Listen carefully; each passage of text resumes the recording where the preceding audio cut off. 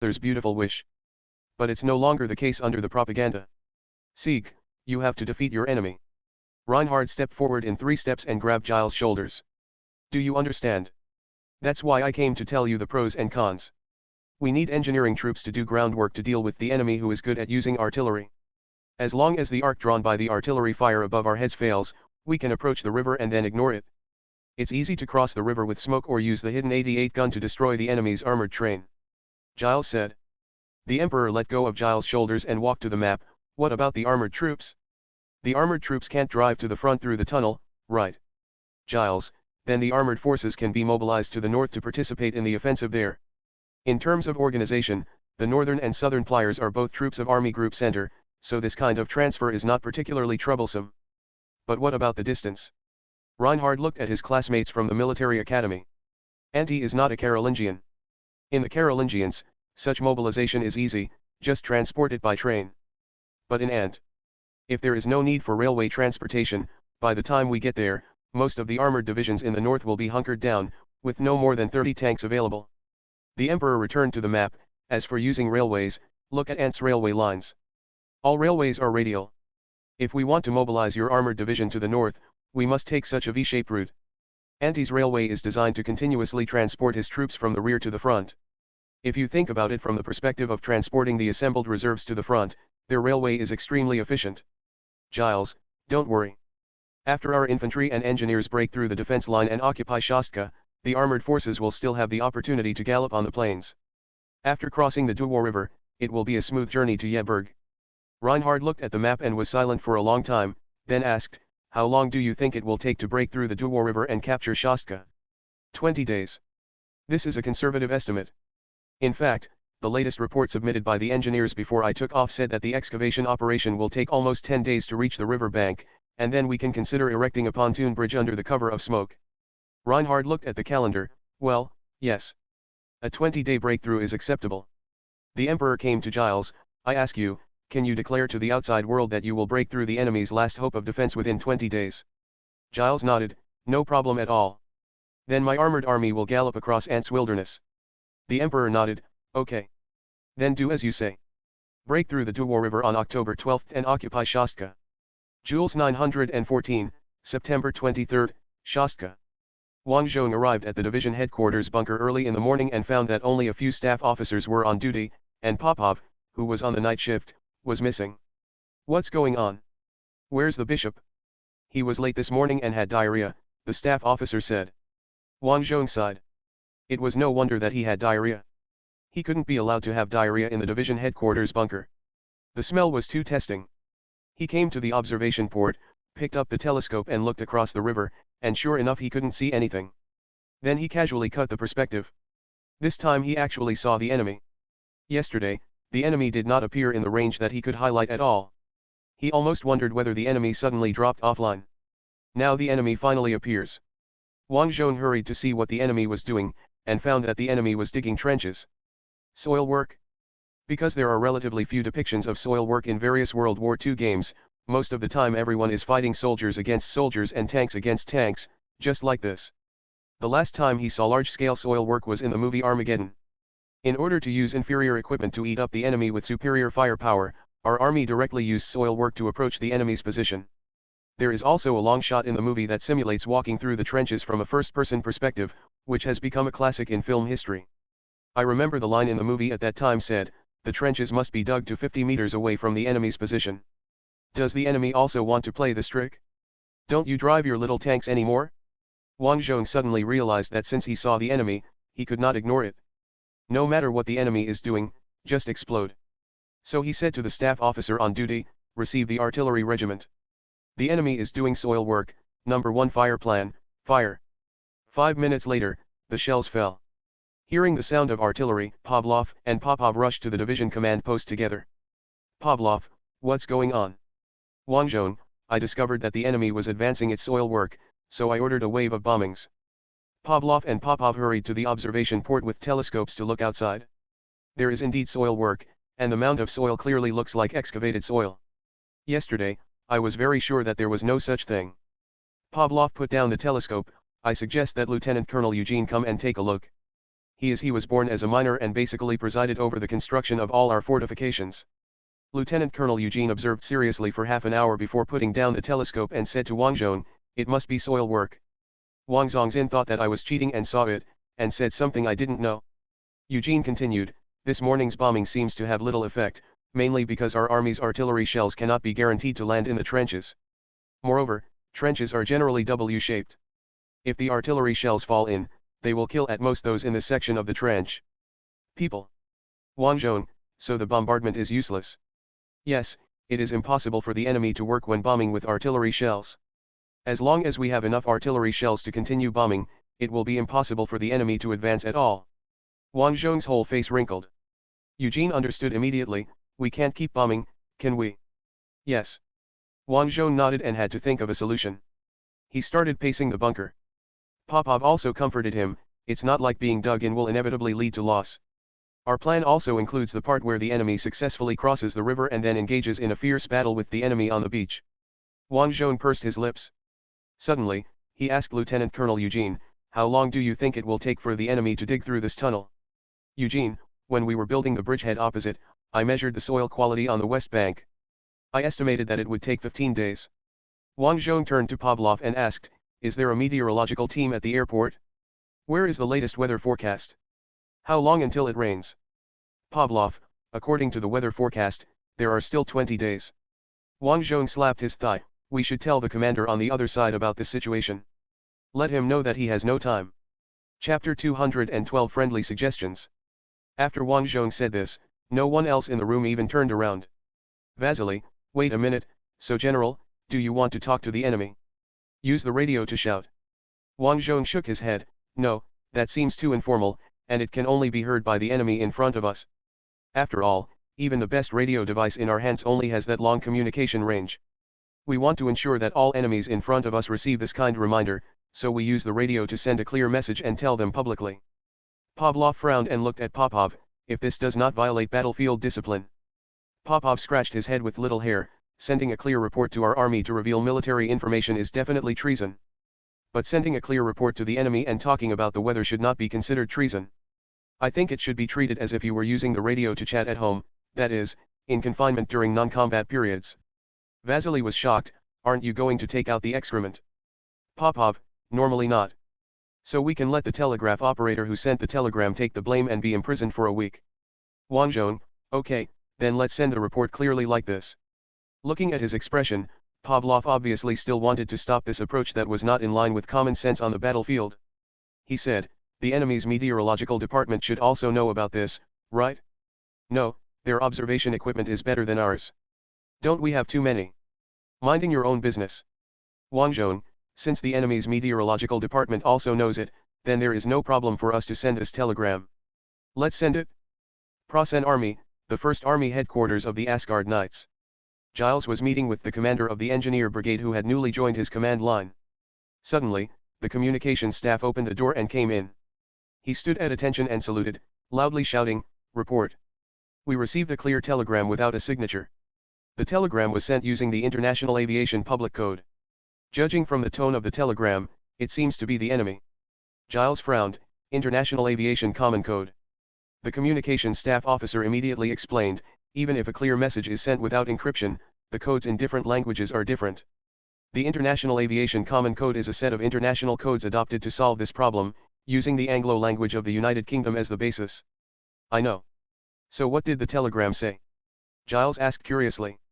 The staff officer picked up the telegram, read from it and read, "Dear Commander of the Pulosan Army, I have observed that your department is carrying out soil work, so I would like to remind you in good faith that the autumn rain season will enter in half a month, and the situation will be dire. Becoming unfit for offense." Giles frowned, "What do you mean? Why is Chiu not suitable for attacking?" Adjutant Feliz reminded, "The ants situation briefing issued by the headquarters mentioned that ants traffic will be affected to a certain extent during the autumn rain season." As soon as he finished speaking, the chief of staff said confidently, "So when we arranged the supply plan, we specially made a 20% redundancy. Even if it rains, it will never affect our attack." Giles thought for a while and said, "Let's ask the meteorological department. By the way, call the commander of the Air Force. We will need their cooperation after we advance the trench to the west bank of the Dua River."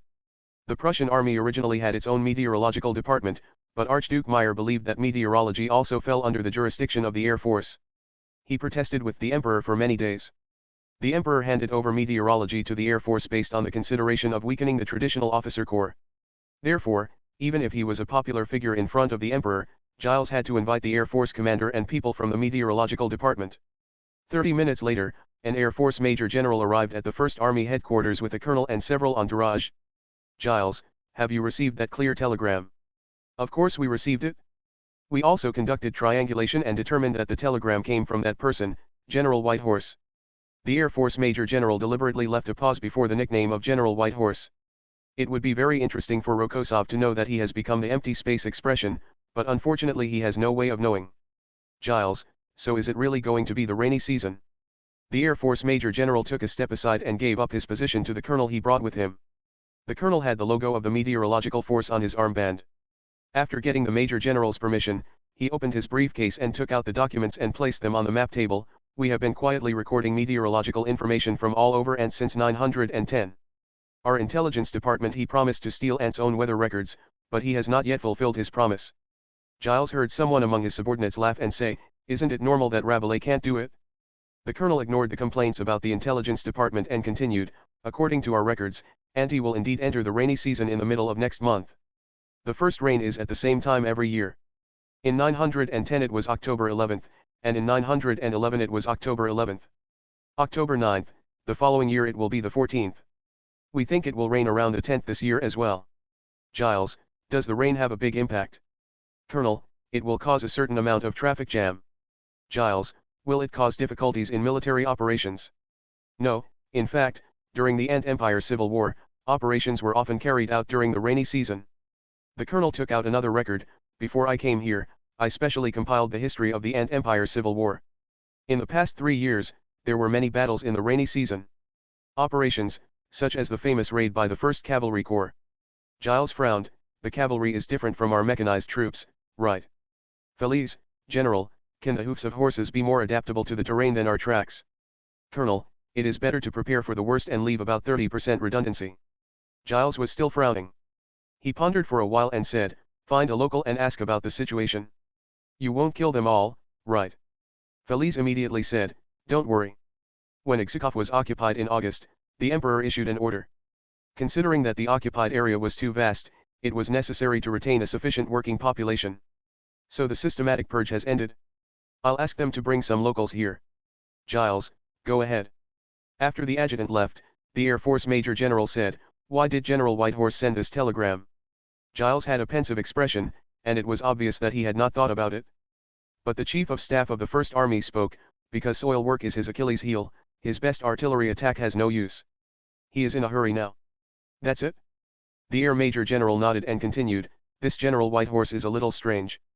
Yesterday, when the pilots of JG-17, the unit designation of the Prasen Air Force, were hunting their artillery guidance aircraft, they heard Ant the cry of language. Call in Ant language." Giles raised his head. "Major General, there are many young men among the pilots, and there are many people who speak Hoyant and Carolingian, so some people heard it and shouted, 'Broken S, get into the blind spot of the belly, the 109 does not roll well when diving.'" "Giles, what about the actual situation?" "I have flown the 109 times 10 cube currently equipped by the Army, and it is true that the control stick is very heavy when diving. In fact, this is not the reason for the dive, but the reason for the speed." The Air Force Major General gestured with his hands. "The speed of the 109 in level flight is absolutely impossible to exceed 600 km per hour.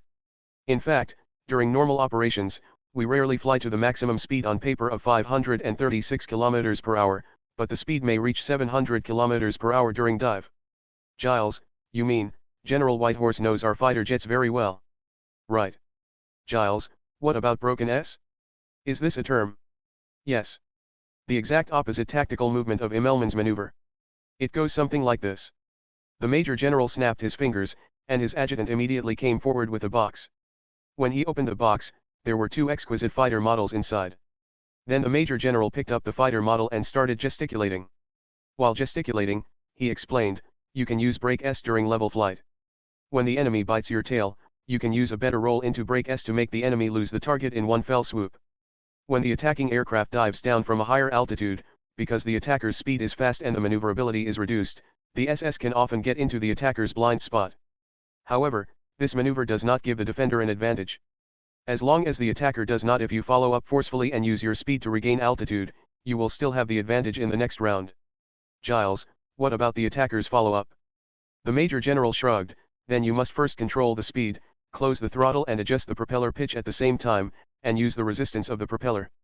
Fighters do not have speed brakes like dive bombers, and they lack the ability to quickly reduce the speed in this situation. Means. Even if you control the speed, you have lost a lot of energy in vain. This is very stupid. Therefore, experienced pilots who encounter enemies with broken S will give up the attack, return to altitude and look for opportunities to fight again. But most of the time there is no chance to fight again. Our pilots like to use eye-catching paint, which is the pride left by the Red Baron, but the enemy's pilots like to use protective colors, which will blend with the ground after rushing to low altitudes. As a whole, it is difficult to find. Yesterday's battle was the same. Our boys shot down one, and the rest of the enemy planes flew close to the ground and ran away. Our boys are proud eagles, while the enemy is just a group of sparrows. Giles, you don't need to go into such detail. I understand that breaking S is a practical air combat maneuver. How does General Whitehorse know this? Isn't he an infantryman? Everyone looked at each other, and finally the Chief of Staff said, maybe the Crown Prince of Ant is more playful? There are many noble princes who like flying. Giles nodded, acquiescing to the statement. At this time Felice came in. We captured a few locals. Bring it in. Giles paused and corrected his statement, please come in. Chapter 213 The Sneer from Ant Farmer. An ant dressed as a farmer was brought into the room. Giles looked at him carefully and praised him. Farmers are most familiar with precipitation and the conditions of the earth, which is very good. Ask him how much impact the autumn rain will have on transportation. The second lieutenant who brought the farmer in immediately asked questions in ant language. The farmer did not answer in a hurry, but looked around curiously, without any fear at all.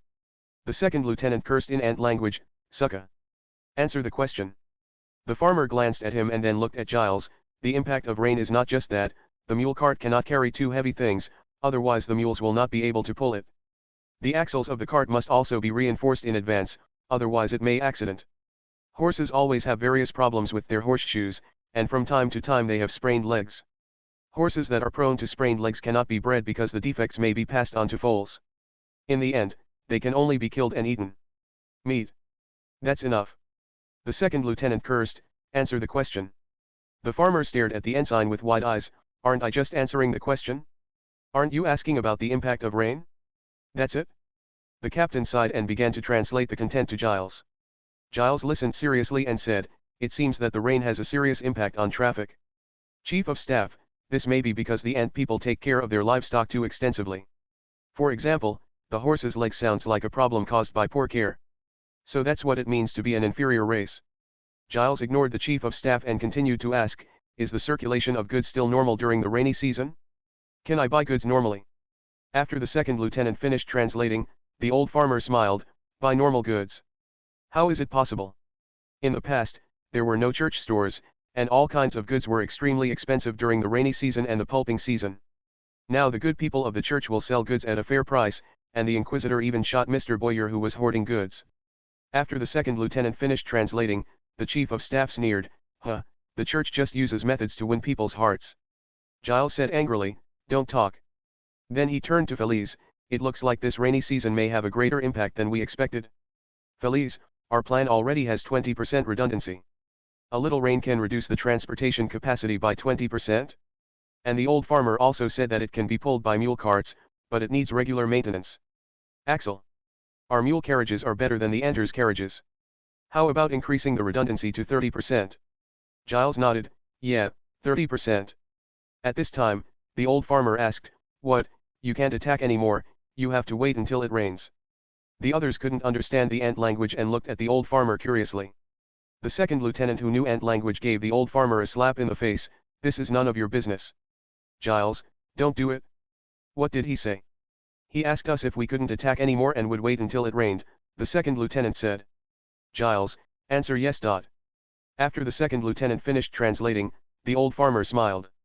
Giles, ask him why he's laughing. After translation. Old farmer, I thought of something happy, Colonel. Felice was about to get angry, but Giles stopped him, don't be like this. The general of our knights does not have a red collar badge, and the ant farmers didn't recognize it, so they just gave him the highest military rank, and that's it? Take him down and give him gifts and food. Feliz nodded, and then gave the order in a stern tone. The second lieutenant translator immediately dragged the old farmer out of the room with rough movements. Feliz turned back and saw Giles with a serious face. Don't worry, he reassured, even the ant people can maintain transportation during the rainy season, which just proves that it's not that scary. The intelligence shared by the headquarters also mentioned that it will rain, which may affect transportation. Giles said, do you still remember the huge traffic jam at the beginning of the war? The headquarters was not reliable last time.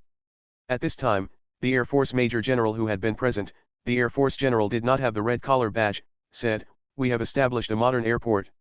Even if ground transportation is not smooth, air transportation can still be carried out. Giles nodded and turned to the war zone map, we will continue to carry out soil work, and at the same time, various ministries began to stockpile ammunition and other supplies. Feliz, then shall we reply to the enemy? Giles thought for a while and said, send it clearly, saying that we are aware of it. Thank you for the reminder. My name is signed at the end of the telegram. The bunker at the headquarters of the 1st Guards Infantry Division of the Ant Army. Wang Zhong looked at the enemy's reply and made a long face, the enemy will not be fooled. Pavlov looked worried, are they really prepared to deal with the mud? Then General, there are loopholes in your war concept. For a moment, Wang Zhong really felt that Prosan, as a great virtue, might have some awesome coping methods. But then I thought about it, although Prosan had come up with some equipment that would take a few years for Santoku on Earth to come up with, his overall level did not surpass Santoku by much. Moreover, Prosan has basically stepped on all the pitfalls that Santoku has stepped on in the history of Earth warfare. There shouldn't be much of a problem. Wang Zhong, since the enemy does not accept our well-intentioned suggestion, we will play trench warfare with them. Tonight we will organize a night attack force to surprise them and slow down the enemy's advance. Pavlov, okay. Wang Zhong, Gregory.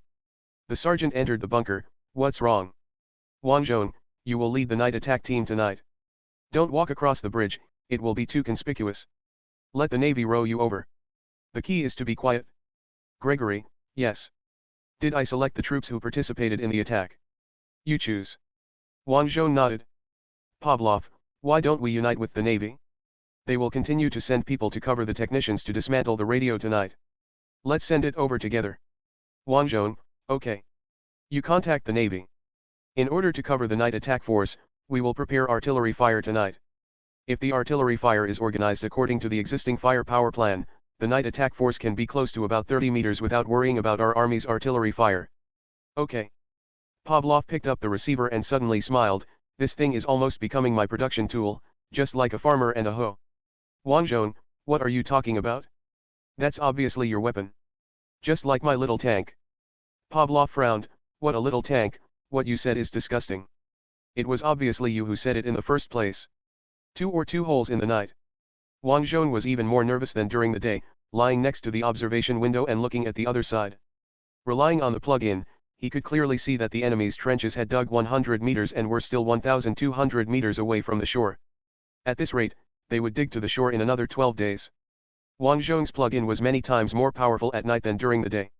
With the visibility at night, he could see the Prosan soldiers making coffee in the trenches so far away. This was terrifying.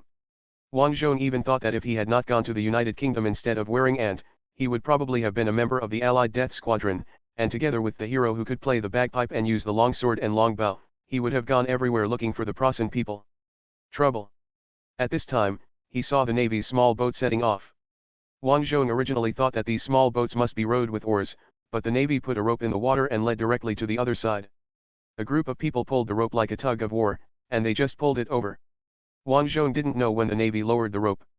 Maybe the Navy landed on the first day for a side attack, and left the rope after the attack for a sneak attack at night. It can only be said that the combat mobility of naval infantry is indeed terrifyingly high. Wang Zhong watched the Rangers led by Gregory ashore, and was surprised to find that there was a company of naval infantry following them. It is estimated that the naval infantry also wanted to attack at night, and they hit it off immediately. From Wang Zhong's perspective, there are 3 signs of our army landing at the ferry. A naval infantry company is parked in place, presumably to cover the technicians who are dismantling the radio. The other 2 markers slowly approached the enemy trenches. Because the visibility was too low, Wang Zhong could only see the signs of the troops, but not the actions of specific people. On the contrary, because of the highlighting mechanism, the enemy can be seen very clearly. No, The only enemies highlighted are those within Wang Zhong's naked eye view, which is just a section of the trench. The target chosen by Gregory and the others to attack happened to be outside Wang Zhong's highlighting range. Inside. Wang Zhong sighed, "Send me 2 more guards. I want to go closer to observe the situation." Pavlov was shocked, "You want to cross the river?" Popov went to catch up on his sleep and was not in the bunker. If he were in the bunker, he would probably have the same reaction. Wang Zhong, "No, take a walk along the battlefield." "Take a walk? I've eaten enough in the evening." "Nelly, are you full? You didn't eat much either." Wang Zhong, "I ate a lot of pancakes, and then when I drank water, the pancakes swelled up. Now I have to take a walk to eat, that's it." Pavlov, "But the artillery fire preparations are about to begin. Can you leave the headquarters now? The enemy may also retaliate against us." Wang Zhong could only give up. He had seen the intensity of the enemy's shelling in the past few days. If it weren't for the good concrete fortifications, this shelling would have been enough to disintegrate the 1st Guards Division. He didn't want to be bombarded outside the bunker at all. Thinking about it carefully, he couldn't help by running to a place where the location of the attack could be highlighted. After all, this is not him personally commanding the tank to fight. When the enemy is highlighted, he can immediately command the tank to fire. At this moment, music suddenly came from the other side of the river. Because the sound was too far away, Wang Zhong couldn't hear clearly what song it was, so he asked Vasily, "Musician, what song is this?" Vasily listened intently for a few seconds and said, "It seems to be Katyusha." Wang Zhong, "The enemy is releasing Katyusha." Vasily listened again and nodded, "Yes, it's Katyusha, and it's a female voice singing. It may have been played on a captured record player." Wang Zhong's mouth opened into an O shape. At this time Pavlov said, "It's time, start preparing for artillery fire." Wang Zhong was just about to say fire when he suddenly saw the 2 troop signs moving towards the enemy's position accelerating. Wang Zhong, "No, don't fire. The situation has changed." Chapter 214 Night Attack, Update 433. On the west bank of the Duo River, the front trenches of the Prasen army. Captain Hans looked at the things carried by the engineers and asked, "What's the matter, do you want to listen to music in this environment?" Someone among Hans's men shouted, "There are no tuxedos here for you to change into. No pretty girls either," shouted another sergeant. Everyone laughed. The engineer captain who directed the move of the record player said, "We found this in a good house nearby. The house was blown into a dangerous building by the Enter's own artillery fire, so we rescued the record player. There is also a piano, our group leader plans to take away his father-in-law who respects him." "Captain Hans, the father-in-law of your regiment?" "It's a general, old Junker," the captain said and pointed to the hole that had just been dug in the tunnel to avoid the gunfire. "Put it at the entrance of this hole." The soldier carrying the record player said, "There is no electricity. This machine can be cranked by hand." "Stupid. Quickly connect the speaker, then hold the handle and start cranking." The private put on the trumpet and started cranking it. The captain picked out a record from the box brought by another subordinate. "Look at this, fuck, I can't understand what's written. Listen to it." After that, the captain put the record on the rotating record plate, then picked up the singing wall and put the stylus on the record. At first there was only soft noise from the speakers, then music started. Captain Hans was smoking, listening to music, and started tapping his feet. "It's not bad." Someone shouted, "This girl has such a nice voice, she will definitely sound good when she screams." "Asshole. Don't tarnish art." Hans scolded, "Thinking about all day long. Can't you properly accept the, of art? How do you say that word? Forging. Smoking. Engineer captain, indoctrination." "Oh, yes, engineers know better." "Engineer captain, I studied architecture in vinyl, but now I spend all my time studying how to blow up buildings. Now that I'm being assigned to dig soil, I'm back to my old profession." Hans smiled and said, "Don't worry, there will be times when you can show your talents in the future. His Majesty the Emperor said that when Ant is conquered, we will drive them all away. Each of us will have 1,000 acres of land." 1,000 acres. The big-headed soldier who had just been thinking about his wife exclaimed, "It will be exhausting to cultivate the fields." "That's right, so when the time comes, a good Prasen man will marry 4 wives and let them be born every day," Captain Hans said, while proudly blowing out a smoke ring and watching the smoke ring dissipate into the night. Beside him, a record player spit out unintelligible singing. The engineer captain said, "This song is not cheerful enough, please play it faster." The soldier operating the handle immediately sped up his movements. The originally lyrical song immediately became passionate. Gregory was crawling on the ground. After hearing what the song was about, he stopped immediately and frowned. Everyone else stopped when they saw this, and the lieutenant commander who commanded the company asked Gregory in a low voice, "Did you catch a singing girl?" Gregory shook his head, "No, it feels like a record player.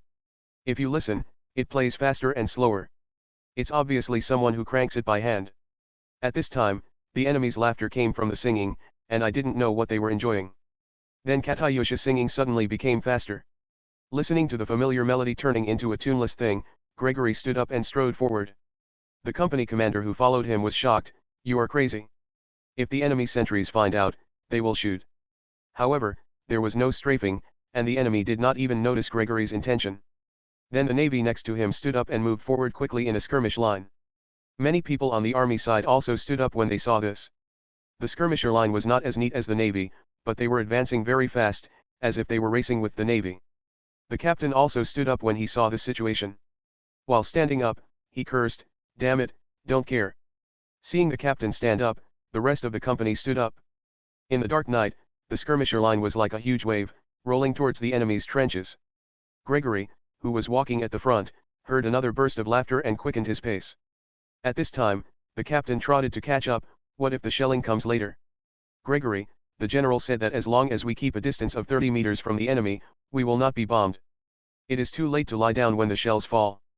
If the distance is already close to within 30 meters when the shelling starts, we can rush over and take cover in the trenches." The captain was shocked. "Is your tactics reasonable?" Gregory didn't answer and started running. The naval infantry next to him reacted immediately and started running. Soon the entire line was running and no one was shouting. There were only footsteps and gasps in the night sky. Then this group of people rushed to the trench without being discovered by Prosan's sentry throughout the process. Perhaps the Prosan people have been attracted by the picture painted by the imperial propaganda. Just then, Gregory heard the sound of an electric bell in the direction of the trench. Hans was laughing with his men when suddenly the bell rang. He turned around and shouted, "It's time, light up the flares. See if any ant mouse comes to touch the whistle."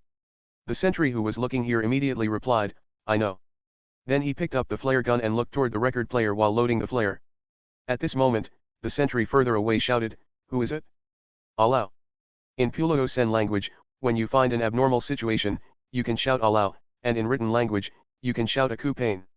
The sentry's shouting did not alarm the Plosan soldiers who had gathered to talk and laugh. But the next moment, a gunshot rang out.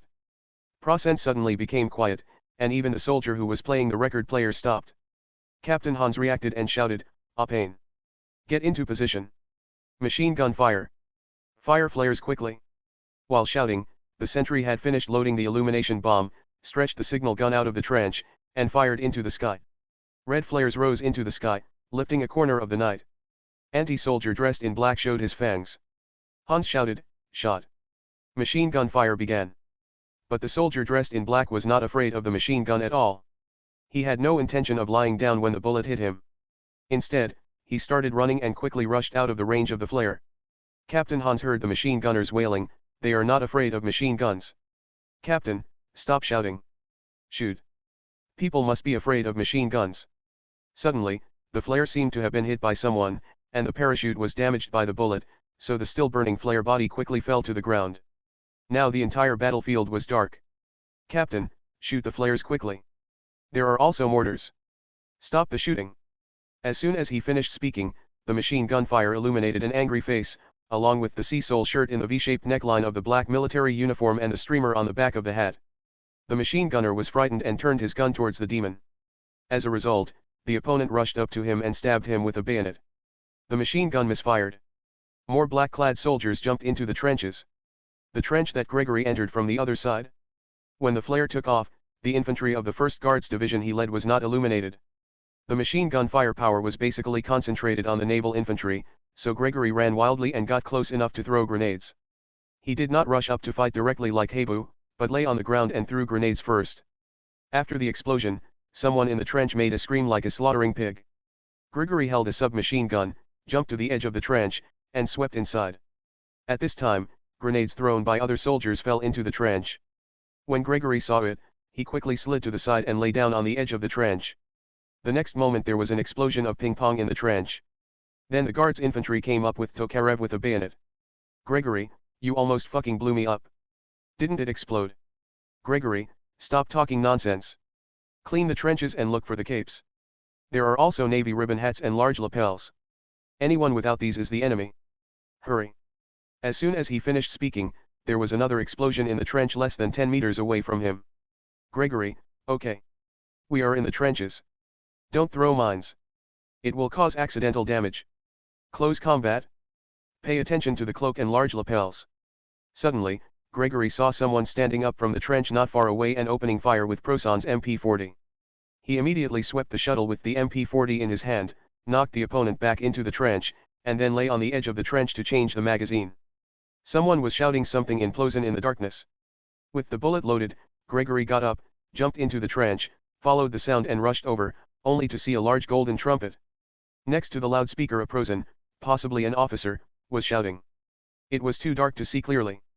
Gregory directly fired a long shot, which seemed to last 5 times. The Prozon man fell down clutching his chest. After the officer fell down, he revealed the soldier behind him holding the rocker of the record player. Gregory and the Prosenian looked at each other. The next moment he pulled the trigger, showing no pity for the fact that the enemy was doing something incompatible with the battlefield. After defeating the private, Gregory rushed up, picked up the Katyusha record on the record player, and inserted it into the bag on the back of the magazine bag where the magazine was hung. Then he smashed the heavy record player with the butt of his gun. At this time, the Ant troops had taken control of the trenches, and Gregory shouted, "Find the map! Everyone, find me the map!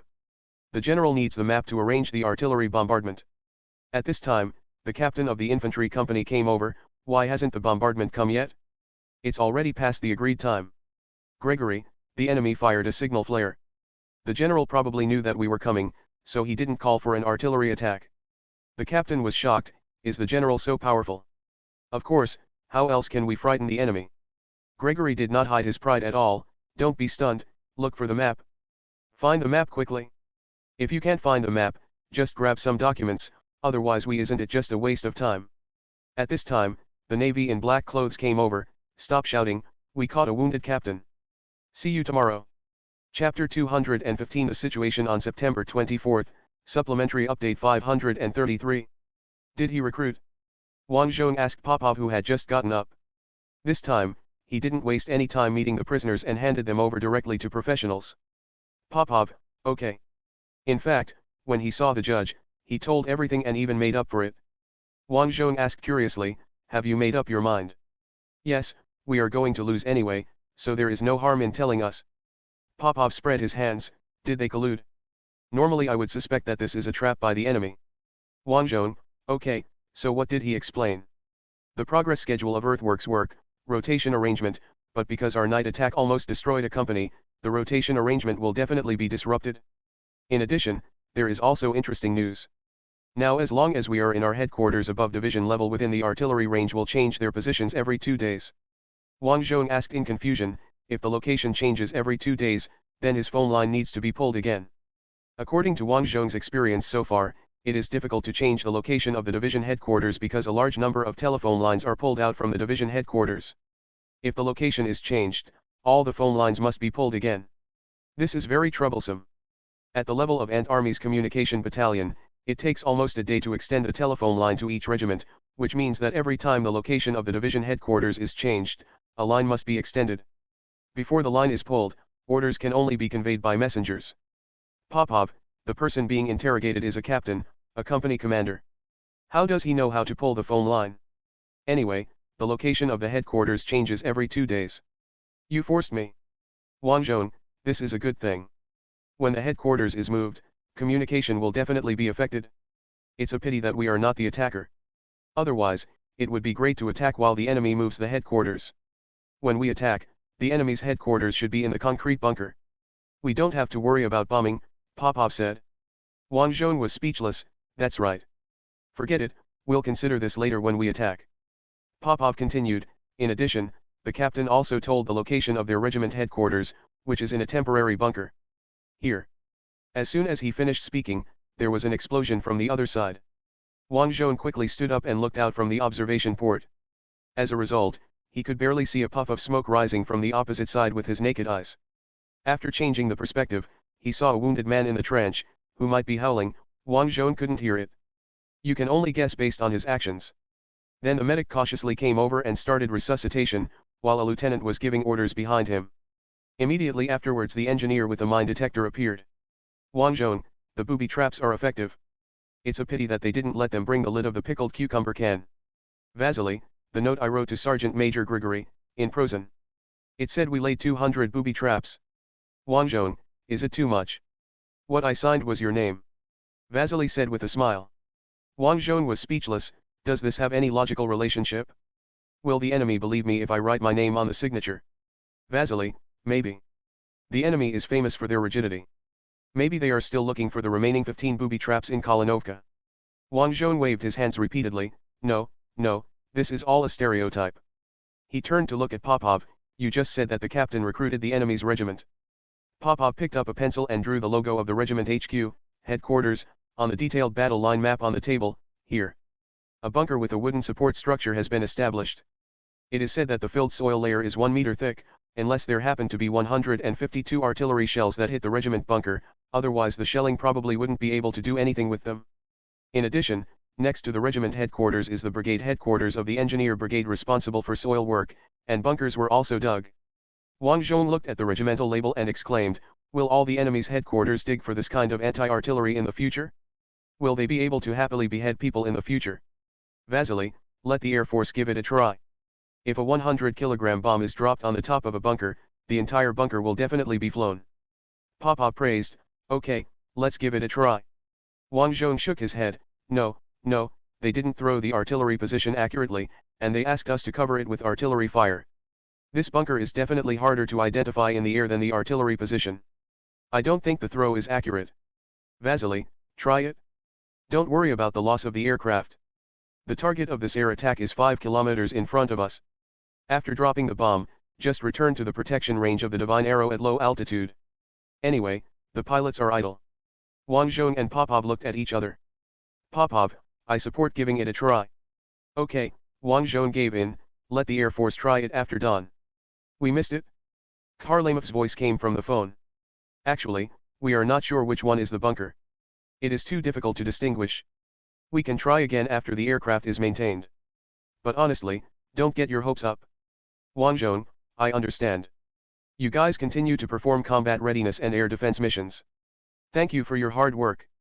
We should do it. Wang Zhong put down the receiver and looked at Pavlov, who was not present when the decision was made last night. That's the situation. The air raid didn't work. Pavlov was speechless. The shelling is useless, and the air is useless. It seems that it is impossible to take out this regiment. This shows that the enemy's soil work method is working. Our night attack last night delayed the enemy's progress. But the enemy must be on guard tonight. Should we consider shrinking the defense line to the east bank and abandon the original plan of using the bridgehead to bleed the enemy? If we only stick to the east bank, the enemy will have to cross the river, and the exchange ratio should be good. Wang Zhong, the damage caused by artillery shells falling on the water is completely incomparable to that on land. Although the shockwaves in the water will injure many people, the water itself will absorb a large amount of energy and the shockwaves will not travel far. Explodes in water, the killing range becomes smaller, but the lethality increases. But the problem is that for the fragile human body, this increased lethality is meaningless. They all beat people to death. It doesn't make much difference whether they die from bleeding of some internal organs or from bursting of all internal organs. In addition, explosions in water will also affect the damage range of shrapnel. In other words, there is basically no shrapnel. The underwater firearms specially designed after the war on Earth use special warheads with a killing range of only 30 meters. Don't underestimate the almost incompressible material water body. Popov crossed his arms and said, looking at it this way, we have encountered a formidable enemy. We used trenches to advance on land to offset our artillery fire. After advancing to the shore, we relied on the water to weaken our artillery fire when crossing the river. Last time we were given what was this guy's signature when he invented the coded telegraph. Wang Zhong, Siegfried Giles. He remembered it so clearly not because he was deeply impressed by this enemy, but because there was only one word difference between his name and the red-haired good guy in the legend of the galactic heroes. Wang Zhong looked to the other side again. The enemy began to advance again, slowly but surely. Wang Zhong now looks at the enemy as he did when he was a child squatting next to an ant nest and watching the ants move. But when he was tired of it when he was a child, he could bring a kettle over to create a flood, and then imagine that he was God, then choose a lucky ant to be Noah, and give him a piece of leaf fragment to be the ark. Now he could only watch as the enemy advanced. Wang Zhong suddenly discovered the enemy's omission. Wait a minute, did they drag up the anti-tank gun? Others also came to the observation window and observed with their own telescopes. Didn't see it. But it's probably camouflage. Our own anti-tank guns are very well camouflaged. Wang Zhong, Gregory. Gregory came in immediately. Here. Wang Zhong, did you see an anti-tank gun yesterday? Gregory, no, we used up all the flares on the enemy's side before retreating, and we didn't see the anti-tank gun emplacements. Wang Zhong picked up the receiver. Pick up the airport. Soon the voice of the airport ground handler came from over there. Who is it? Wang Zhong, I am Rokosov, let Kharlamov come and listen. Okay. A moment later Kharlamov's voice came, Major General. What's wrong? Did you see anti-tank guns when you were flying? No, I'm pretty sure of this. The enemy's trenches have just been dug, and the camouflage nets haven't been put up very much. You can clearly see every section of the trench, and the enemy has not deployed anti-tank guns. Wang Zhong, okay, thank you. He hung up the phone and grinned at the others. The enemy did not expect us to attack and did not deploy anti-tank guns on the front. Pavlov, are you preparing for a tank attack? But how are you going to cross the river? The Prozin's diving tanks were all fed with fish. Then these iron lumps turned into reefs by the way, and ferries now no longer dare to go to the other side. Wang Zhong, I'll walk from the bridge. Get the KV off the flatbed truck, put two T-34s on one truck, and get off at the opposite side of the railway. Pavlov, what if the enemy shells you while you are unloading the truck? Wang Zhong was speechless. At this time Vasily said, let's bombard first, and then lay smoke on the bridgehead. Pavlov shook his head, no, it's obvious that if we make trouble again, we won't be able to create a surprise. The enemy will be prepared. We can't bet victory on the enemy's negligence. If the enemy reacts and starts shelling, we will lose money. But it's big, especially the locomotive, which is the most fragile. Wang Zhong suddenly slapped his thigh, no. We won't unload the KV, and then the train will add a few tank cars behind the 3 flat cars of the KV, with naval infantry on them. Also, don't reverse the front of the car to get onto the bridge, come directly over. Pushing the train forward. He excitedly walked to the map table and looked at the map carefully. Look. The enemy's regiment headquarters and brigade headquarters are right next to the railway tracks. The enemy has no reason to dismantle the railway. Our armored train can definitely rush to the entrance of the enemy's regiment department. The KV alone is not enough. After all, the tank's heading machine gun can only point forward, which is almost useless. We can add sandbag bunkers on the flatbed truck and mount the machine gun. Pavlov, you can even push our anti-aircraft guns onto one vehicle. The 25mm cannon's killing effect on personnel has been proven. Wang Zhong, add the elite naval infantry. And then in order to prevent this raid from being caught by the enemy's dive bombers, we will send a team of divine arrows up. Pavlov thought for a while and said, this tactic is completely inconsistent with common sense. If I submitted such a plan to the military academy, I would definitely get 0 points. But the strange thing is that now I actually think this plan is feasible. Wang Zhong, of course it's feasible. The enemy doesn't have anti-tank guns, so what can they use to hit our armored train? And we can prepare artillery fire.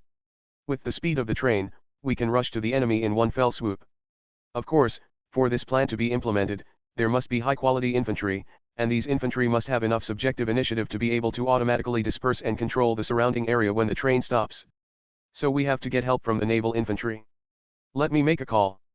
Wang Zhong turned to look at Vasily. You are at the locomotive, with the captured radio, keep in touch with me at any time. Okay, With you. Wang Zhong, of course, I will personally command the leading KV tank. The reason why Wang Zhong took command personally was, of course, to light up the enemy's anti-tank guns in advance. The biggest threat to this plan is the anti-tank gun. Especially the enemy's 88 gun, if it collides with it, it will really be a sheep in the tiger's mouth. So Wang Zhong had to take the risk himself.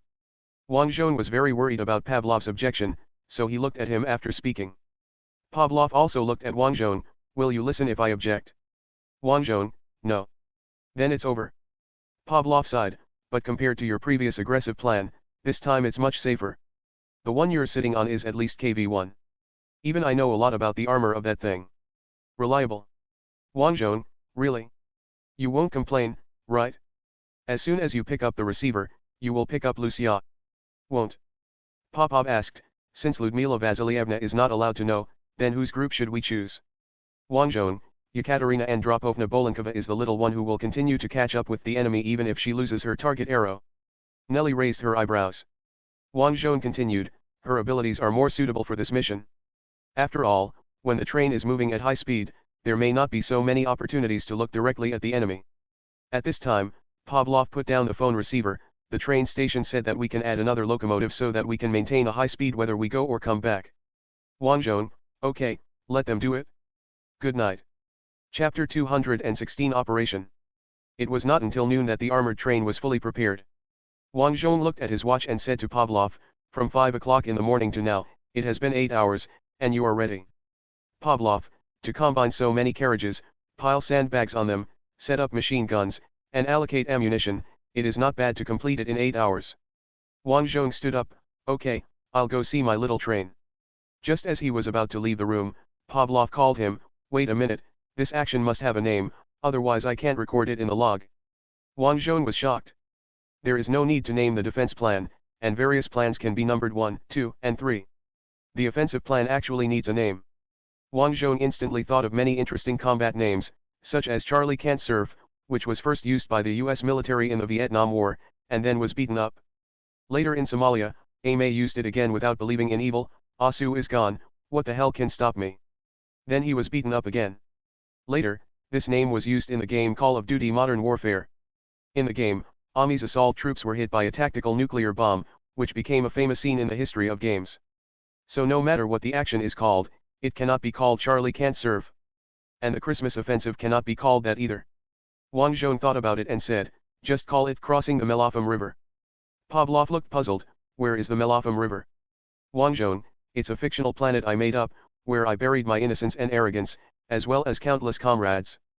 Pavlov was full of question marks, but Wang Zhong just patted him on the shoulder, this is just something that happened in a dream, don't worry about it. Pavlov hesitated, are you sure you want to call it this name? I wrote it in the battle plan.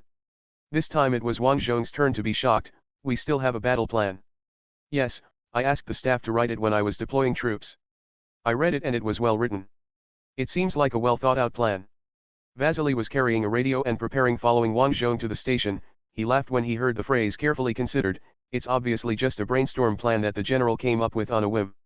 Wang Zhong reprimanded him seriously, the fact that he can turn such a brainstorm plan into reality and implement it in place shows that Pavlov is an excellent chief of staff. Pavlov shook his head, you don't have to flatter me. I didn't oppose your plan because I found it feasible. The enemy probably didn't expect us to attack like this and would be caught off guard. He paused and said, it's better not to call it crossing the Melafon River. Isn't it better to call it crossing the Duva River? Wang Zhong thought about it, okay. After all, it's a bit too much to name it after a science fiction game. However, if I attack Zyrize in the future, I must name it Climbing Narita Peak, regardless of whether there is such a mountain in this world. Pavlov, now that the problem of naming the action has been solved, you can set off. Good luck, General. After speaking, he stood at attention and saluted. Everyone who stayed in the headquarters saluted Wang Zhong, Grigory, and Vasily. Wang Zhong also saluted back, wait for the news of my victory. At 12:30 on September 24, Shastka railway station. When Wang Zhong walked onto the platform, he saw that the KV at the head of the armored train had been painted as 422, with a red flag hanging on the radio antenna. All the tankers stood in a row outside the train, as if they were going to be inspected. Seeing Wang Zhong coming, the commander gave the order, everyone, stand at attention. Salute. The salute of the Ant people emphasizes a straight chest and a high chin, and a fearless momentum. Wang Zhong said to the commander, I'm sorry for taking your place. I will be in charge of commanding the anti-aircraft guns in the anti-aircraft gun carriage at the back. The commander said, but the original 422 crew, don't they need them? Wang Zhong, they are more familiar with the T-34. You have been fighting tanks for so long, I won't let you be separated from the tanks. Only the loyal tank will give us a steel grave. The commander said. Wang Zhong, no, the Prosan tankmen are excellent, but don't learn their military songs. We must destroy the enemy, and then come back alive to meet our mothers. Wang Zhong raised his voice and said to everyone, I know that many of you may think this is a dare-to-die action. This is completely wrong. We will severely damage the enemy and come back alive. You can look at my resume. My troops often fight badly, but every time we destroy more enemies. This time is no exception. After the whole train started shouting Yura.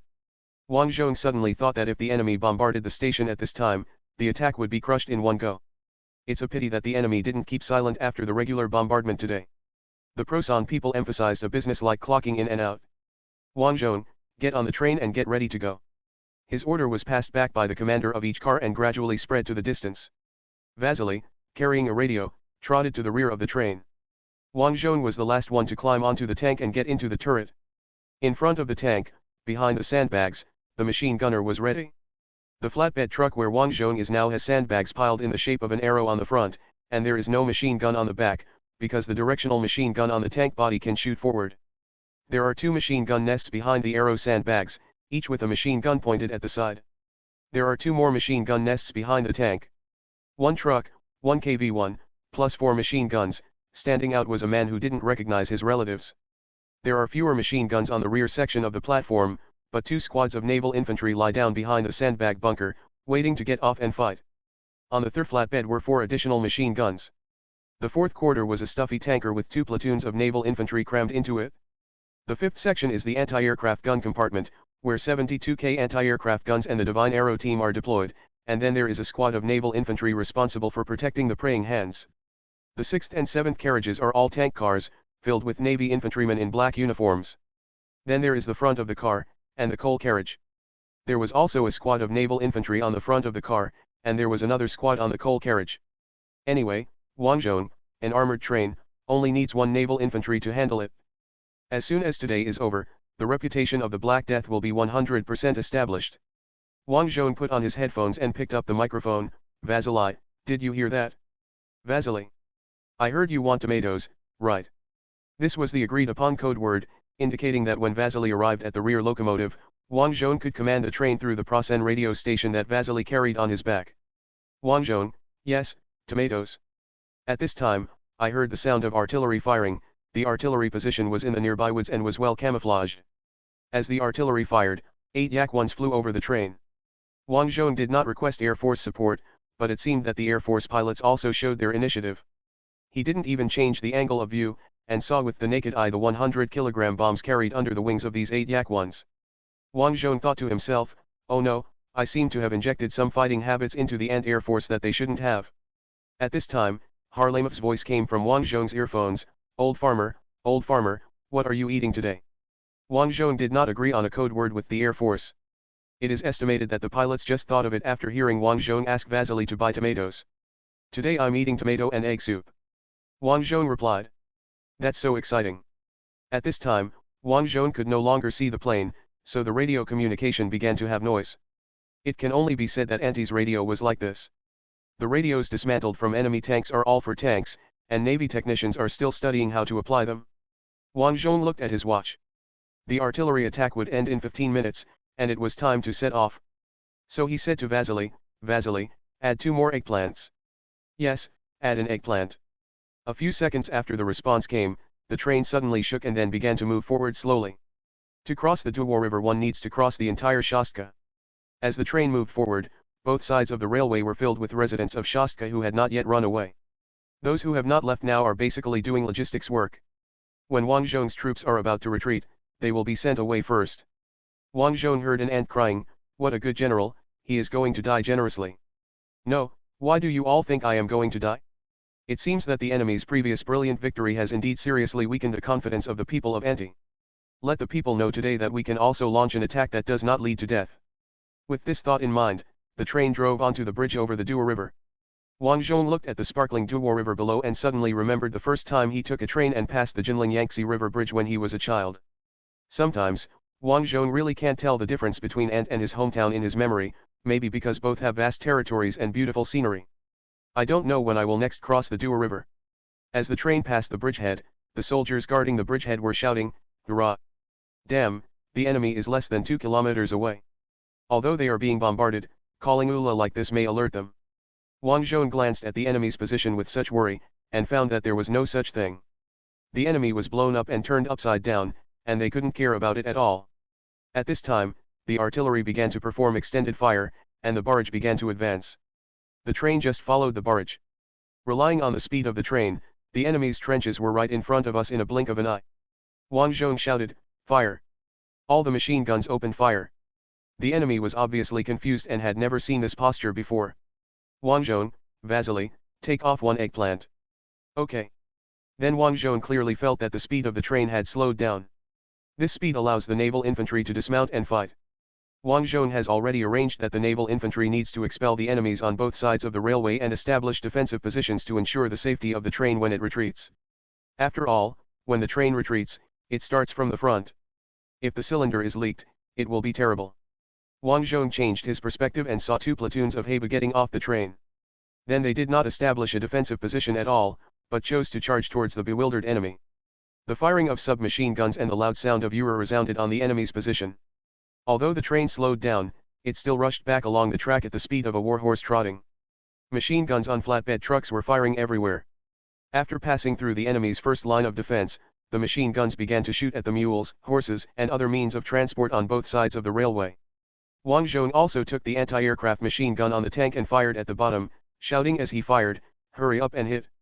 Don't let them go just because they are logistics personnel." Chapter 217 Sudden Attack.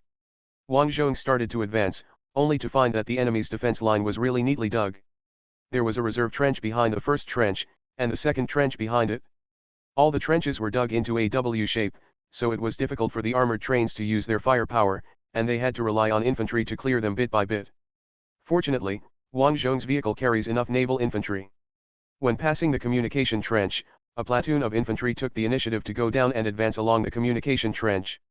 The Prosenians did not place troops in the communication trenches, but the naval infantry still searched and advanced with their spirits locked.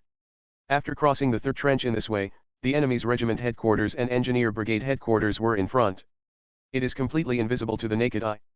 It is obvious that the Prosens have strengthened their camouflage after the Air Force raid yesterday. But from Wang Zhong's perspective, Officer Prosan in the bunker was called red, and it was difficult to see clearly. Wang Zhong immediately ordered, "Turn the turret 30 degrees to the left. You will see a cut-off birch tree stump, and next to it is the entrance to the enemy bunker. Fire!" The KV-1 muzzle erupted with fire. As a result, because the train was moving, a cannon hit next to the entrance, sending the guard guarding the door into the sky. Wang Zhong, Vasily, lose one eggplant. The next moment the train began to break. Wang Zhong actually drove over and realized that there were so many enemies here. In addition to the two headquarters, there were also a lot of enemy logistics units, and there was even an artillery regiment position in the field of vision. The densely packed red figures in his field of vision looked like the Forbidden City during a long vacation. No, this is too exaggerated. After all, the Prosen people adhere to the principle of dispersion, and people are spread out relatively widely. However, Wang Zhong raised the angle of view and it looks densely packed. Seeing so many enemies, Wang Zhong immediately shrank his head, put the turret cover on with his right hand, and retracted his upper body into the turret. His remaining eyes looked out, and the turret cover was on his head. But when he looked at it, it seemed that the enemy didn't even bother to hit him as the commander. The naval infantry got out of the car. They didn't like shouting "Ula," so they rushed forward silently and killed the enemy cleanly. All the machine guns were firing. The only 72K anti-aircraft gun was also firing, and shells continued to fall among the enemy. Wang Zhong stuck his head out and looked at the scene, feeling that it looked familiar. Oh, yes, there is an army movie called Pearl Harbor, shot by Michael Bay. In the movie, American soldiers ran all over the ground during the Japanese air raid, which was regarded as a joke by military fans. Now the Prosen soldiers look exactly like the American soldiers running around in the movies. The black uniformed naval infantry herded them away like sheepdogs herding sheep. Wang Zhong looked at the scene and suddenly thought, isn't it a little too smooth? Normally when things go so smoothly, shouldn't a tiger suddenly emerge from the woods? What about tiger? Oh, it hasn't been developed yet, so that's okay. At this time, Wang Zhong discovered another thing. The color of the highlighted enemies that surrendered would change to light red. He couldn't see this before. It was because there were too few enemies who surrendered, or they were single individuals. It's too obvious now, the bright red turns into light red. Same as neon lights. Then something even more outrageous happened. The troops Wang Zhong brought out were actually not many, and they could support half a battalion, so it was actually impossible for him to control the entire front. He now illuminates a full 4 kilometers of front, and at most controls the kilometer on both sides of the railway. But the enemy's entire front began to collapse. At first, the closest troops gave up their positions and ran back. Then, like an avalanche, the wave of collapse spread to the north and south. Wang Zhong fell into deep thought, could it be that the enemy is not as elite as I imagined, and that everyone will fight to the death? This Asgardian Knights should be a unit of the X-Guard similar to Earth's Santoku, right? Can this also collapse? At this time, Major Kalinin, the commander of the naval infantry, came to Wang Zhong's tank and saluted, the enemy's organized resistance has been crushed. We are capturing prisoners. How should we deal with the prisoners? Wang Zhong wanted to deal with it as before, but then he thought of something. In the past, I didn't take prisoners, but shot them all in the shoulders and let them go, because conditions didn't allow it. Now that the prisoner is captured, he can be taken back. The enemy has collapsed. Let the people from the bridgehead come out and provide support. Isn't it just a few kilometers away and you can't go back? Send these prisoners back and send them to Yebeo in a tanker truck to make the people happy. No, first let the people in front of the Shastka branch be happy and see that we also won the battle. Wouldn't it be nice to let these prisoners roam the fucking streets and enjoy the rotten eggs and urine of the common people? Wang Zhong doesn't have a perspective right now, so he can't see his expression. If he saw it, he would definitely ask, Taejun, who are you? Yes, his current expression is exactly like Taejun's expression when he saw the flower girl in the old movie. When Chinese people see this expression, they will automatically make up the line, Yoshi. Of course Wang Zhong did not see it and missed this opportunity to complain. He said to Major Kalinin with a straight face, disarm them and send absolutely reliable soldiers to escort them across the bridge. I will notify Shastka. Accepted. Major Kalinin, yes. When the major went to execute the order, Wang Zhong said directly to Shastka in plain language, Division Headquarters, I have smashed the enemy's defense line. I am preparing to evacuate the prisoners and prepare to receive them. He thought for a while and said again, tell the armored troops to prepare for an armored counterattack and attack Huanglong. After saying that, he put down the microphone and shouted to the naval infantry next to him, you, run faster. Go and tell the division headquarters not to counterattack with armor. You just lied to the enemy. The sea infantry soldiers saluted and jumped off the train. Then he didn't start running immediately, but looked for a while, found a motorcycle and rode away. Wang Zhong was shocked when he saw Heba leaving. I didn't even think of riding a motorcycle. When driving a motorcycle, Heba's big lapels and ribbons on his hat danced wildly in the wind. Pavlov put down the radio's earphones and looked at Popov. Popov, armored counterattack. Pavlov, I think this may be to deceive the enemy. He likes to play tricks like this. After a while, someone will come running over and give the order, saying not to fight back. Popov, let's prepare first. It will take an hour to organize an armored counterattack anyway. Okay. Pavlov nodded. At this time, a naval infantry captain came to report to the general, we have captured 12 heavy artillery. Looking at the numbers on the shell boxes, they may be 150 millimeters. Wang Zhong, are there enough mules and horses to drag it away? Have. Wang Zhong, then drag him away. The captain reported again, 8 50 millimeters mortars were also found. Wang Zhong, towed away, How many millimeters? 50 millimeters. That's garbage. If you blow it up, don't let the enemy use it. Theoretically, any weapon should be used effectively, but the 50 millimeters mortar like Prasen is really rubbish, with a short range and low power. On Earth, Santoku used it for a while and found it difficult to use, so they stopped producing it, and all the equipment that had been equipped were eliminated and used for the troops stationed in the rear to fight guerrillas. Then the garrison troops didn't like to use this thing when fighting guerrillas, because it was too bad. Not long after the captain left, a squad of naval infantry came over escorting a large group of Prasen officers. The second lieutenant leading the team stood at attention and reported, General, these people want to see you and are unwilling to move to the other side of the river. Wang Zhong looked at the group of officers and identified their collar badges one by one. Then he remembered if I could use a plug-in. Forget it, the identification collar badge has its own flavor. Among the group of people who were captured, there was actually a colonel. According to the intelligence, there should be an engineer brigade here, and this colonel should be the brigade commander. Wang Zhong, I am Rokasov. You wanted to see me, and now you have. After speaking, he looked at the second lieutenant. He thought that the second lieutenant knew Prasen and was waiting for the second lieutenant to translate. As a result, the second lieutenant didn't say anything, and he just spoke to one of the prisoners, the major. The major immediately translated Wang Zhong's words to others. Good guy, it turns out there is a translator on the enemy's side. Then the colonel reached up and touched his pocket. All the infantrymen around were shocked, don't move, raise your hands. Wang Zhong, let him touch it. The colonel stared at Wang Zhong for a second, then took out the monocle from his pocket and clamped it in his eye socket. Then he carefully observed Wang Zhong sitting in the tank turret. Then he glanced at the tank's tactical number and the red flag on the radio antenna. He spoke, as expected, he is well deserved. He is a talented person. Wang Zhong, you know NTs.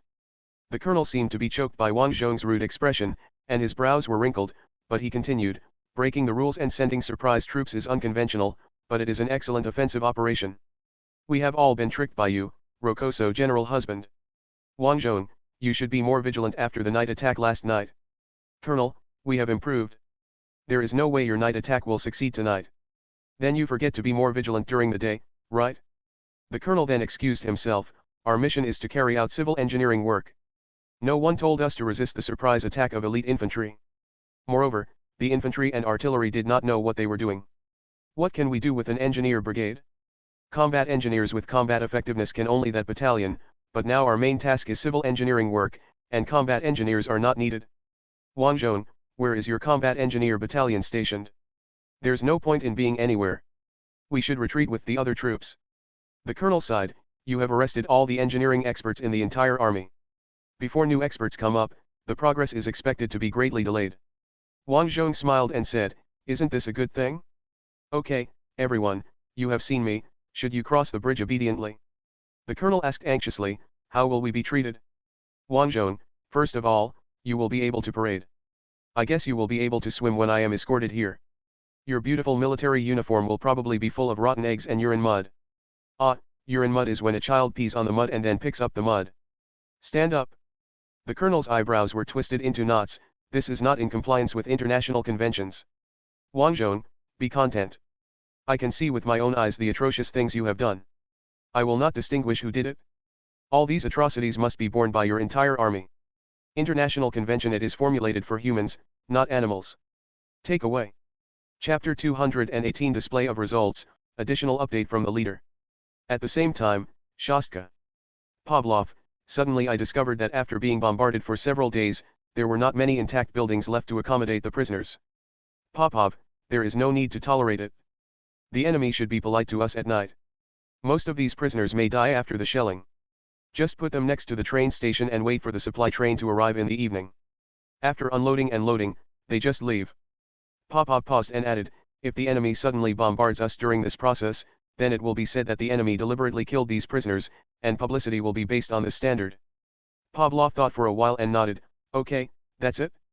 There happens to be a big stack next to the train station. Let them bask in the sun there. It's autumn anyway, so there's no chance of heat stroke. After saying this, Pavlov picked up the phone and began to issue orders to deploy a company from the reserve team and deploy along the railway. Popov suddenly said, no. You can't walk along the railway. Pavlov pressed the microphone of the receiver in confusion and looked at the military bishop, what's wrong? First, go along the railway.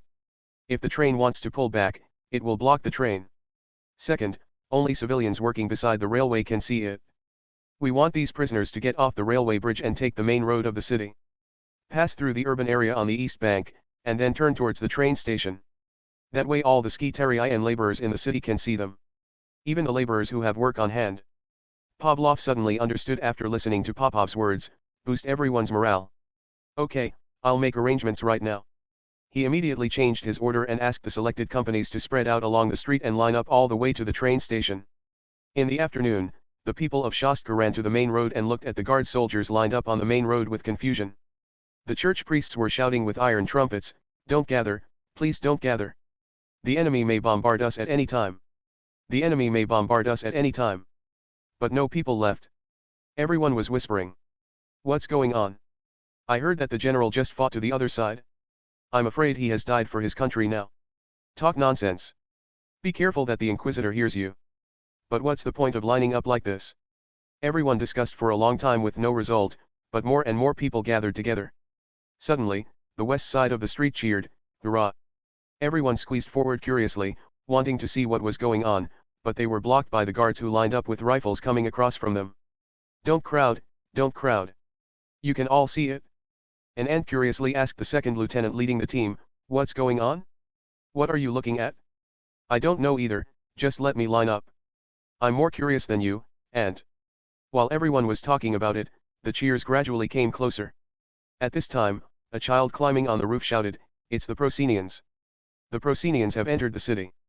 The child's mother immediately scolded, you're talking nonsense, you didn't even hear the sound of gunfire. But, there are really people in grey military uniforms coming over. The child said aggrievedly. At this time, other people also saw it, grey military uniforms. The formation is coming. Some people would have run away if the people next to them hadn't started shouting Ula. Then the grey military uniform came into everyone's sight. The prosens were marching down the street in formation, all covered with rotten eggs and mud. They were unarmed and walked with their heads down in despair, flanked by arrogant black-clad soldiers. "It's a prisoner." The general sent the prisoner back. I don't know who shouted this.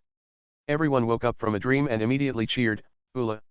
The next moment, all kinds of debris were thrown at the prisoners. There was also an ant who was throwing things and shouting, "You guys were captured too. We deserve it. We deserve it. Hand over all of you to the judge. Let you have a taste of the power. Get out of our country." Facing the monstrous anger, the prisoners were like a bunch of green vegetables that had been left out for a long time, all wilting. But the crowd soon grew tired, for they found the line of prisoners too long. Someone muttered in surprise, "How many prisoners has the general taken? There are thousands of them, right?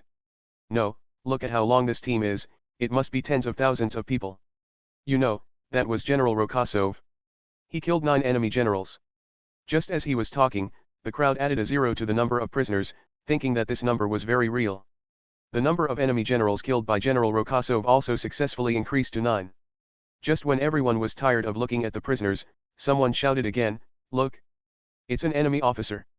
The crowd who had rested immediately became energetic again when they saw the group of officers wearing caps.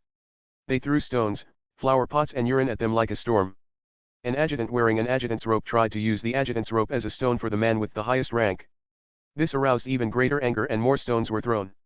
At this time, a priest finally stood up, "Don't do this. Injuring them will reduce the effectiveness of the interrogation. Leave it to the inquisitors." The priest shouted several times before the crowd's anger gradually subsided, and Proson's officers supported each other and quickly passed through the angry crowd. The cannons pulled by mules appeared next, and the soldiers in black clothes driving the mules were arrogant and proud. Someone asked loudly, "Soldier, where did this cannon come from?" "It's spoils of war." The soldier said happily, "We have captured more than a dozen. Tomorrow they will fire the shells at the enemy's head." Following the cannons were ammunition carts and carts full of other spoils of war, including various canned goods of Proson. A child shouted to the black-clad soldier sitting on the carriage, "Can you give me a can? I want to try it." The soldier immediately took out a can and threw it to the child, "You're welcome." He went home happily. Then the child's cry came from the house, "It's so salty." Everyone on the street heard the cry and laughed. Wang Zhong watched the marine infantry driving a mule cart carrying a lot of spoils passing in front of him and shouted, "Give me the radio if you have it, give it to me, understand?" The marine infantry driving the cart pointed to the back, "We have captured the entire communications company, it's in the back. There is also a machine with many rotors." Wang Zhong, Enigma machine. Marine infantry, I don't know what it's called, anyway, it's a big box with many rotors. At first we thought it was a gearbox, but we found a keyboard and could type. Wang Zhong patted the turret steel plate of the KV, "It's an Enigma machine." "What about the code book? Have you captured the code book?" "It's all in the back, General." Wang Zhong waved his hand and let the marine infantry drive the carriage away. Soon, Wang Zhong waited for a half-track vehicle with all antennas on it. It was obviously a communication vehicle of Proson. "Wang Zhong, where is the code machine you captured?" The marine infantry in the half-track vehicle picked up a box. This was the first time Wang Zhong saw a real Enigma machine. His first reaction was, "Is it a little small? It looks like a larger typewriter."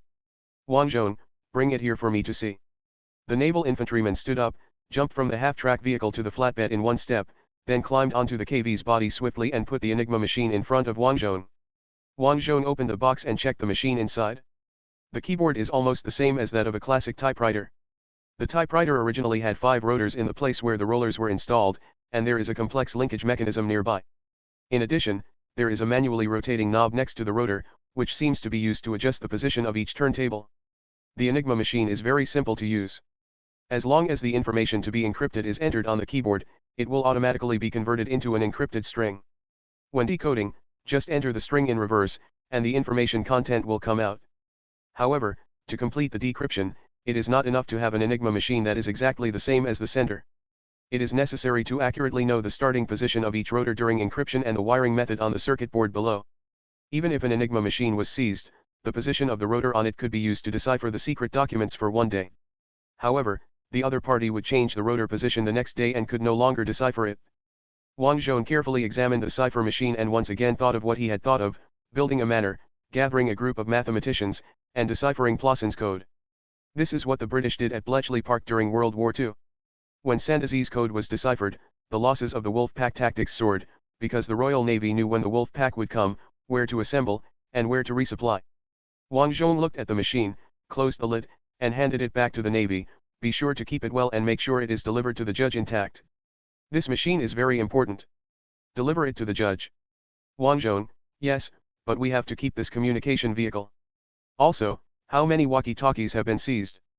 That is, radios that can be carried by one person. 5, General. Wang Zhong was overjoyed. Okay. Send them all to the division headquarters. When the battlefield is almost cleaned up, we will start to retreat. September 24, 1500 hours, the headquarters of the First Army of the Asgard Knights of the Prosan Army. Giles looked at his watch. The enemy didn't launch an armored assault. Are we being tricked by the enemy? Felice cursed, this White Horse General, one day we won't believe anything he says on the radio. Giles, then the enemy will succeed. Anyway, we don't believe anything he says, so he can just speak directly. No, we still have to monitor the enemy's radio communications. The ants have poor radio technology and prefer to use telegraphs and telephones, but this White Horse General obviously prefers radio. At this time, the Chief of Staff came in, checked the situation. The White Horse General brought a division and an armored train, suddenly rushed over, and then occupied our completed trenches. Giles frowned, a division? The intelligence of the headquarters is wrong again? Don't we have only one reinforced division on the front? Everyone looked at each other. Giles shook his head, no, there shouldn't be that many. General Whitehorse launched a surprise attack, and our troops deified him, turning him into a frightened bird. We can't go on like this. Order all units to emphasize to the soldiers that General Whitehorse is also immortal. He has no divine power, and he is not Surtur. Felice, now it seems that the propaganda strategy of the Minister of Propaganda has been wrong. He said that we are the Aesir, but in mythology, the Aesir will eventually face Ragnarok. The fire giant Surtur wields a giant sword and challenges the gods. Giles, that's enough. Although it's almost night, we must launch an attack immediately. Our tank troops may not be good at attacking the fortified area across the river, but it is not suitable if the trenches on the plain cannot be attacked anymore. Sky, I want to completely regain my position before it gets dark. The leader of the alliance, Cat the Donkey, adds more information. Chapter 219 Rokasov uses his troops like a god, update 633. At 1600 hours on September 24, Wang Zhong was opening the captured Prosen cans in the division headquarters bunker. After opening the lid of the can, he stared at the contents in the can for a long time and said, "Is this a pig's foot?" Vasily picked up the can and read the text on it, "This is salted pork knuckle, which seems to be a famous dish of Prosen. Wang Zhong, it's a pity, there is no noodles, otherwise we could make a bowl of pig's feet noodles. How do you eat this?" Vasily, cut it up and eat it? I'm not sure. Although I am fluent in Prosen, I was forced to learn it by that old man. I actually haven't had much contact with Prosen. Wang Zhong decided to cut a piece and try it. He poured the pig's knuckles from the can onto the plate and picked up the knife and fork. The skin of the pig's feet was very hard. It took Wang Zhong a long time to cut it with the help of a fork. He put it in his mouth and chewed it, and immediately frowned. This pig's feet is too salty. Why is it so salty? It's a shameless thing. He reached out and grabbed Nellie's arm, water. Nellie immediately brought a water glass from the side. Wang Zhong took a long sip before letting out a long breath. What kind of dishes use such salty pork knuckles? Wang Zhong asked Vasily in confusion. Vasily, I don't know. I said I have no experience living in Plosen. Then Laodin may know that he studied music there. Wang Zhong turned to look at Nellie again, do you know? Nellie, I only know how to cook ant dishes. But I heard from the cook that Prosen's dishes are notoriously unpalatable, and even the United Kingdom laughs at them. Being laughed at by the United Kingdom is really unpleasant to a certain extent. But before Wang Zhong traveled through time, he went to Sidze perhaps Wudazi to eat roasted pig's feet and dark beer with his buddies in the dormitory, and it was quite delicious. There are also German sausages, which are also good. What's going on with this salty pig's hand? Wang Zhong picked up the can and looked at the words on it with a philosophical expression on his face. Pavlov mixed the cut pig trotters with pickles and put them in his mouth, it's not bad. We just opened so many cans of pickles to make fake landmines. Vasily was speechless, I always think it won't work this time. After all, they stepped on the lid to attack last time.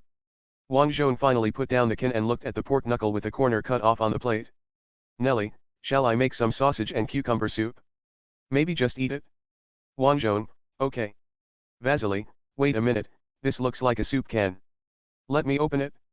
He picked up the can opener, inserted it into the edge of the can, then kept turning the knob of the can opener, using mechanical power to make the can opener rotate around the can, just enough to cut off the lid of the can.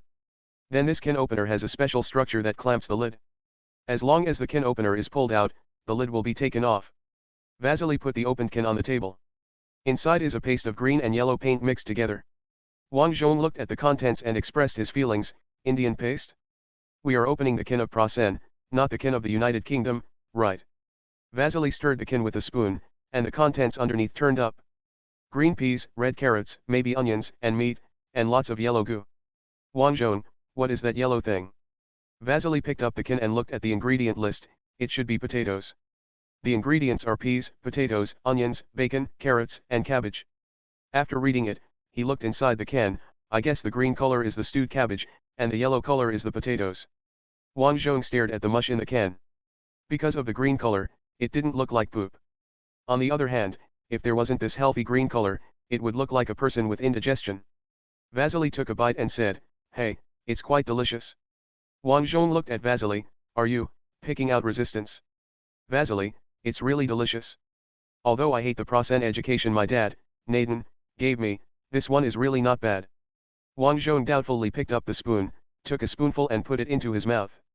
It does taste okay. But as for the taste, it tastes exactly like potato stew. Wang Zhong, I would rather eat beef stew with potatoes. At this time, there was a sudden explosion from the other side. Wang Zhong stood up, came to the observation window, looked at the position on the other side that was being bombed, and muttered, "Don't they send people over to investigate before they bomb? We have all withdrawn. Vasily, if you don't explode, you will encounter the booby traps we planted. We probably plan to use artillery to knock off the booby traps, and then the infantry will enter. It makes sense." At this time Popov entered the bunker. The captured Enigma machine seems to be working, but after the Inquisitor tried to translate the message, he was still wrong. It should be that the enemy's communication soldiers messed up the machine before being captured. Settings. Wang Zhong, have we received any garbled telegrams from the enemy? I've always received it, but I can't decode it at all. Popov spread his hands. Now the Inquisitor is trying to get the correspondent to recall the machine settings before he messed with it? Wang Zhong, I hope I can recall it. If I could know what orders were given in the enemy's telegram this morning, it would be somewhat beneficial to the war. The question is, when did the other person remember it? Vasily, you think this is going to be a tough guy?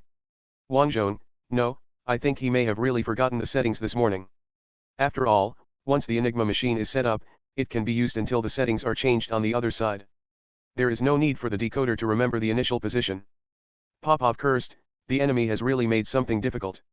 Wang Zhong, don't worry, as long as we gather enough mathematicians, we can always decipher it. He changed the subject and asked, how many prisoners have we captured in total? 1,100 people, Popov replied, but the streets are already saying that we have captured 11,000 prisoners. They also say that another general has been killed. Wang Zhong was speechless. I'm used to it. I think it won't be long before more outrageous content will appear.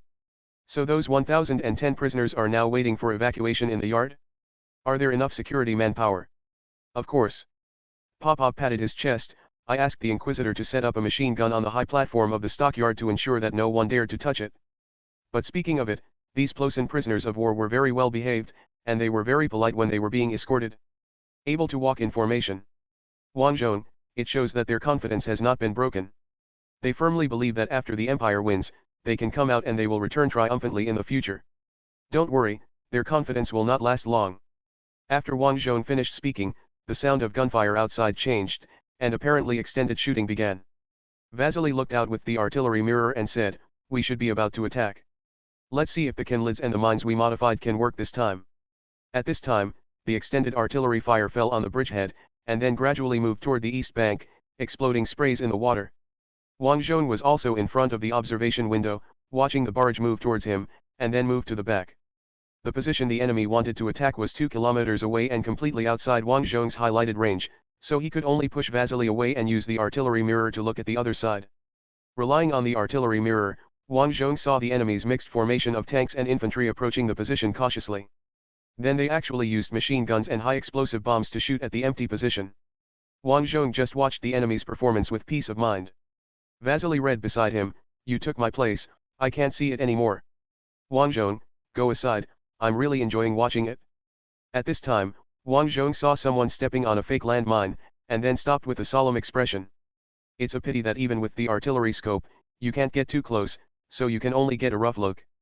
He saw the prosens disperse, and then someone who might be a sergeant came over, squatted down next to the mine striker, and took out a multi-purpose dagger. At the same time, the enemy's infantry lines came to a standstill, and word was conveyed to other units that it might be discovered that no mines had been detonated. Then, the sergeant dug out the mine with a multi-purpose dagger, checked the fuse, and then dug it up carefully. Then the people who stepped on the mines and the non-commissioned officers who were clearing them all flew up. Wang Zhong patted Vasily on the shoulder. Your booby trap hit someone. Vasily, really or not? You're not comforting me, are you? Wang Zhong gave up the artillery mirror. Really, you can see for yourself. Vasily's excited eyes were fixed on the artillery mirror. Oh, it seems like chaos. Wait a minute, the enemy is preparing to clear mines? This is so funny. Last time they didn't notice my fake mines at all, and they just walked over here. Wang Zhong, bring me the new radio that was seized. I want to speak in plain language. Tell them to be careful of landmines. Pavlov, isn't this too childish? Wang Zhong, if it doesn't work, I won't do it anymore. If it works, then of course I will do it more. Shouting. Giles frowned. What did you say? Communications staff officer, he said he had laid many booby traps with fantastic ideas. I hope we like them. Giles frowned, and his adjutant Feliz was already scolding. What the hell is this? It's just like a child stepping on each other's toes during a fight, making dirty moves. It's so childish. Giles turned and asked the chief of staff, have the troops reported any booby traps? Yes. The chief of staff looked serious. More than a dozen people have been killed by booby traps. They used a new type of booby trap that will not be detonated by overpressure. It will explode when we clear the mines. Giles, how is that possible? Our Academy of Military Science has tried to develop landmines that will not be detonated by overpressure, but they have all failed. How did they do it? The Ant Empire should not have such technology. At this moment, no one in the entire First Army headquarters thought about the kind of landmine that would not be detonated by overpressure. There was no pressure fuse at all. Let alone overpressure, it would not explode even if it was hit with a hammer. Chief of Staff, anyway, that's what the front line reported. They also reported that the mines were mixed in a large number of metal discs, making demining very difficult. Giles, let the engineers come out and they will solve it. The staff officers in the room looked at each other. Finally, all eyes fell on Feliz. Feliz, Lieutenant General, most of the engineers, were captured by the enemy. Good night. Chapter 220 Unique Solution Idea. Giles stared at Feliz for a few seconds, and just sighed without letting anyone go out. Let the troops temporarily stop advancing, spread out on the spot and dig anti-gun holes, and wait for us to mobilize engineers from behind to clear mines. The Chief of Staff suggested, the division's engineers can still be used, but only to remove these mines. Another staff officer suggested, actually, there is also a combat engineer battalion that has escaped. After reorganization, it can be sent to clear mines. After all, they are also engineers. Giles, okay, let's use this two-pronged approach. I will see the enemy's new mines tonight. About 6 hours later, the new landmine was delivered to Giles. Giles wanted to step forward, but was stopped by Adjutant Feliz. Feliz first stepped forward to examine the thing carefully, and then looked at the engineer captain with confusion. This man had accessories on his collar badge, indicating that he was a combat engineer, not an ordinary engineer. Feliz, how do you detonate this thing? Through the cable below. The other end of the cable is plunged deep into the ground. The engineer immediately explained, so as long as the cable is cut, it will not explode. I'm asking, how can it detonate when infantry steps on it? Feliz raised his voice.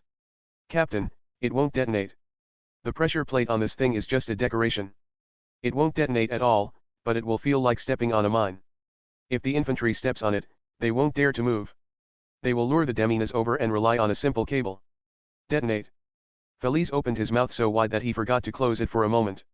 Giles concluded, did the enemy take advantage of our mindset and cause dozens of our casualties? The Chief of Staff added, we wasted 6 hours.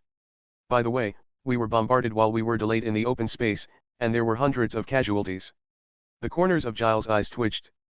Feliz immediately acted as Gilas's mouthpiece and cursed, these enemies know how to be clever. Do these brain teasers? Are these things useful? Can they prevent them from losing in 3 months? War. Giles scolded, don't be like this. The enemy's wisdom deserves respect. If you are tricked, you must recognize it. He asked again, What about those iron plates used to cover such mines? Are they special equipment? This thing, the engineer captain picked up the plate placed next to the mine. It can be observed that there are grooves on this side. We think this may be the lid of a glass bottle. Bottle caps. Felice shouted, how can they fight with something like this? Giles patted Felice on the shoulder, don't be like this, a good soldier must be able to skillfully use everything at hand, even if he only has a pencil as a weapon, he must find a way to kill the enemy. General Bema has delayed us with these crude things. We should reflect carefully. So now the troops have regained the lost positions. The engineer captain replied, I am only responsible for transporting the dug things to the military headquarters. I don't know what the situation is on the front line. The chief of staff replied, the troops have entered the position. At the same time, according to your instructions, the railway has been dismantled and the anti-tank artillery regiment has been deployed. Giles, how long will it take to start excavation operations? Engineer captain, we are combat engineers, and mine clearance is okay. To carry out trench advancement, we need excavation equipment and specialized engineering experts, all of which were captured by the enemy. Giles, there's not even a single expert left. There is not a single one left. We even threw away the trench layout map drawn by the previous Archer Brigade commander. It will take time for new experts to redraw the layout map. Giles raised his forehead and said, damn it, please send the troops up from behind.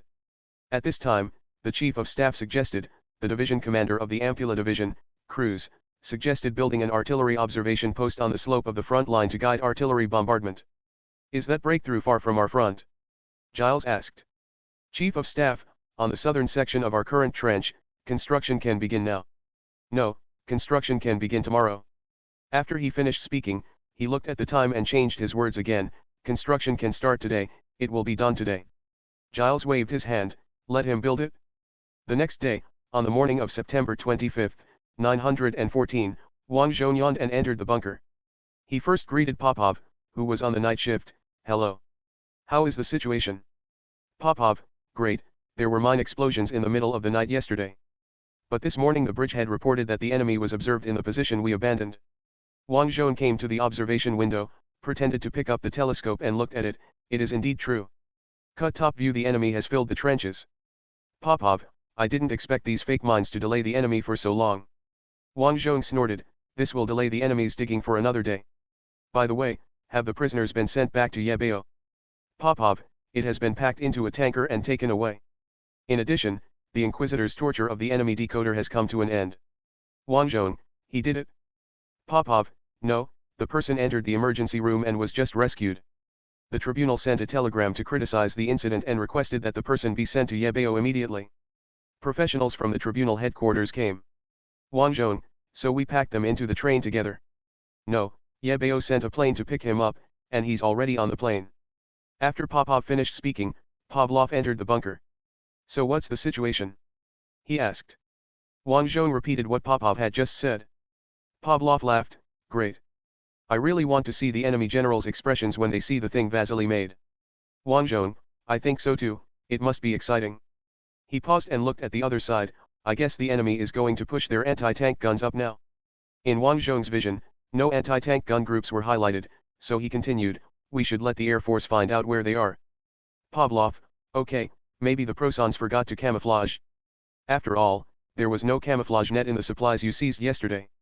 Yes, when the Air Force conducted reconnaissance before, it was always felt that the Prosons were careless and forgot to put up the camouflage net. Yesterday, when they rushed over and shot the brigade headquarters of the engineering brigade, they realized that the enemy had no camouflage net at all. I don't know whether it was because they found that the infrastructure of ANT was too poor and had to adjust the supply plan after calling, and the priority was put on the back, or they simply didn't think of the need for camouflage nets. Wang Zhong picked up the phone himself, connect to the Air Force. More than 2 hours later, Kharlamov called, we found at least 1 battalion of anti-tank artillery units. We fired at them and I don't know how many were killed. After all, everyone will lie down when the machine guns are swept over. Wang Zhong, it shows that they are all well-trained Proson soldiers. Kharlamov certainly didn't hear the movie joke in Wang Zhong's words, and agreed, indeed, many people can see the direction of our attack and know to quickly leave the area of strafe. It is difficult to judge the effect of the attack by our naked eyes.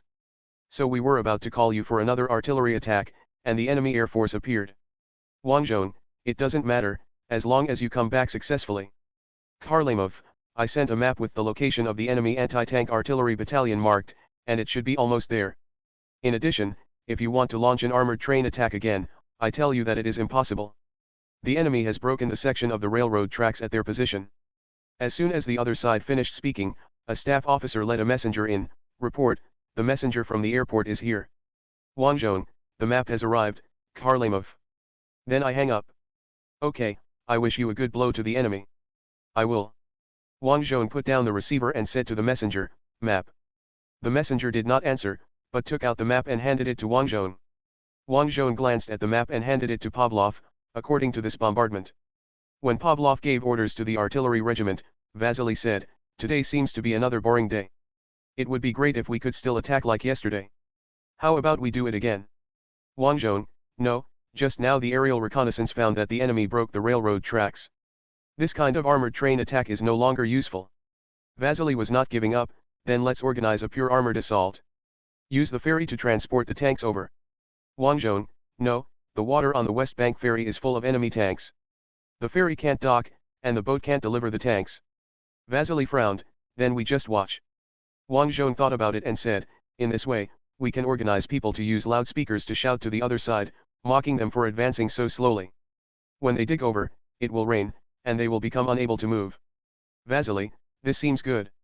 The Navy should have a loudspeaker. I'll see if I can get it over. Wang Zhong, go. And be careful, the enemy will bombard regularly. Vasily pulled up his sleeves and showed his watch, I have this. I took it from a dead enemy. Now this watch will shine for the anti-empire. Wang Zhong, you guy, you pocketed the money. And you took it out in front of the bishop. Popov, generally, we won't take the initiative to deal with soldiers who take spoils, but it's another matter if you show it to me. When you leave the battlefield, remember to remind me to put you in solitary confinement for a month. Vasily shouted, 1 month? Popov, yes. Vasily was in tears. Popov continued, the main significance is to maintain the discipline of the troops. We can't all look for spoils as soon as we conquer the enemy's position. Then the enemy will take the opportunity to counterattack and the position will be lost again. Vasily turned around and ran away with a sad face. Wang Zhong, I sat on the tank the whole time yesterday, so I didn't have time to pick up spoils. Otherwise, I want a telescope made by Proson. As soon as the voice fell, the artillery regiment began to attack the anti-tank artillery position, and there was a constant sound of shells flying over the head. Subscribe to Chinese Novel Audiowave. Chapter 221. On September 25, the rest of the day can only be described as boring. The Plaisance bombardment was on point, but in the end it had no effect because everyone took cover before the point was reached. The Prussian Air Force seemed to have forgotten the city of Shostka, and did not even carry out heavy horizontal bombing. Wang Zhong was in the division headquarters bunker, listening to the taunts played by Vasily on the loudspeaker outside, and yawned greatly. Pavlov, if you're sleepy, go to sleep. If there's a fight, you'll have to stay in the division headquarters bunker all day. Wang Zhong, now I wonder if we can really fight? Yesterday we arrested so many school officers, all of them wearing engineer armbands, and took back so many tools. The enemy's soil engineering advancement ability must be greatly reduced. Maybe we can sit here until it starts to rain, and then we can retreat. Pavlov frowned, do you want to retreat until it rains? Wang Zhong, the enemy's supply line is not long enough now. Although rain will cause chaos, I think we still need to retreat and lengthen the enemy's supply line. As he spoke, he walked up to the battle line chart. Moreover, if you look at the enemy's offensive on the northern front, although the progress is slower than we expected, there is still progress. They advanced 25 kilometers the day before yesterday and 28 kilometers yesterday. Although it is very slow, they are indeed advancing. Since the launch of the offensive on the 20th, the enemy has advanced 110 kilometers in 5 days. Pavlov looked at the map, what on earth is the northern front doing? Because there is not much pressure on our side, the western front pushed all the troops to the northern front. Why can the enemy advance 110 kilometers in 5 days? Wang Zhong, I also heard something about this when I communicated with the officers in Yebeo. The main reason is that blind expansion of the army has led to a shortage of equipment in the army. The tank division lacks everything but tanks, the infantry division even lacks tanks. Plus in infantry, machine guns are equipped to the infantry squad, and our infantry division can only have 2 to 3 machine guns in a company, and Babisha sometimes has less than machine guns, and each platoon leader only has 1. Pavlov, if you think about it this way, aren't we a super rich division? We captured so many machine guns. When we first retreated to Ltov, everyone had a submachine gun. Wang Zhong, you just know? Look at our artillery, 36 heavy artillery pieces. Which division except ours has such an artillery configuration? I met an officer in Yebeo. His division had a total of 122, 4. There are only 476 gun infantry guns. Pavlov looked at the map. If you think about it carefully, the configuration of our 3rd Rear Amur Regiment is also very bad. The division only has infantry artillery. Wang Zhong, yes, the Prussians' infantry regiment has a large number of 75 mm infantry guns. The division has enough 105 and 150 mm tubes. Even if the enemy only launches an infantry attack, this artillery firepower density can break through our defense line. Our problem can be summed up in one sentence: insufficient firepower. Popov interrupted at this time. I thought it was because there were not enough tanks. Wang Zhong, tanks alone are useless. All arms must be combined. Look at the enemy. A tank division has everything. It has enough artillery, strong infantry, accompanying engineering, and anti-aircraft artillery battalions, and motorized reconnaissance camp. Look at how many motorcycles and trucks we robbed yesterday. When Wang Zhong said this, he also thought of the sailor riding a motorcycle yesterday, and of his big lapels and ribbons. Then the phone rang. Pavlov picked up. Division headquarters. Where are you? I'll give it to him right away. As he spoke, Pavlov handed the receiver to Wang Zhong. This is from Yebeo. Wang Zhong took the receiver. I am Rokosov. A serious and steady voice came from the other side. Rokosov, you did a great job. Wang Zhong couldn't remember who the voice was for a while. Just when he was about to ask, who the hell are you, he suddenly realized that the person who could speak like this was probably Patriarch Belinsky. He hurriedly said, Hello, Your Majesty the Patriarch. The other guy laughed, very happy. When Popov heard that it was the Patriarch, he quickly stood up. The other person on the phone said, We have received your gift. Wang Zhong, I received the Enigma machine. Hurry up and organize mathematicians to decipher it. The Patriarch was stunned for a moment. Wait a moment. Then he probably took the receiver away from his ear, but he could still hear the Patriarch's voice. The Enigma machine sent by Rokosov? Did the cryptozoology section of the Intelligence Bureau of the headquarters receive it? Why didn't you tell me? Okay, I know. The Patriarch's voice became clear again, and he obviously put the receiver to his ear again. Something went wrong. It seems that the High Command believes that deciphering the code is within their scope of responsibility. But the decoder is now with the Inquisitor, and we will wait for rescue. It will make him talk. Wang Zhong, actually, the key is mathematics. We should organize mathematicians and let them focus on studying the laws of enemy codes and establishing mathematical models. The Enigma machine itself cannot allow us to decipher the code. We must know the secret key, which is the rotor's initial position. Belinsky, thank you for your suggestion. We will gather the best mathematicians in Yeberg now. What we are talking about here is another gift. Wang Zhong reacted immediately. You mean those prisoners? Yes, there have been some rumors before that we have advertised all kinds of great victories, but not a single prisoner has been seen. Now there are prisoners. If you don't send the prisoners, we may have to find someone to play the role of the subdued Pulugo. The forest army is gone. Even with their uniforms we're halfway there. This kind of disguise is definitely risky. Once the news leaks out, the consequences will be disastrous. Now that we have a real prisoner, everything will be easier to handle. Wang Zhong, that's great. By the way, we must let the Mike reporter from the United States and his photographer partner come take a look and write a good report. Of course. Belinsky paused. Can that reporter be trusted? It should be possible. Wang Zhong replied, Is there something wrong with the message he sent back to the United States? No, that's not the case. But I haven't been in contact with that reporter, and I still don't know the details. Since you think you can trust him, he has produced a true report. Then we will arrange for him to have a good visit. St. Catherine's Castle, afternoon of September 25, 1914. After answering a phone call, United States reporter Mike and his partner, photographer Robert Capa, were invited to Yeberg Street by several inquisitors. Mike looked around in confusion. At this time, there were far fewer pedestrians on Yebeo Street than a few weeks ago. People from the labor camp can be seen stacking sandbags on the street. In the distance, in the park in the middle of the street, you can see the 85 mm heavy anti-aircraft gun hidden in the park. Robert was very happy taking photos, especially staring at a lady who was shopping. At this time, the inquisitor said in the Anglophone of the United States, You'd better save some film. Robert, I speak Antese. Let me save the film. Why? The judge smiled slightly. There will be exciting things to show later. Suddenly, a woman's scream was heard in the distance. Mike and Robert turned their heads together and saw several ladies at the intersection in the distance throwing down their things and running away from the intersection like crazy. The lady who just passed Robert had a look of astonishment on her face, looking blankly into the distance, not knowing whether to continue moving forward, the direction she originally wanted to go. Then, the Prasen army turned around the intersection. The wife who was still watching screamed, dropped her things and turned around to run away, but was caught by the judge. "Don't worry, madam, you can see clearly, that is a prisoner." The woman turned back and stared at the Prathan. "Robert, they are tied with ropes. They are prisoners." He hurried toward the advancing column of prisoners. Mike glanced at the inquisitor, and when he saw the other party making a gesture of invitation, he took steps to catch up with his partner. Robert was already consuming film crazily, and the smoke from the flash drifted into Mike's nostrils. Mike looked at the prisoners carefully and found that half of the prisoners were wearing engineer armbands, and the other half were wearing military uniforms that were darker than ordinary Prasen uniforms, and the collar badges around their necks were also different. He suddenly grabbed his partner. "Pay attention, take pictures of their collar badges. This is the most newsworthy part." "Robert, collar badge."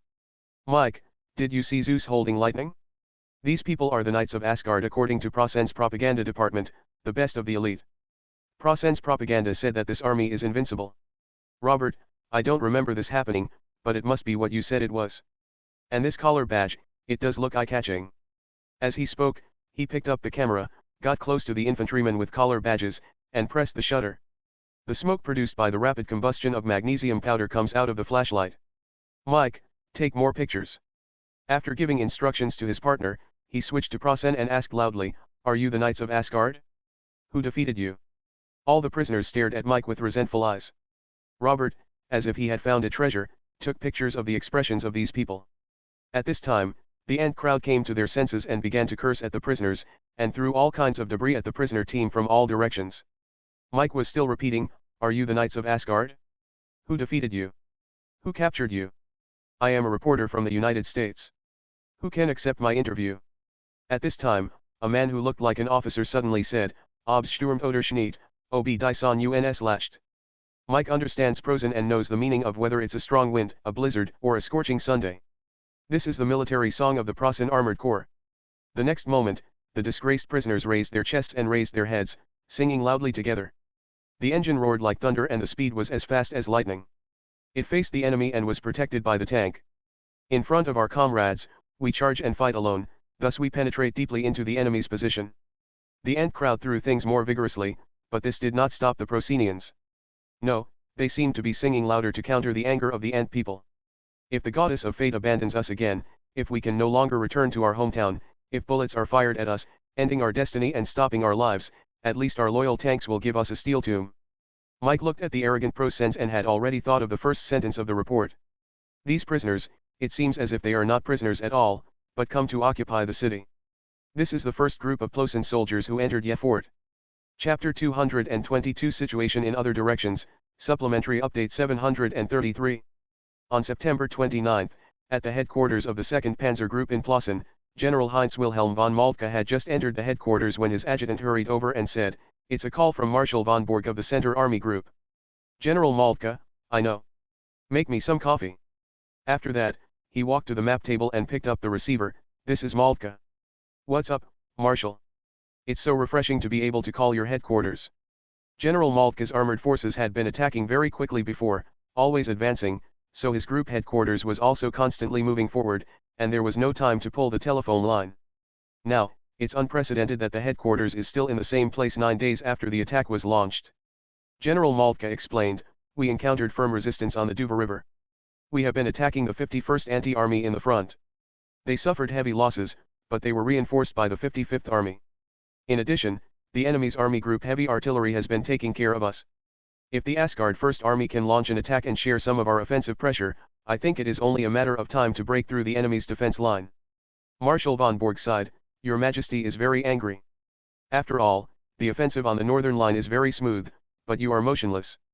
Yesterday, a newspaper from the United States was delivered to His Majesty, and then he was so angry that he sent a plane to deliver the newspaper to us overnight. I sent a motorcycle to you, it should be here soon. You should urge Giles to launch an attack as soon as possible." "General Moltke, I will. If there is no way to urge the Emperor's favorite, you will break through the defense line and then flank Rokosov's division." Won't there be political problems in this? General Moltke asked doubtfully. Marshal von Borg, you just need to give the credit to that kid Giles, such as surrounding Rokosov and then marching forward. As long as Yeberg can be captured in the end, the glory belongs to the Wehrmacht.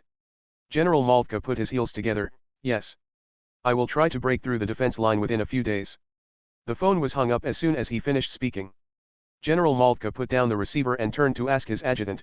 The marshal said there is a newspaper from the United States. Have you received it? Adjutant, not yet. It takes time to get here from the Central Army Group headquarters. General Moltke raised his eyebrows. Forget it, forget it. Today we will continue to launch the attack dash. At this time, the staff led two officers wearing motorcycle leather jackets into the headquarters. As soon as they saw General Moltke, they stood at attention and saluted. General. Marshal von Borg asked us to give you this newspaper. Show it to me. General Moltke said, picked up the tweezers, opened a sugar cube jar, picked up a piece of sugar cube and threw it into the coffee cup, and then gently stirred it with a spoon. The leather-clad officer took out a newspaper from his briefcase and handed it to the adjutant. The adjutant frowned when he saw the photo on the front page of the newspaper and began to read the headlines. General Moltke, what did they say?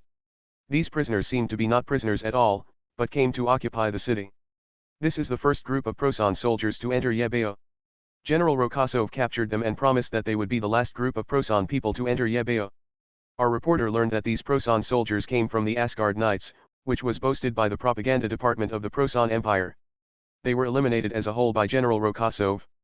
During the parade, the prisoners tried to maintain morale, but when they heard the name of General Rokosov, they immediately became like frightened field mice. They tried to sing to dispel the fear, but the effort obviously failed. Rokosov destroyed their fighting spirit. These soldiers call General Rokosov Surtur, the king of the fire giants who destroyed the Aesir in Ragnarok. The adjutant couldn't read anymore. The Asgard Knights are composed of people from urban civilians in our army, right? They would never say such words that would boost the enemy's morale and destroy their own prestige. General Moltke was shocked. What's in the newspaper is not necessarily true. Especially the newspapers of the United States. Let me see. The adjutant unfolded the newspaper and flattened it on the table in front of the general. The general looked at the photo on the front page. The uniforms of the Asgard Knights are clearly photographed. The adjutant, a lot of people in the Wehrmacht will be happy, right? How can they be happy? You also said that the Asgard Knights were originally the Wehrmacht. It's our comrades who are being insulted. It's time to launch a decisive attack.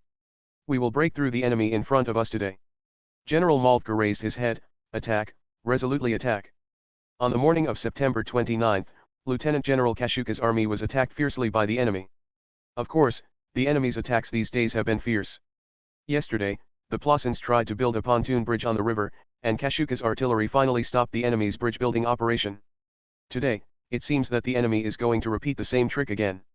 When the smoke came down, Kashuk ordered the chief of staff, it's another bridge-building operation, let the death squad go. The task of the death squad is to climb to the river with a telephone and telephone wire, observe the location of the enemy's bridge on the opposite side, and guide the artillery attack. Kashuka's army's defense front is very wide, and the entire ferry area is suitable for bridge building. If the entire area is covered with artillery, too much ammunition will be consumed. Considering that he would have to stay here for more than 10 days, Kashuhi came up with this plan. After the death squad set off, Kashuch's chief of staff whispered beside him, the engines of the enemy tanks on the other side have been sounding. Will there be any big action today? In this section of our defense line, there is no Shostka on the river bank. Breakwater, if the enemy troops use the cover of smoke to cross the river directly, should they follow the method of Rokosov and organize a blind fire net? Kashuch thought for a while and shook his head. No, our ammunition stock is already very dangerous. Prepare for hand-to-hand combat. If the enemy swims armed, the heavy machine gun cannot keep up, and the pressure on us will not be that great. At this moment, the phone rang, and the chief of staff picked up. Hello? What? The kamikaze was killed? The enemy infantry came up from the river? Then fire! Fire! While the chief of staff roared angrily, firecracker like gunfire crackled from the defense line. Just as the chief of staff hung up the phone rang again. He picked up and shouted, Hello? Military. 27th Division? You want reinforcements? The reserve team went up yesterday. If you want reinforcements, we will be the only ones. After throwing the receiver on the phone, the chief of staff raised his head. How about calling Lieutenant General Kyrenenko? Ask his group army to send a few more divisions up. Kashuch was still hesitating when the sound of an engine came from outside. Immediately afterwards, the guards from the division headquarters ran in. "Commander, the reinforcements have arrived, they are tanks." Kashyuch immediately rushed to the bunker door, pushed the guard aside and went out. When he came to the ground, he saw the smoke and dust of the tanks. A big-headed T-34 stopped in front of Kashyuch's military headquarters. The commander opened the hatch and got out. "Your Excellency General. We have the order of Lieutenant General Kyrenenko to support you." "Kashyuch, why is your tank different from other T-34s?" The commander smiled and said, "This is a secretly produced viewing tank. It is the same as General Rokosov's number 422 tank. And it has a radio.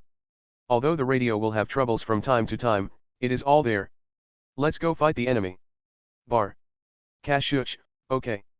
The enemy is launching an attack on the 27th Division's position. Go and support the 27th Division. 2nd Armored Group Headquarters. Report. Our army's attack has been blocked. The enemy has deployed tank troops for counterattack. At present, we only control the river beach position. After the communication staff member finished speaking, he stood there waiting for orders. "General Maltka, the infantry does not need to forcefully occupy the entire river bank position. It is enough to maintain the beachhead and wait for the bridging troops to complete the task." "Chief of Staff, what tanks are attacking us?" Communications Staff Officer, it is said to be a model that is not on the identification map. It is suspected to be the Special 34, but the turret is larger. General Maltka raised his head. "T-34 with a bigger turret? Rokosov came in front of us? There was no pressure on Shostka, so he came directly here." Communications Staff Officer, there are no reports from the front lines of seeing red flags. "Do you want me to ask them to confirm?" "Let them confirm." After Maltka finished speaking, the communications staff officer turned and left. General Maltka's adjutant said, "Rokosov's troops are in Shostka, and he ran over by himself. Is this reasonable? Could it be that after Rokosov used the cannon TAT-3 to 4 to achieve results, and sighed, did you urgently produce some tanks with this kind of big turret?" General Maltka, it's possible. Let the 88 gun advance to the river and prepare to fire. The smoke should dissipate soon. By the river, the 27th Division position. The division commander looked at the enemy troops who were forced back by the firepower of the tanks and laughed loudly. "This is great. Let you have a taste of the power." The division chief of staff patted the division commander on the shoulder. "The white smoke is about to dissipate." The division commander immediately turned the telescope. "Indeed, this way our tanks can use their firepower to completely destroy the enemy's bridging troops." As the smoke gradually dissipated, a loud noise suddenly came from the opposite side. The commander of the 27th Division had never heard the sound of an 88mm gun firing, so he looked confused. But the oval-shaped light group had already hit a new T-34. The tank's turret immediately stopped rotating. But no tanker ran out of the tank. The commander of the 27th Division thought that the tank crew was just stunned and breathed a sigh of relief. However, the next moment the tank's engine burst into flames, and then the turret was violently exploded into the sky. The division commander's eyes widened, but before he could speak, new shells were fired. As the supporting tanks were blown up one after another, the infantry of the 27th Division also wavered. Fortunately, at this time, new troops came up from behind. "We are the 210th Infantry Division. We are here to support you on orders from Lieutenant General Kyrenenko." The reinforcements stabilized the morale of the troops, and the brutal beachhead fighting continued. Chapter 223 What a Wonderful Bridge, Update 833. While the neighboring troops were grinding meat frantically, Shostka was calm. It cannot be said to be peaceful, as both sides greet each other with heavy artillery every day. The artillery firepower of the 1st Guards Infantry Division is definitely not as good as the firepower of the enemy's corps. This corps is still the rich army that Emperor Prasen takes care of. But Shostka's sturdy reinforced concrete buildings withstood it all. On October 2, 914, Wang Zhong was observing the enemy's project progress when the phone suddenly rang. Pavlov picked up. "This is the division headquarters." "Wait a moment." After speaking, he handed the receiver to Wang Zhong. "Lieutenant General Kyrenenko." Wang Zhong took the receiver and his first sentence was, "There is no problem on my side. Do you need me to deploy troops to support Kashyuk?" "Kyrenenko, it seems that you also know the current situation.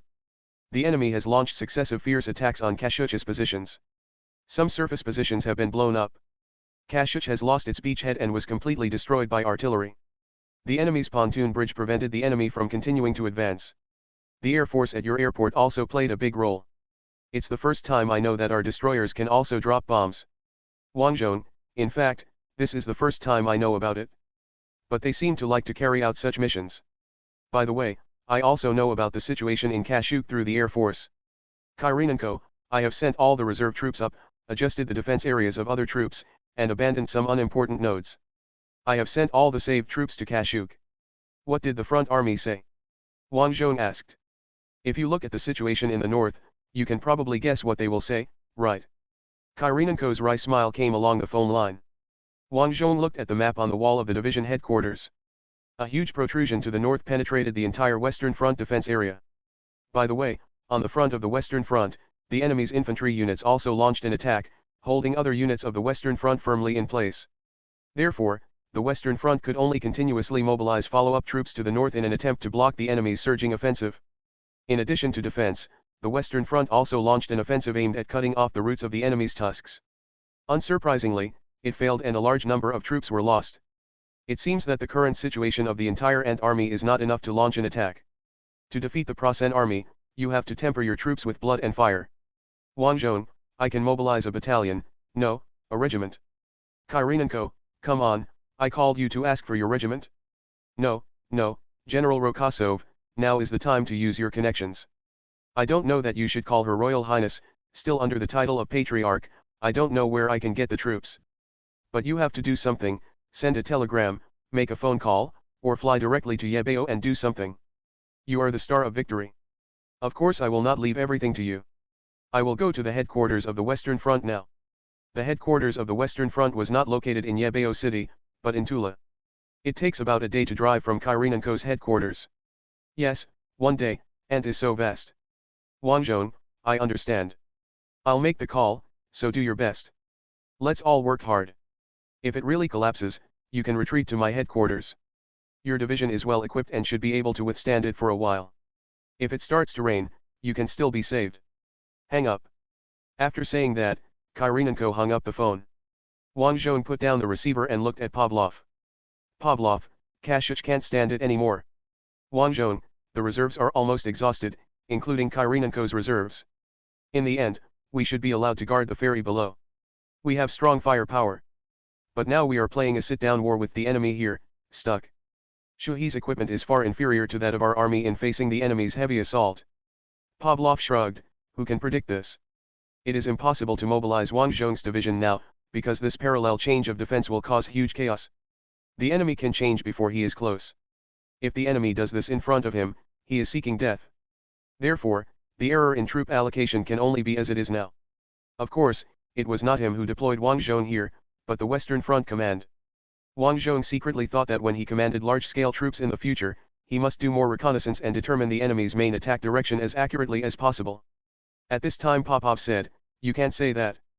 The reason why the enemy was engaged in earthworks was not because they were hit by the firepower of our division. They lost so many tanks on the first day. Replace Kashuk's army and come over.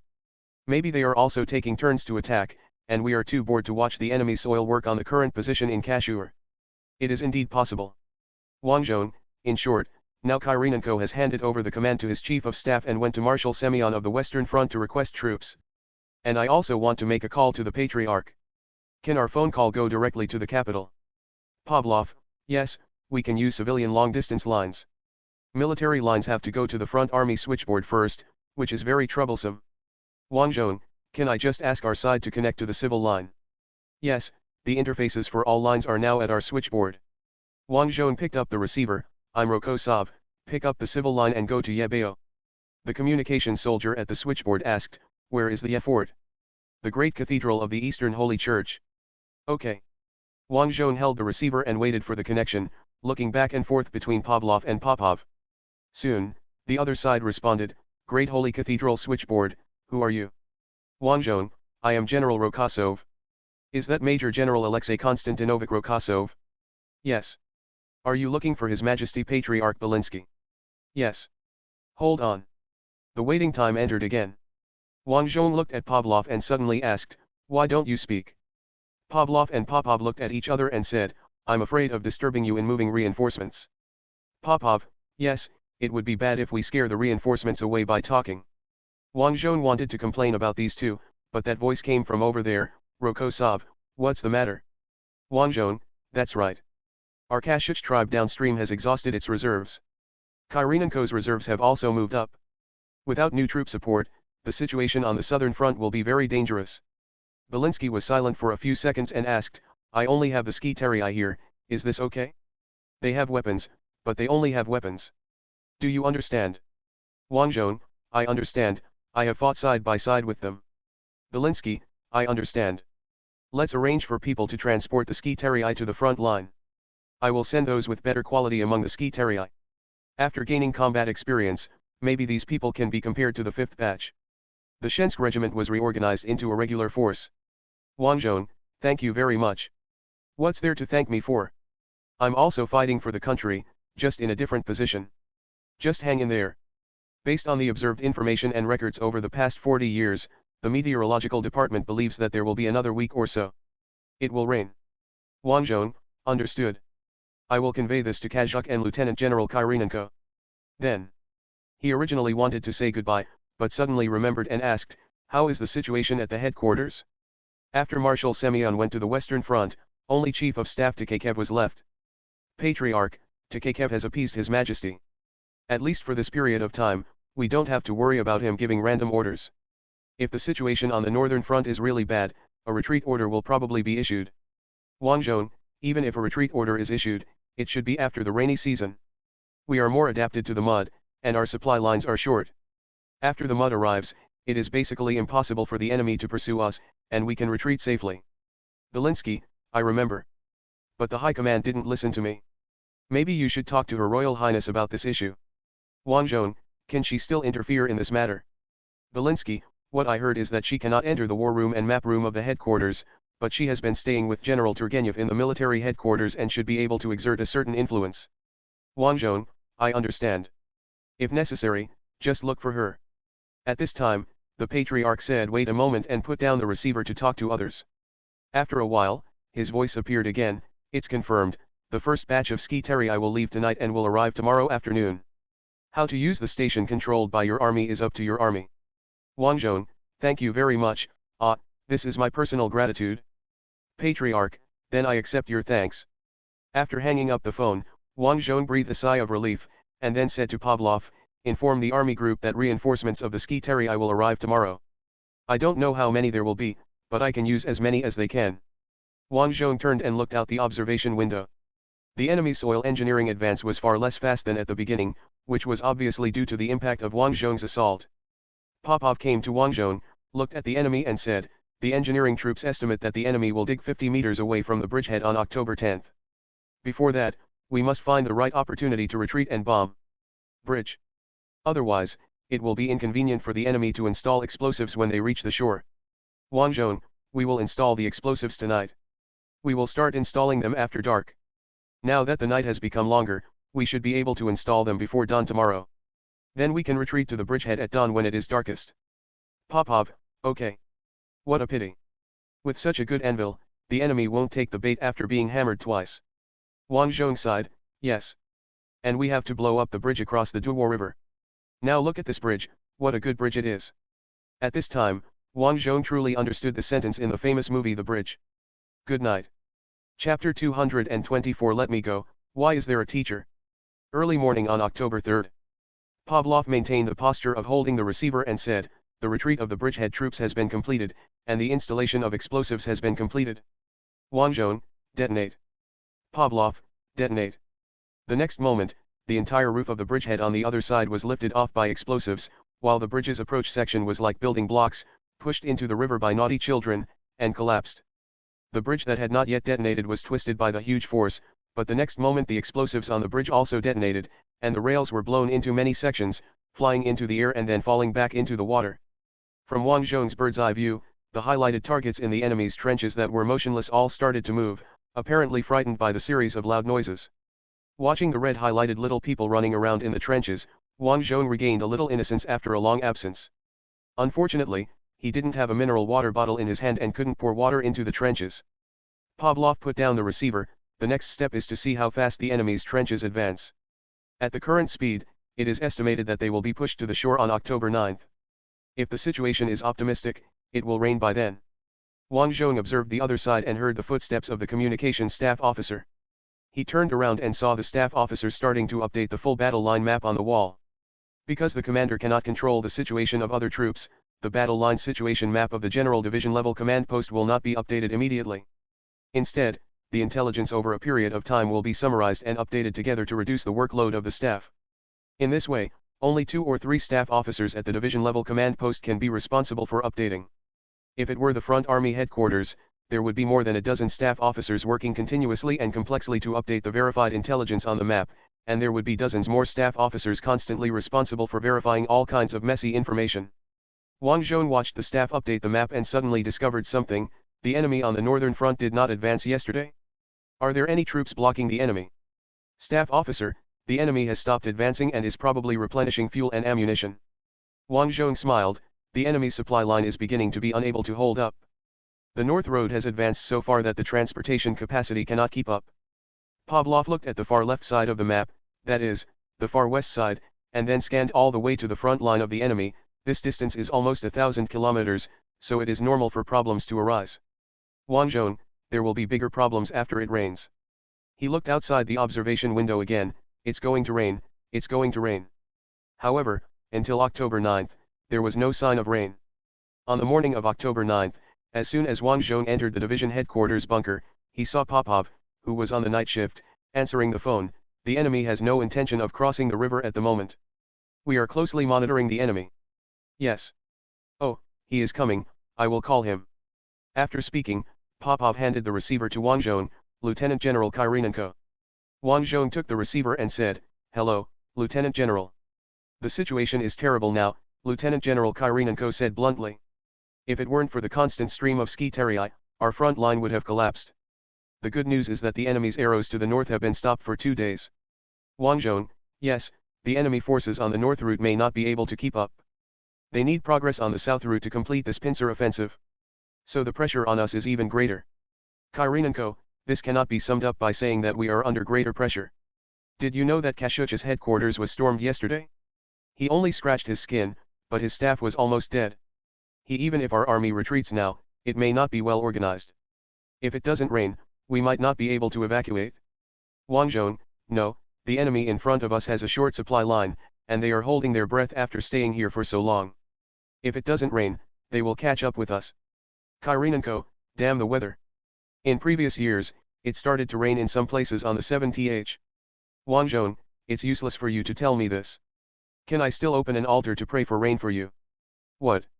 Lieutenant General Kyrenenko's confusion could be heard across the phone line. It seems that the Ant people have no habit of praying for rain. They have no shortage of water. There are a large number of rivers in Ant's territory, but all rivers run north-south. Ant's territory is long from east to west. No matter how abundant the water in the north-south rivers is, they cannot support the east-west flow of goods throughout the territory. Wang Zhong, I mean, pray to God for rain. Have you forgotten that we are secular? Secularists believe that all miracles have scientific principles, but they have not been discovered. Therefore, secularists do not ask for rain, but only predict when it will rain based on meteorological data. Kyrenenko, according to the data from previous years, it may not rain until October 20th at the latest, so we have to make a wait-and-see plan. The good news is that because the enemies on the northern front have stopped moving, we will soon have regular army reinforcements. In addition, the Western Front army is still building a second line of defense behind us. Just as Wang Zhong was about to respond to Lieutenant General Kyrenenko, the sound of shells falling suddenly came from the sky. The explosion came immediately, and the shockwave shook the bunker, causing a large amount of dust to fall on Wang Zhong's head.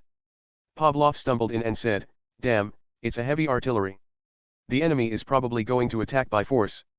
Wang Zhong looked outside and saw that the enemy's trenches had been dug to about 20 meters away from the riverbank breakwater. In other words, once an attack is launched, the enemy can rush out of the trench and run 2 steps into the river. Relying on the plug-in, Wang Zhong had already seen the enemy's pontoon bridge troops transporting the bridge-building tools to the river in trenches. He immediately ordered Pavlov, "The artillery regiment is ready, the 4th fire plan. The 4th firepower plan is to bomb the riverside, which may destroy the bridge-building equipment that has been sent to the riverside." While Pavlov was giving orders on another telephone, Kyrenenko asked in Wang Zhong's ear, "Have you finally started over there?" "Yes, the enemy has advanced to the shore and is finally about to attack and cross the river. But I am already prepared to engage them in close combat. Then I won't bother you. I wish you good luck." After saying that, Kyrenenko hung up the phone. Wang Zhong put down the receiver, and Popov said, "It's finally here. The soldiers are impatient to wait. At least we can definitely stop today's attack. At this time, Pavlov had just finished giving the order to the artillery regiment. Suddenly his expression changed and he shouted loudly, "Artillery regiment? Artillery regiment!" He hung up the phone and turned around and shouted, "Communications staff officer. The phone has been blown up. Send someone to check the line quickly." Although the enemy is preparing firepower, in this situation, people must be sent immediately to check the line and restore communications, even if this means that the correspondents are facing great danger. If you delay for too long, it will be a waste of opportunity. Wang Zhong, actually, there is still a secret to radio communications. When you shout over the radio, everyone on the other side will know. Wang Zhong, how can you control so much in times of crisis? As he spoke, he looked towards the other side. In addition to the trenches on the other side, an artillery observation post was built on a dirt bag about 1 kilometer away from the shore. Wang Zhong kept staring at the artillery observation post, hoping that some senior officers would come, but he didn't know if the Pulasans were prepared. After so many days, the artillery observation post was only led by a lieutenant. Wang Zhong no longer wanted to waste cannonballs on a lieutenant. Prasen Army, Knights of Asgard, 1st Army Headquarters. Giles, today's attack, I will personally go to the front line to supervise the battle. We must break through the defense line within 1 day. Feliz, absolutely not. General Whitehorse likes to behead people. First, we now have a strong bunker. Second, the 2 beheadings of General Whitehorse may be just a coincidence. Giles said seriously, and my soldiers are dying generously. As a commander, I am not in any danger. How can such an army win the war if it is unwilling to endure it? Feliz, but General Whitehorse almost bombed the military headquarters before. It was your tin soldiers who caused the disaster. Giles smiled, pulled open the corner of the general's coat, and revealed the key hanging on his waist. I have repaired the tin soldier, and the worst I can do is let him be used as a soldier again. Just like that, you inform crew of the Amphora Division Commander Z. I want to go to his division to supervise the battle in person. Cruz frowned when he heard the order from the military headquarters, if the commander dies on my position, then I will be finished. He turned to ask the chief of staff, is there a safer place where you can see the situation on the front line? For example, a commanding height or something. The chief of staff looked at the map. There is a good artillery observation post. It is very hidden. The ants have not bombed it so far. I think we can arrange for the army commander to go here to supervise the battle. Cruz nodded, it's more than 1 kilometer away from the river bank. Okay, that's it. Prepare the car. I'll go and confirm whether the observation post is safe. Cruz's adjutant immediately turned around and prepared the car. About 30 minutes later, Cruz drove to the artillery observation post in a car.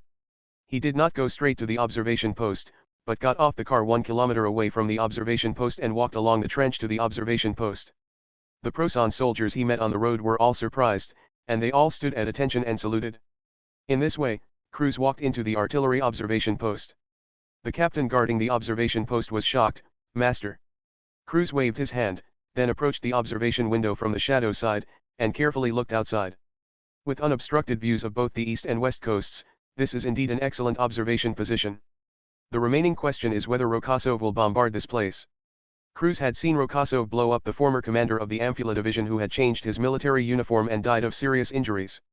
He decided to wait here for the army commander, Lieutenant General Giles. Wang Zhong had not paid attention to the artillery observation post 1 kilometer away from the Dua River.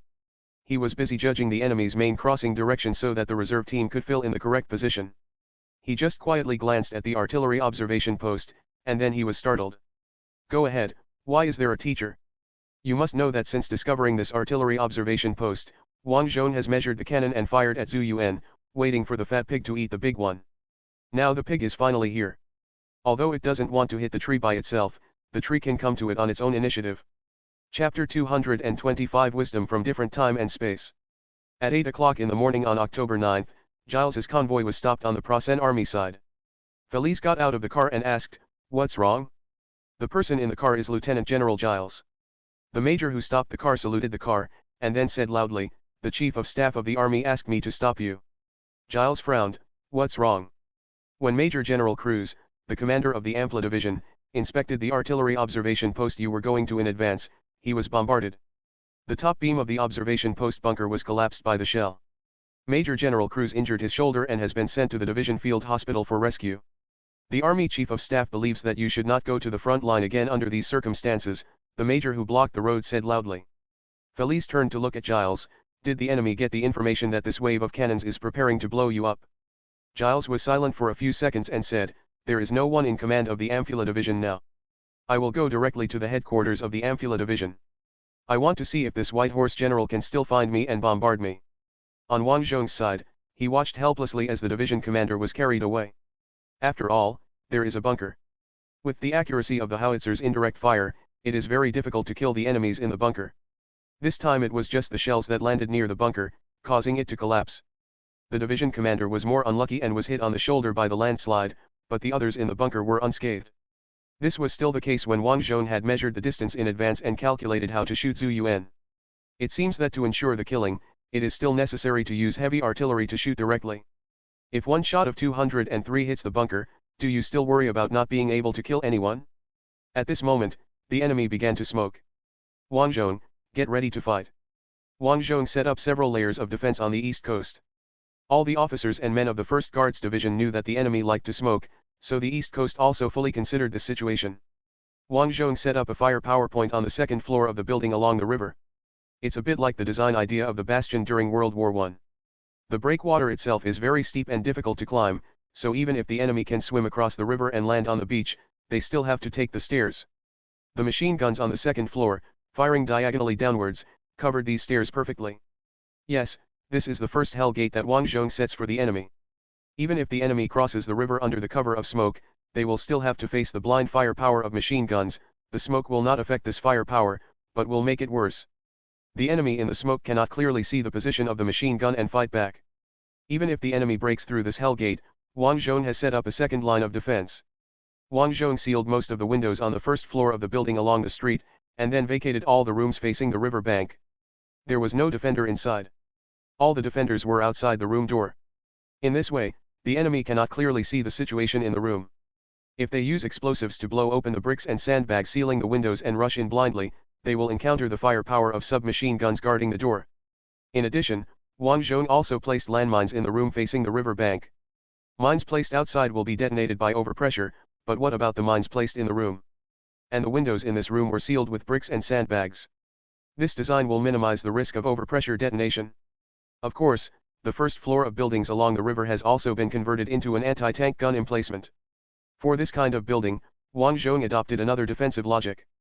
The walls of these buildings facing away from the river bank were demolished, leaving only the load-bearing columns, and then machine gun fire points were set up in the 2nd row of buildings.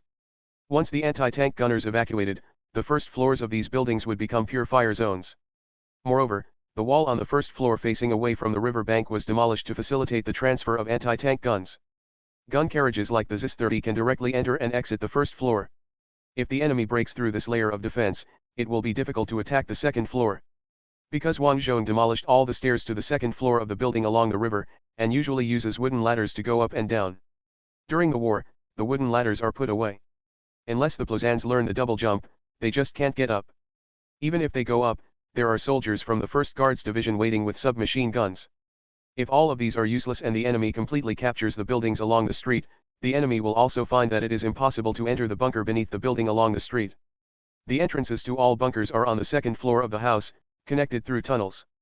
If the enemy wants to attack the 2nd-story house, they will need to face the fire from the bunker from behind. When this set of designs came out, Pavlov and the others were shocked, because Ant's military academy had never taught them how to design defensive positions. Wang Zhong didn't tell them that this was actually not his own creation, but came from tunnel warfare. He himself never thought that one of his favorite movies as a child would come in handy after traveling through time. Now Wang Zhong is waiting for the enemy to come over to see if what he learned from the military education film is useful. The enemy's smoke deployment was completed, and whistles could be vaguely heard on the other side of the river. Vasily said nervously, "Whistle, the enemy is about to attack." Wang Zhong, close all bunker doors. Pavlov immediately gave the order. For the convenience of entry and exit, the division headquarters still left a door to the ground. Now after closing this door, you have to walk through a long tunnel to get out of the division headquarters bunker. Because there was no air circulation inside, the white smoke from outside did not drift into the bunker at all. Wang Zhong used the plug-in to see through the smoke and watch the enemy's movements. The enemy on the other side of the ferry obviously planned to build a pontoon bridge, so those who came out of the trenches were mainly pontoon bridge troops. Wang Zhong, order heavy mortars to fire, fire plan 3. Option 3 is to cover the opposite ferry. After all, it is difficult to deal with the pontoon bridge being built by the enemy. The enemies will keep coming in a steady stream. With only one division, it is better to try to prevent the enemy's attack from being so smooth. At the same time as the explosion of mortars came, the enemy's armed swimming troops entered the water. The Plozans also took out steel boats and put them in the river to transport heavy weapons, pushed by armed swimming soldiers. At this time, the enemy's machine guns and armored vehicles on the shore began to randomly shoot at the second floors of the buildings on the east bank through the smoke. It's a pity that Wang Zhong and the others hid their firepower points very well, and the enemy never discovered where the real firepower points were. At this time the phone rang, and Pavlov was overjoyed. The line is connected. Not bad. He picked up the phone. Division headquarters. Yes, the enemy is crossing the river, there is no need to move the reserve team yet, just wait. After putting down the phone, Pavlov turned back. Lieutenant Colonel Eugene is a little anxious. Vasily, I'm in a hurry too, why don't we open fire? It's too quiet. Wang Zhong, isn't there the sound of heavy mortar bombardment? That's too far. It's uncomfortable. Vasily looked out the window. How about we open fire? Wang Zhong, don't worry, it's only been a few minutes since we heard the enemy's attack whistle. Popov, you should be as calm as a general. Wang Zhongzin thought that I was calm because I fired the smoke, and I knew where the enemy had swam. Pavlov looked at the time and asked, how about letting the artillery regiment fire? It will probably hit some of the enemy's reserve troops.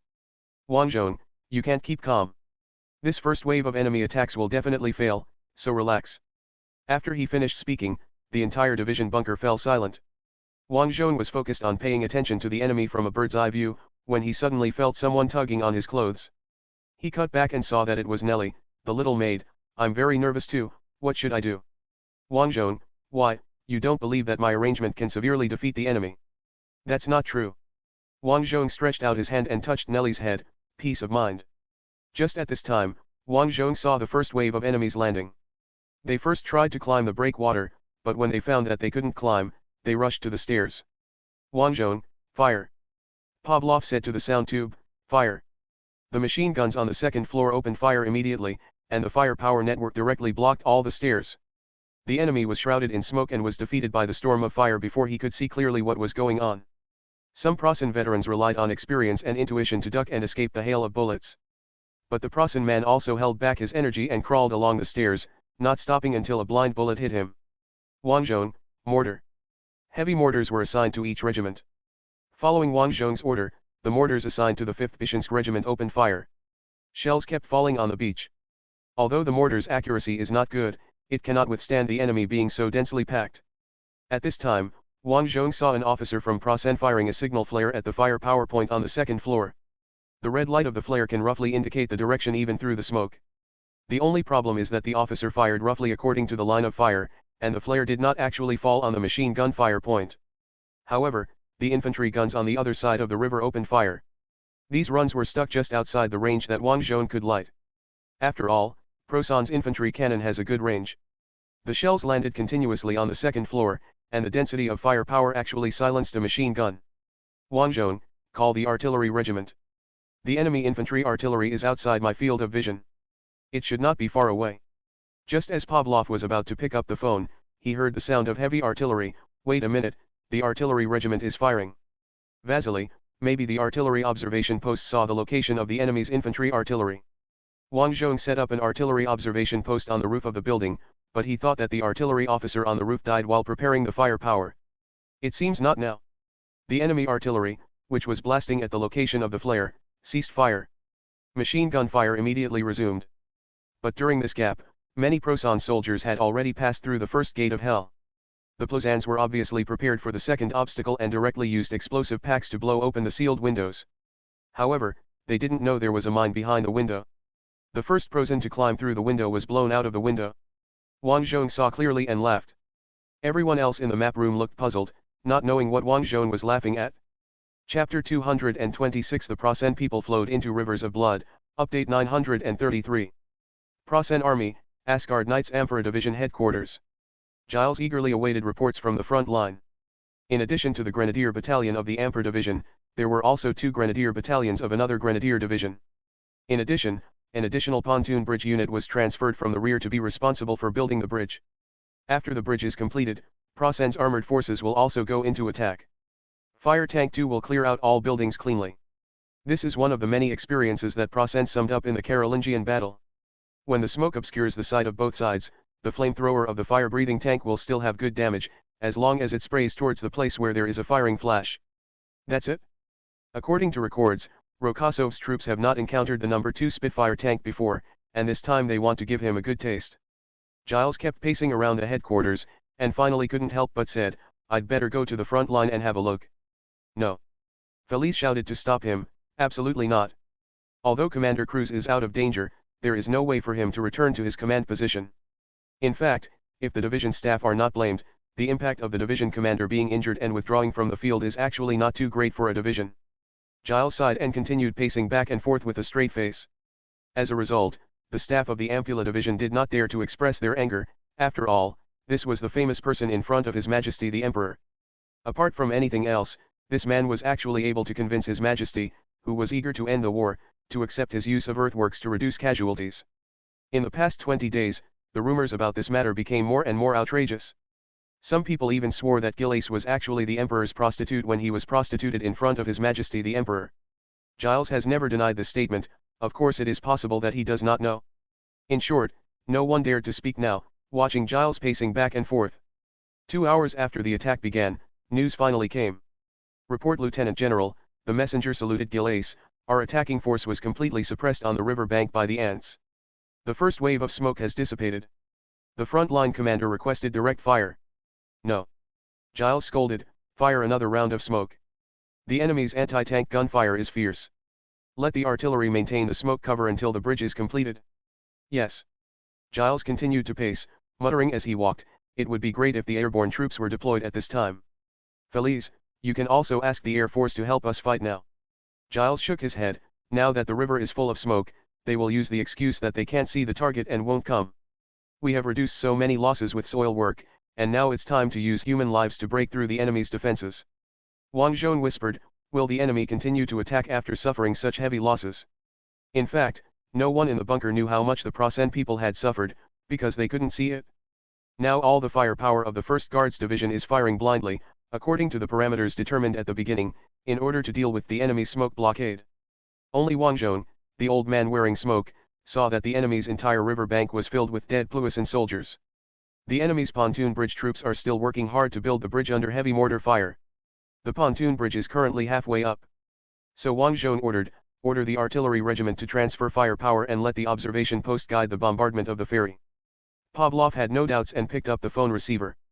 Popov suggested, "Why don't we just put some of the enemies in, so that the soldiers will be embarrassed if they keep hitting the smoke blindly. Let the soldiers see the enemies and then kill them. That will work." Wang Zhong shook his head, "No, it is almost certain that the enemy will break through the first fire net.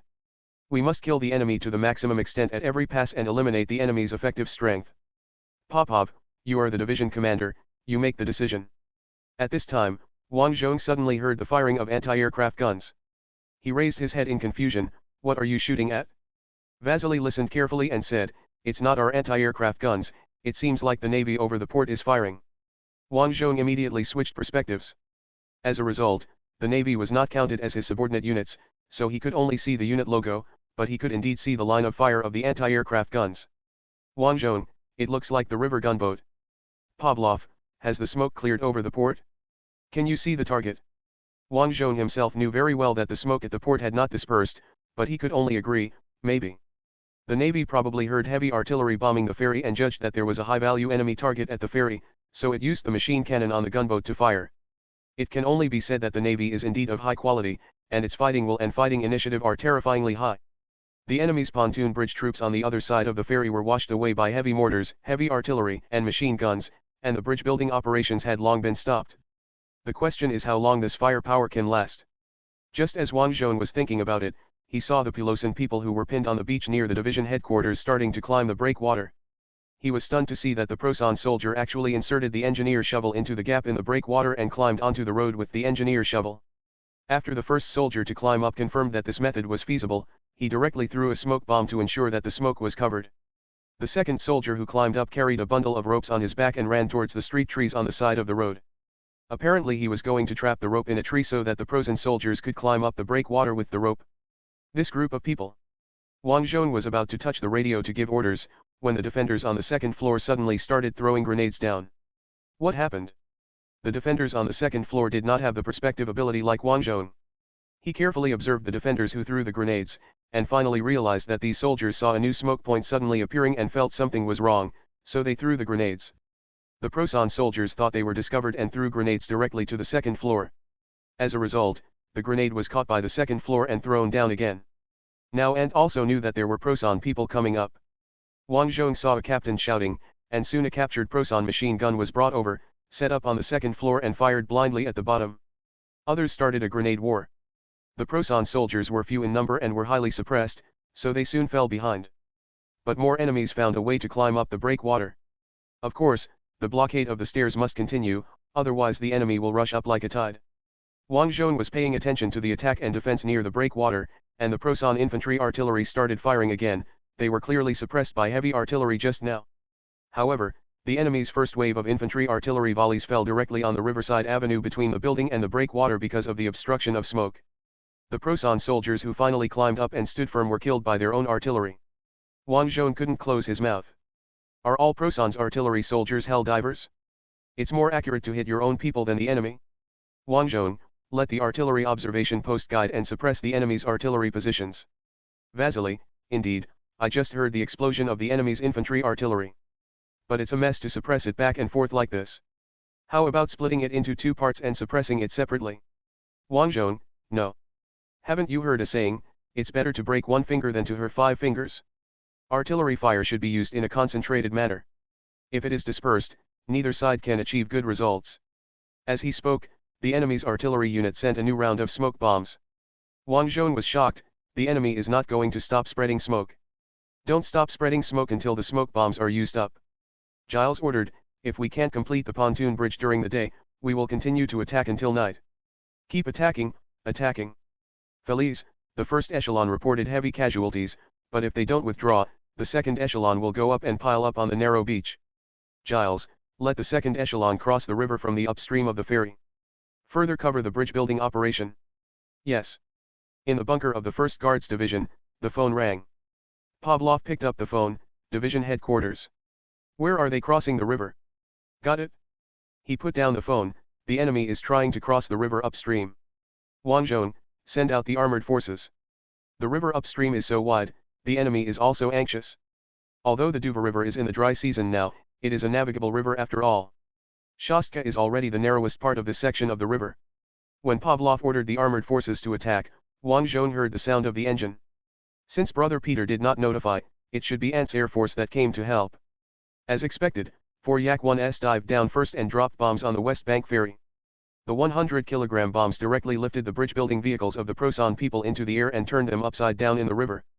After the first wave of bombing, the second wave of 4 Yak-1s dived down to continue bombing. 2 waves of 16 bombs directly turned the ferry into a sea of fire. At this time, Vasily suddenly said, there is wind. Wang Zhong, where is the wind? Vasily stretched his hand out of the observation window. Yes, there is wind, and the wind is blowing downstream, which means it is about to rain. At this time, strong winds from the north began to blow across the surface of the Duva River. In just 10 minutes, the smoke covering the east bank was blown away. The Prosan people who had climbed up the breakwater were all exposed to the eyes of the anti-soldiers on the second floor. So the sound of gunfire like a storm rang out. The Prosan soldiers who had finally climbed up the breakwater were swept away from above. At the same time, the enemy's firepower on the other side began to shoot at the second floor. The firepower on both sides began to shoot across the Duva River.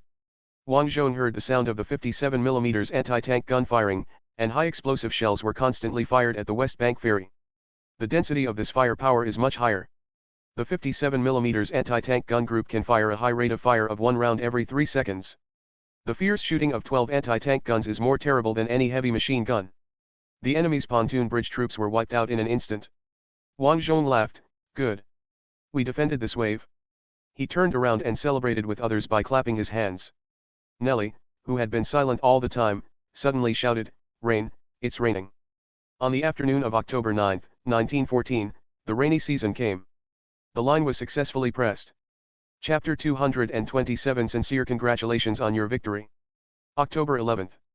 After the rainy season came, the Plosin army maintained its offensive for 2 days and then had to stop. What do you mean there are not enough artillery shells? Giles asked, staring at the Major General of the logistics force. The enemy still has the leisure to ruin our lives every night? Are you telling me that our artillery shells have been used up first?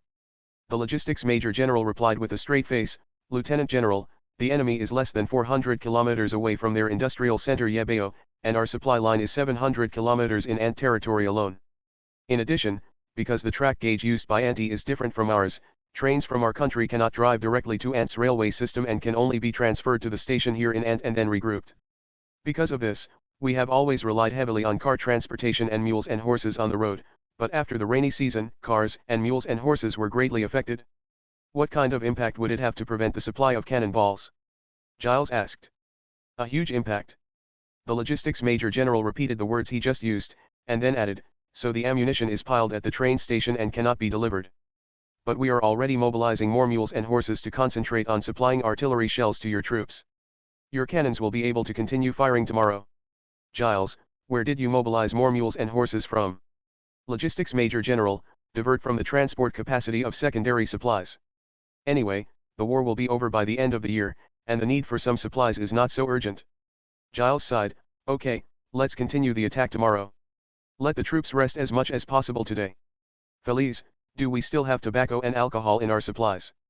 Feliz immediately replied, from the list of supplies I saw, there should be more. Send it to the troops. Giles said. Wang Zhong looked at the time, it's 8 o'clock in the morning and there's no shelling yet. Will the enemy be out of shells? He looked out the observation window. After 2 days of fighting, the enemy used blasting tubes to blow up the breakwater and create a slope that could be attacked. In addition, the enemy also built 3 pontoon bridges on the river, but all 3 bridges were blown apart, leaving only the half close to the enemy. The entire river beach was full of Prasen corpses, and because of the continuous rain, the corpses were all swollen and ulcerated, emitting a strong stench. Popov also came to the window and looked at the river bank. The water in the well has begun to deteriorate, indicating that the shallow groundwater has been contaminated. And there is this damn stench. If we don't retreat, many soldiers will get sick. The hospital received 3 patients yesterday. A case of vomiting and diarrhea may be cholera. Wang Zhong, but we have to wait until all the troops currently semi-surrounded have been withdrawn. The Western Front ordered a full retreat on the 2nd day of rain. Because the various units of the front army are very exhausted and have suffered huge casualties, they may completely collapse if they do not retreat. The new troops have organized a new line of defense on the Tula line near the front headquarters. These withdrawn troops will rest and replenish east of Tula. Some of the troops with particularly serious losses will be withdrawn to the area east of Yebeo for more thorough rest and recuperation. Wang Zhong turned around and looked at the battle line map on the wall. Many troops on the protrusion east of Shostka had already withdrawn. Most of the remaining troops were out of contact with the enemy and were passing behind the 1st Guards Infantry Division. Space removed. Pavlov put down the phone receiver and reported to Wang Zhong, there is currently no attack on the entire front, and the 51st Army is also quiet. After speaking, he also looked at the map on the wall. Pavlov, if we had not blocked the enemy at the Duwar River, I am afraid hundreds of thousands of troops would have been surrounded in this salient. Wang Zhong, the overall tactical concept has been realized. Now it depends on whether we can withdraw completely. And, how long it will take to withdraw. At this time, the communications staff officer came in with the newly decoded message, order from the front army headquarters. Wang Zhong, read it. Communications staff officer, the front army headquarters has sent the Guards 1st Red Flag Mechanized Infantry Division. Your unit has successfully completed the blocking mission and should evacuate the current defensive area at midnight tonight. The rearguard troops will cover our retreat to the Soviet Union outside Yebeo. Hayavili rests. Wang Zhong immediately looked for the place name on the map. Pavlov was faster than him. Here. You can get there by train. We should ask for more wagons from behind. Anyway, look. Pavlov looked out the observation window and made a gesture, which meant look, the enemy has stopped shelling anyway. Wang Zhong, you want me to use my special relationship again? Pavlov, it's raining now, and you don't want our luggage to get stuck in the mud, so you have to give up, right? There are so many cannons, anti-tank guns, and your little tanks. Wang Zhong curled his lips, okay, I'll make a call. Then the phone rang. Pavlov muttered don't let the enemy attack and picked up the receiver, division headquarters. Hello, Your Majesty. I will give him the phone right now. After speaking, Pavlov poked the receiver towards Wang Zhong, the Patriarch is looking for you. Wang Zhong took the receiver and said, Your Majesty, I send you my regards. Belinsky asked straight to the point, did the front army give you an order to retreat? Exit, let me withdraw from Shastka at midnight tonight. Your Majesty, can you use your influence and send us some carriages? An empty wagon. Yes, we don't need ammunition and supplies here. The extra food we can't eat and take away has to be burned. In addition to the combatants and logistics personnel of our division, we also have laborers and guards who support us. The teaching army, they and their families also need to retreat. This requires. Wang Zhong looked at Pavlov. Pavlov gestured with 5 fingers. Wang Zhong, we need 500 wagons. Pavlov's eyes widened. When Wang Zhong saw him like this, he immediately changed his mind, 50 wagons. Pavlov was speechless and said directly, we need 5 standard military columns, and 50 knots are too few. We have almost 40,000 people. Wang Zhong immediately said, 5 standard military columns. The patriarch laughed loudly. It was obvious that he was in a very good mood today. I will give you 5 military columns with 40 carriages. If we set off now, we should be able to reach you in the evening. Wang Zhong, very good, then we will wait. Looking forward to your triumphant return. Then, we'll see you in the capital then. See you in the capital, Your Majesty. Wang Zhong hung up the phone. Pavlov, so how many wagons are there? Wang Zhong, 200 knots, 5 columns of troops. Pavlov snapped his fingers, okay, we will immediately organize the retreat plan and arrange the order of the troops to board the train. Anyway, the armored train will be cut off in the end. Wang Zhong, let the artillery be a little tired. We will shoot all the remaining shells today. We will leave with only the artillery and people. Pavlov, no problem. At 8 o'clock in the evening on October 11th, Colonel Kozlsky, commander of the Navy's river fleet, came to the division bunker. Salute to you, General Rokosov. The colonel extended his hand to Wang Zhong, you are truly a star of victory. I never dreamed that I could retreat from here alive. Wang Zhong held the colonel's hand and was about to speak when a loud noise came from outside. Wang Zhong was startled and was about to go to the observation window to look out, but the colonel held him back. Don't worry, it was us who blew up our gunboat. We can't let the Prosens use it against us in the future. The water here is so shallow that it can be salvaged quickly if it sinks. Wang Zhong, did you hold a proper ceremony to say goodbye to it? Kozlsky, of course, we gave the boat Spirit a grand farewell ceremony. Boat Spirit? That ship is not the Golden Melee. Kozlsky looked outside, it's so strange. We obviously retreated and handed over the land full of the blood of our comrades, to the invaders and to the devil, but at this time we have a completely victorious mentality. Wang Zhong, of course this is a victory. This time we did not leave any common people behind, and did not let the Skitarii stop us. We still have the strength to fight again. We just evacuated voluntarily for strategic goals. Kozlsky smiled and said, lengthen the enemy's supply line so that the enemy cannot supply winter clothes, and then annihilate the enemy with the help of General Winter, right? Wang Zhong, yeah, it's a complete conspiracy. I think the smartest among the enemy's generals have discovered it, but the enemy has to step on it for their own goals. They can only bet their hope on taking Ye fort. Pavlov, I propose we have a drink. As soon as he finished speaking, Nelly came over with wine and glasses. Wang Zhong, where did you get the wine? Nelly, I got it from the local wine cellar of Mr. Boyer. I don't know if it is a good wine. Vasily picked up the wine bottle, took a look at it, and praised, try any. This is good wine. Come on, I'll pour it for everyone. Vasily deftly removed the corks and filled all the glasses.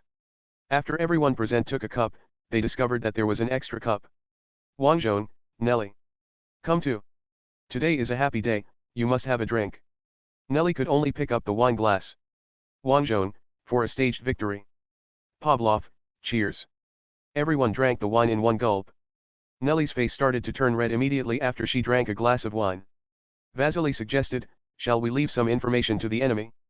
Just like the general left for the enemy last time. How many booby traps should we write this time? Wang Zhong, no, the enemy's commander is named Gilace, and he is very capable. If he doesn't approach the river bank through soil work, their losses will be even greater. Pavlov, but it is also possible that we will attack after we have exhausted our artillery shells. Everyone laughed. Popov reminded seriously, in fact, in his 2 days of strong attacks, we lost 25% of our troops. That means our troops have high morale and strong fighting spirit. We lost 25% of our troops without blinking. In the blink of an eye, the other troops would have collapsed. Wang Zhong, yes, for such an opponent, of course we have to congratulate him on his victory. Vasily, I'll write. Isn't it a bit funny to write in pencil? Pavlov yelled, bring in a piece of black coal. Soon a piece of black charcoal was brought in. It was almost winter and this kind of heating stuff was everywhere. Pavlov pointed to the wall where the map had been removed and said, "Just write on the wall, make it bigger." "Wang Zhong, you write like this, dear Giles."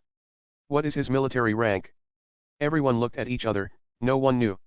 "Wang Zhong, in this way, without mentioning the name, write dear Commander Prosan, you have fully demonstrated the art of war to us, so we sincerely congratulate you on your victory.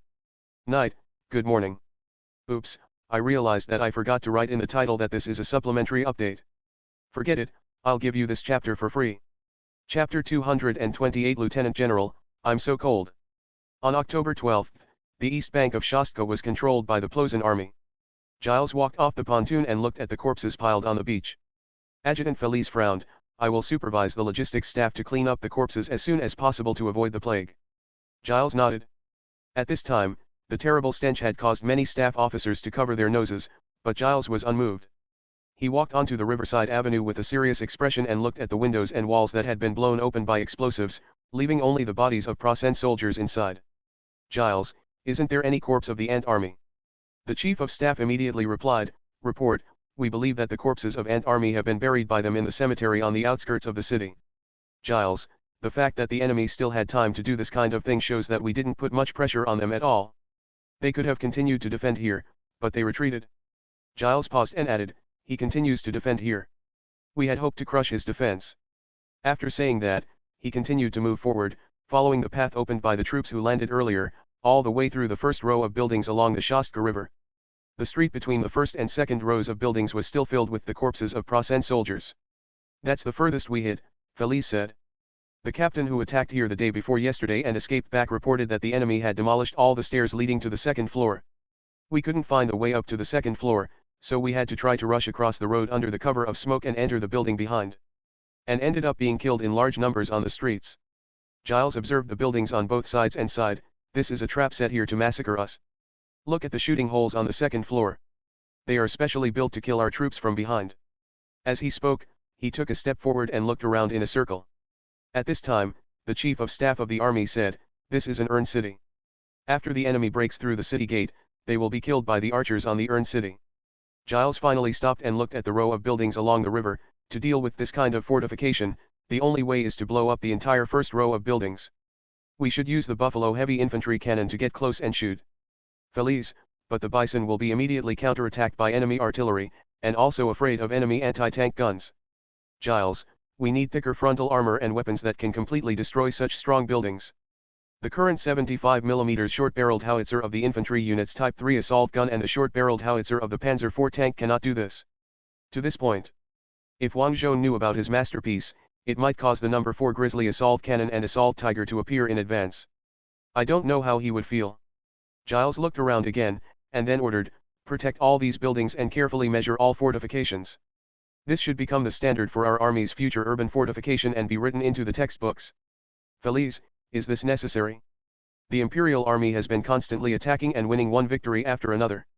Gilles was silent for a while and then said, "Just in case. Look at Ant's army. Their doctrine is to focus on offense and light on defense. You have also seen the result. We cannot have such shortcomings." "Yes." Felice nodded with a solemn expression. Giles asked again, "Do you know where Rokosov's troops retreated?" "Felice, he walked along the railway. After we advanced about 20 kilometers, we encountered the enemy's blocking force. They didn't raise a red flag, so it couldn't be them. It is said that General Moltke's troops downstream have broken through the enemy's blocking force. But, Giles, his oil transportation unit cannot keep up with the tank unit, and now it has to stop because the fuel stock is lower than the warning level." Felice smiled bitterly, "And in this crazy weather, the failure rate of tanks has soared, and the maintenance unit still stuck in the mud and unable to get up. It is estimated that it will be impossible to pursue the enemy." "Giles, the enemy knew this and knew that they could run faster than us in the mud, so they took the opportunity to retreat after the rain." At this time, the Chief of Staff of the army said, "The reason why they seized this opportunity to retreat is because they knew they could not stop us. The Empire will win." But his tone was no longer as optimistic and confident as before. Giles whispered, "I always feel that the reason for retreat is not that simple. The only reason I can think of is to lengthen our supply line. Kutuzov also used the same strategy against the Conqueror back then. I have a bad feeling. Felice, how many winter coats do we have now?" "Felice, At present, the troops have only replenished the quilts that can withstand the autumn temperature, and there are basically no winter clothes. But don't worry, the Typhoon campaign plan originally included winter operations, so the logistics department has been raising winter clothes as early as September. It should be soon. Will be delivered. Giles suddenly felt numbness on the back of his head. No, Feliz, no, the winter clothes can't be delivered. Because all the mule and horse transportation is concentrated on transporting ammunition, oil, and tank spare parts. Feliz also looked ashen. That should make the logistics department pay attention to winter clothing. Giles, no, Feliz, you also saw the result of their adjustment of transportation capacity allocation yesterday. The fuel and ammunition we received were only 70% of what they were before when the supply was normal. As we move forward, the quantity will definitely decrease, but the enemy is getting closer and closer to the supply center. Giles held his chin, lost in thought, his face livid. Finally, he said, I see the great defeat that awaits the Empire in the future. The only way to deal with this defeat is to stop advancing and defend on the spot. The enemy is also unable to attack, so we can mobilize the transport capacity to transport winter clothes. But stopping advancing means that the attempt for a quick victory will fail. The war will become a protracted war, and we will not be able to get the fuel and raw materials we urgently need. Giles looked up and looked at the sky where the drizzle continued to fall. Remember the plain text telegram that Rokosov gave us at the beginning? He even warned us. Feliz, that was just his psychological warfare. He wanted his artillery fire to kill us as much as possible.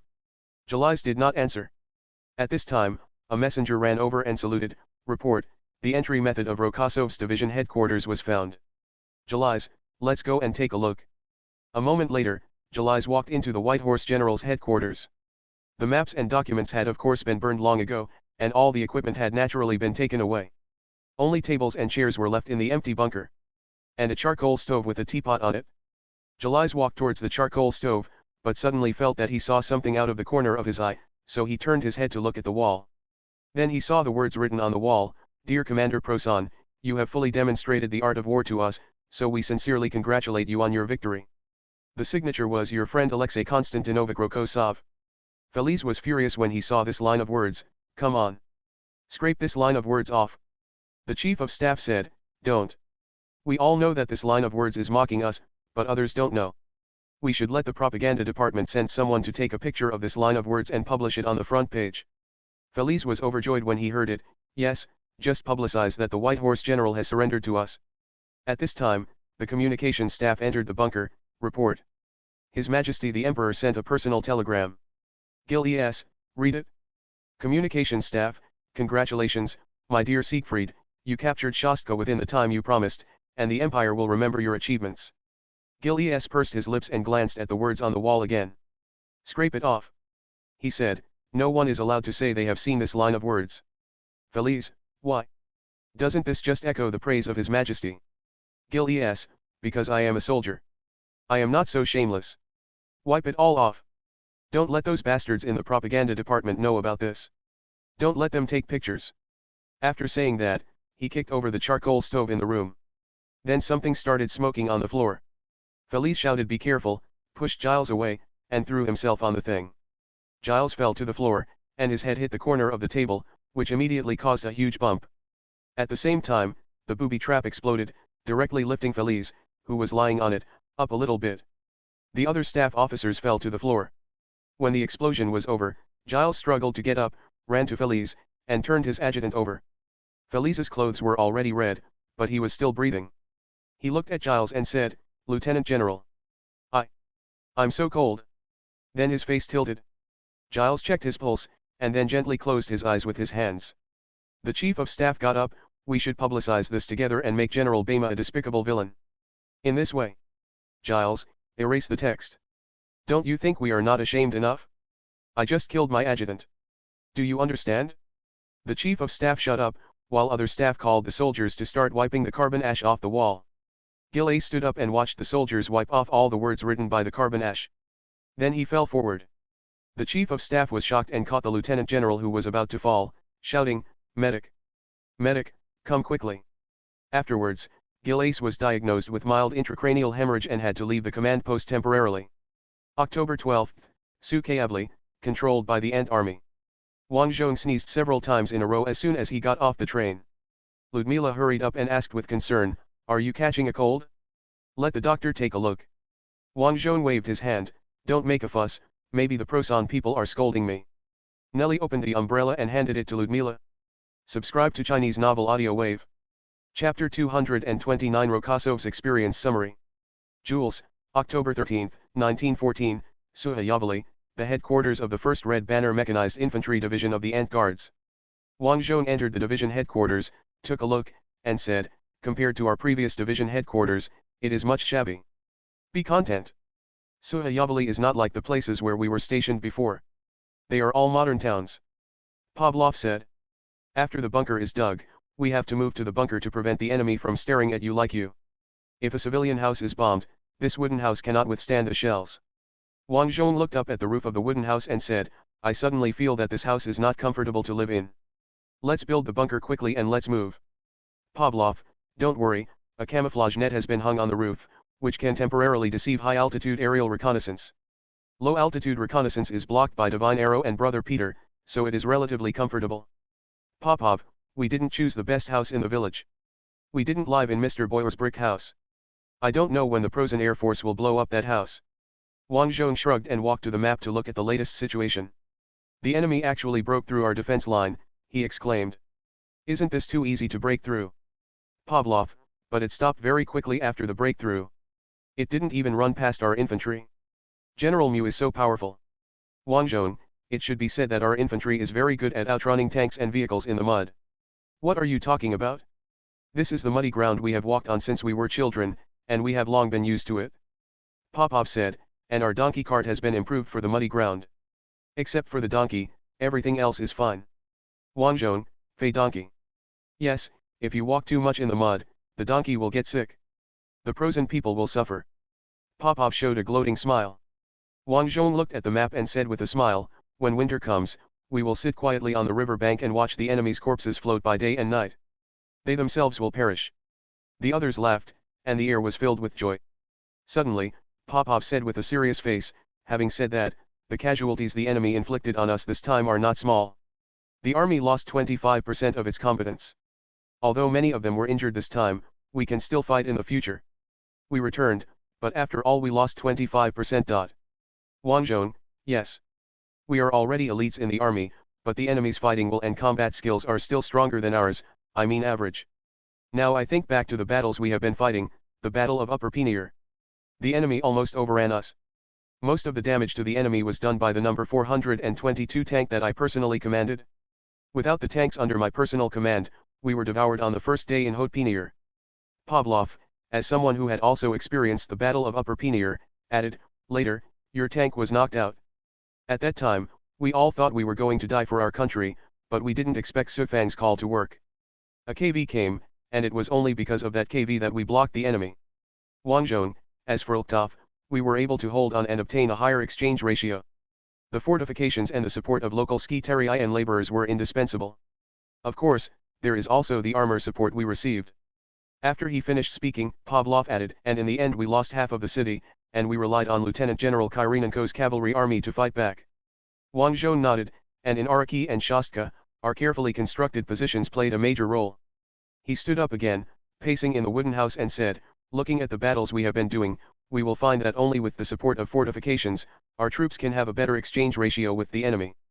Even if armored bombs fight against the dominant T-34 and KV, they still need the support of fortifications. If you fight enemy armored forces in the wilderness, you will soon be defeated by the enemy using their technical and tactical advantages. Looking at the battles that have been going on, the only thing that can put us on an equal footing with the enemy without any disadvantage is the artillery. Wang Zhong looked at his comrades, raised his right hand and clenched his fist, artillery. Our artillery can be on an equal footing with the enemy. Moreover, the artillery's attack can ignore the skills and tactics of the enemy's veterans. Veterans are really good at avoiding artillery fire, but as long as the firepower is strong enough, they can still be killed and crippled. I used to think that the most reliable thing was our armor. They were indeed reliable, but they still lost to artillery in terms of efficiency in killing the enemy. Pavlov stared at Wang Zhong and said, don't you love your little tank anymore? Wang Zhong, I only love my Lucia. Popov, what about the princess? Wang Zhong, I think of her as my sister. Wait a minute, why is the princess here? Popov spread his hands, coming from the front line, we need some gossip to distract everyone, Otherwise everyone will always think about their dead comrades. The ones everyone likes most right now are you, the princess and Ludmila Vasily Kaptanyevna's story. Wang Zhong, can you let them change the focus, for example, let them discuss the story of Vasily and his father? Oh, my general, Popov shook his head repeatedly, everyone will not like this story. It lacks the elements to arouse everyone's interest. If Vasily's father had a mistress, and then Vasily had this mistress, then it's suitable for everyone to talk about after drinking. Wang Zhong, is it appropriate for you, a bishop, to say this? I am a secular bishop. Popov shrugged, I can still drink wine and eat meat, and I don't fast every year. Indeed, indeed. At this time Vasily came in, General, I heard a strange news. Huh? Why are you looking at me like this? Wang Zhong, it's okay, what's the news? Vasily, the commander of the enemy's first army of the Asgard Knights has changed. I have evidence. First of all, I heard the military headquarters call sign changed last night. Vasily explained, and then concluded, taking all the circumstances into account, I think the enemy's Asgard First Army commander has been replaced. Wang Zhong and Popov looked at each other and said, could it be that, my booby trap killed someone? No way, with the rigor of the Prasen people, they should clear the mine first. And my booby trap is so screwed, it's a modified grenade, and it has reaction time before it explodes. Pavlov shrugged, who knows? Vasily, anyway, the enemy has changed their commander. Popov looked at the map, according to yesterday's intelligence, the Asgard Knights also stopped where they were. Currently advancing at a turtle speed is General von Moltke of the 2nd Armored Group. At the current speed, we won't be able to reach the outer positions of Yebeo until mid-November. The outer position of Yebeo. Vasily's father, Vladimir Bradsky, joined the labor corps and drove to the outskirts of Yeberg to start building fortifications. Along with his group came a women's labor camp composed of a large number of young girls. During the lunch break that day, Bradsky asked the girl who served them food, "Girl, why do you come here to do such a big man's job?" The girl raised her head, "We are not old enough to join the army, and the nursing team does not want us girls who have not graduated from 10th grade when they come to recruit nurses. But the school has been suspended, we have to do something, right? So we sent Chia and the others to petition the patriarch. It was a bishop who received Chia, listened to their wishes, and arranged for us to repair the anti-tank piles." Another girl serving food laughed and said, "Some people are not happy, saying that the neighbor's sister has gone to learn shooting, and she also wants to learn shooting." Bradsky smiled and said, "It's better to build anti-tank piles. You see, it is useful in the war, and you don't have to die. It's just right for you. Killing the enemy is not the only way to support the war. War is a complicated matter. Someone has to do all the work. Then why do you work as a laborer?" A girl asked. Bradsky, "I'm a professor who writes music reviews. I could have gone to the army to work as a civilian, but I've never been good at handling various reports." Editor-in-chief Oshanin said, "You can try writing inspiring music, but how did he know? I am just a critic, and my son is a master of writing music. So in the end, I came here to build fortifications. I hope that my son, Vasily, can use the fortifications I built in the future and his life will be more secure." After speaking, Bradsky smiled bitterly at the girl, "This is the first time I feel that the skills I learned are so useless." "Are you a music professor?" the girl asked. "Yes. Then is your son a very good composer? You know that Holy War?" "I know." Several girls nodded together, "We can still sing." Bradsky, "That was composed by General Rokosov and arranged by my son." When they heard General Rokosov's name, the girls became excited, "General! Your son is fighting beside the general." I heard that the general shouted loudly and frightened the enemy tanks to a stop. Just as Bradsky was about to answer, the air observation post shouted in the distance, "Enemy plane! Enemy plane!" The girls who were working all stood up and looked at the sky curiously. "Enemy plane! Where is it?" The little girls were not afraid at all, they all stood there and looked at the sky curiously. Bradsky didn't react at first, but when he saw the girls' actions, he suddenly woke up and shouted, "Girls, don't just stand there." He stood up and ran as fast as he could, pushing each girl to the side, "Get down! Get down quickly!" At this time, there was a sharp scream of death in the sky. Bradsky continued to run, dragging away young girls who had no experience in war and who did not know what death was, and threw them to the ground one by one, "Get down!" Just then, a bomb was inserted into the mud in front of Bradsky. He was stunned when he saw the bomb, and for a moment his head lost the ability to think. At this time, the labor battalion commander rushed over and threw Bradsky to the ground. An explosion occurred. Bradsky closed his eyes and covered his ears. After an unknown amount of time, he felt the labor battalion commander on his back stand up, and then turned around and looked in the direction of the bomb. The bomb was stuck in the soil, and the timing device on its tail had stopped running, but I don't know what went wrong, but it still didn't explode. Bradsky stood up and looked around. The other bombs detonated successfully. There were cries everywhere. And more girls can no longer cry. Chapter 230 The Reputation of General Ni, Update 1033. The fifth day to Suhayavali was the night of October 18th. Ludmila returned from duty. As soon as she entered the door, she saw Wang Zhong writing furiously. Nelly stood nearby holding a candlestick. Ludmila asked curiously, "What are you doing?" "Write a summary of experience." "I originally made an oral summary with Pavlov, but now that I think about it, it would be better to write it down and share it with more people." Ludmila came behind Wang Zhong and read out the text on the notebook. "Artillery is the only arm where there is no decisive gap between our army and the enemy. The heavy artillery used by the enemy is as old as ours." Wang Zhong took it and read it himself. "The enemy's artillery teaching materials have not been updated for many years.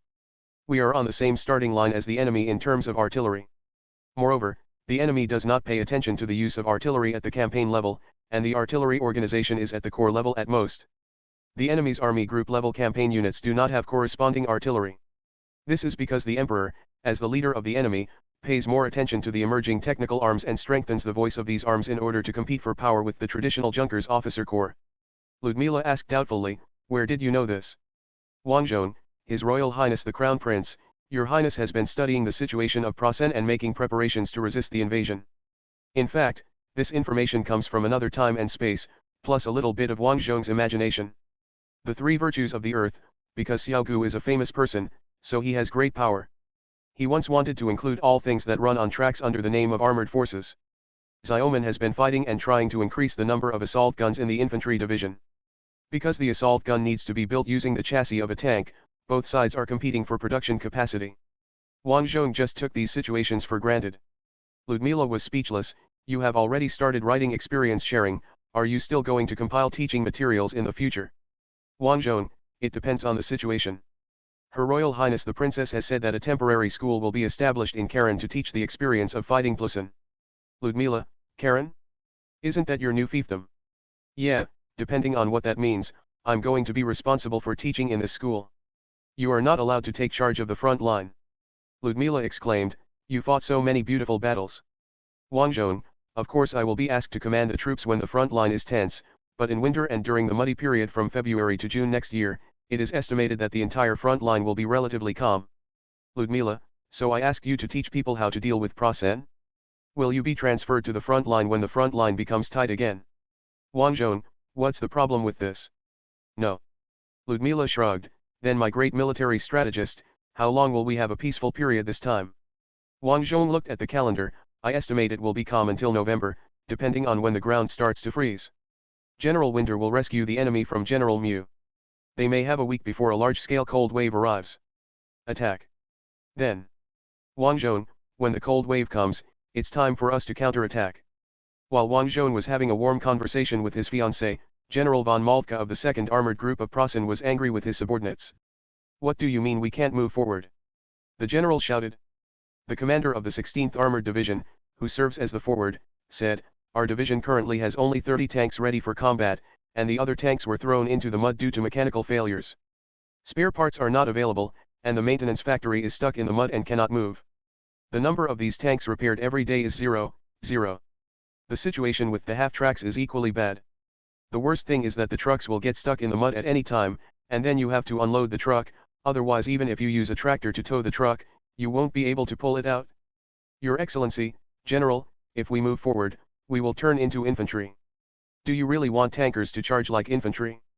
General Moltke said angrily, "We have been blocked on the Duo River for so long, which has made us the laughing stock of the entire army group, no, the entire Prasen army. Others say that we let go of Ant's heavy army group.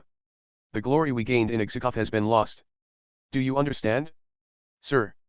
As a general, calling a major general and commander my lord is full of irony.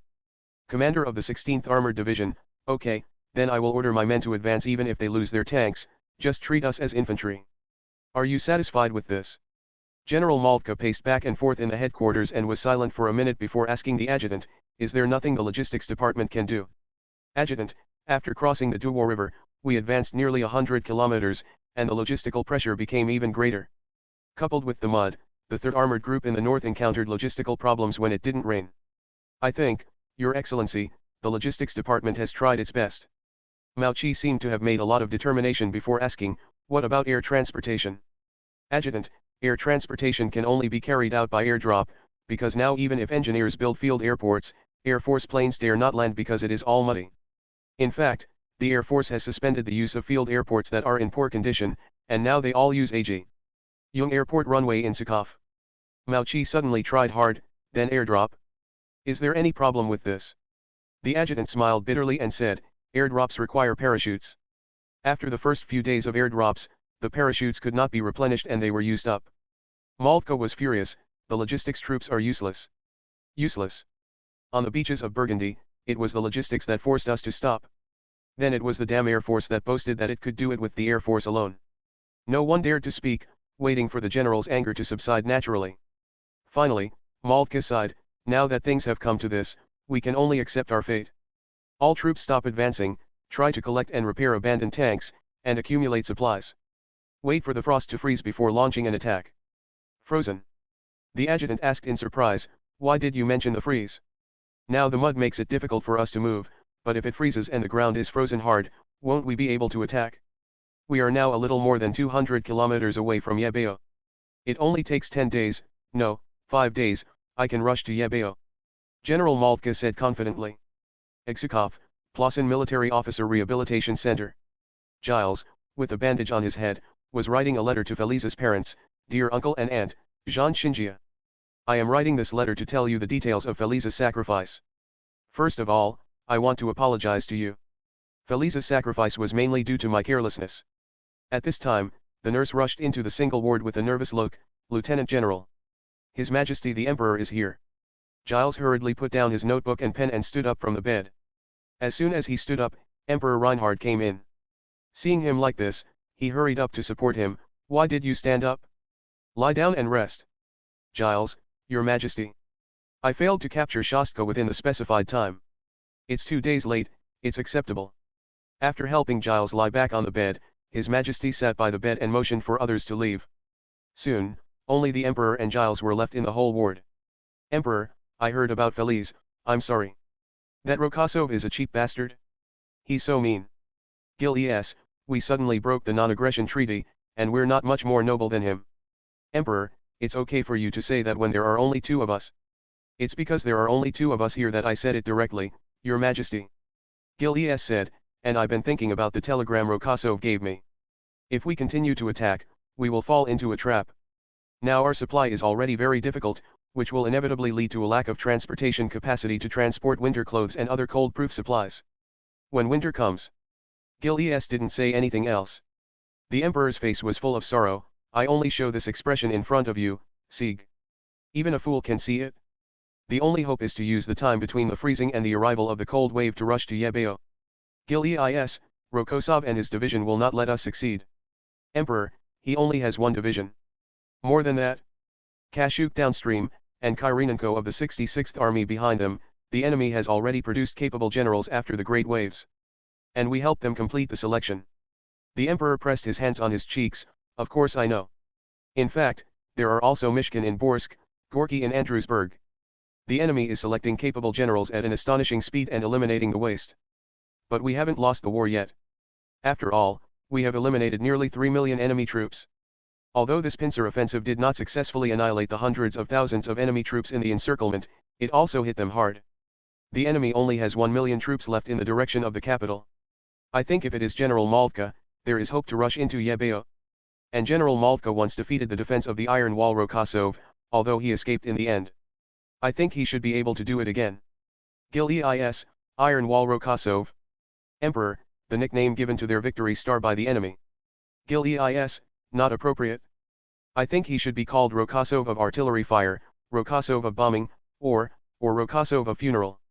After all, only his troops can have such a good exchange ratio with us, and send our soldiers to hell so efficiently. Gil es paused and looked at the notebook on the table. Emperor, you suggested preserving the fortification samples of Shostka, and I approved it.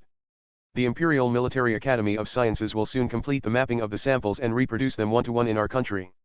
Maybe we can use them in the future. In addition, the order to develop heavy assault guns has also been issued, and Dr. Porsche is in charge. Gil EIS, finally, there is some good news. Reinhard put down his hands covering his face and said with a firm expression, I must be prepared for the worst. After all, I am the Emperor of the Empire. Chapter 231 Condolences, Update 1133. While the Plosin army was trapped in the mud, the 1st Red Flag Mechanized Infantry Division of the Guards was conducting regular training.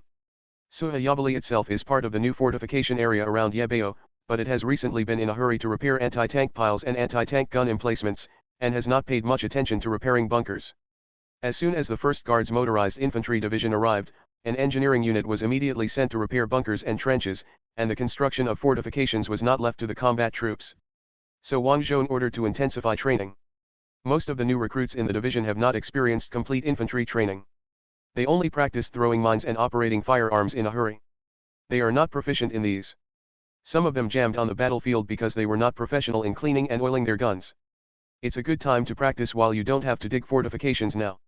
Wang Zhong also took this opportunity to learn from Alexander Yefimovich, the gunner of number 422, how to be a gunner of a T-34 tank. What if it comes in handy in the future? In this way, Wang Zhong studied to be a gunner during the day, and wrote his own materials at night to summarize the experience accumulated since the war started. His life was full and fast. The only thing that Wang Zhong did not do as he wished during this period was that the naval infantry that had withdrawn with his division was transferred back to Yebeo. There is also a large river in Yeberg that runs through the city, flowing southward to merge into the Valdecho River and eventually into the inland sea. Since there is a river that can be used for navigation, there is a river fleet, so the naval infantry who withdrew with Wang Zhong joined the river fleet headquarters in Yebeo and became a force to defend the river banks. Wang Zhong was reluctant to part with the elite naval infantry, but he was a navy and accepted the command of the navy. He originally wanted to take the path of the patriarch, but the patriarch told him this, if you are the commander of the front army, the naval infantry in the theater will also be under your command, and even the air force will be yours. Belinsky said so Wang Zhong had no choice but to give up. October 24th is 10 days away from Ant's founding anniversary. On this day, Wang Zhong came to the division headquarters to see the latest situation on the front before going to the training ground to practice tank operations as usual. As soon as I entered the door, I saw Popov. It has become a routine at the division headquarters that Popov is on night shift and Wang Zhong and Pavlov are here during the day. Wang Zhong, good morning, Bishop, how is the battle line? Popov, yesterday the 2nd Armored Group on the southern front broke through our defense line and advanced about 10 kilometers before stopping. I feel that the enemy is not moving forward now, but to prevent us from establishing a particularly solid defense line. Wang Zhong nodded, and it would be easier to understand if he switched to the P-Club game Hearts of Iron.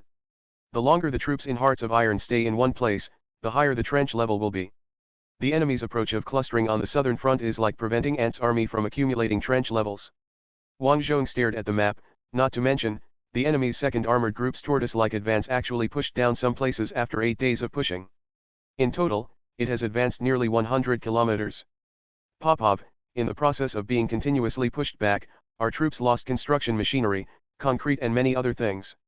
The new defense line is definitely not as well repaired as the old defense line. In fact, after we retreated from the Duo River line, the defense line in our rear should be relatively complete. But the enemy broke through at once. It makes our defense on the Duo River successful is a miracle. I think the enemy may know that there is a gap between the freeze and the arrival of the cold wave, and they plan to take advantage of that time to launch a desperate attack. Wang Zhong nodded, it seems that the danger is not over yet. Although I personally feel that if the enemy can break into the fort, the enemy's losses will be greater. Popov, I don't know much about military affairs. Do you think this loss is greater because after General Winter arrives, all the troops who rushed into Yefort will be annihilated?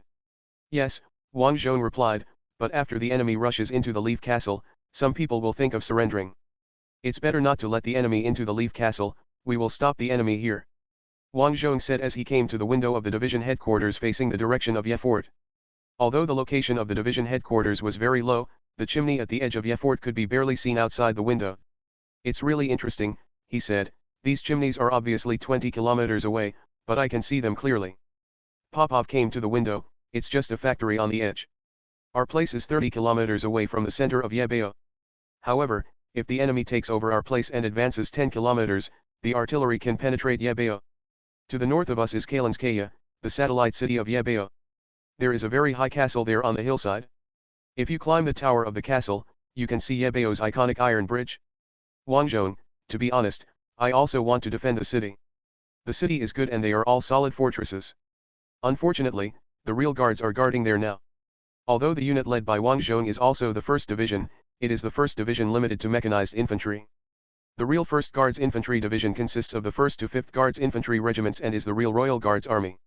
These troops were arranged to defend Kalinskaya, where the iron bridge in the center of the castle could be seen from the castle tower.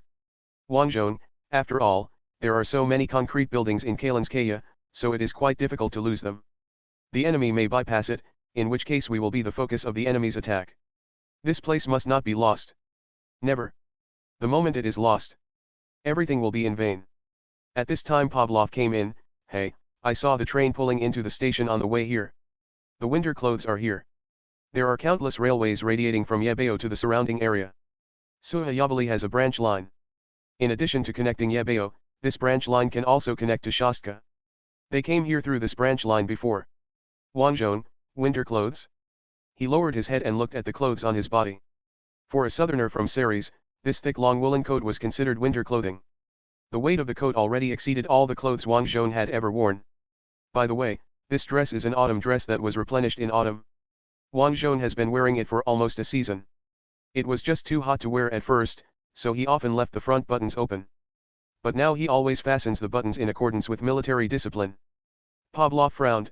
Don't be like this, General Rokosov, act like a southerner. How can you withstand the winter in this single coat? At this time, several soldiers came in carrying boxes. Pavlov opened a cardboard box with the word general written on it, took out the general's coat, and gave it to Wang Zhong. This coat is so heavy. Moreover, it felt very thick when pinched. Wang Zhong even thought that if 2 of these coats were poured with water and soil was put between the coats, they could be used as earthen tanks. Yes, the earthen tanks used when the turrets were blown up in Xiaobing Zhongjie. Wang Zhong unfolded his coat and found that the large lapel was made of the fur of an unknown animal. It seems that the Enders also like to wear leather. Wang Zhong took off his woolen coat and put on this thicker coat. The first thing he felt was that it was heavy, as if he was wearing a full body armor. The second feeling is warmth, as if the fur coat can generate heat on its own. I feel hot as soon as I put it on. Damn it, Wang Zhong sighed, I'm not afraid of no matter how low the temperature is when this thing is worn. Popov also took one himself. When he heard what Wang Zhong said, he looked at Wang Zhong doubtfully. Why do you need a fireplace if this is really the case? Isn't it said that northerners are so hot in the room that they are all shirtless and don't wear coats until they go out? Could it be that the technology in this era is underdeveloped and there is no such awesome heating method? Wang Zhongzhen was confused, and Pavlov said, if you live in the central area of Yebeo, you may really only need these thick clothes when going out. But in a place like this, it is better to dress warmly. After all, if we fight, we will spend the night in the bunker every day, and there will be no room for heating with the stove. Wang Zhong nodded, and at this time Ludmila entered the bunker wearing a brand new coat. Ah, you have already changed into it? Yeah, you're wearing it too. Wang Zhong looked at his fiancée and found that this coat could even cover her figure. That would be terrible. At this time Nelly also came in. She also wore a coat like this. Wang Zhong, is there a children's version of this military coat? Neely stared at Wang Zhong with contempt. At this time, the phone rang suddenly, and Pavlov picked up the phone. Hello? This is the division headquarters. Huh? Special train? Special train to transport what? Didn't say? Okay, I'll inform the general. Pavlov hung up the phone. The train station said that the dispatch center said that a special train was temporarily added to come to us. The contents were not mentioned. Wang Zhong, what can't you inform me at this time? Vasily came in just in time, heard the last conversation, and said, secret weapon. Wang Zhong, no, I don't think so. Based on the elimination method, I speculate that it may be someone who came to our place to express condolences. I just don't know if it is the Patriarch or His Majesty the Tsar. In any case, it's okay to wait at the station. Wrong. The senior officers of the Imperial Guard wearing brand new winter clothes all gathered on the platform, waiting for the arrival of the special train. Pavlov suddenly laughed and said, it's a bit like the scene when we were waiting for Popov to come in looked off. Wang Zhong, indeed, but compared with that time, we are now considered to have good soldiers and sufficient food. Well, the soldiers are not necessarily good, only the will to fight is good. Ludmila, that's why we need to use artillery to eliminate the technical and tactical gap with the enemy. Wang Zhong, you still remember? My fiancé wrote a tactical book. I must read it? Before Wang Zhong could reply, A whistle sounded in the distance. The special train entered the station and stopped slowly in front of the platform. The special train was filled with stuffed tank cars like other troop transport trains, and there was no sign that any dignitaries were on board. However, when car number 1 opened, Wang Zhong couldn't help but squint his eyes. The imperial concubine Olga stood in the open door of the stuffy tank car and showed a bright smile to Wang Zhong. Good morning. Chapter 232 What is penetration and defense? Wang Zhong looked up at the sky and thought it wasn't snowing yet. Why is the princess here? No, why am I afraid of snow? I don't have 2 feet to step on. So he saluted the princess and banged his heels loudly, Your Highness, the crown princess. Ludmila also saluted, and all the soldiers on the platform saluted in one direction. A few skiterii who were slow to respond looked at them in confusion, and they hurriedly saluted when they saw the crown princess's crown. When the princess saw them saluting, the smile on her face froze, but she immediately adjusted her expression and responded with royal etiquette, No need to do this. You are all warriors fighting for the empire, you don't have to be like this. After saying that, she got off the train and came to Wang Zhong. When she saw Wang Zhong put down his hand, she showed her original smile again and opened her mouth. Wang Zhong spoke first, You should notify us in advance when you come to inspect. Olga did not stumble this time, but caught his words smoothly, If we notify you, there will be security problems. The situation in the capital is very complicated now. More than 100 people have been shot today. It may start tomorrow. Curfew to be enforced. Wang Zhong frowned slightly, Is the situation so bad? Yes, when you were holding on to Shastka, the capitulation faction died down. As soon as you retreated, they started. But I don't know what you said specifically. If I know, the inquisitors must also know, and they will be punished. Completely eliminated. Wang Zhong, then what do you mean when you say they just started? Olga, you will know it when you go to the capital and experience it. Anyway, I can feel it from their eyes and their attitude. I met the patriarch before I came here, and his eyes also revealed a lot of problems. If it hadn't been for the general public now. The Rosen army is only 200 kilometers away from the capital, and he may have begun to systematically purge those surrendering factions. Olga paused, then shook his head and said, I don't know. He might be waiting for these capitulationists to be exposed and our army to drive the enemies away from the capital before taking action. The princess stopped, raised her hand and gently touched the star on the collar of Wang Zhong's coat, The patriarch trusts your judgment. Will the enemy be stopped? Wang Zhong, the enemy will be stopped. He originally wanted to take the princess's hand off as he spoke, but after looking at so many people around him, he stopped. If a girl is pushed away in this situation, she probably won't be able to bear it. But Olga retracted her hand and said with a smile, That's good. I'm here for 2 purposes. The first one is to ask about what will be produced next. All 100 tanks specially produced by the royal family have been produced. Except for 24 tanks left to be used for military parades, the rest have been distributed to the troops and have been widely praised. What should we produce again? Wang Zhong, continue to produce the ceremony tanks. Of course they will continue to be produced after they are well received. It is best to replace all the production capacity of the Yebeo United Machinery Factory with the ceremony tanks. It took more than 2 months to produce the 100 tanks before, which was too slow. The production capacity is only 600 units a year, which is too little. The scale of the war we are currently engaged in is unprecedentedly huge. If you throw 600 tanks into it, there won't even be a splash. When the war started, we had more than 20,000 tanks. Although most of them were BT and T-26 tanks, the enemy also had a large number of number 2 and number 1 tanks. But look at now, the enemy has eaten all 20,000 tanks without even spitting out a core. Olga nodded, then continued to produce the viewing tank. By the way, General Turgenev quietly gave this tank a production number, called T-34W. Wang Zhong frowned, why is it W-shaped?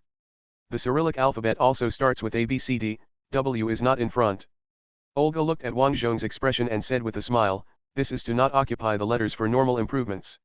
Shooting, Chief Engineer Valentin who designed the T-34 was very angry. The troops of T-34W reported back, and he threw it directly into the fireplace. He said his improvements would convince the troops. Wang Zhong, then I hope he adds a radio to the new tank. Olga sighed, radio is not possible. I ask specifically. Now the production of radios cannot keep up with consumption. Aircraft all use radios and need to replace spare parts. If all tanks are equipped with radios, there will be a huge gap. General Sergei of the Ordnance Bureau suggested that the tanks for the ceremony should be gathered together and handed over to experienced tank teams to establish a specialized assault group army. Wang Zhong smiled and said, Didn't this make Valentin angry to death? General Sergei is his father-in-law, so. Olga shrugged, I think General Sergei is quite nice. This time I want to come to the front line, and he even called specifically to ask me. I'm asking if you have any special requirements that cannot be addressed with the existing equipment. Wang Zhong, yes. There is so much. First of all, I need a self-propelled artillery equipped with a 152mm howitzer, a radio, and the ability to move at high speed on the rotten ground of our country using crawler motors. This kind of artillery should have a matching ammunition truck, which can quickly move the bombardment position, and have a certain resistance to the enemy's air force strafing, and it should also have an anti-aircraft machine gun. Wang Zhong said this based on the Su-152. On Earth, the Su-152 is used as a self-propelled howitzer in many cases. After the war, the Soviet Army even incorporated 122mm howitzers into company-level armored assault groups. Wang Zhong continued, then I also need a quadruple-mounted anti-aircraft gun, which also uses a tank chassis.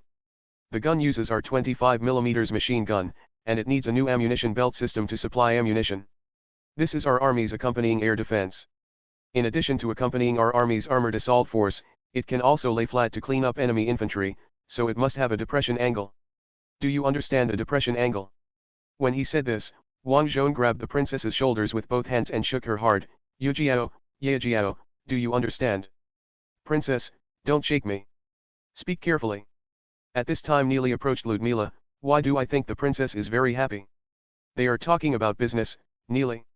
Ludmila said softly, I will interrupt them when they are done talking about business. Wang Zhong finally let go of the princess. I'm sorry. Olga sighed, then immediately smiled. Wang Zhong looked at her smile and said, why, your brain has been shaken up, so you're having fun.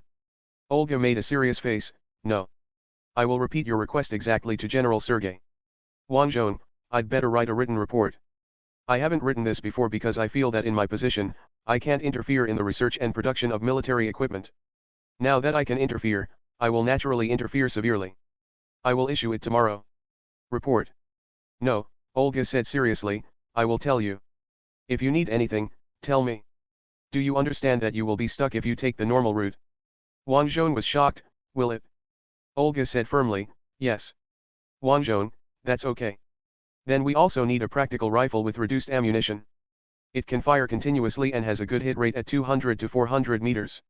It also has extremely high reliability. Reliable sex is very important. Olga asked seriously, what is reduced charge ammunition? Wang Zhong, just reduce the charge of the rifle bullet and shorten the length. Today's rifle bullets need to be fully automatic, and the whole gun will be very heavy, because it is simply a machine gun. The enemy's general-purpose machine gun we captured is this big dash. Wang Zhong turned around and looked for a random guard. You. Go to the battalion headquarters and tell Rokasov that he wants a captured enemy squad machine gun. Before waiting for the machine gun to be moved, Olga asked, wouldn't it be better to just use the machine gun? Wang Zhong, no, the enemy's infantry squad is mainly organized around machine guns. In actual combat, such infantry squads all fight around machine guns, which is quite rigid. When we gather submachine gunners together and fight the enemy in places that are not suitable for machine guns, they will be helpless. In fact, our Tokarev semi-automatic rifle performs very well. The key is to choose the terrain and not let the enemy's machine gun play its role. In fact, on Earth, the squad formed by Santoku around machine guns is not very useful when facing the Army soldiers with all semi-autonomous bar automatic rifles and Thompson submachine guns. Of course, the suppression capability of the bar automatic rifle is not as good as that of a machine gun, but it is flexible. One machine gun requires 3 people to serve it, and it's so heavy. The bar can be held and fired, and one person can run around with it. And where there was no machine gun firepower, the Aramco Garand semi-automatic crushed the 98K to death. Most of Wang Zhong's troops are Tokarev semi-automatic. In fact, they also encountered the situation. As long as the Prasan's machine guns did not catch up, the guards had an absolute firepower advantage. There is no doubt that the grouping method of all semi-automatic personnel and a small number of automatic weapons is more reliable than Prasan's current rifle squad formed around machine guns. And if you want to go further, you can only get the AK out first. At this time, the guard just brought 3 people over and brought the captured machine gun. Wang Zhong pointed at the machine gun and said, look, this thing is so heavy and heavy. This is the disadvantage of firing rifle bullets. I suggest changing the Tokarev's full power bullet, shortening it a bit, and changing it to a fully automatic one. Olga nodded, okay. I remember it, go tell General Sergei. Is there anything else? Wang Zhong, that's it for the time being. All the things I mentioned can be modified using existing equipment, and we can all form an army as soon as possible. Okay. Olga nodded, and then said, take me to visit the front line. After all, I am here to work for the army and I have to meet everyone. Wang Zhong, it's so boring to meet you. How about you sing for everyone? You should have studied music, right? I have learned it. Olga looked at Wang Zhong with a puzzled look. I also sang in front of you. In front of you and my brother. Wang Zhong, oh, yes, that is indeed the case. Good guy, princess, can sing, all she needs is pink hair. If you think about it carefully, Olga did give away a lot of equipment, so tank number 422 should actually be called Free Demon? Wang Zhong, please come over here. Our troops are intensifying their training. If you can sing and encourage them, they will definitely be happy. Good. Olga naturally wanted to take Wang Zhong's hand, but Wang Zhong said directly to Ludmila, you also accompany Her Royal Highness the Princess. Did you see, what does it mean to penetrate the defense? Chapter 233 Dark Clouds. Ludmila held Olga's hand, let's go. Olga, yeah, okay. Wang Zhong took a step forward, as if he was just a housekeeper leading the way, responsible for leading the two eldest ladies to visit the garden. This way, you two, please. In this way, the team composed of the three of them plus Nelly, a large number of royal guards, and Sergeant Major Gregory drove out of the station in a mighty manner. At the same time, in St. Catherine's Fort, a gunboat was parked under the iron bridge, and naval infantry and engineers were using ropes to lift explosives from the gunboat. It would take 20 tons of dynamite to blow up the bridge, and 10 gas trucks to transport it. Even with the scarce 3-ton gas, 7 vehicles would be needed. Only one gunboat can transport all the explosives under the bridge. The engineers and soldiers were joining in the work. At this time, on the shore beside the bridge, several judges with blue hats suddenly rushed out and grabbed the lady who was enjoying the scenery on the observation deck beside the bridge. What are you doing? The lady screamed. I just use it to look at the scenery. The judge's question drifted to the bridge, are you looking at the scenery on this rainy day? No, we will search you. The woman screamed, the judge is indecent. She shouted for a minute, until the inquisitor took out the tiny camera from his underwear. Ah, the inquisitor leading the team carefully checked the camera, although the thing made by Proson is very small, it can clearly take pictures of all the explosives arranged on our bridge. Madam, you'd better explain to us why there must be something like this in your underwear. The woman cried, I confess everything. It's a man named Poirot, who said that as long as he takes this picture, Proson will not kill us after he captures Ye Castle. Kind-hearted judge, I just want to seek help for my family. A way out. Inquisitor, you seem very sincere, but according to our experience, the enemy will pretend to be sincere at first and use some unimportant things to cover up the really important things. But it doesn't matter, we will figure it out. You guys actually want to torture me, a woman? Inquisitor, of course not. We respect women very much, so women will be responsible for interrogating women. As soon as he finished speaking, a car stopped on the shore, and 4 tall, round-waisted women wearing judge uniforms got out. The leading female judge smiled and said, we are much more merciful than men because we know how to use less violent but more effective methods to make you submit. Of course, we guarantee that these methods will be as effective as those of the male inquisitors. As if to comply with the female inquisitor's statement, the male inquisitor leading the team punched and cracked the spherical decoration on the railing on the shore. The joints were also scratched and bleeding. Thank you for your presentation. The female judge smiled. Militia Headquarters of Yebeo City Defense Command. The City Defense Headquarters is completely managed by the Ant Army, while the militia headquarters in the same yard is managed by the Church. Because the mobilization ability of the Ant Army is far weaker than that of the Church is now constantly sending young people of appropriate age to the training camps of the Ant Army. Those men who were not suitable to join the army now were all conscripted into the militia, that is, the Skitarii, while women, regardless of age, were all organized into labor camps. The militia commander was reporting to Belinsky, we are currently organized on a block basis. Each block in Yebeo has a church, plus related church stores, affordable rationing centers, etc. These churches have played a mobilizing role, and we have organized 25 apologetic camps and are preparing to organize another 25 in the next 2 weeks. In addition, we have formed a priest commando team, composed of priests over 50 years old. They will be responsible for blowing up enemy tanks that cross anti-tank obstacles.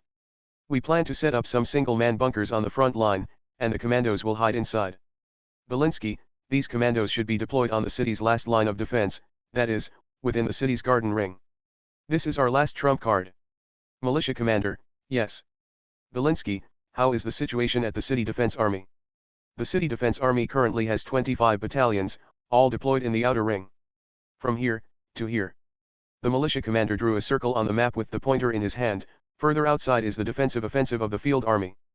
Belinsky, what is the difference between a field army and a city defense army? The city defense army uses old equipment, while the field army, in addition to new troops, also has a large number of troops that have been withdrawn from the encirclement in the west. These troops have suffered heavy losses and cannot be adequately replenished before the enemy attacks. So we are currently taking a downsizing approach. Downsizing? Belinsky asked doubtfully. Yes, a division is reduced to a brigade, and a regiment is reduced to a battalion. In this way, the troops remain full, and the weapons and equipment are even more abundant than before.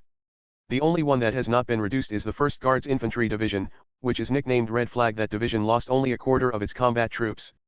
Belinsky, where are they deployed? In Sukhayavali. Here, they are 10 kilometers away from the outer ring. Once their position is lost, the enemy's heavy artillery can hit the city. In addition, there are guardsmen responsible for defense in Kalinskaya to the north of them. There is a castle here, and you can see the summer palace from the highest point of the castle. Once the enemy captures this place, heavy artillery can conduct observation fire on the summer palace. The militia commander had a serious expression. We believe that once the enemy shells the summer palace, the situation in the capital will be very dangerous. Belinsky looked fierce. Those capitulationists will take action, right? The bishop in charge of the tribunal, Ravkad, pushed up his glasses. We have eliminated 5 treasonous groups trying to make explosives. In addition, we have eliminated an underground church that worshipped the holy sect. We also found a printing house and seized a large number of propaganda materials, all of which called on the nobles to rise up and take back their own glory. They said that the Prosen nobles were, to help their fellow nobles. Belinsky, catch these traitors without trial. After they are tortured until no more information is found, they will all be executed. Ravkad smiled and said, understood. In fact, after we catch a traitor, we will uproot their entire family. The current effect is very significant. But there are still many traitors lurking in Ye Castle. Belinsky, once we implement the curfew as planned, the critical situation will be greatly alleviated. Ravkad, let's kill all the nobles. No, the enemy is still less than 200 kilometers away from Yebeo. At this time, we must unite everything as much as possible. Wait until the situation stabilizes before liquidating. So we only arrest those who are exposed and have solid evidence. Ravkad, but if Prosan's cannon hits the summer palace, maybe even His Majesty the Tsar will surrender. Belinsky, how is His Majesty the Tsar doing now? Ravkad, when Shostka was still holding on, His Majesty seemed very confident. But after Shostka fell, His Majesty began to look bad. His Majesty the Tsar is a cowardly person. Belinsky started. It is precisely because of this that we chose him as a puppet in the first place. We just didn't expect that his men would do so well. Especially those who were centrists. Belinsky stopped. Ravkad, what if His Majesty wants to escape from the Leaf Keep? Belinsky, then let him run. As long as I don't leave, the secular people will not panic. However, His Majesty the Tsar's escape will still cause a series of side effects. Belinsky stood up and walked towards the huge city defense map on the wall. November 10th is the anniversary of the founding of our country. It stands to reason that a military parade should be held. If the royal family runs away, the military parade will become a farce without a royal review. In this case, it will have a negative impact. No matter whether His Majesty the Tsar runs away or not, we must ensure that a member of the royal family stays. What is the situation of Crown Princess Olga? Ravkad pushed up his round spectacles. She went to the front line to inspect. The first stop was Rokosov's division. I think Her Majesty the Princess will stay anyway. That's good. Belinsky looked at the city defense map. Is it possible for the enemy to capture Kalinskaya on October 10th? The militia commander took over. Unlikely. The enemy is currently advancing at a speed of about 10 kilometers per day, dragged down by the mud. By November 10th, the mud period has just ended, and it is impossible for them to advance far enough to bombard Fort Saint Yet. Place. It's a simple math problem. Belinsky nodded. The problem is the air. We must ensure that there are no enemy aircraft in the air on the day of the military parade. Militia commander, because the Air Force is closely related to science, we can still talk to each other. We also invited the Air Force commander, but he seemed to have concerns and did not come. Belinsky, why? The militia commander looked at Ravkad, who shrugged, because we captured his daughter, and his daughter was actually filming our army's plan to blow up the bridge, using a Prosen army's camera. Then this commander is not trustworthy. Arrest him. Don't rush to kill him yet. Just put him under house arrest at the headquarters so that the pilots can see that their commander has not been killed. Invite the deputy commander here. 2 hours later, the deputy commander of the Air Force arrived at the militia headquarters. Salute to you, His Majesty the Patriarch, the deputy commander said loudly. Belinsky, on the morning of November 10, can you guarantee that not a single Prosen plane will enter the capital? The deputy commander frowned. Then I need to add another 200 fighters. Currently, a large part of the capital's fighters are under maintenance due to the continuous air battles. Belinsky, only fighters? Are there enough pilots? The deputy commander smiled. We are fighting in our own airspace. As long as we can parachute, we can basically come back. Belinsky nodded. I will find a way to get the plane. Chapter 234, Swords and Shadows, Update 1233. Wang Zhong took the 2 princesses, yes, 2 princesses, one real princess and one his princess, to visit his residence for 3 hours. He was already prepared for a sword fight. After all, both of them were anti-Niu, so there was no such thing as a subtle statement. They were all straight shots. But the situation turned out to be much better than he expected. At first, Wang Zhong was still a tour guide, but gradually Ludmila took over this position, taking Olga to visit the military camp, and treating the soldiers' training subjects as entertainment. While the real and fake princesses were happily shooting machine guns, Wang Zhong couldn't help but ask Neely, who had been following her, is this normal? They get along so harmoniously, could it be the calm before the stormy sea behind them? Neely looked at Wang Zhong and asked, why, do you really want to abandon Luda, marry Her Royal Highness the Crown Princess, and become a prince? Wang Zhong, no, I don't have such an idea. But the princess has always been very straight, so I thought they would be able to use swords and swords. Neely, what are you talking about? Even if you marry Liu Da, you can still have a lover. If a woman doesn't have a lover, it means she is really in love with her husband. If a man doesn't have a lover, it means he has no charm. Wang Zhong, is that so? Yes. When Neely said this, Olga started to operate the machine gun and Liu Da acted as a secondary shooter holding the bullet belt for her. The 2 of them were lying on the ground, feeling like their chests were used as cushions. Wang Zhong stopped temporarily and looked at the fluctuations caused by the recoil of the machine gun. The military uniform Ludmila wore was okay, but the princess's outfit, wow. Olga laughed loudly when the machine gun bullet smashed the brick wall behind the target. Wang Zhong opened his mouth in an O shape and thought to himself, no matter who I marry, I don't dare to have a lover, otherwise I will be shot by a machine gun. At this time Neely continued, in the future, if the crown princess really gets married, she will keep looking for you as her lover. There is no love in aristocratic marriage, so it is normal for both husband and wife to have lovers. Wang Zhong was shocked, what do you mean? So Lude can do it too? No, she loves you. Nelly said. Wang Zhong, I love him too, so shouldn't we both get along with each other? But according to what you just said, I need to have a lover. Neely, yes, it proves that you are an excellent man. Even if you never have this lover, you still have to have one. Liu Da probably thinks that the princess is very suitable. Wang Zhong was greatly shocked, is that so? So in Quiet Dawn, why did Grigory's love affair with Aksanya lead to Natalia's suicide? Wang Zhong fell into thinking. Nelly seemed to have guessed what he was thinking, and said, only nobles are like this. For civilians, if a woman cheats on her, the man will challenge her to a duel, and one of the 2 men will always die. When a man cheats on her, the girl will feel unattractive and may commit suicide. Wang Zhong, the difference between nobles and commoners is too big. No, I can't accept it.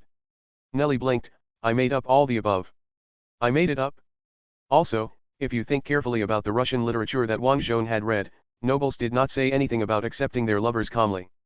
For example, in The Insulted and Her People, Nelly's mother was abandoned by the nobles because her lover wanted to marry a real noble lady. Wang Zhong turned to look at Neely, you, are the daughter of wet nurse Lucia, right? Nelly, yes. My mother is also your wet nurse. Wang Zhong, oh, that's right. You, are not the illegitimate daughter of some duke, are you? Neely looked at Wang Zhong with pity, as if he was an old man suffering from dementia due to illness. Wang Zhong breathed a sigh of relief, it was just the same name. Also, Nelly does not have the stubbornness and strong self-esteem of the girl in the story. Of course, precocious maturation and full of maternal brilliance are the same. When Wang Zhong read the novel, he felt that Nelly, in the story, could be my mother. However, the novel is so sad at the end, it really crushes all the best things, leaving only a ray of light. Many of Mazzy's stories are very sad, such as Quiet Dawn. In the end, Grigory lost everything, including Aksanya, who fell in love with him, and Natalia, who loved him, and she fought hard to the military ranks gained, those of the White Army and those of the Red Army were all lost. In the end, he even threw the weapons that had been accompanying him into the Don River. But at last, his child ran to him. Wang Zhong actually doesn't like children very much, but when he saw the scene while reading this novel, he actually felt that the child was like an angel descending. It's amazing, Russian literature. When Wang Zhong looked at Nelly thinking about this, Nelly's expression became even meaner. Master, if you tell me that you won't choose either of them, I will get angry even if it's a joke. Wang Zhong, what will happen if you get angry? I'll pour scalding tea on you, Nelly said. Wang Zhong, is this what a wet nurse's daughter would say? Are you the daughter of a duke? Nelly, the secularists are in power and my mother is a free and salaried person. I'm sorry. It was my fault. Wang Zhong sincerely apologized for his gaffe. Instead, Nelly was embarrassed. Huh? No, it's not to the point where I need to apologize. At this time, Ludmila and Olga exchanged positions, but did not start shooting, but looked to the side together. Olga, what do you think? Ludmila, he was very attached to the nanny when he was a child. Maybe he saw the nanny's shadow in her daughter. Olga, you are so nervous. No, we have lived together since childhood. We are like family. I always think that Elisha is the younger brother and Nelly is the youngest sister. This is the most dangerous thing. Olga said, you will be separated from him on the battlefield, right? The maid has been with him all the time. As time goes by. Ludmila smiled and said, no, I'm going to start shooting. Princess, you should experience the feeling of holding the ammunition belt. After speaking, Ludmila started shooting, but Olga did not react at all and was startled by the rolling of the ammunition belt. Ludmila stopped, hold the ammunition belt carefully. At this time, the machine gunner explained, the old machine guns we use actually don't have a problem if there is no assistant shooter to hold the ammunition belt. It can still shoot. Without the assistant shooter, it just increases the failure rate, which does not mean that it will definitely malfunction. That's it? Olga stood up and patted the mud on her body. In fact, they were lying on the rainproof cloth, so they were not dirty. Ludmila also stood up, don't play anymore. Olga, I wanted him to come over and guide me in shooting, and even hold the ammunition belt for me himself. But he was teasing the little maid. Ludmila glanced over there, it's okay. And don't be so loud. At this time, a soldier shouted, General, are you sure he is the prince? Ludmila, I am the general's fiancé. The priest who was supervising the training said, Shirov. Go run a circle. Run until you are conscious. Yes. Olga looked at Ludmila, are you engaged? I mean, there was a ceremony, with the ring. I noticed that you didn't wear an engagement ring yet. Ludmila, there is no ceremony yet. Duke Rokosov was martyred in August. And my family's fiefdom and the Duke of Rokosov are all over Borsk. My family should be busy participating in the defense of the museum now. Ersk. In this case, no one has time to arrange our engagement ceremony and prepare documents. Olga, then you are not his fiancé. I still have a chance. Ludmila, he said personally that he only regards you as his sister. You also said personally that you regard him as your younger brother. Not anymore, Ludmila said.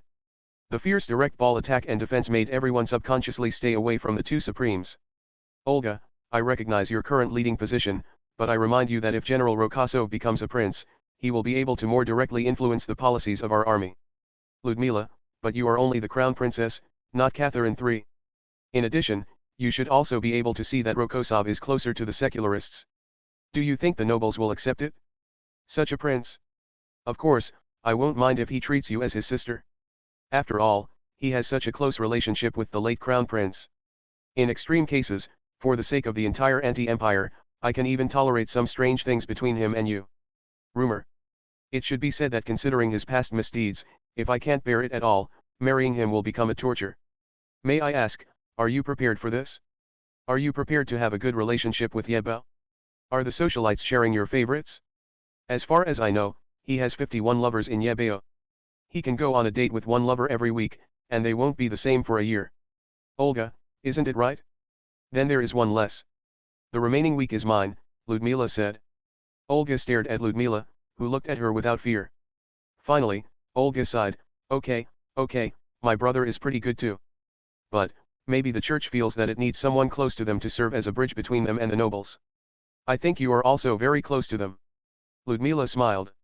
Olga, that's true. Let's continue to express condolences to the front-line soldiers. Ludmila, huh? I thought it was a visit to a huge military amusement park. Olga, of course not.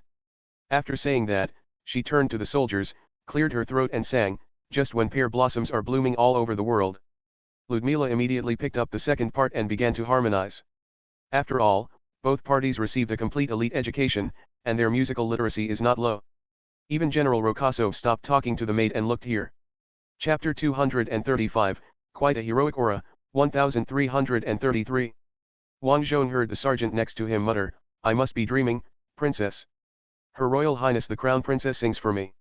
He said decisively, because now we are secularized, Her Royal Highness the Crown Princess is just an ordinary person like us. Sergeant, is that so? Of course. You see, I am the same as you. I eat the same thing every day, but my lunch is made by the maid herself, and your lunch is made by the aunt herself. That's not the same at all, okay? A soldier said emotionally. At this time the priest looked over and said, hush. Just enjoy the music quietly. Katiosha had finished singing, the two supremes looked at each other, and then Supreme Olga raised her head very high and began to sing coloratura. The soldiers were all stunned. No, even Ludmila was stunned, and Wang Zhong was also stunned. Is this a competitive spirit? Olga stood there, singing a coloratura high note that even a layman like Wang Zhong knew was rare, while maintaining a standing posture with her head held high, as if singing the song was effortless. Especially since the princess is still wearing a corset. Unless her waist is already so thin and she doesn't torture herself too much, the difficulty of this song will be increased by several levels.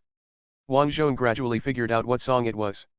This should be an aria from the opera La Traviata. The reason why Wang Zhong knows this is not because he often wears a tuxedo to listen to operas. How is it possible? He is not so elegant. He knows this because VUP, whom he promoted, won the singing competition with this song.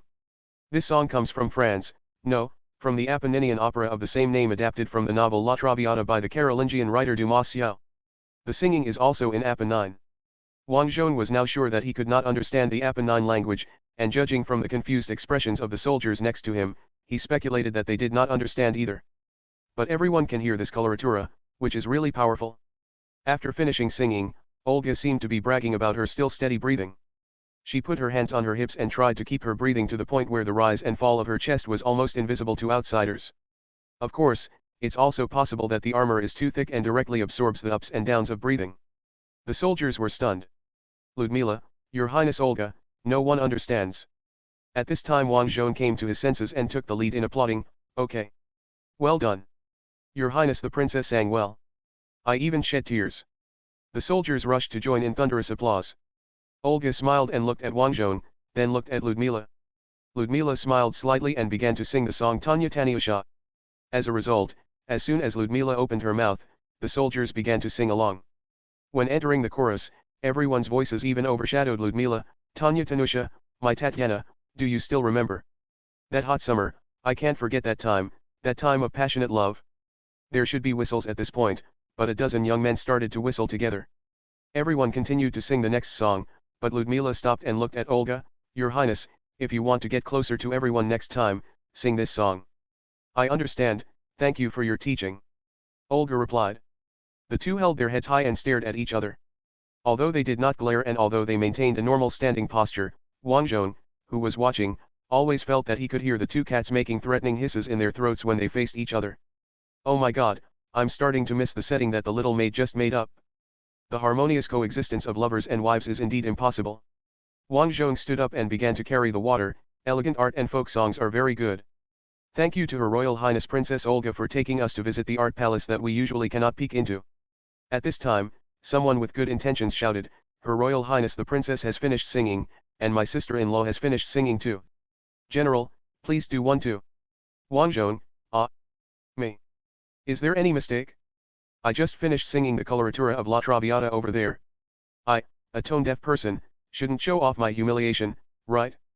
Wang Zhong, forget it, I'm not good at singing. But you wrote Holy War. Wang Zhong was embarrassed.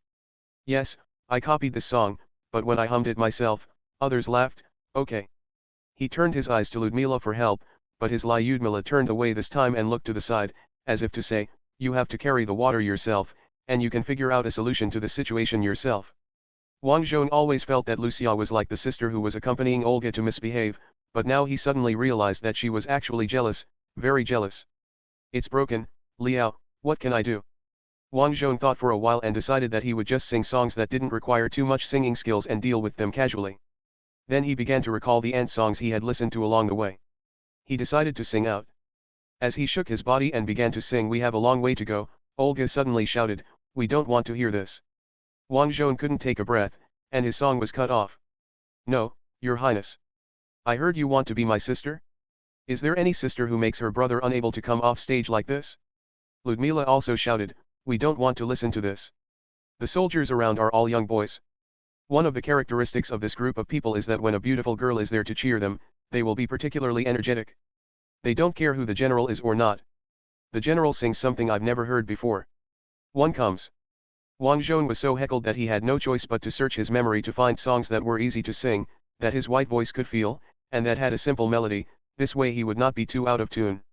"When I hummed the melody of Holy War before, I was inspired by the scene, and it was felt by Vasily, a talented musician." Actually, it's hard to say whether Wang Zhong brought the tune over, or whether Vasily was inspired to write the tune.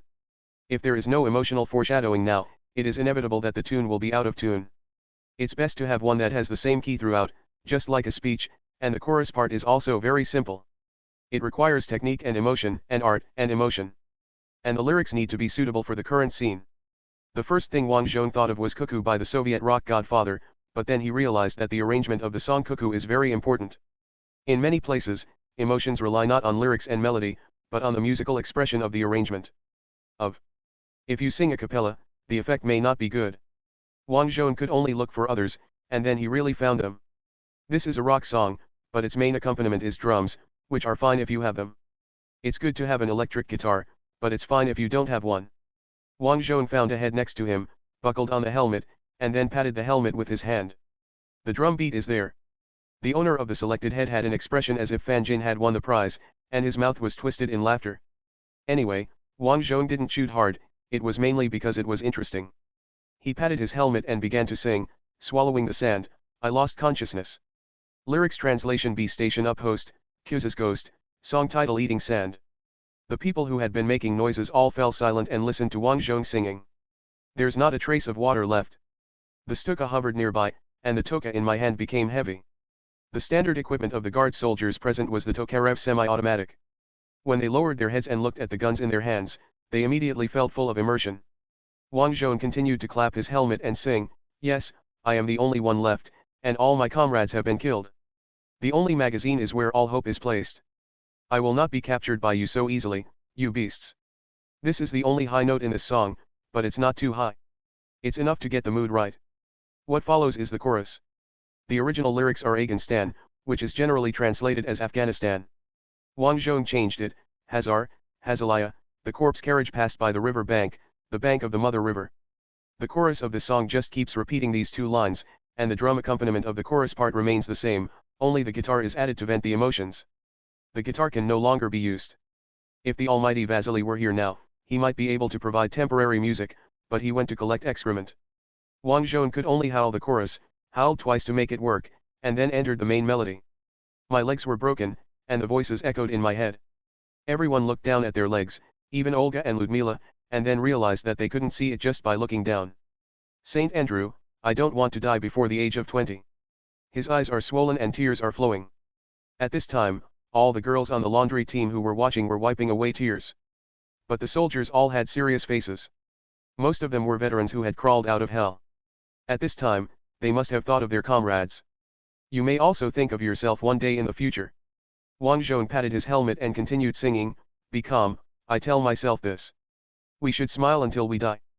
Hazaria, Hazalaya." The corpse carriage passes the bank of the river, the bank of the mother river. When entering the chorus, an instrument other than drums, steel helmet, finally joined in. Wang Zhong looked towards the direction where the music was coming from and saw an unknown soldier holding a balalaika. His expression was solemn, as if he was playing sad music to himself. Entering the third paragraph, Wang Zhong continued, "I am surrounded, and there is no way to escape. Come closer, you guys, come closer, you beasts, let me entertain you." They were shouting something and approaching me. One person hit me in the face with the butt of a gun, and blood covered my eyes. "Okay, goodbye," I opened a tab. When he sang this line, Wang Zhong saw a soldier next to him clenching his fists with veins showing out. He may have thought of his comrades who perished with the enemy. "Wang Zhong, Hazar, Hazalaya. The corpse carriage passed by the river bank, the bank of the mother river.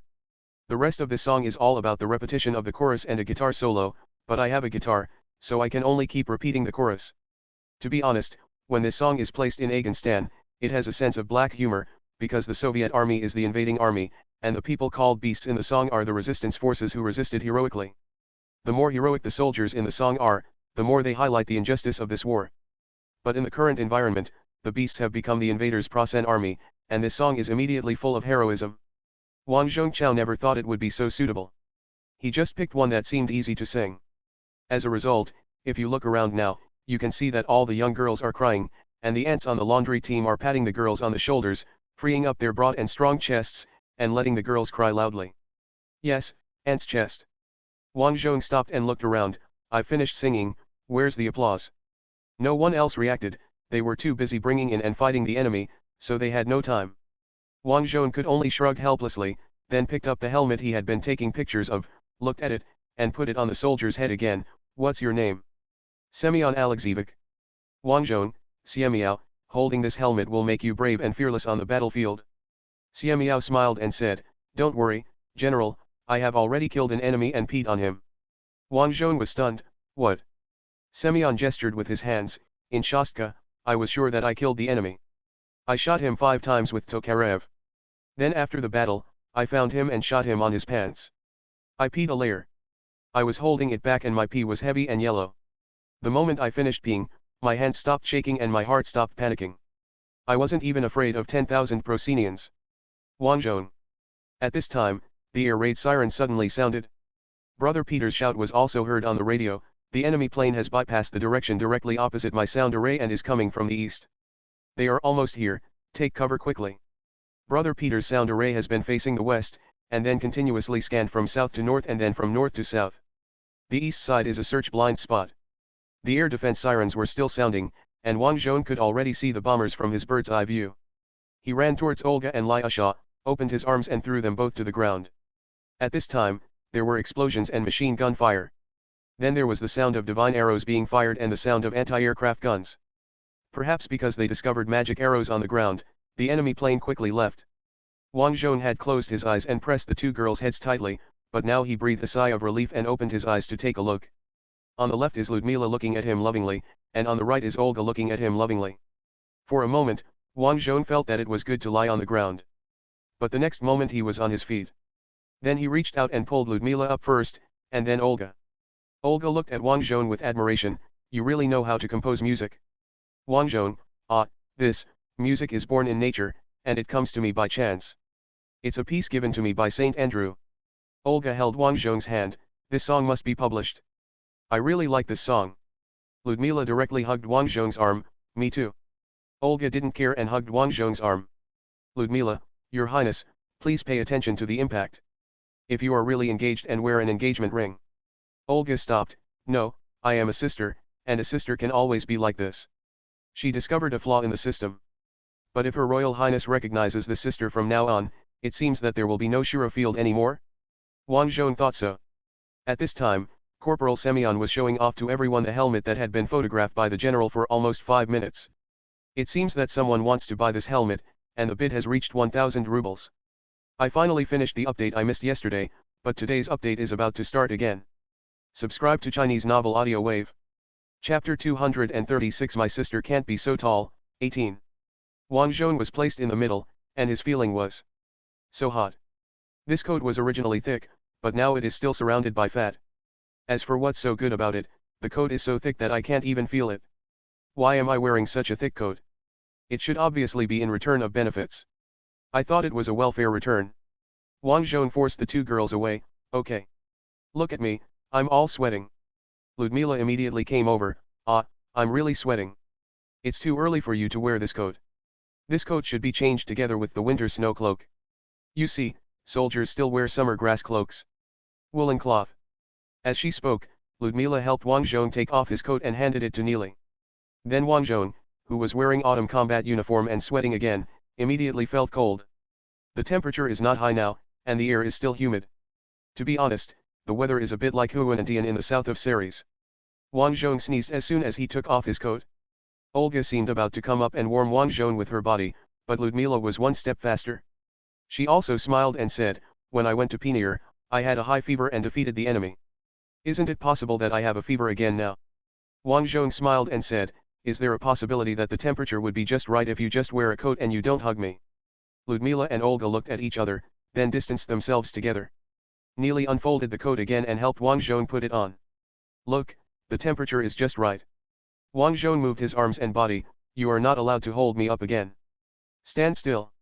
Olga seemed to be infected by Wang Zhong and sneezed, and then made a gesture to the maid, so the royal maids took out a thick shawl and put it on the princess, covering the front armor tightly. Ludmila, Your Highness, you should wear this from the beginning. It's so bad if you catch a cold. Olga, I didn't expect it to be so cold outside the city. She looked at the sky, I don't know how long the mud will last. Wang Zhong also looked at the sky, even if it freezes immediately and the ground becomes hard, we are still confident of blocking the enemy. Your Royal Highness. Olga nodded. Wang Zhong, let's go see the next unit. Olga's inspection lasted until the afternoon. After finally seeing all the battle positions, Olga started racking her brains to see all kinds of strange things. I want to see that water tower. I want to see that cabin. And the garden in the middle of the street. That's compost, that is, excrement. Wang Zhong interrupted Olga, Your Highness, don't you still want to inspect other troops? Olga puffed her lips, I want to take the music you just created with me. I will live here tonight. You teach me to sing. I have to say, the coquettish Olga really looks like a younger sister. It's obvious that she doesn't look like a girl at all. Apart from anything else, my sister cannot be taller.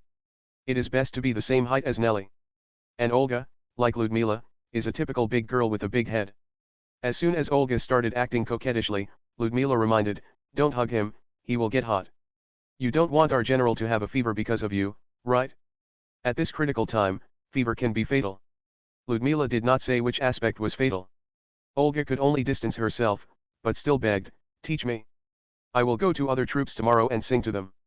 I also like this song very much. Wang Zhong, Your Highness, this song has no arrangement at all, not even a melody. If the musicians in Yebeo hear it, they will laugh at me again. Olga, where is your talented musician? I know it was the talented musician in your army who composed your melody into a tune. Let him do it. Wang Zhong looked troubled. Olga was shocked, he died. Sorry, No, he didn't sacrifice. He was picking shit because he violated discipline. Olga waited for a second, what are you doing? Wang Zhong, poop picker. He is our expert in picking manure. He does this job quickly and well. Just as he was talking, Vasily came over from a distance with a pole. Wang Zhong wanted to pretend not to see it. His purpose was to put the princess on the train. After Vasily came over, the princess should find a reason to stay here for one night. But Vasily greeted him directly, General. I heard that you have a new song, and they are all talking about it. What kind of song is it? Wang Zhong looked at Olga and said to Vasily, well. Olga, sing it again and let this composer arrange the music. This is the composer, right? This pole is for carrying manure, right? Vasily was shocked when he saw the princess, Is this Her Royal Highness the Crown Princess? Olga, is your pole used to carry dung? Yes. Vasily looked confused, so don't touch it, and don't touch me. I wasn't sure if it splashed on me when I picked it. Olga, please be sure to write out the music. I will learn it tonight and take it to the various troops to sing it tomorrow. Wang Zhong was speechless, Your Highness, this is not good. How can you stay here casually? Olga, I can call my father. He will agree. At the division headquarters, Olga held the phone and waited quietly for the operator to transfer. Finally, a tired voice came from the other side, who is it? Olga, father, I hope to stay in Sukhayavali today. Rokosov composed a new song that is very popular among the soldiers. I want to learn it back. There was silence for 20 seconds before asking, are you in Sukhayavali? Yes. With Prince Rokosov? Yes, Duke Karen. Well, you can stay for a day if you want. I have a military meeting to hold here. After saying this, His Majesty the Tsar hung up the phone. Olga turned to Wang Zhong and said, Father said that if I want to stay for a day, I can stay. Wang Zhong pouted. At this time, Pavlov said solemnly, but we don't have a house that meets the royal standards here. The best house is Mr. Boyer's brick house, which is only a brick house. This house may not be able to survive bombing later. Unreliable. Olga, I can live in a bunker. Or sleep in a hammock. I've wanted to sleep in a hammock for a long time. Do you have a hammock here? Pavlov, no, but we can get you one. Are you sure you want to sleep in the hammock? You might fall off. Olga hesitated and looked sideways at Wang Zhong. Alyosha, what do you think I should sleep on? Wang Zhong, the camp bed is fine. As for where to sleep, I think the bunker is good. Ludmila and I came out of the bunker, and our bed is for His Highness. Let's go to Nelly's room to deal with it. Nelly, I only have a small bed. Wang Zhong, get another one, we won't be short of beds. Olga frowned, I think we can sleep together, put two beds, you two sleep on one and I sleep on the other. As soon as she finished speaking, Vasily came in, I have written the song. The melody is very simple and the music is also simple. The general said that the instruments for the song should also be simple, so I only arranged the balalaika and bayan. As well as. Vasily raised the helmet in his hand, a helmet. Wang Zhong was a little embarrassed, you can change it to a drum, any kind of drum will do. No, no, no. Vasily shook his head repeatedly, I asked the soldiers at the scene, and they all said that steel helmets are more suitable. This song is about beating steel helmets. As he said this, Vasily put the helmet on the table and began to sing while patting the helmet, swallow the dust, I lost consciousness. Pavlov looked at Vasily with his arms crossed and an expression like I'll listen to what's going on. Vasily is indeed a professional arranger, and he said that he did not change the tune much. However, Wang Zhong had heard the original version of Sand Swallowing, and Vasily had obviously changed the tune and marching rhythm. Sand Eating was originally a very desperate and rock song, even a bit decadent, but after Vasily changed it, it became sad, restrained and full of heroism. When Wang Zhong sang it himself, he just thought it was very heroic if he changed the background. Now Vasily has realized this kind of heroism in the melody. After singing the song, Olga wiped her eyes, but found that there were not many tears. Hey, it's strange. When I listened to Alyosha singing, my eyes filled with tears. Vasily, I don't sing with such deep emotions. After all, I haven't experienced the bloody battle of Upper Penier. General, this song is about Upper Penier, right? Wang Zhong took a deep breath, yes. You are indeed amazing, I can tell it all.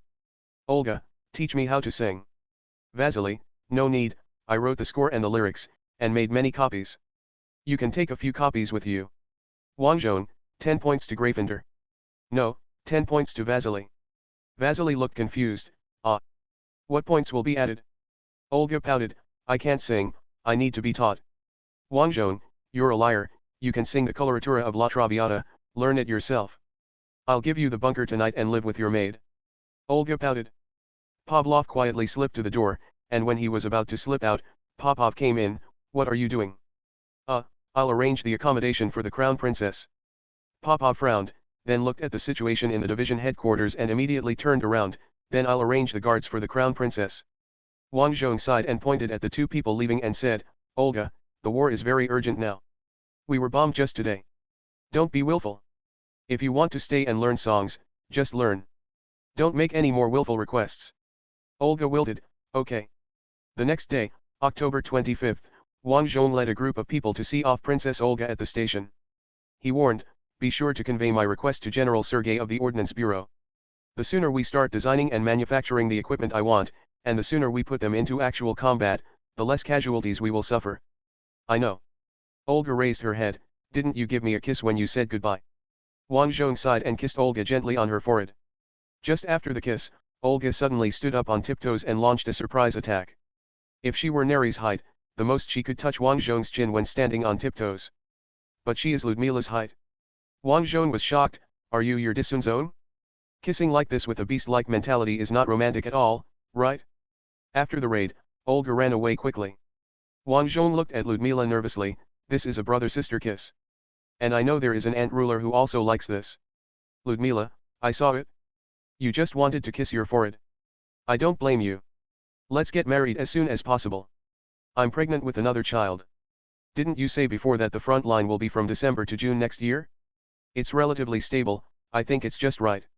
Wang Zhong, but we have agreed. Ludmila looked at Wang Zhong with a look that could kill a bear. Wang Zhong, I obey, my dear wife. Chapter 237 approaching, 28. On the morning of October 31st, Sukhayavli. Gregory was startled when he arrived in front of the bunker where Rokosov lived. He saw Major General Rokosov sitting on a chair in front of the door, looking like he had burned out. After hearing Gregory's footsteps, Rokosov raised his head, glanced at his guard, and said, looking back at history, the country of Ant, as long as it is ruled by the queen, will make leaps and bounds. The great tsars in the history of Ant are either tyrants or queens, or tyrant queens. This should be the national character of our country. Gregory poked his head to look inside the bunker, sniffed his nose, and said with an expression that he had understood something, there are deer in the nearby forest. I'll go shoot one. I'll have some venison. Gregory said, holding the submachine gun with one hand and walked towards the stable. At this time, Ludmila came out. I feel like it's okay. It's kicking my stomach. How can it be so fast? Wang Zhong didn't have the strength to complain. You guy, have you ever considered my feelings? Giving birth to a new life should be a ritualistic thing. Do you understand the ritual? Ludmila, in the war era, where can there be so much ritual?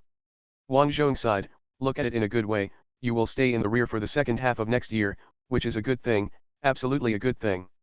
Next year is the second year of the war. At present, the progress of the entire war is developing according to the script of the earth. Although Wang Zhong's efforts have reduced one annihilation war, because the enemy is Jude, the progress should not be too different. Next year, a large-scale meat-mincing city war should occur somewhere. At this time, Wang Zhong didn't know that Prosan was annoyed by the solid fortifications he made, and he had to build the Grizzly assault tank and the assault tiger in advance. After all, on Earth, the Grizzlies were built based on the experience of urban meat-mincing in the second year. Wang Zhong showed the Prosan people the most advanced urban defense positions in Shastka, which made them give up the idea of fighting house by house.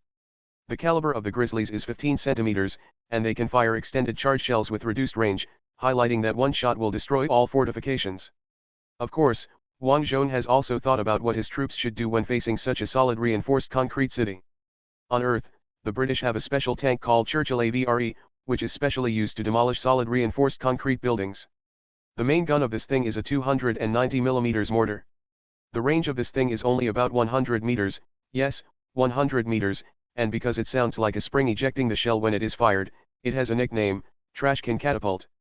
In actual combat, this thing successfully blew up many fortresses, but because the radio operator has to get out of the car when loading, it is easy to be killed, so it is generally loaded in a safe area.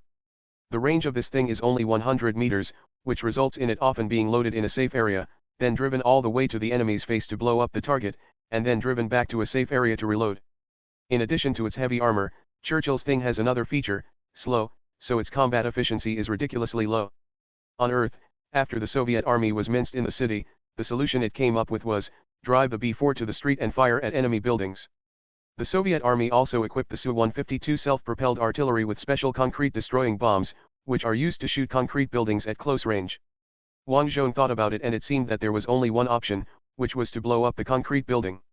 Of course, the fuel-air bomb is also an option, but Wang Zhong doesn't know whether Anti can develop such high-end things as fuel-air bombs now.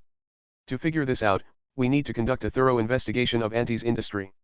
In short, in the current situation, Wang Zhong is not sure whether he can get efficient urban combat weapons before the large-scale urban mincing in the second year of the war. So it would be best if Ludmila could give birth in the rear and not participate in this battle. Of course, if you really want to find a way, you can also ask the United States for weapons. The United States has napalm bombs and white phosphorus bombs, which are suitable for urban warfare. When Wang Zhong was distracted, Ludmila pushed him hard. What's wrong with you? Nothing, I just think it's good that you can get pregnant. It happens that we have a new fiefdom in Karen, and you can live there. It is far away from the front line and even outside the attack range of the Prosan Air Force. Ludmila, I really don't want to leave you alone on the front line, dear. When I woke up in the morning, I was wondering if my decision was wrong. I should have been with you on the front line and be your praying hand. Looking back, it was the kiss of the crown princess that made me panic. Wang Zhong used his last strength to stand up, grabbed Ludmila's shoulders with both hands, and used Sunzong's ultimate move on her. After finishing, Wang Zhong squeezed out a smile. Are you relieved now? I tell you the truth, when Olga attacked with all her strength, you said I didn't waver, that was a lie. But I love you the most. Olga is just a sister entrusted to me by Ivan, and no matter how much she does, she can't change this. Ludmila grinned. At this time, the air raid alarm sounded again. Wang Zhong pulled Ludmila up and entered the bunker. Ludmila, Grigory went hunting. Wang Zhong, yes, it should be safer than us in the woods. No one will bomb the woods. As he spoke, Wang Zhong leaned against the observation window of the bunker and used a plug-in to gain a complete view of the outside. He effortlessly spotted the enemy aircraft and saw the magazine open. A large number of leaflets fell from the magazine. Flyers. Wang Zhong suddenly remembered what Olga said about the situation in the capital. A large number of capitulationists were ready to move. This leaflet was probably not intended to increase the confidence of the capitulationists. After repeatedly confirming that there were only leaflets, Wang Zhong opened the bunker door. Ludmila, what are you doing? It's dangerous outside. Wang Zhong, the bombing is over. After saying that, he walked out of the bunker directly. What? Haven't heard the explosion yet. How could this end? Wang Zhong looked at the sky, because the bombs thrown are not bombs to attack the city, but bombs to attack the heart. Ludmila also walked out of the bunker and looked at the leaflets falling from the sky. At this time, the air defense alarm sounded, and more people came out of the bunker. The flyer also fell to the ground at this time. Wang Zhong directly picked one up in the air and read out the text printed on it: the besieged Fort Andrew has been captured, and the enemy has advanced to Markakov, 100 kilometers away from Yebeo, and will arrive at Yebeo soon. This was just a happy armed march, and the established resistance of the Ant army was on the verge of collapse. The Ant people may only have 1 million troops left, and Ant has no soldiers left. Ludmila also craned her neck to read the text above, and frowned when she saw the sentence: 1 million is too little, right? There are more than so many troops on the Yebeo defense line alone. Wang Zhong, indeed. Of course, this may be propaganda material written by the Prasen people. Let's go to the headquarters bunker to confirm the situation of Fort St. Andrew, and then take a look at Markakov's situation. Ludmila nodded. As usual, Popov was on night shift at the division headquarters. When he saw Wang Zhong coming in, he said, "Did you see the flyer?" Wang Zhong waved the flyer in his hand and asked, "So how is the situation at Fort St. Andrew and Markakov?" Popov turned to the map. "Both cities are under our control. Among them, the Fort St. Andrew front still maintains a considerable strength. The front has repelled Mannerheim's attack and caused a lot of damage to the enemy. Because Mannerheim itself is short of manpower, a blow of this level is enough to ensure that Mannerheim cannot respond to the offensive actions of Army Group Plassen North. The Fort St. Andrew front has mobilized most of its forces to the front, facing Army Group North." Wang Zhong was speechless. It seems that the situation in Fort St. Andrew is not bad. Popov nodded. "It should be okay, but I think they encountered the same problem as us. The troops are like dregs, especially the tank troops. Blindly expanding from 18 tank corps to 95 tank corps, the result is that the army there's nothing inside. Wang Zhong, we are just bloated fat guys. We were pushed hard by the Prasen people and almost fell down." Popov turned his attention to Markakov. Markakov was indeed shelled and saw the enemy's reconnaissance force. But it has not yet been attacked by a strong attack. It is estimated that the Prasen people are hoarding supplies for the attack. Wang Zhong, then there's not a single word of truth in this leaflet. At this time Pavlov came in. "What is not true? Do you mean the leaflet?" "Don't worry, the leaflet is sent to those who are willing to believe it. Those capitulationists in the capital must be ecstatic." At noon on October 31st, the anti-tank trench construction site on the outskirts of St. Catherine Castle and control area. The leaflets dropped by the Prasen army fell, and many people, like Wang Zhong, directly grabbed them and read the contents. At this time, the priest comforted everyone as he walked. "Fort St. Andrew is still fighting, Markakov is still fighting. Don't be fooled by the enemy. This section of the construction site is managed by the 515th Labor Battalion, which is an all-female labor camp. There are now a large number of such female labor camps around Yebeo." After hearing what the priest said, the ladies in the labor camp all echoed, "Don't be fooled by the enemy. It must be a trick." The young girls themselves were a little shaken after seeing the flyers, but they calmed down after being yelled at by the ant and the priest. At this moment, a man wearing glasses rushed over with a leaflet held high and shouted, "Girls! What are you working on right now? Run for your life. The Prasen army is about to arrive here. Don't listen to his nonsense, girls. Catch him." An ant shouted. "Catch him. Don't let him confuse the public with his evil words." While the women were waiting for the bespectacled man to be subdued, the judges hurried over, caught the traitor and took him away. Chapter 238 The Steamroller is Turning, 38. On November 1st, as soon as Wang Zhong arrived at the division headquarters, he saw that Pavlov had arrived early and was discussing with Popov, who was working the night shift, in front of the map. The enemy's advance speed suddenly accelerated. Pavlov crossed his chest with one hand and held his chin with the other hand. Yesterday, they actually advanced 20 kilometers. If they advance like this, it is indeed possible for them to enter Yebeo before it gets cold. "Wang Zhong, what's going on?" Pavlov pointed to the telegram on the table. "Read it yourself." Wang Zhong picked up the telegram, read it quickly, and then said, "Have you never seen the enemy advance 70 kilometers a day and make a fuss about 20 kilometers? In addition, I have checked the surrounding ground. The land here is not like Kosalia. The ground here is relatively hard. Even if there is mud, it should not be as serious as the black soil of Kosalia. Wang Zhong rode Busy-Phallus to investigate. At that time, he was going to take a car, but Gregory suggested riding a horse because horses are more useful than cars at this time, trust me. All around Suhayavali was hard flooring, covered only by a layer of mud. Correspondingly, when Wang Zhong asked the old farmers nearby, they also said that wheat was generally not grown nearby, but various vegetables were grown, as well as fodder for pigs, such as alfalfa and potatoes. This has even affected the supply of the imperial guards. When they were in Hazalaya, the officers and soldiers had a variety of things on their dinner tables, but now they have beetroot soup with potatoes every day. Potatoes even became a staple food. After steaming, they were distributed as bread to the officers and soldiers, and the soldiers were required to peel them themselves. The bakery in the division now usually distributes bread only once every 3 days. Wang Zhong didn't expect that he would intuitively feel the goodness of Kesalaya's black land so quickly. Recalling the scene during the previous investigation, Wang Zhong couldn't help but touch the lunchbox hanging on his body. It was filled with heavy soil from his hometown. Wang Zhong, the land around here is not like the black land of Kosalia, it's not like that. Pavlov, I see, I haven't examined the conditions of the nearby land, so it is the changes in the ground that speed up the enemy's advance. He picked up a pencil and wrote a few words on the map. The ground is hard. What's the situation of our army? Wang Zhong asked. Pavlov, the 4 newly added armies are all deployed on the frontal defense line.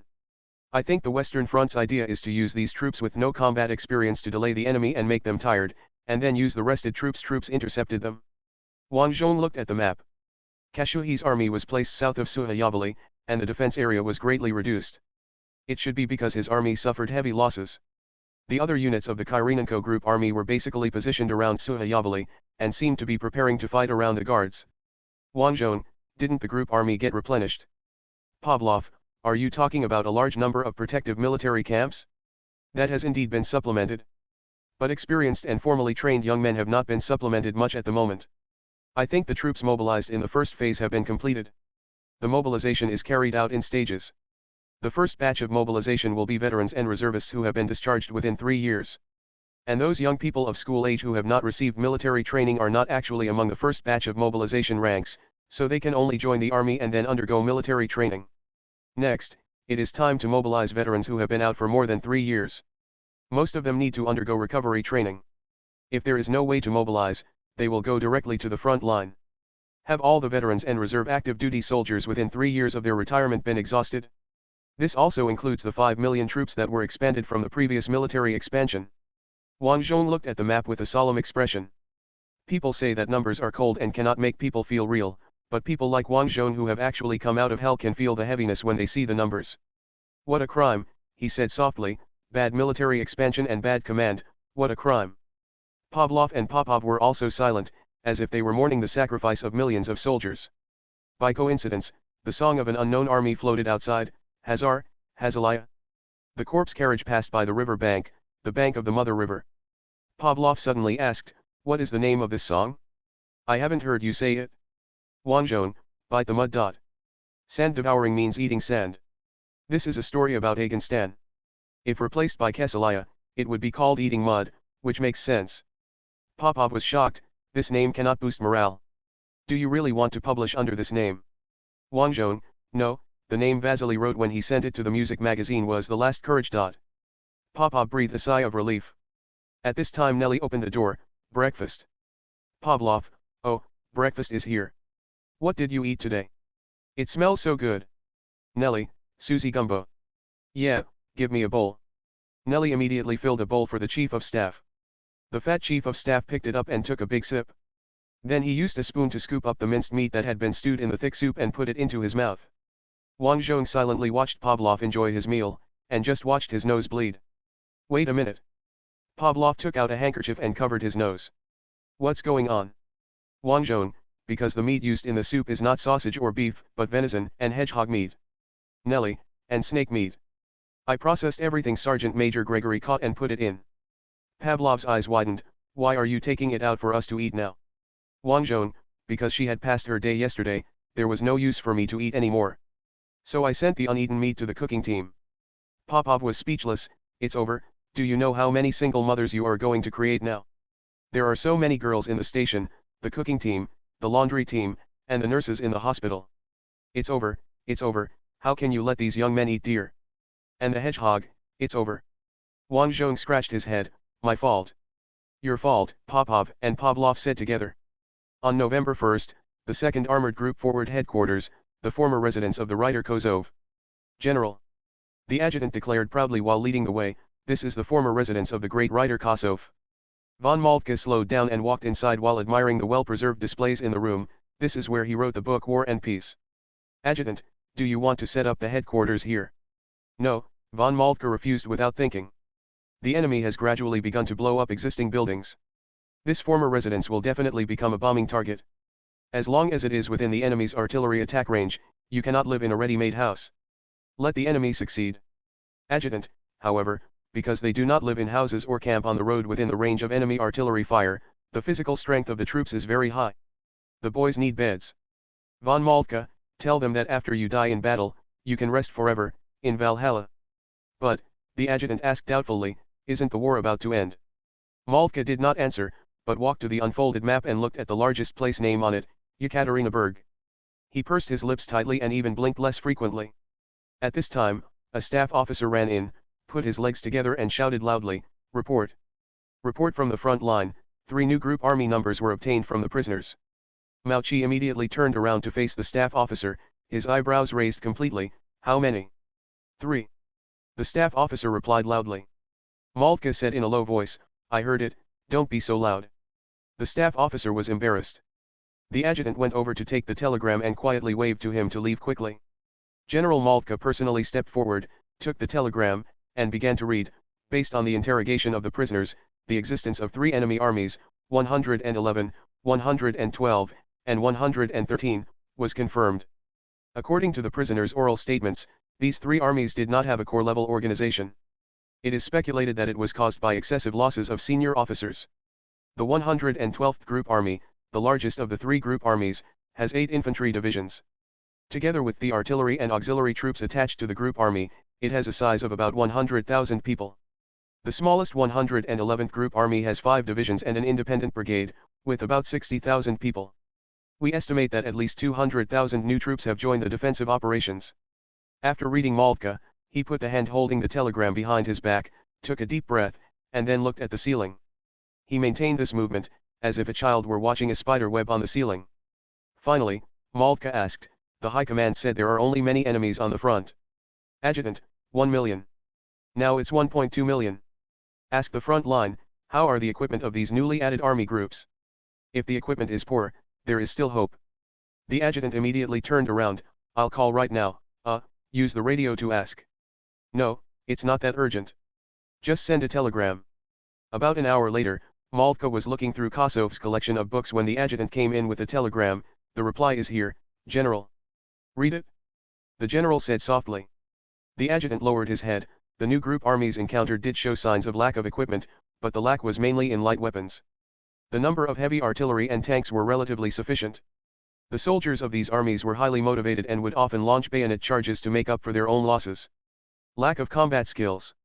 As well as. The adjutant stopped, glanced at the general, and then continued, and we discovered a new army group number. The 114th Group Army has 8 infantry divisions and 1 cavalry division, with nearly 100,000 people. Moltke sighed, the steamroller, is turning. He closed the ancient book and closed his eyes. After a few seconds, he opened his eyes, no, it's not time to give up yet, order all the troops to move forward at full speed. The muddy situation is easing. Let's spend the winter in Ekaterinburg. After speaking, he turned to look at the collection of books, pack these books in boxes and put them in the basement. The Anders will bombard this house, and the collection of books is innocent.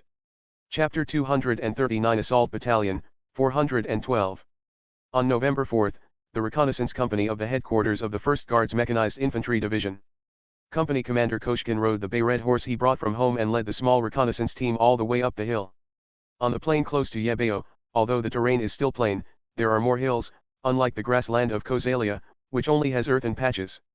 Some of these hills can be several hundred meters higher than the flat ground, but the slope is relatively gentle, so even tanks can drive up them. Koshkin rushed to the top of the mountain, raised his telescope and looked to the west. At this time, his men suddenly rushed down the mountain, pointed their submachine guns at the bushes, and shouted, "Who is it? Come out." After shouting twice, several men wearing military hats stood up tremblingly in the bushes. "Which part?"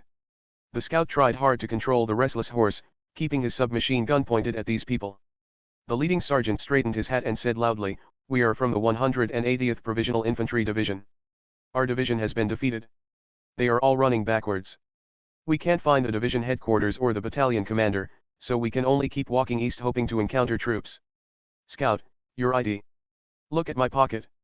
The sergeant showed the pocket of his autumn military uniform. It was knocked off by shrapnel. "They should have ID." As soon as he finished speaking, a corporal took out his ID. "I have it." Then two privates, "Me too. I don't know where I threw my ID. My shirt was snatched away by Prasen soldiers during the fight. My ID and my fiancée's photo were all taken away, damn it." The sergeant made a quiet gesture and said to the scout with a serious face, "We have not betrayed, we are willing to continue to fight with the Japanese. Please don't shoot our families. We just haven't found the officers and don't know what to do." Dry. At this time Koshkin also rode down the hillside. "How do I know you are not the enemy's spies? My family is in Irmsk. I am a genuine Ant person. There are 5 people in my family." The sergeant said loudly, "You can check it out." The corporal who just said he had documents whispered, "If you tell your family members, the Inquisitor will go find them." The sergeant glared at the corporal, "Isn't it the same thing if you showed your ID to others?" "No, whether we can survive and whether our families can survive depends on whether we can find a kind-hearted commander." "Okay." Koshkin said, "You are lucky this time. Because we are Rokosov's troops, the general will give you fair treatment. As for the issue of deserters and defeated troops," Wang Zhong looked at the other people in the bunker, "I think we can hold a meeting. Everyone will identify the person who led the escape. We will shoot the person who led the escape. The remaining people will form a punishment camp and execute the final execution. A dangerous mission to prove their determination to fight the enemy." Popov shook his head, No, we are the guards. We cannot use the name punishment camp. It will make people think that we have also added labor reform prisoners and death row prisoners." Wang Zhong thought for a while, then call it the assault battalion. Let them receive training in using new anti-tank grenades. During the battle, they will be responsible for blowing up enemy tanks. Pavlov, with only anti-tank grenades, if they mutiny on the battlefield, it won't cause much damage. I support this. Yesterday, we captured 700 broken soldiers. Such troops need to be utilized. Wang Zhong raised his eyebrows slightly, 700? That much? Yes, the troops that have been in contact with the enemy recently are all inexperienced, and even the officers are inexperienced. Once the officers are killed, the troops will retreat. Pavlov shook his head, we have recently added some. The overall situation of injured veterans is not bad, but there are very few troops that can be supplemented by veterans. Wang Zhong, the wounded soldiers have begun to return to the army. Yes, it has been 4 months since the war started, General. Pavlov looked at Wang Zhong, it has been 4 months. Then the headquarters became quiet. After a while, Popov stood up, I'm going to organize a punishment camp, an assault camp, and let the inquisitors shoot the culprits according to the soldiers' identification. After Popov left, Pavlov asked Wang Zhong, the enemy is advancing faster. Maybe we will be penetrated before General Dong comes. Wang Zhong looked at the enemy's charging arrow on the map. If he only looked at the map, the arrow was only 3 times the distance of a circle plan from the place named Yekaterina Fort. At this time, the communications staff officer came in and saluted, an urgent message from the Western Front headquarters. Pavlov took the telegram, looked at it, raised his head and said to Wang Zhong, Markakov has been occupied.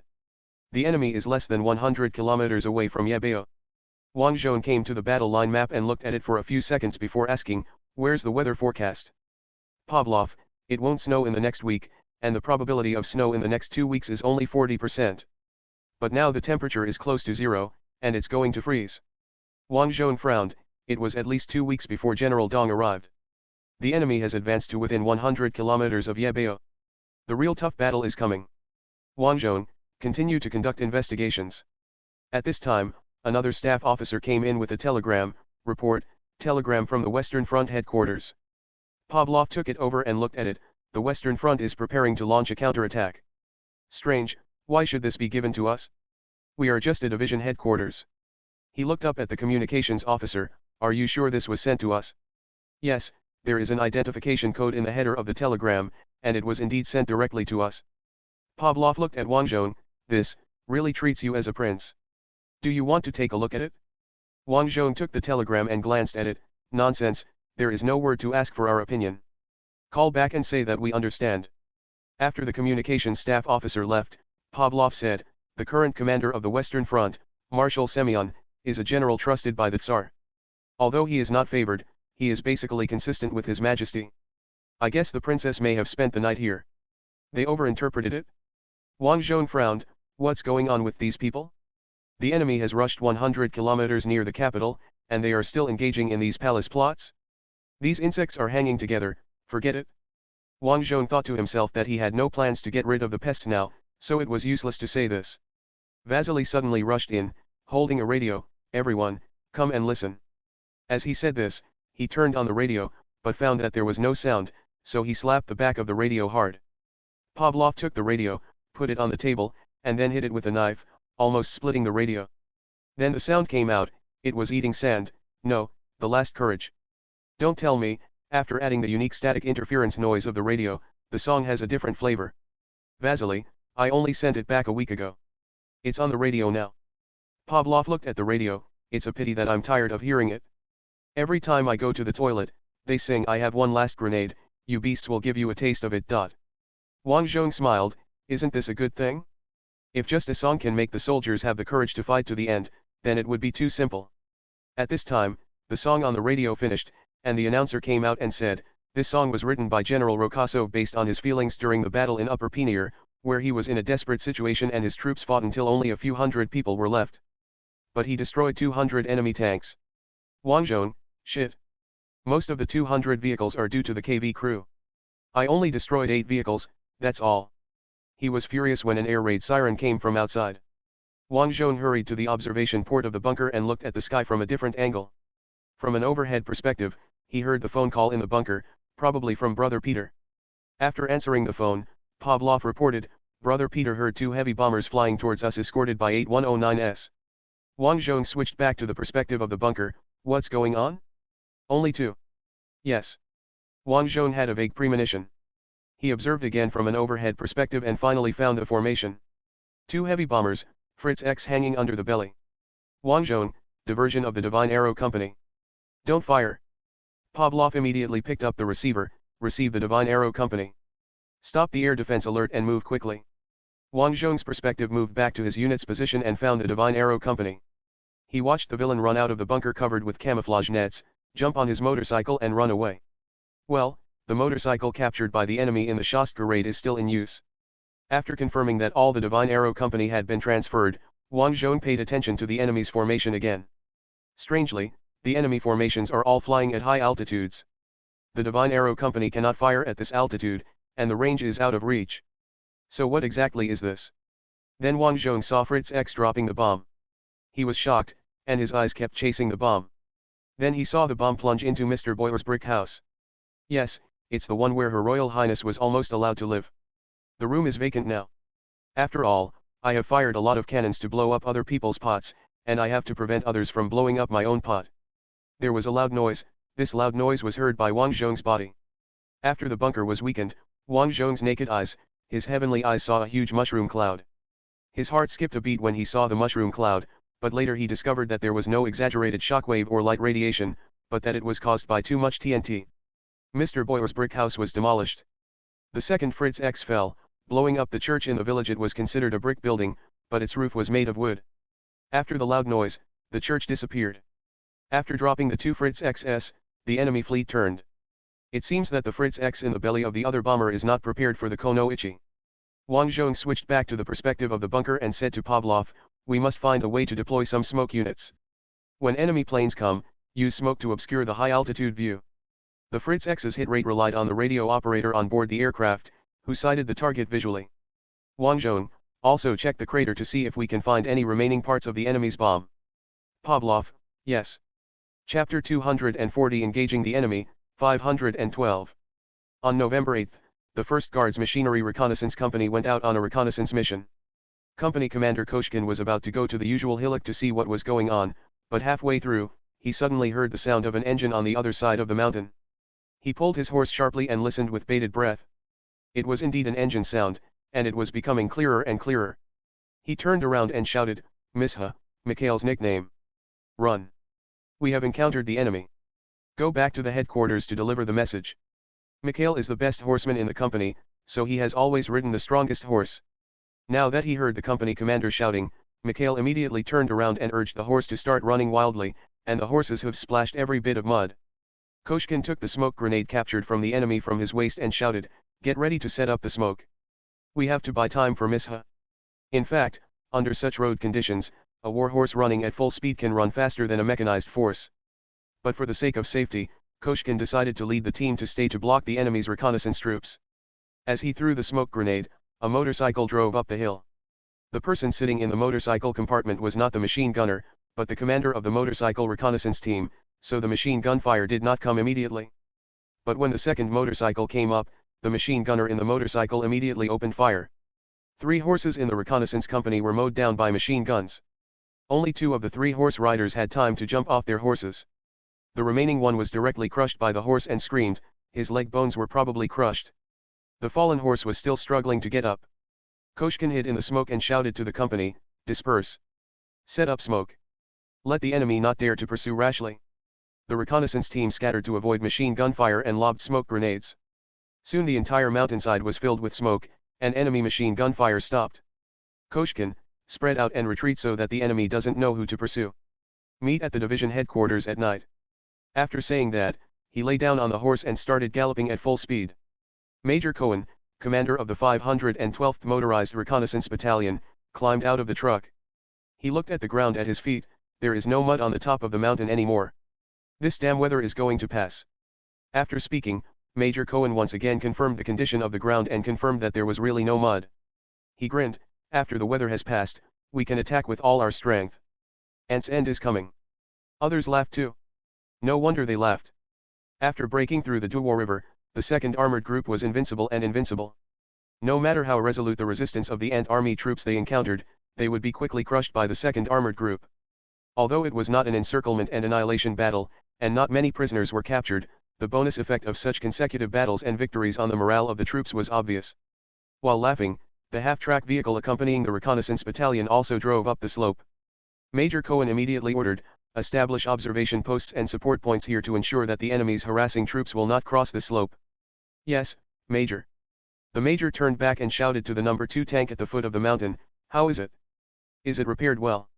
It has become a regular configuration of the Prasen army that the reconnaissance force is accompanied by the No. 2 tank. The No. 2 tank can no longer participate in frontal battles, but it is still good to follow the reconnaissance force with a 20mm machine gun to provide supporting firepower. Facing the small Ant troops and the reconnaissance cavalry troops, the No. 2 tank was extremely effective. In response to the Major's question, the commander of the No. 2 tank shouted, "No, it's completely broken. We need maintenance troops to come up." "Major, then leave it here, mark the location on the map, and wait for the maintenance team to come up." Because of the mud and the crazy advance of the 2nd Armored Group, the maintenance troops had been thrown 100 kilometers away. In October they stopped attacking for 2 days to wait for maintenance troops. After that, the logistics department allocated a considerable amount of transportation capacity to the maintenance troops, and it was difficult for the field repair shops to keep up with the assault forwards. But as the 2nd Armored Group deepened, the situation became worse again. The crew who abandoned the tank quickly took a motorcycle up the mountain. The commander jumped off the motorcycle and protested to Major Cohen, "The field repair yard is still 100 kilometers away. If you leave it here, it may never be repaired. As long as there is a variable speed we can repair the No. 3 gear in the box. We should ask other tanks for the No. 3 gear.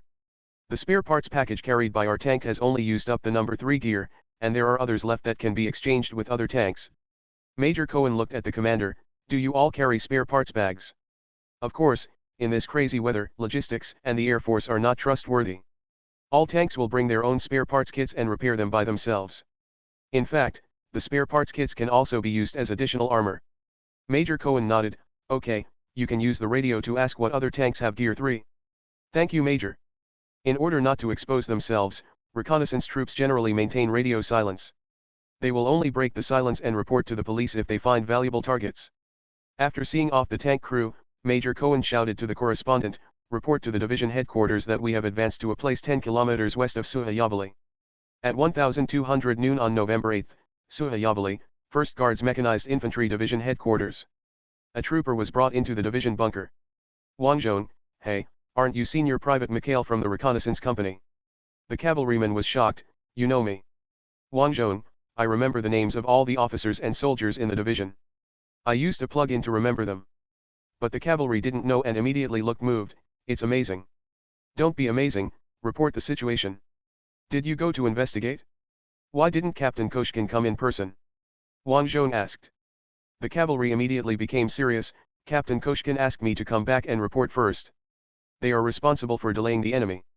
We encountered the enemy's reconnaissance troops on Hill 391. There were motorcycles and half-track vehicles, and more engine sounds.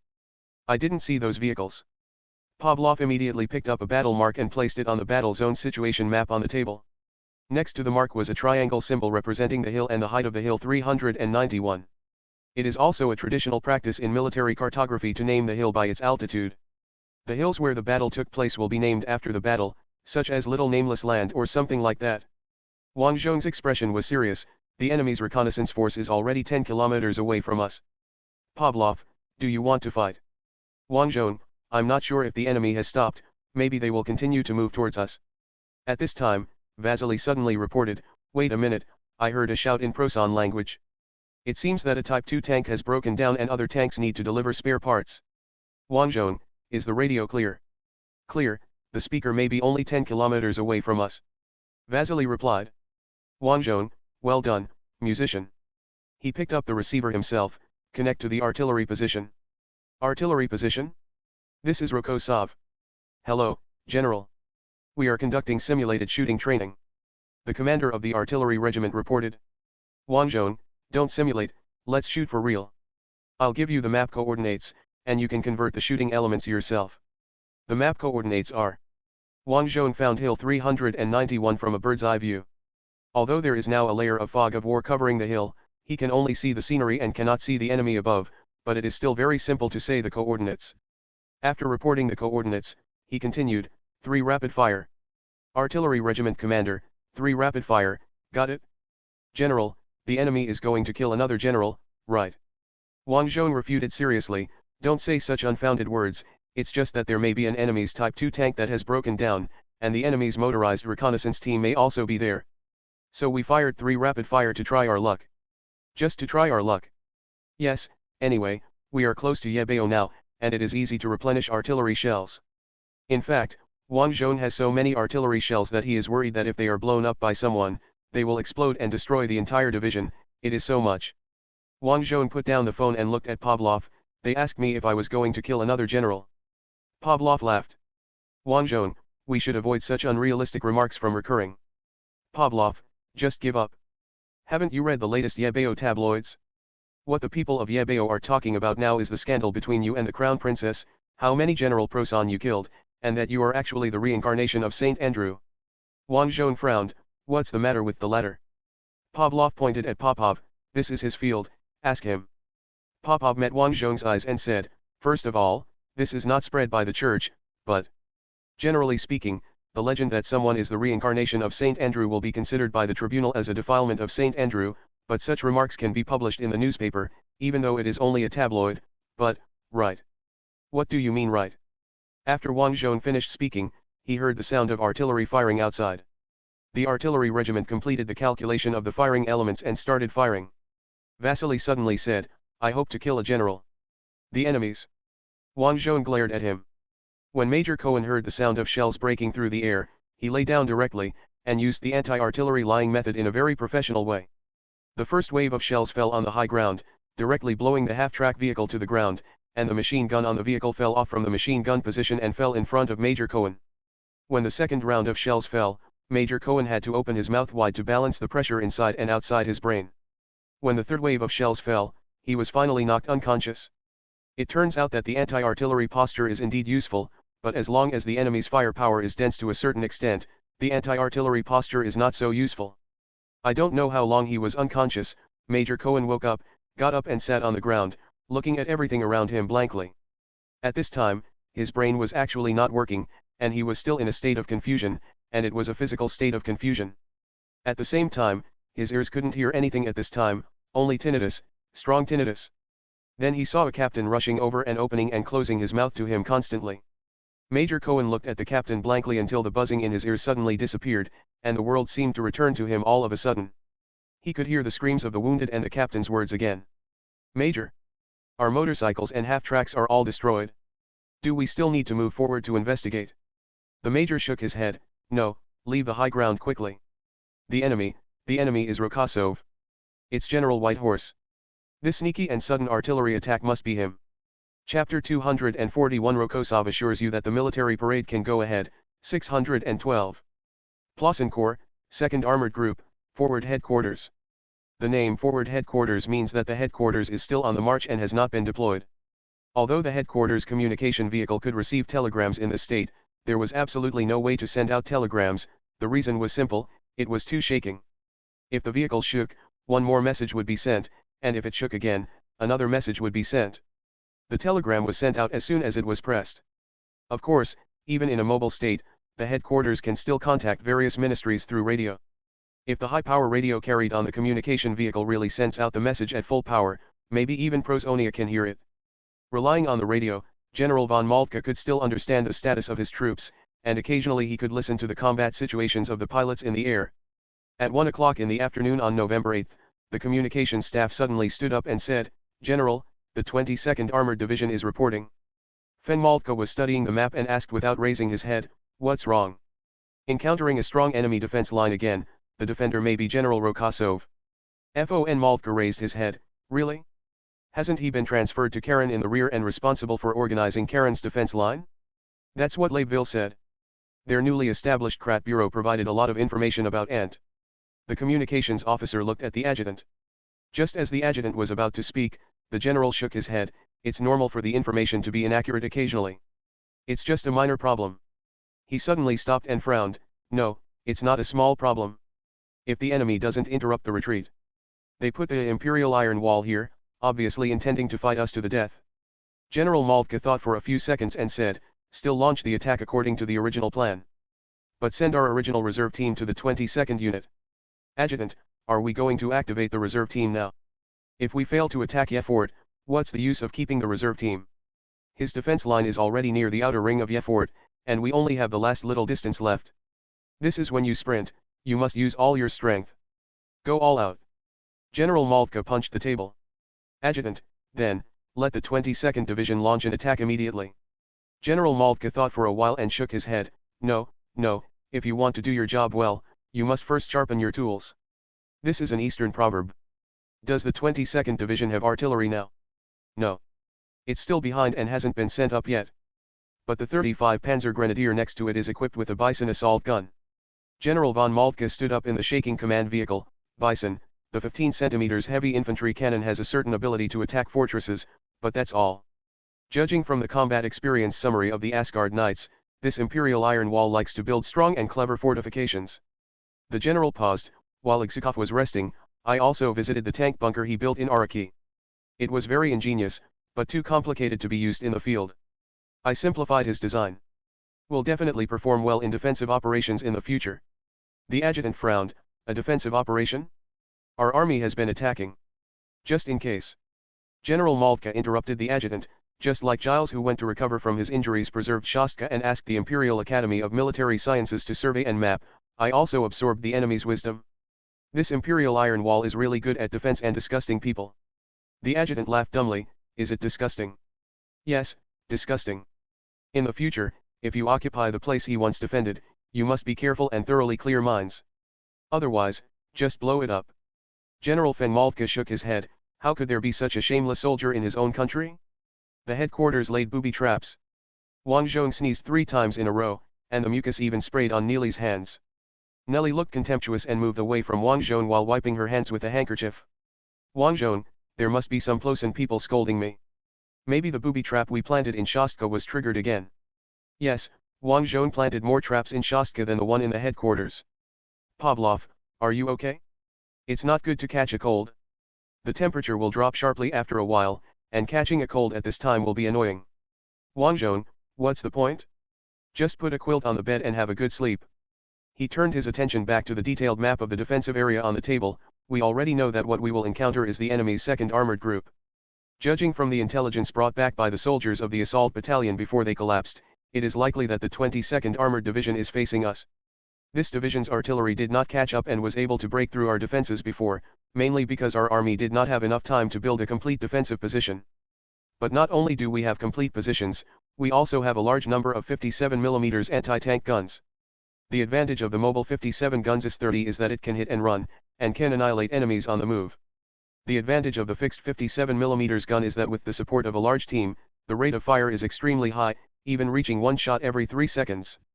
That's more than some bolt-action rifles. Of course, anti-tank guns have to constantly change their aiming targets, and such a rate of fire cannot be achieved in actual combat. However, the actual rate of fire of Wang Zhong's 57 gun is terrifying enough, and it can quickly suppress the enemy tank company. After summarizing his own situation, Wang Zhong said firmly, "The 22-piece can't break through our defense line. If they charge hard, they will be bloody in front of us.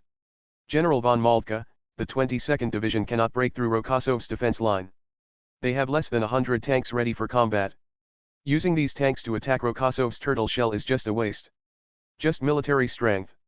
Do you know what's the most important thing about dealing with a turtle shell? It's to get around the shell and dig out the meat inside.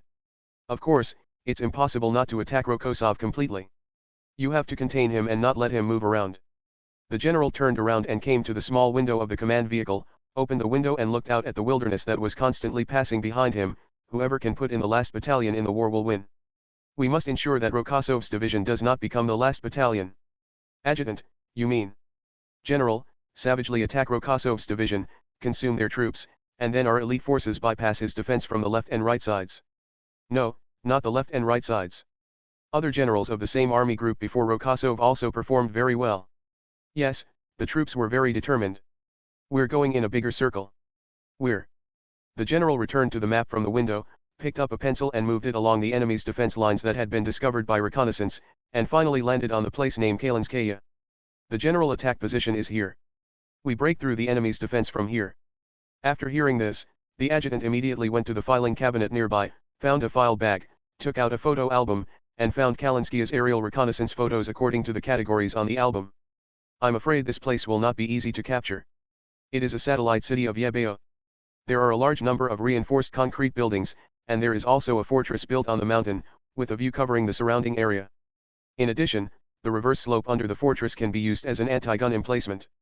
General Moltke waved his hand. "Do you think that a place with reinforced concrete is easy to defend and difficult to attack?" "No, in fact, close combat is a test of the courage and fighting will of the troops. In our previous battles, the enemy might be able to face our artillery fire and our tanks, but once they enter into close combat with the elite Prasen troops, they will quickly collapse. And now, the Ant army we encountered along the way has gradually lost its will to fight. Some divisions will even retreat if they suffer 10% casualties. It's about taking advantage of our strengths as much as possible." General Moltke straightened up and looked at the Ant flag hanging in the command vehicle. "We will win the war with courage. But Rokosov can only watch from his position, watching us break through the defense line and take the Leaf Castle. Wang Zhong, if the enemy does not capture us, but instead attacks Kalinskaya, their supply lines will be very strange." He pointed with his pencil at the road on the map. "I have actually scouted this road, and I think the nobles who built the road must have received kickbacks. The road condition is very bad. Even if we don't lay mines on it, he can't carry much supplies. When we scouted, the road was muddy, and it was a little slow. Soon the horse injured its leg. I asked the old farmers along the way that it is difficult to walk on this road if it is frozen. There will definitely be serious supply problems for the enemy's troops attacking Kalinskaya." Pavlov looked at the map. "If this road is difficult to walk, then the enemy can only attack us and occupy our current position and use it as a supply center, right?" "Wang Zhong, that's it? They have to attack us." Popov lamented. "I usually take the train when I leave the capital, but I didn't know the traffic around the capital was so bad." "Wang Zhong, no, the road transportation in the entire Anti is poor. We basically rely on railways and shipping. The waterway in Ekaterinburg can go all the way south into the inland sea, so the industrial belt along the Valdechu River was formed. And this industrial belt, like the Hazalaya-Livonia industrial belt that we have almost completely lost, is connected to the Neva River in the north by the Tiber River. There is a 100-kilometer-long road between the two rivers. The traffic within these industrial belts is pretty good, but between the industrial belts, except for railways, it's just this kind of dirt road." Wang Zhong shrugged at the map. "If Ant's map marked the industrial belt in black and the rest of the area in white, it would be like a zebra's skin." Pavlov, "But beyond us, traffic will be better. Wang Zhong, yes, I have also investigated. To the east of us, the standard of roads has suddenly improved, and there are asphalt roads. At the same time, there are more concrete buildings and factories scattered in the fields. The enemy can advance quickly if they rush past us. We must block the enemy. At this time, the phone rang, and Wang Zhong picked up the phone and said, I'm Rokosov. A steady baritone voice came from the other end of the phone, Rokosov. Your Majesty the Chief Shepherd. Wang Zhong stood up straight subconsciously. I have a question for you. I heard that your troops have engaged the enemy. Yes, my troops have already engaged the enemy. Wang Zhong answered truthfully. Then I want to ask you, can we still hold the National Day military parade on November 10? Wang Zhong thought for a while and replied resolutely, I, Alexei Konstantinovich Rokosov, assure you that the military parade can proceed as normal. Good night. Chapter 242 Burning, 712. Chapter 242 Burning, 7/12. At 0600 on November 9, the bombardment began. Wang Zhong was already in the division bunker at this time. The main reason was that it was already dawn at 4 o'clock before, and he was used to getting up at 4 o'clock. His work and rest schedule was completely summertime. He would feel sleepy after 10 o'clock in the evening and would get up at 4 o'clock. Now, the nights are as long as the days in the summer.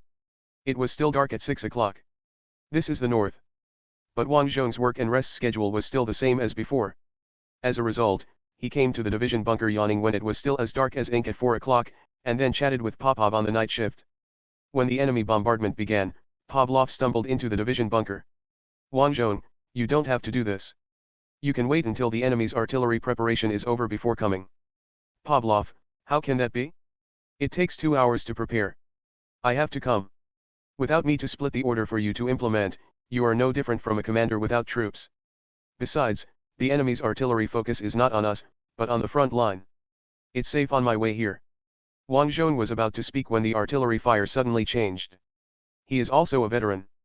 He can hear it immediately when the artillery preparation switches to a slow-moving barrage. The others in the room also raised their heads sharply. Popov, change to a slow-moving barrage? Isn't it a bit early to end?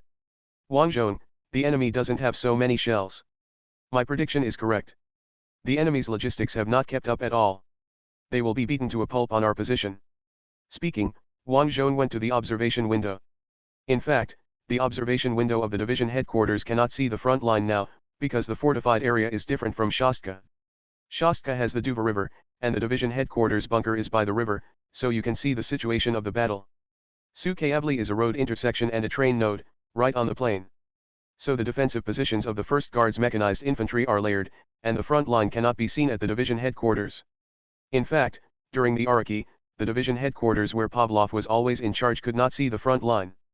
Wang Zhong could see the front line mainly because he was weak at that time and had to drive a small tank to hold on in front. Now, just kidding, Wang Zhong's division has added 36 towed 57 anti-tank guns, which are 36 guns that fire once every 3 seconds. As long as the enemy does not have heavy artillery to completely cover the anti-tank positions, the enemy's armored forces will definitely suffer heavy losses. Even if the anti-tank positions are covered, it doesn't matter. Wang Zhong still has 30s as mobile anti-tank forces. The 1st Guards mechanized infantry is already a completely rich division configuration, so Wang Zhong can use the 36 ceremonial T-34s of the armored battalion, now called T-34W, as reserves. Of course, when the armored battalion is deployed to counterattack, Wang Zhong must personally command his small tanks. If the armored battalion is really put into the attack, Pavlov probably won't mind Wang Zhong temporarily leaving the division headquarters. In addition, Wang Zhong still has 3 KVS, the original number has not changed. Now each of these 3 KVS guards a position, and Wang Zhong uses it as a defensive support point in the tank bunker on the front line. In addition, in order to allow these tortoise shells with strong armor and powerful guns to attract enough firepower, he used the support point in front when building the position, and hid veterans with submachine guns near the support point, waiting for the veteran Proson to come up for close combat. Now Wang Zhong relies on his bird's eye view to wait for the enemy to test the strength of his fortifications. When there is no direct communication with the front line, Wang Zhong can only see the army's logo.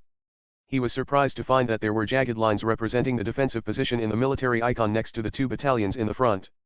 Just as he was surprised, the enemy's icon appeared. The enemy's logo is a red square, which should have a graphic representing the army's arms, but now it is a square with a question mark. Is this because the front line has not determined what type of troops the attackers are? Wang Zhong, call the 1st Battalion of the 31st Regiment. Pavlov was shocked. Why did you call? Wang Zhong, I want to understand the situation. Give me the receiver when you get through. Pavlov immediately picked up the receiver. Connect to the 1st Battalion of the 31st Regiment. 1st Battalion? The division commander wants to talk to you. Yes, here it goes. Wang Zhong took the receiver and put it to his ear, and then switched the view. The view of the 1st Battalion was bright, and everyone in the 1st Battalion could be seen, and the attacking enemy could also be seen. But the first enemy was not highlighted, and the second enemy's organization was still unclear. In other words, I could see the enemy's organization directly before, and knew whether the enemy was an armored battalion or a grenadier, because I saw the enemy with my own eyes. Wang Zhong thought so. In other words, in an emergency, you still have to go to the front line to see the situation in person. At this time, the battalion commander on the phone said, Division Commander, please speak. Wang Zhong realized that he took the receiver and didn't speak. Wang Zhong, how are you doing? The enemy is coming up, and they haven't passed the 1,000-meter mark yet, so we didn't open fire. Wang Zhong, okay, let's find a way to capture some prisoners, find out the enemy's number, and the troops involved in this attack. Understood. When the enemy is repelled, we will try to dig out a few slightly injured enemies from the dead and send them to you. Anything else? Nothing else. See you in Prosinia. See you in Prosinia. Wang Zhong said this just because he thought of it, but the words of the 1st Battalion commander were like a chicken bloodshot. After hanging up the phone, Wang Zhong found that the front line's view lasted for 15 seconds, and then disappeared and turned into icon collision again. It's a bit interesting. This plugin requires me to run to the front line even if I am in a high position. Wang Zhong suddenly remembered that San Desi on Earth also had a general who liked to run to the front line. He even became the commander-in-chief of the African army, but he would still jump on his beloved little tank and rush to the front line. His most famous battle, was when he personally commanded 2 armored divisions to advance forward and were surrounded by the British army. Then they fought hard into the center and defeated the British army who were preparing to annihilate his troops. Desert Fox, you are also a cheater. I was discovered. The reason why Wang Zhong is so familiar with this battle is because when he was a child, tanks and armored vehicles regarded this battle as the topic of the reader participation column, allowing readers to submit their own battle plans to see how to break the situation. Of course Wang Zhong also wrote it, and then it naturally disappeared into the sea. The standard answer later announced was the Desert Fox's historical battle plan, and several readers' plans were also posted. The final comment was that even if the readers turned on God's perspective, they could not come up with a better battle plan than Desert Fox. Since then, Wang Zhong has been a fan of Desert Fox and has always felt that Montgomery was not good. Of course, the sign of growing up is to graduate from an idol. Wang Zhong no longer worships Desert Fox after reading a lot of biographies. And now, I am the Desert Fox in this time and space. Watch me fight a few battles that will be remembered for generations, and let future military magazines regard my plan as the standard answer. Wang Zhong suddenly became angry. He ignored the front line and came back to the map of the defense area. He put the receiver into Pavlov's hand and studied the map intently. Pavlov asked curiously, what's wrong? Wang Zhong, the enemy attacked us with such hasty preparations for artillery fire. Do you think they would be so unintelligent? Well, indeed. Pavlov put down the phone receiver. I think this is more like an attack to contain us. If this is the case, their attacks will be continuous, although they will not threaten our defense line. Fundamentally, but it will never stop. Wang Zhong nodded, yes, judging from this offensive, the enemy should be attacking Kalinskaya. Take this path. He clicked on the path he had pointed out yesterday. Pavlov, what are you going to do? Wang Zhong, we have to move forward, at least to the previous location of Highland 391, so that our artillery can advance and bring this path into the artillery range. Pavlov, offensive? But you said that there is a decisive gap between us and the enemy in terms of technology and tactics. Our most elite troops cannot defeat the enemy's ordinary troops without leaving the preset positions. Wang Zhong, I also said that we have no disadvantage in artillery. Call Kyrenenko. The call was quickly connected, and Pavlov handed the receiver to Wang Zhong. Wang Zhong, Kyrenenko, I am Rokosov. What's wrong? Are you stressed? No, I have no pressure at all. I speculate that the enemy's main attack direction is not here. I think it may be Kalinskaya. Kyrenenko, I also judged this way. The pressure on our front line is too small. The artillery preparation this morning did not even last half an hour. So what are you going to do? Wang Zhong, I want to attack. But because we are not good at technology and tactics, we need your artillery fire to attack. Kyrenenko, I will strengthen the artillery brigade of the group army to you, and you can see how to use it. This brigade has just received a new artillery regiment, all of which are 152 heavy artillery. Wang Zhong, don't you have rocket launchers? What the hell? Kyrienko was shocked. Okay, it's still being kept secret. Wang Zhong, it's okay. When can the artillery brigade get to my place? If we leave now, we should arrive tomorrow. You can prepare their positions first and set up camouflage nets and so on. Wang Zhong, I have prepared 4 preset positions for my artillery regiment, and just let them move into these positions. I'll go, 4 preset positions. Wang Zhong, not only are there preset positions, but there are also fake cannons made of wood. When they come, just take away the fake cannons. We will find another place to build a new fake artillery position. Kyrienko, you guys, you just use fake positions, fake mines, booby traps, sudden bombardments, anything that can't lead to the right path. Wang Zhong, aren't I forced? We can't defeat them in a frontal battle. We can only win with an armor bomb. What should I do? Strengthen the artillery brigade to me, and I will give the enemy the whole force. Chapter 243 Military Parade, 812. 0400 hours on November 10, Ekaterinburg, Summer Palace. Tsar Nicholas V asked, if there is a military parade, will Belinsky come? Couldn't he have run away? This guy must be thinking that we will defend here and die in battle like Ivan, and then he will come pick peaches. Chief of Staff Tikachev glanced at Marshal Boris, who succeeded Marshal Semyon as Minister of Defense after he became commander of the Western Front. Marshal Boris pushed up his glasses. As far as we know, His Majesty the Patriarch has not left Yebeo, and he will also participate in the military parade. That must be a stand-in. Nicholas V waved his hand, a stand-in. If you ask him some questions about secularism and ask him to explain the Bible, he will talk about it. I'll be happy to answer any questions you may have about secularism. A deep bass voice came from the direction of the door. Everyone turned to look at the door. Patriarch Belinsky walked into the room with steady steps, followed by 2 cardinals and guards. Your Majesty. The Patriarch gave a court salute to Tsar Nicholas V. This salute was used by ministers to pay tribute to the Emperor. Nicholas V's expression softened. You misunderstood, Belinsky, I just heard some rumors. I have already punished the person who said so. Oh, and no courtesy. Belinsky then stood up straight.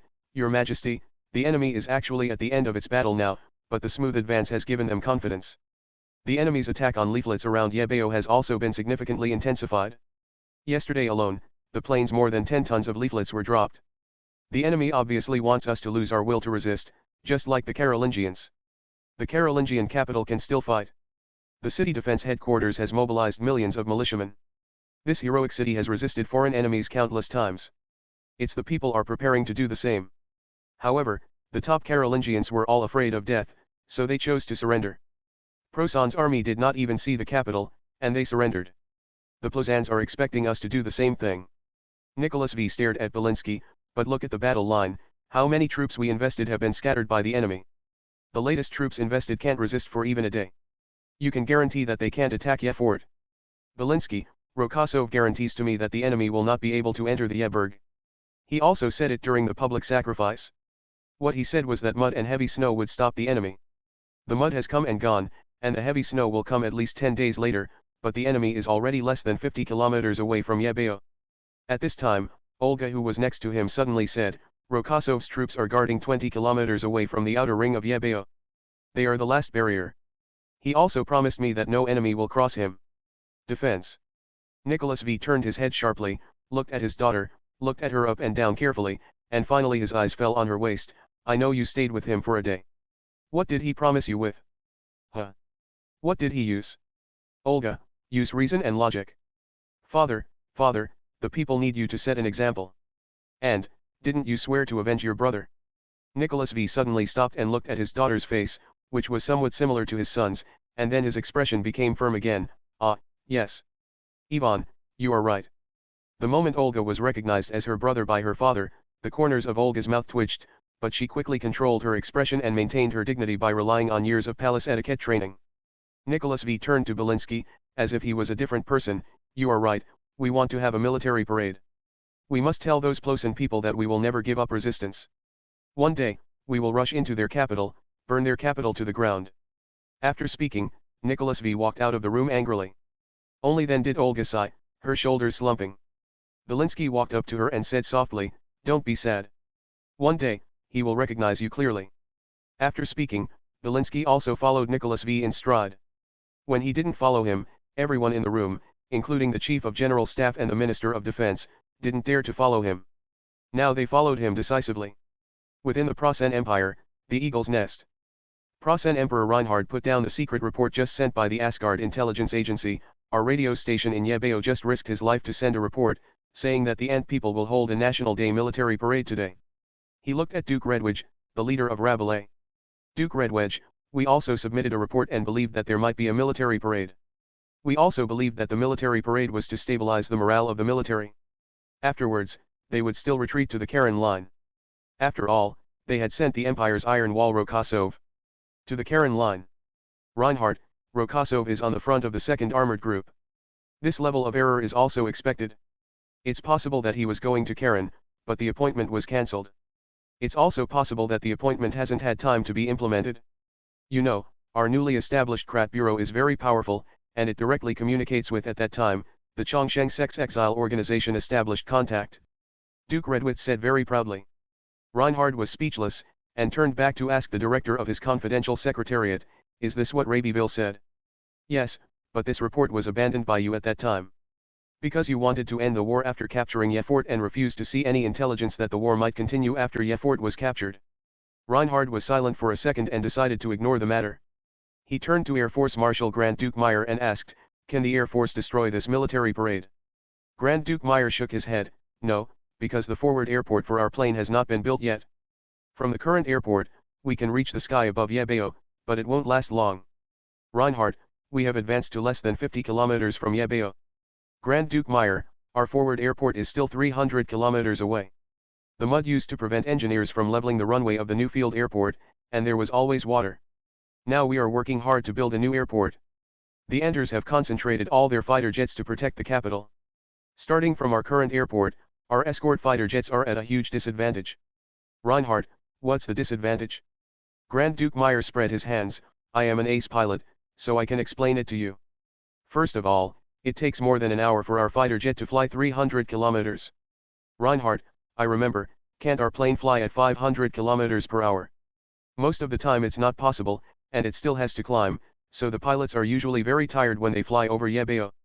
If they have to cooperate with heavy bombers that fly at a slower speed, it will take longer.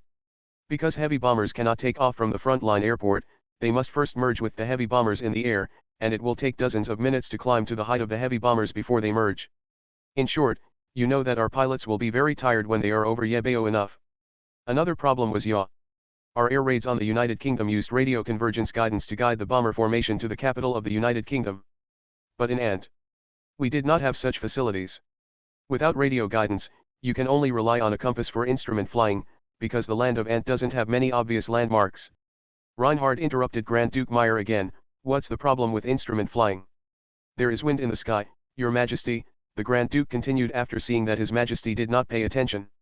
There are often amazing strong winds in the sky, and the aircraft will be blown away by the wind. Our heavy bombardment is equipped with a gyroscope, and it can also be sure degree against the wind, but it will still yaw under the current conditions unless we innovate our navigation technology. Reinhard sighed, let them build the frontline airport as soon as possible. At this time, the Chief of Staff of the General Staff of Prosan broke out in sweat, Your Majesty, it is very difficult to supply the front line. Although the muddy conditions have disappeared now, the impact of distance and the poor infrastructure of the Ant people are still there. It's not appropriate to let the front line build the airport again. Reinhard, it's okay to fix one, right? Just one. Fix it?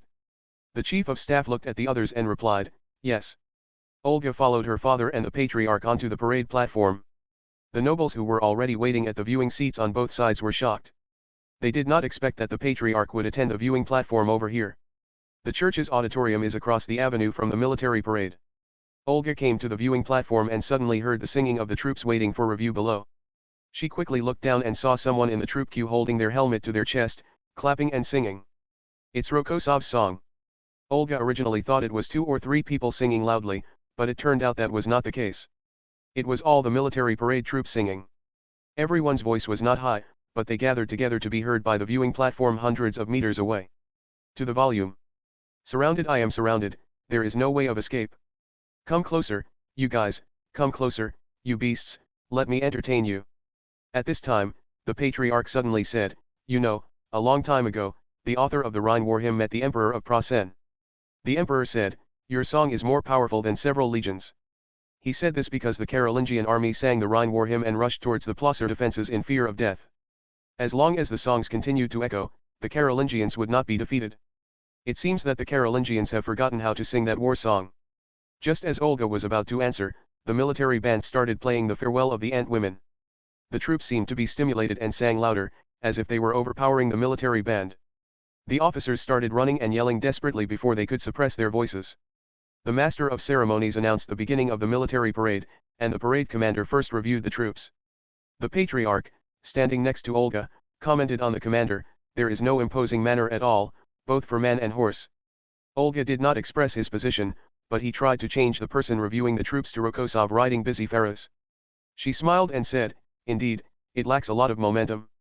When the Tsar was speaking, Olga didn't even listen carefully to what her father said. She only felt that his screams were dry and noisy. As if echoing Olga's thoughts, the troops' hurrahs after the speech were a little weak. Then came the breakdown, with the troops starting to sing I Got One Last Grenade almost immediately after they left the venue. They sang this song and marched toward the battlefield with their heads held high. Subscribe to Chinese Novel Audiowave.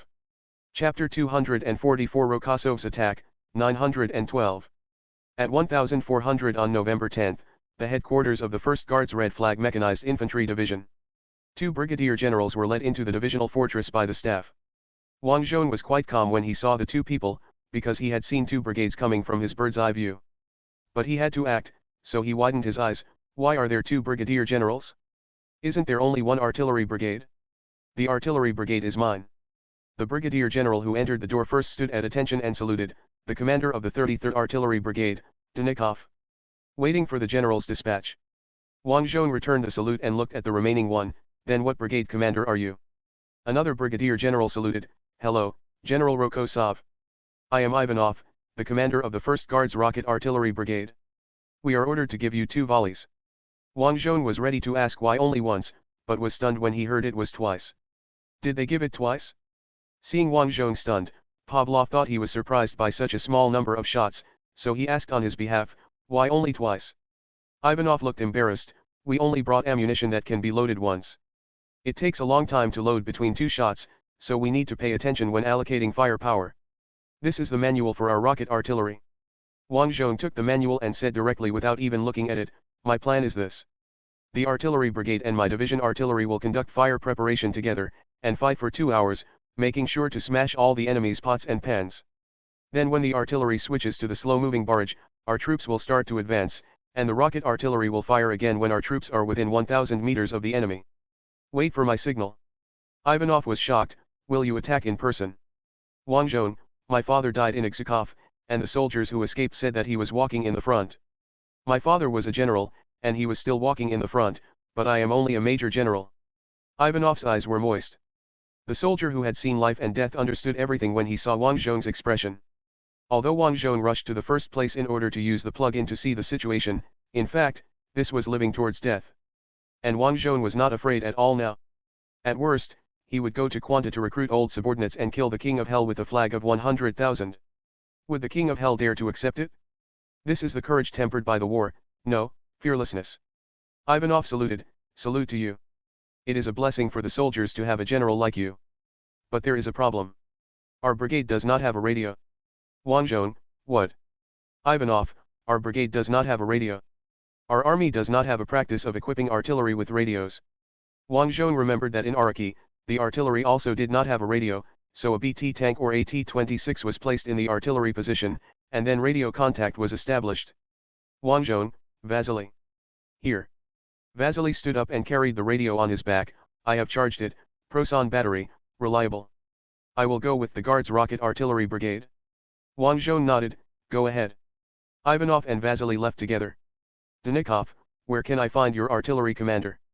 I will ask the staff to take you there. We originally had 4 fake artillery positions, all wooden artillery. We have moved the wooden artillery to new fake positions, and you will enter these positions. Here, here, and here. I see. By the way, do these fake positions have air defense? Denikov asked. Wang Zhong, yes, we use trucks to load the arrow launchers, And the prayer hands ride motorcycles. They are all guerrillas around here. In addition, the positions of the anti-aircraft artillery battalion are deployed here and here, which can just cover the 4 positions. Denikov nodded, I understand, let the staff lead the way. Pavlov immediately called a staff officer and asked him to lead the way. After the 2 brigade commanders left, Pavlov, you can charge ahead without worry, I will take care of the rest. And if you really need support, we also have a radio here, which was also captured from the enemy, but it is relatively large. After saying that, the 2 looked at the radio in the corner together. It was removed from the Proson tank by a naval technician. It's very useful. That is to say, Proson's tanks are not good now. If they have a number 4 F2 with a long tube, Wang Zhong will command that one. After all, in War Thunder, his best car is the number 4 F2, but that was before the weight change, and it is estimated that it can't be played now. Wang Zhong, that's it, radio contact. Your call sign is the Valdai River, and my call sign is. Wang Zhong touched the lunchbox on his waist. He had an illusion that the hometown in the lunchbox was heating up. My call sign is the Tiber River, he looked at Pavlov, as long as you call the Tiber River, I will respond, I will definitely respond. Pavlov cursed, Sucka, I am also a Hazarian, and I also want the Tiber River as my call sign. Wang Zhong, then you're called. Okay, I'm just complaining. Pavlov waved his hand, as if to drive someone away, go, drive your little tank. Wang Zhong smiled and left the division headquarters. It happened that the rocket artillery vehicles of the Rocket Artillery Brigade were driving from the station to the artillery position.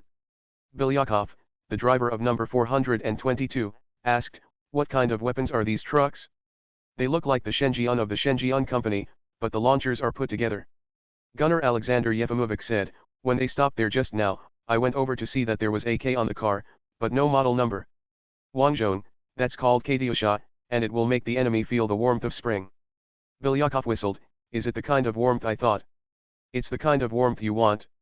At this time, a staff officer ran over and reported to Wang Zhong, General, helmets have been issued to the assault battalion, and all of them have the Z logo written on them.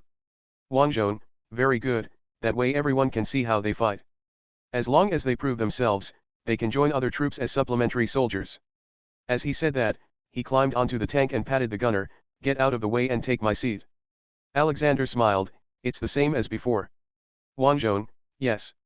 Sitting in the small tank, Wang Zhong put on his headphones and microphone, then pressed the microphone on his throat and shouted, test the radio now.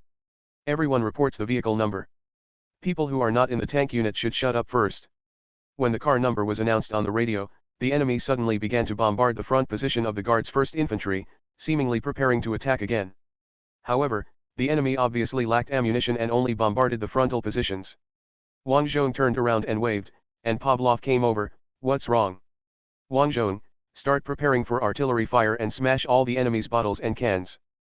Pavlov gave a thumbs up and turned back to the bunker. Wang Zhong saw his thumbs up action and suddenly thought of a joke, saying that if the atomic bomb falls, give a thumbs up to the mushroom cloud. If the mushroom cloud is smaller than your thumb, then hide quickly. If an atomic bomb is bigger than a mushroom cloud, then just accept your fate, there is no point in running. Wang Zhong gave a thumbs up and gestured towards the blue sky. Probably, only the residents of a certain island can use this knowledge. At this time, the artillery on our side began to prepare firepower. This sound was much more powerful than the enemy's bombardment. Wang Zhong thought. He had 2 hours to get into attack formation, and Pavlov would take care of that. General Maltka was looking at the map in the map room of the marching tent at the 2nd Armored Group headquarters of the Prussian Army. A communications staff officer rushed into the tent, report.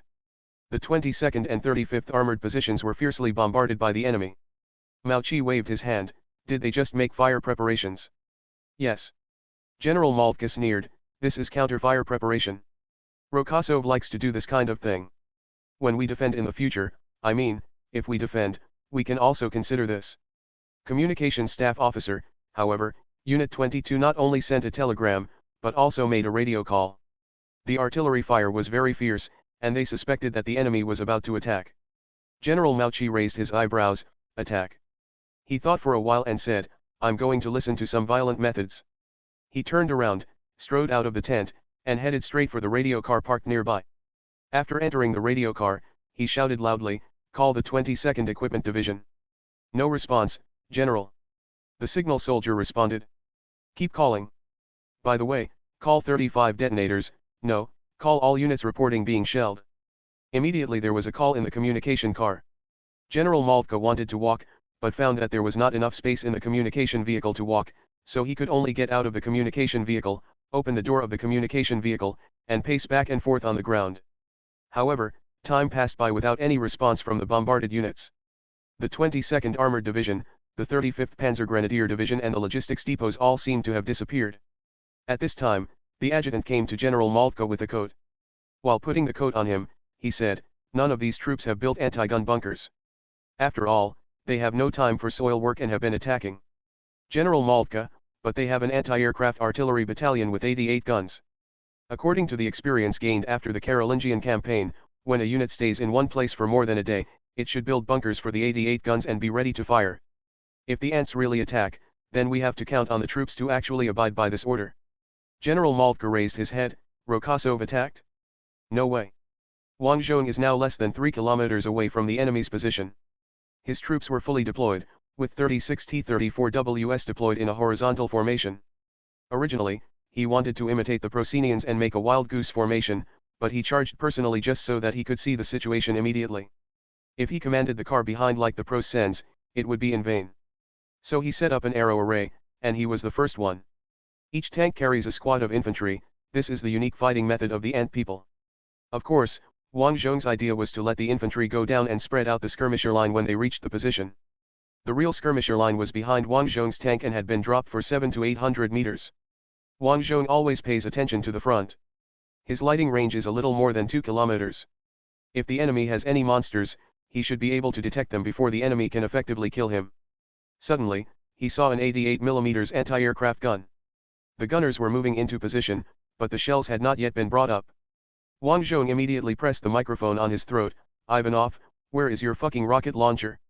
Give it to me." Chapter 245. This is Rokosov's offensive tactics, 1012. After Wang Zhong shouted, he remembered that he should report the coordinates, so he quickly added the coordinates and continued shouting, "Ivanov. The coordinates are given to you, call me." After shouting, he watched the enemy move the shells to the gun emplacement. However, the anti-aircraft gun was originally facing the sky, so the gun had to be rolled down. Wang Zhong watched as the cannon was gradually aimed at him. At this time, as the tank advanced, he saw more gun positions, but either there were no people or the guns could not move. It seemed that after the artillery preparations were completed, the enemy's entire air defense battalion was left with this single seedling. But even this single seedling put tremendous pressure on Wang Zhong. He fired the anti-aircraft machine gun and fired tracer bullets in that direction while shouting, "Alexander, do you see the direction of my machine gun? Turn the turret 7 degrees to the left. The distance is 2100. Alexander, I saw it. Loading high explosive bombs. Emergency stop." Bilyakov braked, and the infantryman squatting behind the tank turret crashed directly into Wang Zhong. His helmet with AZ letter fell off and rolled out of the vehicle. The tank fired, but the shell flew past and landed behind the enemy's gun emplacement. "Wang Zhong, Alexander. Ah. Our scale is only 2000. I hit based on experience, next shot." At this time, Wang Zhong saw that the enemy had completed loading, and the first round was coming.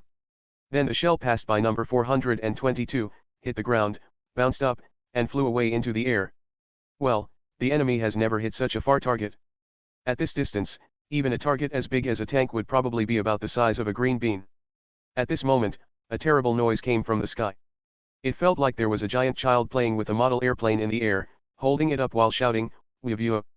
Wang Zhong looked up, feeling like he was watching a meteor shower that only happened once in half a century. There was a lot of excitement on the enemy's side. Wang Zhong had done acrobatics in War Thunder before, driving a Sherman organ to bombard the opposite point. Even if there was only one Sherman organ rocket, he could always kill a few unlucky ones. This is literally washing the ground.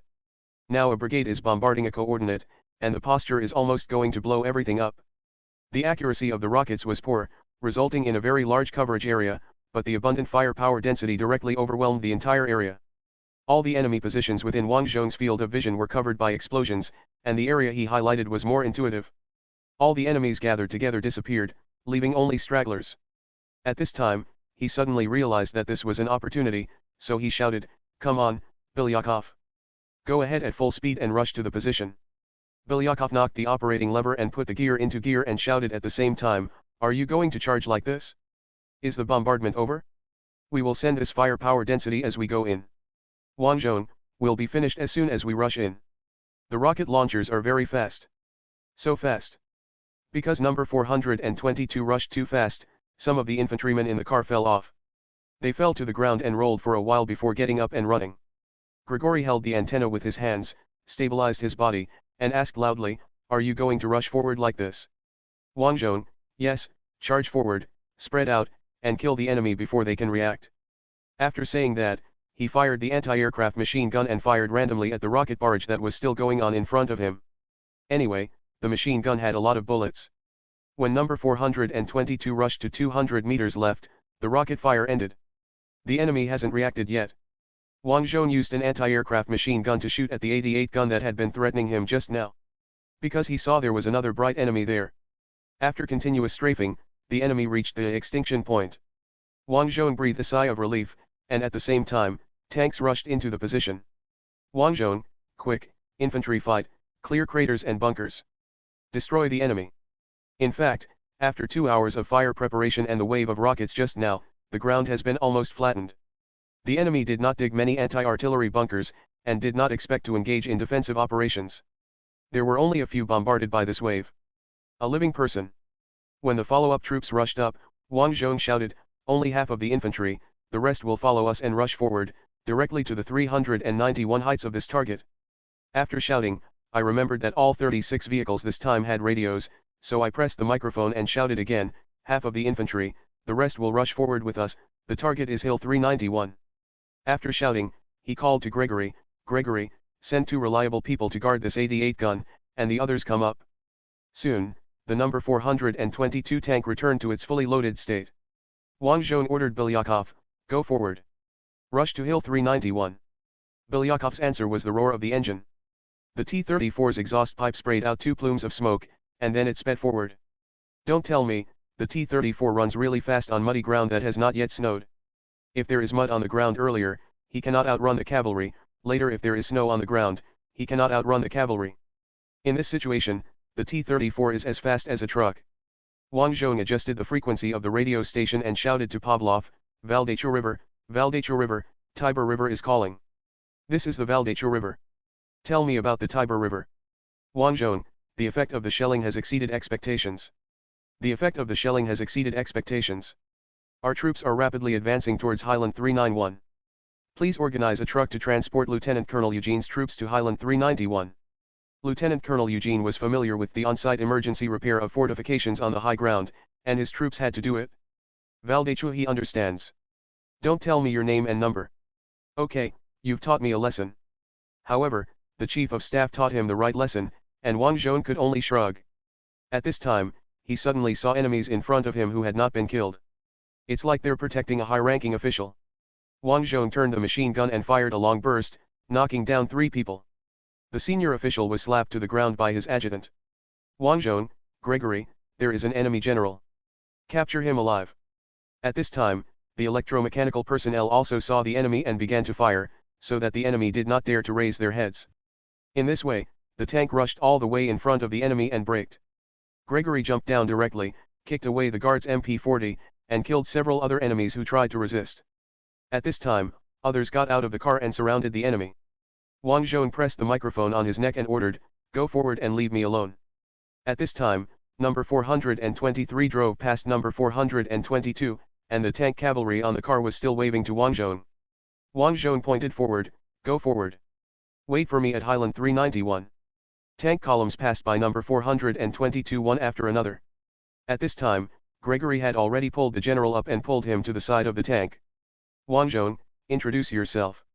Then he realized that he didn't have Vasily with him and there was no one to translate. Where did Vasily go? Vasily carried the radio to the Guards Rocket Artillery Brigade. Unexpectedly, General Prosen himself answered in Ant language at this time, "Commander of the 22nd Armored Division Rudolf von Bingerlof, Major General."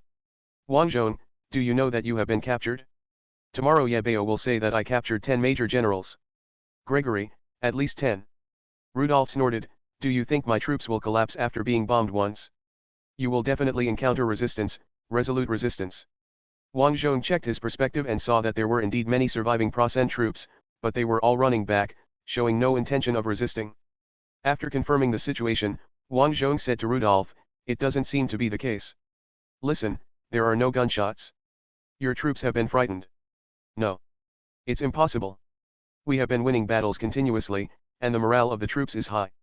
Rudolph shouted loudly, "You will definitely encounter resistance. Wang Zhong, it seems that you are not as brave and good at fighting as the legend says. However, I have known this for a long time. I have defeated you countless times, and I will continue to defeat you in the future." On the night of November 10, 2000 hours. 2nd Armored Group Headquarters Plosen. Several guards escorted several people wearing armored uniforms into the headquarters tent. The adjutant saluted General Maltka, report, "These are all broken soldiers who were caught near the headquarters." General Mauchi looked at the defeated soldiers, "Humph, what does it look like? Do you still look like a Prosan soldier when you are running in such a mess? At least stand at attention." With this shout, the defeated soldiers stood at attention as a reflex. Maltka continued to ask, "Are you from the 22nd Armored Division?" "Yes, 51st Armored Battalion, 22nd Armored Division." "Maltka, what's going on?" Rokosov's troops launched an attack and appeared from all directions with red flags. They rushed towards our positions like a tide. My lies are misleading the public. Mauchi scolded, "Report to me the truth." The defeated soldiers shrank their necks and said hesitantly, "The enemy's artillery fire was very violent. We did not have anti-artillery bunkers. We just avoided existing villages and roads, but the artillery shells fully covered us. It was like they couldn't use up the artillery shells. There were explosions everywhere and the forest was flattened. After the bombardment, the enemy used a terrible new weapon, like a howling demon, and then Sergeant Fritz shouted, 'Rokosov is coming with the demons of hell,' and everyone started run. Let's start running too." Mauchi was speechless. "Sergeant Fritz? Find this sergeant and shoot him. Let all the defeated soldiers identify the person who led the escape and the person who deceived the crowd, and shoot them all. The remaining people will be incorporated into the punishment camp." After speaking, he waved his hand, and the guards took all the defeated soldiers down. The chief of staff of the cluster said, "Will the enemy launch a large-scale counterattack?" "No. If it was a large-scale counterattack, only 2 divisions would not be bombarded." Maltka came to the map, observed the map and said, "Rokosov judged our intentions, so he wanted to occupy Hill 391, so that his artillery can push out and block the road with artillery fire, so that the logistics of our troops attacking Kalinskaya will be affected." Maltka stopped, thought for a while and said, "But he left the fortification zone he had built for a month and occupied an unfortified high ground. This may be our chance to defeat him. Of course, we have to take a 2-pronged approach. Didn't an engineer unit just come up from behind to repair the airport? Let them build a new road along this more remote path. This road will be exposed to Rokosov's artillery fire. Outside the scope." The adjutant said worriedly, "But, after this engineering unit builds the airport, it will be used by the Air Force to attack Yebeo. Otherwise." General Maltka waved his hand, "Fuck the Air Force and the airport. You are still doing this kind of surface engineering at this time. We are racing for time and saving the Prosan Empire, do you understand?" Chapter 246 391 Highlands, 1112. After Wang Zhong occupied Hill 391, he waited until dark. Actually, he didn't wait long, because it was too early now. Lieutenant Colonel Eugene finally came up with his pickaxe. Eugene jumped off the truck and came to number 422, the core of the defense, and complained, "The weather is getting colder and colder. I'm wearing a coat, and I'm blown into a fool in the car by the wind." Wang Zhong, okay, look at the floor, can you dig it? We found that the heavy artillery bombing only made a pit of that degree. He pointed to the side, and then found that it was pitch black and the size of the pit could not be seen at all. Eugene took off the pickaxe on his shoulder, "That's why I brought this old friend here." Wang Zhong took a step back to make room for him to dig. The lieutenant colonel frowned as soon as he picked the pickaxe. Wang Zhong's brows also frowned, and he stared at the lieutenant colonel's expression. Eugene changed his position, and another guy came, then shook his head repeatedly, "It can still be dug now, but it will be very laborious. I suggest using explosives to blow it up first, and then find a way to level it and repair it." Wang Zhong, "It's already frozen like this. No wonder the Prosan people didn't dig many trenches to protect their 88mm anti-aircraft guns. It turns out that they can't dig it." Eugene tried a few more times and soon dug out a hole for planting saplings. When Wang Zhong was a child, he went to plant trees on Arbor Day and dug a hole about this size. Then Eugene stood up and shook his head, "It takes too much energy to dig trenches. I'll go find a softer place. I guess we can only use explosives to blow up foxholes on the top of the slope, and then pile up some sandbags." Wang Zhong, "No need, There are many craters. This is troublesome. The enemy's heavy artillery will cover it and nothing will be left. Gunner Alexander, who is also the instructor of the tank training team, suggested at this time, drive the KV up and rely on the KV for defense. Wang Zhong, it can only be done this way. I'll use the radio to call the KV up. Eugene, find a place to dig trenches. It's all up to you. Eugene waved his hand, leave it to me. If I can't find it, I really can't find it. As he said this, he carried the miner's pickaxe and walked into the darkness. Alexander, although he is wearing a military uniform, he looks like a miner.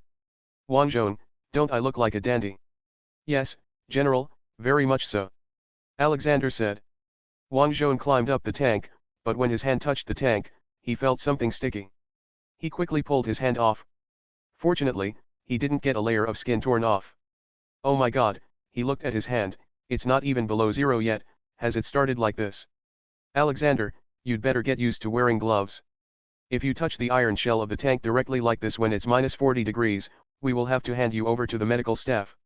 Wang Zhong cursed, climbed up the tank, and took out the radio. At 8 o'clock in the evening, Wang Zhong heard the engine sound of the KV, and quickly pulled the view. Sure enough, he saw 2 KVs approaching Hill 391. Wang Zhong immediately asked on the radio, why are there only 2? Report to the Dibba River, another one has broken down, and the crew has returned to Sukayabli to find someone to repair it. Wang Zhong cursed Sukkah, he was used to using Sukkah instead of Wow. The KV is very heavy and the engine horsepower is insufficient, which directly leads to a high failure rate no matter how much the car is improved. A small horse pulling a big cart, even if everything is fine, the horse may be exhausted. Wang Zhong was cursing when Lieutenant Colonel Eugene came over in high spirits. General. General. I found a layer of soil piled up by rotten leaves in the forest below the mountain. It should be said that it was originally a forest. Most of the trees were cut down by the Prosan people for burning and building tents, and the rest were flattened by your artillery fire. Wang Zhong was overjoyed. How deep can it be dug?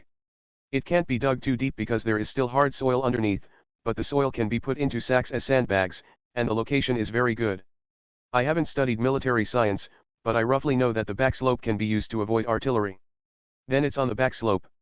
After Eugene finished speaking, he looked around and suddenly realized that this high ground was not too high, and the slope was very gentle. I'm not sure if this high ground can be used to avoid artillery. Eugene made up for it with some embarrassment. Wang Zhong, don't worry, the enemy only had a short time to prepare for our artillery fire. The enemy's supply is not good, and the shells can't come up. We will use the enemy's debris to make some fake targets. When the artillery moves to the position, we will take their tractors and drag the enemy's debris to the front line and cover it with grass. Lieutenant Colonel Eugene laughed. General, this is how you fight. It's fun, I mean, it's fun to be a friendly army. Wang Zhong also laughed. Just kidding, I like to be a scoundrel in any competitive game. It's fun to be a scoundrel. It's fun to be a scoundrel all the time. Wang Zhong stood up on the tank and looked to the west. The whole land was dark, and only the flames created by the previous extended artillery bombardment were still burning. It seemed that a tree was burning, which reminded Wang Zhong of the lyrics of the Song of the Lonely Mountain, the trees like torches blazed with light. Because of language problems, Wang Zhong didn't feel anything about most of the lyrics of English songs, with only a few exceptions, and this was one of them. Wang Zhong looked at the lonely burning tree. Its presence made the surrounding darkness even more intense. Wang Zhong actually thought about pushing the defense line here. But the road conditions from the station to here were so bad at that time that nothing could be supplied. Mud is a double-edged sword. If it were fortified here, it would be impossible to build fortifications as good as those set up by Suhayavali. And even now, Wang Zhong can choose to trust the neighboring troops and only guard his own one-third of an acre. No, it should be said that when he just retreated to Suhayavali, Wang Zhong never thought that the Prasan people could climb so far in the mud. Maybe it's because Prosan is much stronger than Sandoko. Wang Zhong looked at the burning lone tree quietly, surrounded by the busy construction site. At dawn the next day, Wang Zhong retreated to about 1 kilometer behind Highland 391. He hid his tanks in the bushes, which had been plowed yesterday by artillery fire. Wait for the soldiers of the Bishinsk regiment in front to mince meat with the enemy and consume the enemy to a certain extent, and then put in the tanks for counterattack. This is Wang Zhong's plan. The sound of artillery not far behind can be heard. This is the forward-moving artillery regiment covering the path leading to Kalinskaya. At this time, the communications soldier came over dragging the telephone line. General, the chief of staff asked us to pull up the telephone line. Wang Zhong, why not use a radio? Afraid of leaking secrets, the phone line is more reliable. That's what he said. After saying that, the communications soldier took out the pliers, cut the phone line, and then skillfully cut off a section of rubber in front of the cut surface to expose the metal wire inside, and then connected it to your portable phone. After doing this, he put the phone on the ground, shook it a few times to generate electricity, and then picked up the receiver. Division headquarters, division headquarters. The call has been connected, this is for you, General. Wang Zhong took the handset that was handed to him. What's wrong, Pavlov? The 1st Guards Army thanked us for coming forward to block the road, but they can hold off the enemy. They have 4 guards divisions and carefully constructed fortifications. Wang Zhong, yes, but since we are here, we can share some of their pressure. In this way, the enemy will definitely use a lot of troops to attack us today. Pavlov, I support your decision. It is better to keep the outcome of the war in your own hands. Wang Zhong, then I'll ask you to deal with them. I'll leave the phone number. As soon as he finished speaking, an artillery shell fell on Highland 391, 1 kilometer away. Wang Zhong, the enemy's artillery fire preparations have begun. I hung up. Before Pavlov could answer, Wang Zhong hung up the phone. The enemy's artillery fire was relatively intensive, but it only lasted for half an hour like yesterday. Moreover, these artillery fires were basically attracted by the fake tanks launched by Wang Zhong and did not hit the positions behind the hillside. According to the results of yesterday's exploration in Eugene, all the defensive firepower deployed by Wang Zhong was behind the hillside, and the anti-tank guns were even hidden in the woods. As long as the enemy tanks cross the hill, they will encounter a head-on attack. However, Wang Zhong did not think that the enemy could cross the mountain. He split the rocket artillery brigade into 3 battalions. Wang Zhong felt that it was a waste when the firepower of 1 brigade covered the same area. So we split them into 3 battalions and launched them one by one. Wang Zhong is hiding here. Even without plug-ins, as long as the enemy tank crosses the hill and enters the naked eye's field of vision, he can let the rocket launcher fire, and a wave of firepower can cripple the enemy. Wang Zhong waited for the enemy tanks to cross the high ground. He could already hear the engine. But it came from behind. Wang Zhong quickly changed his vision and saw the laggard KV limping over. I say it's limping because there seems to be something wrong with the suspension of the left road wheel on this KV and it's a bit wobbly. The KV commander stuck his head out and waved when he saw Wang Zhong. General. We've caught up. Wang Zhong, get into your position. Do you see Lieutenant Colonel Eugene's simple bunker? The one covered with tree trunks. Just park next to it and that's it. Be careful not to dig a ditch. The commander set up a pergola and looked over there. Okay. Don't worry. Then the KV drove forward staggeringly, and before it had even reached the speed, it suddenly fell over. The left track in question broke directly, and the car suddenly stopped and was rotated about 30 degrees. When Wang Zhong saw KV's posture, he thought it was awesome and stopped the ricochet posture. At this moment, the enemy tanks crossed the hill. Wang Zhong, Grizzly Bear. Fire. Grizzly Bear fire. This is the communication call sign assigned to the 3 battalions. It has not been used before this order is issued. It will not be used again after it is issued. The orderer will bring a new communication call sign. The meteor shower I saw yesterday flew over Wang Zhong's head again. However, the target this time was out of Wang Zhong's field of vision. He could only see it from an overhead perspective, so the impact felt much smaller. What he saw with his naked eyes yesterday was the overwhelming momentum that impressed Wang Zhong deeply. At the same time as the rocket launcher fired, the ZIS-30 hidden in the tree line also opened fire. Wang Zhong did not bring the 57mm towed artillery group over, because the thing moved too slowly, and it would be troublesome to cover the position if someone marked it. ZIS-30 runs so fast, just change places after playing. Although the rate of fire of the ZIS-30 is not as fast as the towed gun group. After a wave of shooting, all the tanks that climbed over the cliff stopped. The tanker jumped out of the tank and backed away. Wang Zhong laughed. It seemed that there was no need for armored counterattack until all the rocket launcher battalions had finished firing their ammunition.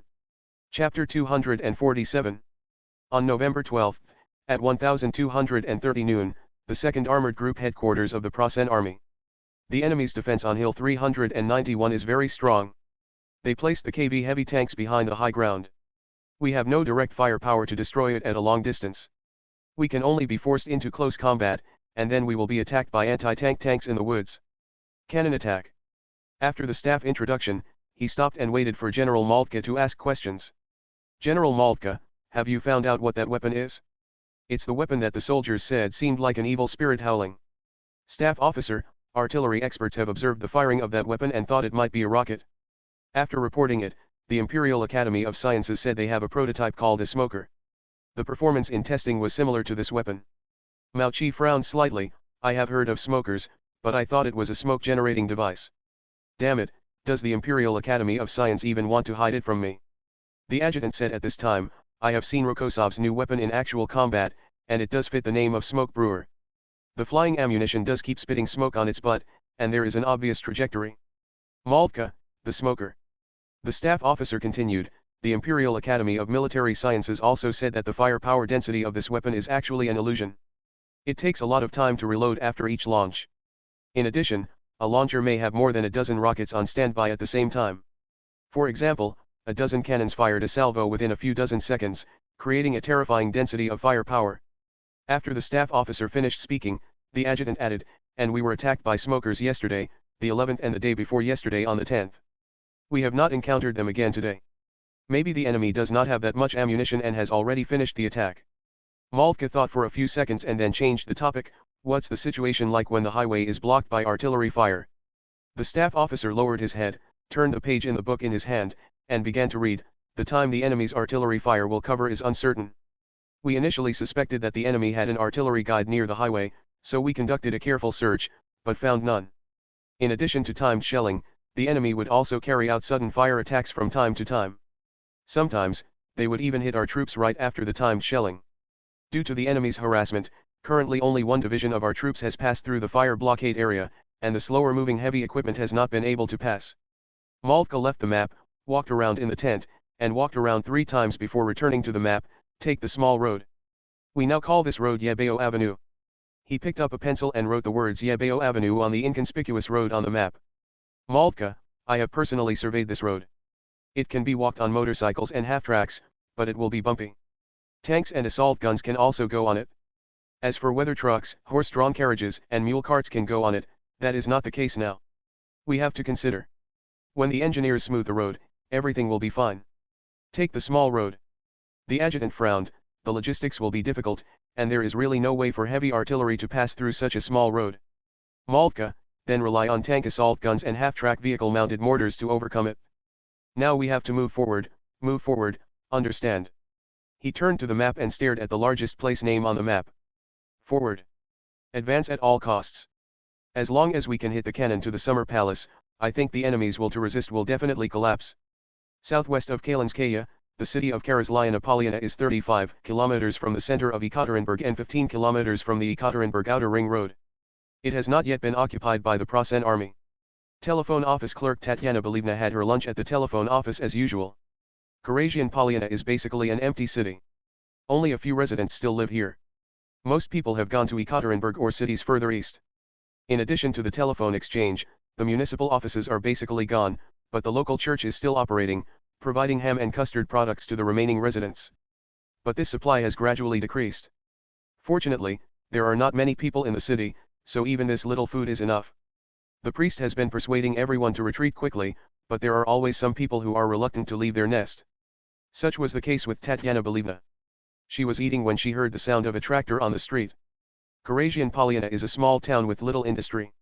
It is mainly a purchase and transshipment center for agricultural products, as well as a tractor station and a seed station. But this was the first time Tatyana Believna heard such a loud tractor sound. She leaned close to the window of the telephone exchange, looked outside, and then saw a large number of Prosen soldiers in grey military uniforms walking along the street. The sound of a tractor was actually a Prosen half-track, which Tatyana had seen at a science fair hosted by the church. She opened her mouth wide and hurriedly left the window, ran all the way into the telephone exchange counter, squatted behind the counter, pulled down a phone, and dialed a number. The telephone exchange lines themselves were integrated into Ekaterinburg's telephone system, and calls could be made to all units in Ekaterinburg by dialing a number. Tatyana Believna called the Yeberg Defense Committee, but it took a long time to get through. Hello, City Defense Committee. My name is Believna, and this is Karaslyana Polyana. The Plosen people just invaded the city. The Plosen people just invaded the city. As soon as she finished speaking, Tatyana Believna heard the sound of machine gun fire from the direction of the church. She subconsciously stood up and looked over there, but suddenly she found a Prosen man outside the window. Before she could scream, the Prosens opened fire. The submachine gun shattered the window glass and hit the girl, causing her to slowly slide to the ground. The receiver in her hand still paged the voice of the operator of the City Defense Command. Hello? Soldier Prothan stepped over the broken glass, walked to the counter, and looked inside. Damn it, she's a young girl. The soldier exclaimed, I thought she was an enemy, otherwise I could feel better. Since the church was not a heavily fortified city, there were not many civilians left in the city. The Skiterii of Karasian Polyana only had one squad and one heavy machine gun. Now heavy machine guns roared from the church lofts, spraying bullets into the streets. The Prasen army that had just entered the city had no tanks, only motorcycles and half-tracks, so they could only drive the half-track into the shadow of the building, using the building to block the rear half of the body, and the machine gunners on the car fired at the attic.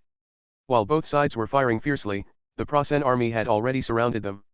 That platoon of Skiterii had only rifles and was unable to stop the Prosens. This was especially true after the machine guns of the Prasen infantry squad began firing. The Prosen infantry climbed over the low wall of the church, entered the cemetery, and leaped toward the church using tombstones as cover. Suddenly, a grenade was thrown from the church, knocking the two advancing soldiers to the ground. Two Prosens immediately went to check on their fallen comrades, while the submachine gunner raised his gun and aimed at the window where the grenade was thrown.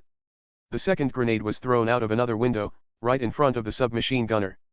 The submachine gunner immediately picked up the grenade and tried to throw it back, but it exploded before he could throw it. The submachine gunner's entire right arm was blown to pieces and was bloody. He screamed and fell to the ground. But two other Plosen soldiers passed him and threw grenades through the window. At the same time that the first shot exploded, the second shot was also fired. Two grenades immediately ended all resistance on the first floor of the church. It is estimated that all the Skiterii inside were dead. The Prosen soldier who was still hiding behind the tombstone stood up, carefully pushed to the back door of the church, kicked the door open and entered. And soldiers staggered there in the church, and the church benches were blown beyond recognition by grenades. Suddenly, there was a sound on the stairs leading to the attic. The Plosen soldiers immediately raised their guns and fired, just hitting the Skiterii who were holding rifles and about to fire. The Skiterii fell down the stairs and rolled to the ground. The machine gun was still firing, and the Prosen soldier pulled the grenade ring and threw it into the attic with a flick of his hand. After the explosion, the machine gun finally stopped. The Plosen soldiers all breathed a sigh of relief. Suddenly, an Skiterii soldier covered in blood rose from the ground, rushed into the Plosen soldiers, and fired a grenade. After the explosion, the Skiterii fell, and at the same time the four Prosen soldiers beside him also fell. The seriously injured Prosen soldier shouted, "Mom!" General Mauchi looked at the wounded soldiers in front of him and frowned, "Can you tell me what you just said again?" "Corporal wounded soldier, be careful of the injured ants. They will rush towards us with their last grenades. They are not afraid of death at all. They are no longer human beings. They must be corpses created by them with evil magic, because they are already dead. So you are not afraid of death." General Maltka frowned, "This is a rumor. In the Carolingians, there was also a saying that the witches in the forest would control the corpses. In the end, it was found that it was just a trick. The witches could at most use some witchcraft to make our soldiers sick." The corporal interrupted General Maltka with a look of fear on his face, "That's the corpse. They regard death as going home, and they will have a fanatical smile on their faces." General Maltka was about to deny it again when the doctor came over and said, "General, he is stimulated and needs to rest. This situation is usually caused by the ant people's heroics being too shocking. Moreover, speaking of this corporal alone, his four companions were all killed by the same ant who blew himself up, so they were left with psychological trauma. Mauchi, I want to understand the situation clearly." "The situation is," the doctor interrupted the general, "the ant people have begun to regard death as death. Even if they are seriously injured and cannot use weapons, they will still use grenades. After all, ants grenades, as long as one hand can move and the teeth can still bite, it doesn't matter if you don't have the strength to throw, you can just pull out the ring. You can lure our soldiers over first and then pull the ring. Maltka, we should have defeated their will to resist. Some army groups before collapsed after only losing 10%. How do I know? I'm a doctor. I'm just telling you the truth."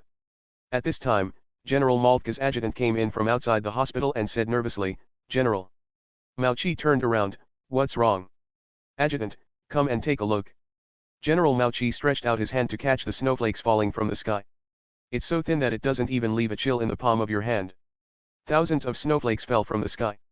"General Maltka, what temperature is it now?" "Adjutant, -5 degrees is acceptable to the troops." "General Maltka, how many winter coats have you issued?" "Less than 30%. "General Maltka, hurry. Rush to the city of Yebeo and you can keep warm. After taking down Kalinskaya, we will be less than 20 kilometers away from the center of Yebeo. The artillery can hit the summer palace. Be quick. Attack Kalinskaya at all costs. Good morning, see you tonight." Chapter 248 Fiery Golden Steel. Wang Zhong sighed. The moment he saw the snow falling, he seemed to have turned into a Disney princess, and the famous song Frozen sounded in his mind. A little girl was spinning in his mind and singing, "Do you want to build a snowman? Do you want to build a snowman?" Wang Zhong jumped down from Bucephalus and welcomed Zixu with open arms.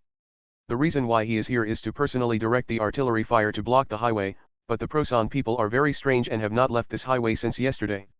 However, the direction of Kalinskaya was still attacked by the enemy. Did the enemy attack through that path? Can heavy weapons be used on that trail? After all, Wang Zhong had been fortified here for more than 20 days, and he had already ridden all over the surrounding area. He knew the path in worse condition. Just because he had personally inspected that road, he did not think that the Plozans would go that way. If they take that route, it means that the Prosan people are also willing to risk their lives. They will survive if they rush to Yekaterina Fort to grab supplies, and they will die if they fail to rush. Wang Zhong took a handful of snow and crushed it in his hand. The enemy is also fighting hard and cannot relax at all. He must find a way to defeat the enemy again and cut off the enemy's supply line. That's what I thought, but in fact Wang Zhong didn't have many troops left. He originally had one division. Except for Wang Zhong's division on Kyrenenko's side, which was in better condition, the other units were disabled and they still had to defend such a large defense area. Although Wang Zhong himself had killed a large number of enemies in the past few days, he also fought several bloody battles with the Prosan soldiers who came up through the smoke, and suffered a lot of losses. Lieutenant Colonel Eugene reported that after the enemy was repelled, they went to check on the fallen soldiers and found that all the dry food and hams on them had been taken away. There may also be problems with the food supply for the Prosan soldiers. This kind of enemy who is hungry but still has the strength to move is more dangerous. Wang Zhong was thinking about where to draw some more troops to attack again. November 12th. Outside Kalinskaya. Major Cohen, commander of the 512th Motorized Reconnaissance Battalion, suddenly spotted a road sign in front of him and shouted, "Stop in front of that road sign." The motorcyclist immediately turned around and braked in front of the road sign. Major Cohen climbed out of the truck and stared at the street sign. However, he only recognized the number 25 on it and did not recognize other anti-languages. Translate. Come here and see what distance it says is 25 kilometers. The translator patted the snow falling on his body, walked over and squinted to identify it, and replied, "It's far from the city center." Major Cohen, is the city center the same as the city center we understand? Or is there some cognitive bias between our two countries? I think it's the same, the translator thought for a moment, then changed his words, "It's 25 kilometers away from the Summer Palace, which is right in the city center." The motorcyclist was already laughing. Summer Palace. Isn't that the palace of the Tsar? We are going to catch another emperor. Everyone else burst out laughing, and someone shouted, "I heard that the Tsar also has a daughter. I want to see what she looks like." Be careful, you will be considered by the segregation committee as contaminating racial inheritance. Don't be afraid, the Tsar has the blood of our Prosens. At least he is a second-class citizen and can sleep. That's great, ha ha ha. The Prosen Empire has wiped out several kingdoms in its previous expansion. The Prosen army also has a special medal, the medal for capturing royal members. Receiving this medal is more glorious than receiving the Iron Cross level 2. Major Cohen, come on, put our sign in and tell the troops behind you the good news. Then keep moving forward. Maybe if we go all the way, we can rush into Yebeo City. As he spoke, Major Cohen sat back on the motorcycle and waved his hand, forward. The driver started the car and continued to drive in the direction pointed by Lupeo. The half-track following the motorcycle knocked down the road sign and ran over it.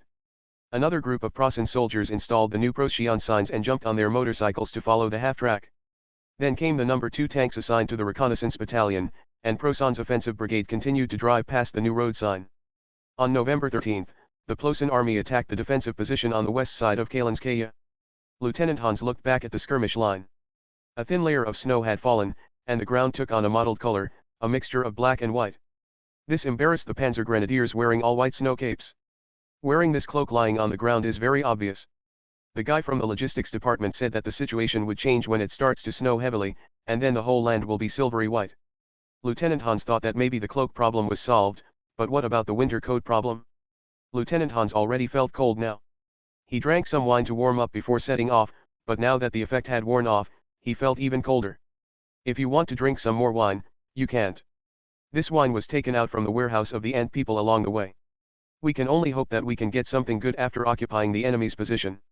The ant people had thick fur coats, but unfortunately Lieutenant Hans did not dare to wear them even after they were captured, because the company commander who was already in the first company was beaten to pieces by his own people for wearing the enemy's fur coats. So Lieutenant Hans could only take out the lining of his fur coat, wrap it around his waist and tie it with a belt, and wear Prasen's autumn coat outside. The advantage of this is that at least your belly is warm. The bad thing is that nowhere is warm except my belly. As long as you conquer the enemy's position and rush into the city, you will have a warm fireplace, hot meals, and maybe grab some loot and make a little fortune. Once you conquer Ant, you can get a piece of land here. Lieutenant Hans looked ahead. The smoke completely obscured the enemy's position. It seemed very generous to fire so many smoke bombs at once to completely cover the enemy's position. In fact, this is because the heavy artillery cannot come up, so we can only use smoke to cut off all the enemy's firepower, and then go up to fight hand to hand. The most important thing in hand-to-hand combat is the fighting will of the troops, and since the launch of Operation Typhoon, Lieutenant Hans has yet to encounter Ant troops with a firm will to fight. I should be able to win it successfully this time. Lieutenant Hans thought. But an uneasiness enveloped him. There were several rumors recently. One said that Ant's wizard cast black magic on the soldiers, turning them into willless zombies. Another theory is that Ant's witch gave the soldiers a magic potion that turned them into ruthless killing machines that were not afraid of death. I hear the saying every night when I sit around the fire. By the way, it's useless to warm yourself up by the fire. There is no fire in this kind of wilderness. Lieutenant Hans gripped his submachine gun. As we get closer to the smoke, it will be clear immediately whether the enemy is the weak soldier who collapses at the first touch, or a killing machine created by witchcraft and evil. At this time, the No. 2 Spitfire tank advancing with the skirmisher line opened fire. The main weapons of the No. 2 fire-breathing tank are installed in two small fire-breathing turrets in the front of the vehicle body. The two fire dragons jump forward together, and then swing to the wings. The entire spray lasted 5 seconds. The enemy's position was shrouded in smoke, and the burning effect of the flames was not visible at all. But the screams of the enemy could be heard. The commander of the fire-breathing tank seemed to believe that the attack was effective based on his screams, and ordered another spray. Two fire dragons rushed forward. This time it was a short spurt and it was over in one go. Then the No. 2 fire-breathing tank No. 331 performed several short bursts. Lieutenant Hans could already smell burning flesh. The enemy should be dead. He turned back and shouted to his soldiers, "Go forward. Clear the trenches. Be careful not to get burned." Then Lieutenant Hans took the lead and moved forward. This is actually not in line with military regulations.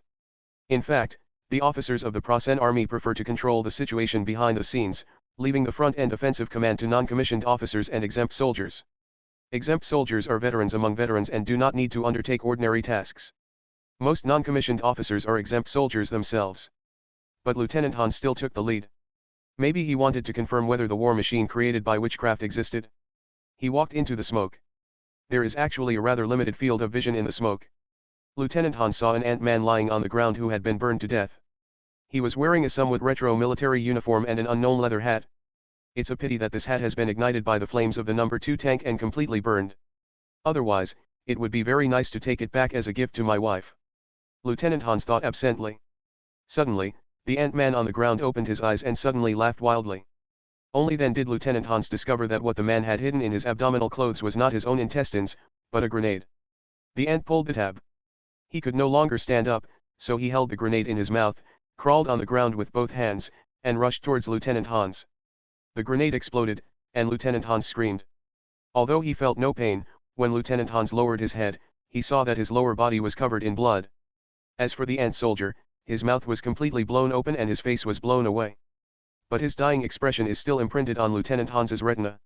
When he fell, Lieutenant Hans wanted to shout. It's witchcraft, definitely witchcraft. How can someone who has been burned like that still have such willpower? He fell. The attack on Kalinskaya did not go well. The chief of staff looked at General von Moltke, commander of the 2nd Armored Group, with a serious face. The reason was the lack of heavy firepower, and the self-propelled mortars accompanying the troops could not attack it. Open the enemy's defense. Von Moltke, when will the engineering troops level that path? Chief of Staff, it will be repaired at midnight today, and the heavy artillery will be able to go up by then. Judging from the results of our pure hand-to-hand combat, after the heavy artillery is up, we can take Kalinskaya before November 16. Von Moltke, General Heinz Wilhelm von Moltke, director of the Plassen Armored Forces, sighed heavily, on the 16th. You told me that we can only win it on the 16th. Chief of Staff, this is the most conservative estimate. You will definitely be able to climb the ancient castle of Kalinskaya on the 16th and look at the summer palace in the center of Yebeo. Chapter 249 Looking over the Summer Palace. November 14th, St. Catherine's Castle, Summer Palace. Tsar Nicholas V rushed out of the room early in the morning and loudly asked his butler, "How can there be thunder at this time?" The butler looked troubled. Nicholas V continued to question, "Tell me. There will be no thunder this season." The housekeeper then looked at the corridor window. Nicholas V rushed to the window, held the window sill with both hands, and leaned forward as if he wanted to press against the glass. He looked at the source of the distant thunder. The housekeeper explained from the side, "That is Kalinskia's eternal fort. It has a history of 100 years. After the conquerors retreated from Yefort, it was built by military engineering experts at the time to protect Yefort forever." Nicholas V held his hands on the window sill, stared at the fortress being bombed, and murmured softly, "Always defend Yefortress. Now he is going to be blown up by the enemy." The housekeeper immediately winked at the maid next to him and asked her to quickly find Her Royal Highness the Crown Princess. In recent days, as the Prussian army approaches, His Majesty the Tsar's mental condition has become more and more fragile. He loses his temper and yells from time to time. Only when the Crown Princess is around will he return to normal. Of course, this is the situation in the eyes of others. In the eyes of Nicholas V, there is no princess at all, only his son Ivan Nikolaev Antonov. It is said that Crown Prince Ivan once wore women's clothing and played with people at a masquerade party. His appearance was also somewhat androgynous. But generally speaking, no one would think of Princess Olga Nikolaevna Antonov as the late Crown Prince. After all, Olga's height and figure are far different from her brother's. Although her face is somewhat similar, it is only a similarity. Everyone knew that Nicholas V was almost driven crazy by the death of his son and the approach of the Prussian army.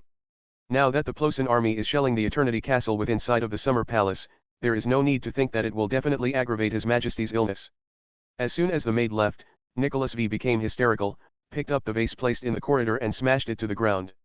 Not happy after smashing one, they rushed to the second one, but the two maids who had been prepared picked up the table with the vases and ran away. Nicholas V chased for a few steps and stopped.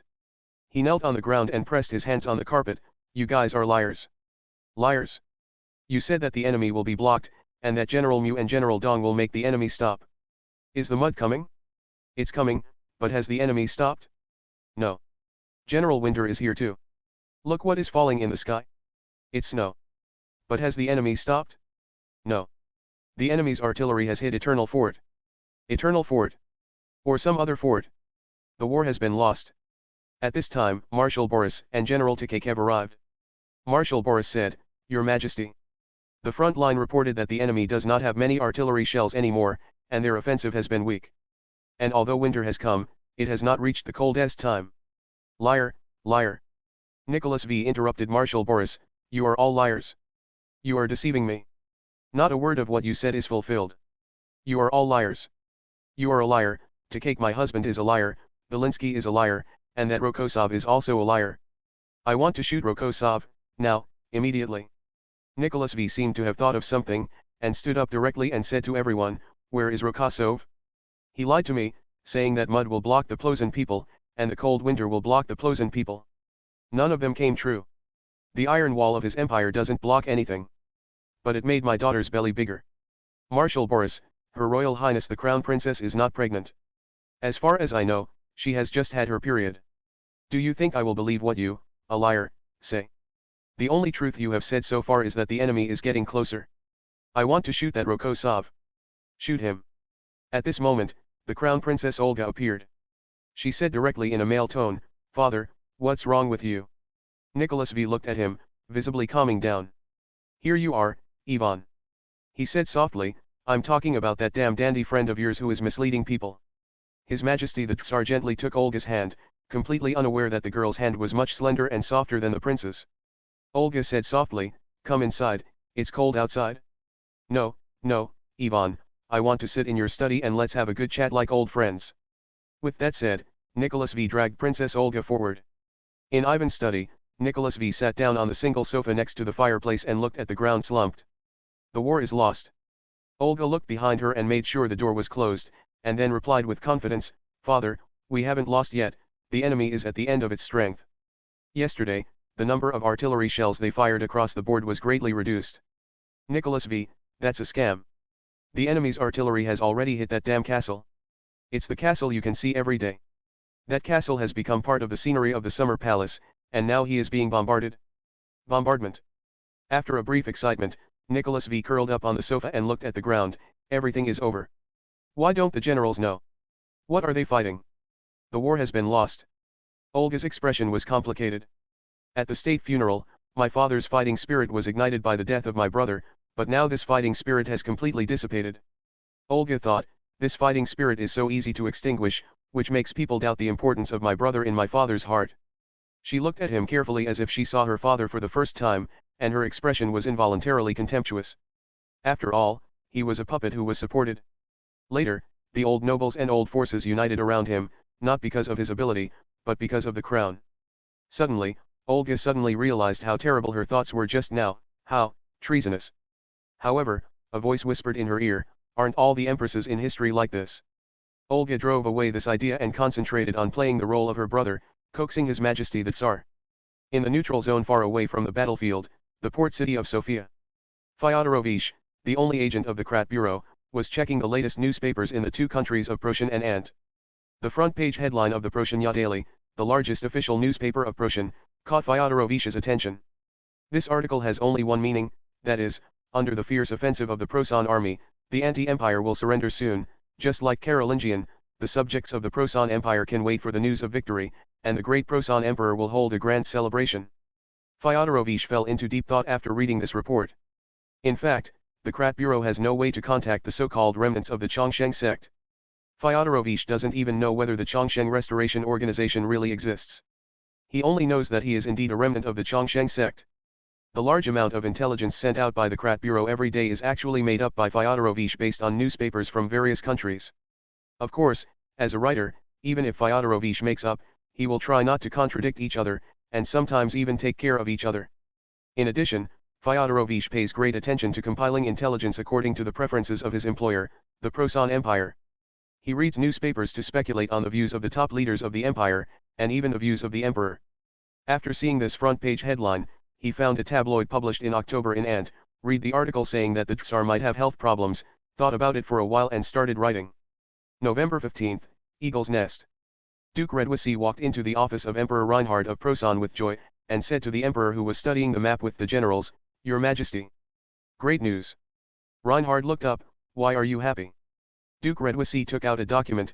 Our Krat Bureau sent a new batch of documents, 3 of which are related to each other, from the supporters of the Saint cult who worked as maids in the Summer Palace, the supporters of the Saint cult who burned boilers in the Summer Palace, and the supporters of the Saint cult who were lurking in the Ant headquarters. Combining these 3 pieces of information, we can know that the Tsar of Ant has been forced to bedridden by the war situation and can't do his job. Reinhard was shocked, really? Yes. The Duke came before His Majesty and handed over the document respectfully. Reinhard snatched the document, flipped through it quickly, then put it down, put his hands on the edge of the map, and looked at the vast territory of Ant. Great, great, the Tsar was originally the glue pushed up by the secularists, and now the glue is almost gone. Even if Ant does not surrender, there will be civil strife. Our chance has come. Gil Eis, who has recovered, persuaded, but the bad situation on the front line will not change. Reinhard, as long as the enemy is in civil strife, von Moltke and General Hawk of the 3rd Panzer Group will catch it. They will rush into Ekaterinburg. Moltke's cannons are about to hit the center of Yeburg and the Summer Palace. Victory is in sight, Giles. Do you understand? It's literally in sight. After saying this, Reinhard turned around and paced beside the map, rubbing his hands as he paced. The only thing left is to deal with the United Kingdom and the United States. We will find a way, we will find it. At 1300 hours on November 16, Kalinskaya, controlled by the Plassen army. The commander of the Plassen Armored Grenadier Division that occupied Kalinskaya personally led the team to wait at the gate of the Eternal Castle. The snow on the ground was already 3 centimeters thick, and the world had basically turned white, but there was still a little black that was still showing its presence. The car of the commander of the 2nd Armored Group drove up the uphill road in front of the Eternal Castle, but stopped halfway. The driver got out of the car immediately and opened the front hood to check. General von Moltke got out of the car and came to the engine. What's going on? The driver, there's a problem with the lubricant. Our lubricant is not suitable for the severe winter. Troubleshoot as soon as possible. Moltke said, and walked towards the Eternal Castle on the top of the mountain. The Grenadiers Division commander came forward. General, we have prepared the cannons to bombard the Summer Palace, and we are waiting for your order. Okay, I'll take a look at Ye Castle and the Summer Palace first. This way, please. The division commander hurriedly led the way. 20 minutes later, Maltka climbed the highest tower of the Eternal Castle and came to the east window. He raised the telescope and looked at the city that countless Plasan soldiers dreamed of. Finally, the scale on his telescope was aimed at the Summer Palace. Maltka, I heard that the Tsar is still in the Summer Palace, so we will give him a big gift. Fire. Chapter 250 Please call me Catherine 3, Update 1433. Chapter 250 Please call me Catherine 3, updated 1433.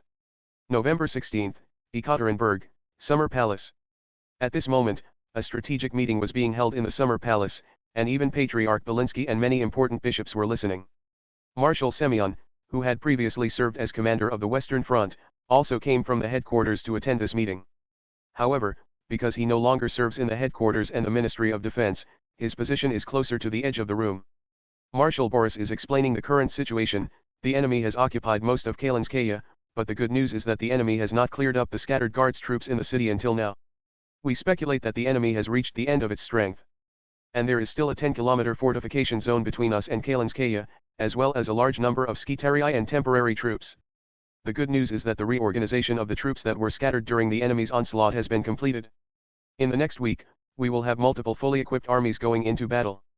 The second good news is that the first batch of wounded have been discharged from the hospital and are about to return to the army, and the young people of school age we recruited at the end of June and early July have also completed all military training and can be added to the army. We estimate that within the next month, we will have at least 1 million new troops. In addition, millions of young people are receiving military training. At the same time, we are also preparing to launch the second phase of the mobilization plan to mobilize veterans over the age of 30. We have a population advantage over Prasen. At the same time, Prasen is currently fighting on multiple fronts, and they have a large number of troops deployed. The western part of the country is on alert for a naval attack by the United Kingdom. Marshal Boris looked at Nicholas V. What does your majesty have? How much of these words are true? His Majesty the Tsar asked. Olga, father. Have more faith in the generals. Soon enough, a whistling sound came from the sky. All the generals in the room who had actually been on the battlefield reacted, and General Turgenev even ducked under the table. The next moment, the window glass shattered simultaneously, as if the sky outside broke through the window. Olga opened her mouth wide and looked at the window frames and glass flying towards her, and she was about to be pierced into a hornet's nest. A huge figure directly blocked Olga. It was Marshal Semyon. He held the table with both hands, always maintaining a distance between his body and the princess. His eyes were fixed on the princess, as kindly as if he were looking at his granddaughter. Explosions sounded one after another, and dust on the ceiling fell on Olga's head. The chandelier suddenly fell off and hit the conference table, shattering into pieces. Suddenly, a small cut was made on the edge of Olga's cheek. In fact, it was just a scratch from the broken glass of the chandelier. Just wipe it with saliva and it will be healed in a week. The shelling stopped. The cries of the wounded could be heard outside the conference room. Marshal Boris stood up. The shelling stopped so quickly, which means the enemy has run out of shells. Others also got up from the ground. Chief of Staff Tkachev asked loudly, count the wounded. It should not be aimed at the conference room. At this time, Marshal Semyon, who had protected Princess Olga, used his last strength to leave the princess and fell backward. Olga looked at him with wide eyes. Nicholas V suddenly laughed strangely, ha ha ha. It's over, it's all over. Your lies are ruined. The war has been lost. Ha ha ha ha. You are lying to me here. Maybe you are secretly negotiating peace with Prasen. Belinsky raised his head and looked at Bishop Lovkid. Ravkid nodded and silently exited the room. Turgenev saw the scene of Lovkid leaving, and his brows twisted into knots. And Tkachev had no extra energy to care about other things. He tried to persuade His Majesty the Tsar, Your Majesty. We have not failed yet. The enemy will stop shelling now. The fact that we are still alive means that they have reached the end of their crossbow. The end of the crossbow. The end of the crossbow. Nicholas V knocked on the table and shouted, Since when did you start saying this, and how many times have you said it? I will shoot you all, and then go to make peace with Prasen. Maybe he can become a king. Let's start by shooting the unstoppable imperial wall. Come on, Rokosov's defense zone is only 30 kilometers away from here, call him over. Although Olga was in shock, she still took a step forward, Father. She tried to make her voice neutral, like that of a young man. Nicholas V stopped being hysterical and looked at Olga, Ivan. You are here. Wait a minute, what happened to your face? Olga raised her eyebrows. Nicholas V raised his hand and pointed at Olga's cheek with a trembling finger. Olga immediately raised her hand and touched it, but it turned out that the touch was bad. Originally it was just a small wound and it bled a little, but there was a patch of blood on her cheek. Nicholas V was frightened and took a step back. No. My Ivan will not bleed. You are not Ivan, who are you? Who are you? Olga tried to save her. Father, don't you recognize me? You're actually pretending to be Ivan. Come on. Catch him. This is the damn Prasen spy. They took my Ivan away. I know, Ivan was taken away, and they used this to force me to surrender.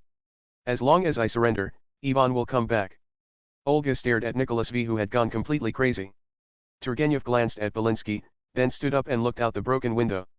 Nicholas V's voice was so loud that even the rescuers who came to rescue heard it. But Turgenev was obviously not looking at these stunned ordinary people. He soon saw what he was looking for. Gas trucks carried a large number of troops wearing blue hats into the palace gate of the summer palace.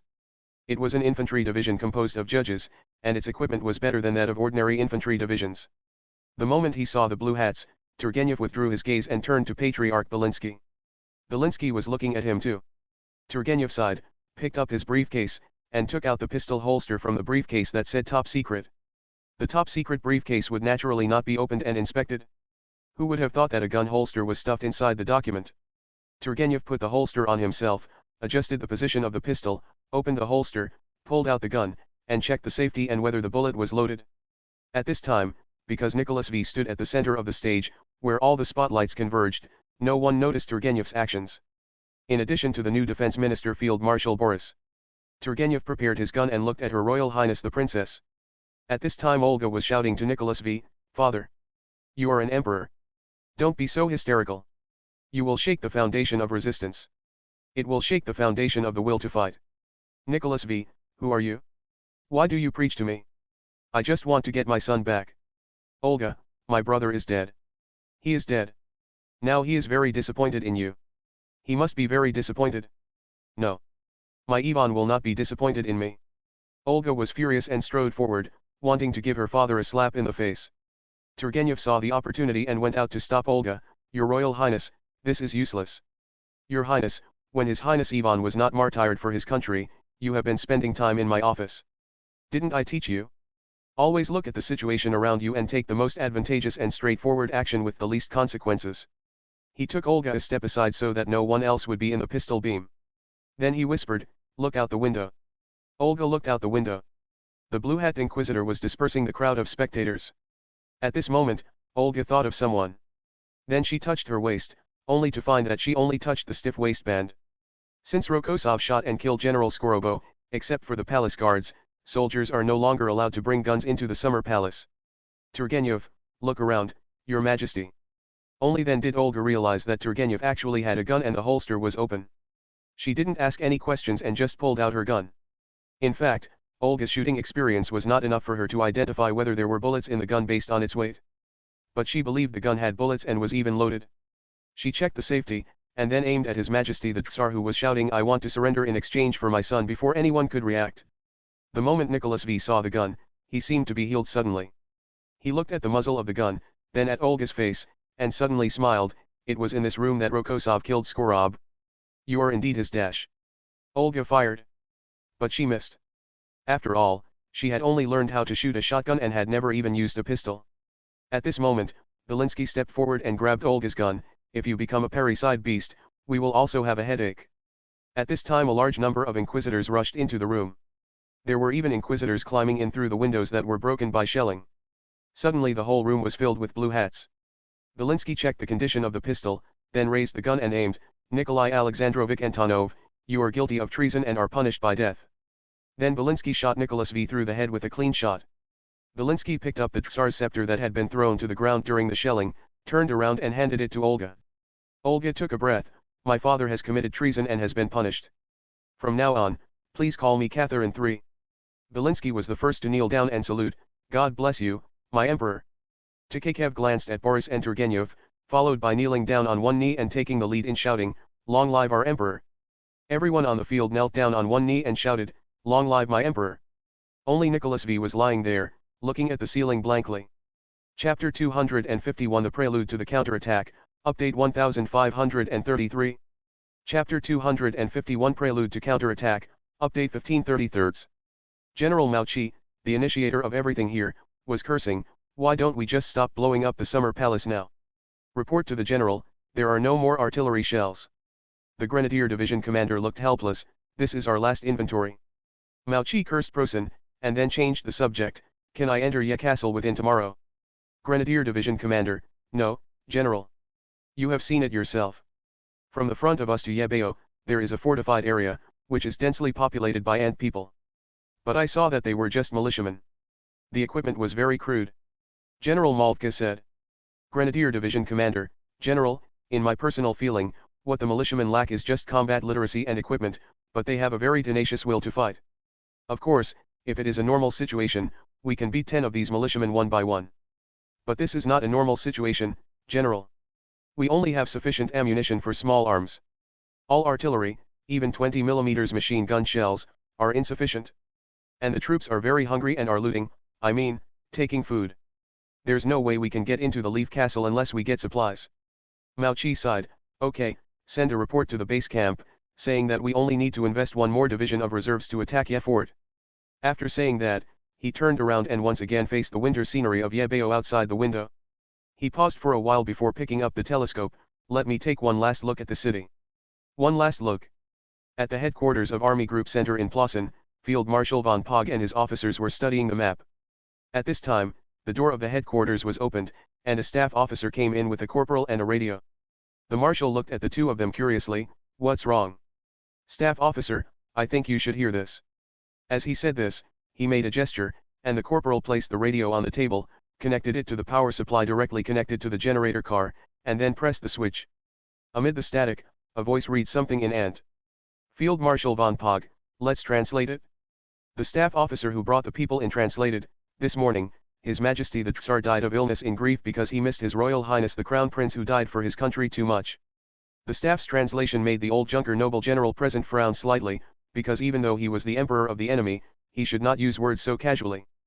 But no one brought it up. The staff member continued to translate, in view of the current special circumstances, the Crown Princess Olga Nikolaevna Antonovna will inherit the throne, and the ceremony will be simple. Prosen's generals looked at each other. Marshal von Pogge took off his monocle, could this mean, he was killed? Contact the 2nd Armored Group quickly to confirm whether they shelled Ye Fort. Wang Zhong was trying to plan a counter-attack at this time, so he found the gunner Alexander, how is the situation of the armored battalion? Alexander pointed at the tanks parked in the woods, see for yourself, there are only 8 tanks that can be dispatched, and the rest are being repaired. Although the enemy is in a miserable situation, counter-attack with 8 tanks is still a bit shabby, right? Wang Zhong, you can see that I want to fight back. Otherwise why do you ask how many more tanks are there?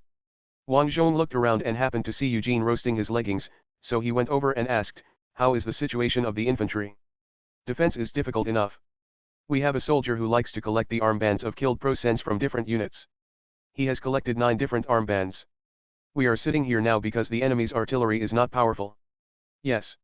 Eugene spread his hands. And Captain Andrei, who was sent as a military staff officer to the minor Eugene, said, we are all like this. If we changed to another army, we would have collapsed long ago. That group of Prosens have moved forward for only one obsession, and they are so fanatical. Very. Wang Zhong, now you can't spare any troops to cooperate with the tanks for counterattack, right? Eugene pointed at the 3rd Battalion of the 31st Regiment in the distance who had just switched defenses, go and ask them. They have only withstood 2 charges, so they should still have some strength left. Wang Zhong shook his head, no, you guys stay safe here. I'd better go back to the headquarters to see if I can get some troops from above. As he spoke, he whistled, and Bucephalus came flying towards him. Wang Zhong jumped on the horse and started running at full speed. To be honest, it was horribly cold to run at full speed on horseback in this weather. Even if his whole body was wrapped tightly, his face would still be exposed. Now Wang Zhong felt that his face was moving forward against the blade, constantly being baptized. If you continue like this, you will definitely experience vicissitudes of life. When he arrived at the division headquarters, Wang Zhong felt that the atmosphere was a little strange. He handed the reins to the groom and got into the division headquarters bunker. He saw that everyone in the division headquarters was very serious, surrounding a radio, and something was being broadcast on the radio. Wang Zhong joked, what, Ant is going to be disbanded? Nicholas V will no longer be the Tsar based on principled considerations. Pavlov, pretty much. Wang Zhong, sorry, I didn't mean to scare you, huh? Pretty much.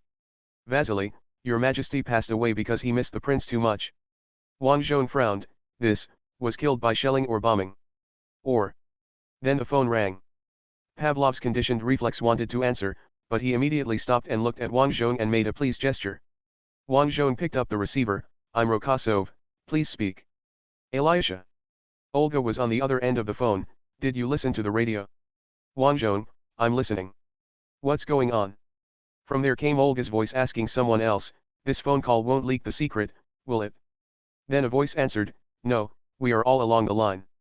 Olga, that's right, my father went crazy and shouted that we couldn't fight and had to surrender. At that time, the summer palace had just been shelled, and many people came to rescue him. He was shouting like this, and everyone listened. Arrive. Then Olga vaguely heard someone add, at least 2,000 people heard it, and 5,000 people may have heard it. It is basically impossible to keep it secret. Olga, so the current strategy is to announce the sad death first, and I will give a speech later to stabilize the morale of the army. The most important thing now is, will the counterattack you promised come? Wang Zhong, give me the troops and I can counterattack now. The enemy has even used up their artillery shells. Now we launch a counterattack and can annihilate all the enemies in Kalinskaya. When the temperature drops to -40 degrees, the situation will be even worse. Olga looked relieved, can you fight back? Great. After we repel the enemy from the gate of the Leaf Castle and accumulate a certain number of prisoners, we will boost morale by distributing photos of these prisoners in large quantities. After that, we can officially announce the cause of my father's death. Wang Zhong, don't the nobles object? That's the problem. Ya Castle is now under martial law, and surrenderers are being searched everywhere. Please, we must drive the enemy away from the gate of Ya Castle. I will ask General Turgenev to tell you the details. Headquarters of Army Group Center. Marshal von Pog was high-spirited, everyone. Victory is in sight? Although it is a little more difficult than the Carolingians, it is only a little more difficult. This difficulty mainly comes from distance, bad weather, and cold. The Ant people have nothing to fear. Now we just need to put in the final reserves to end the war. We can transfer 3 more divisions from Walter Mendel's 9th Army to the 2nd Armored Group, and the positions are just right. Said the Chief of Staff of the Army Group.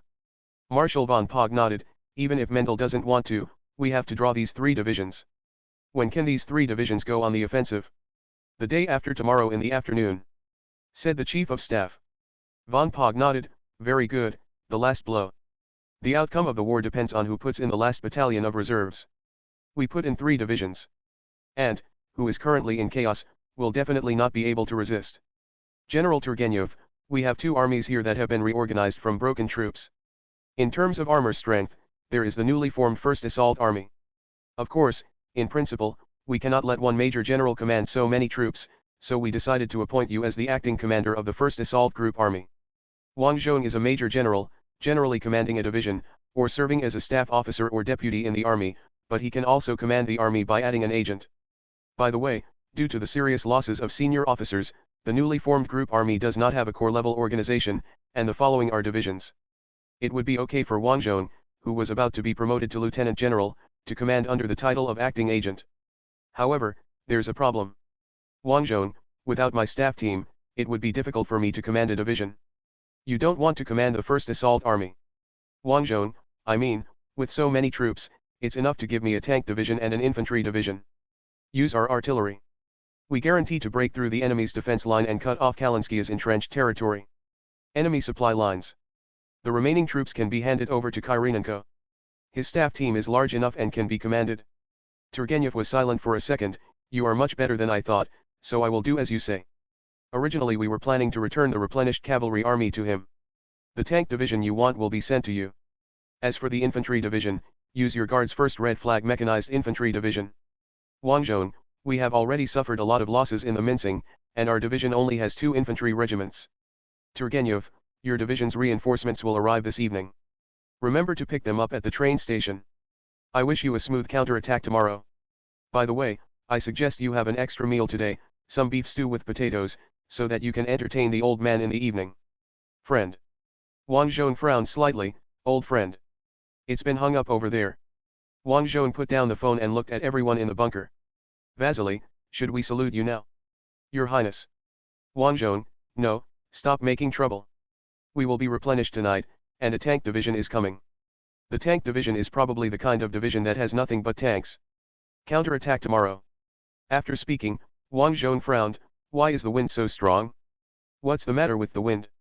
Vasily, no, isn't it normal for strong winds to blow at this time? After all, it's the 16th. As soon as he finished speaking, a snowflake the size of a goose feather floated into the bunker, spinning to the ground under the gaze of everyone.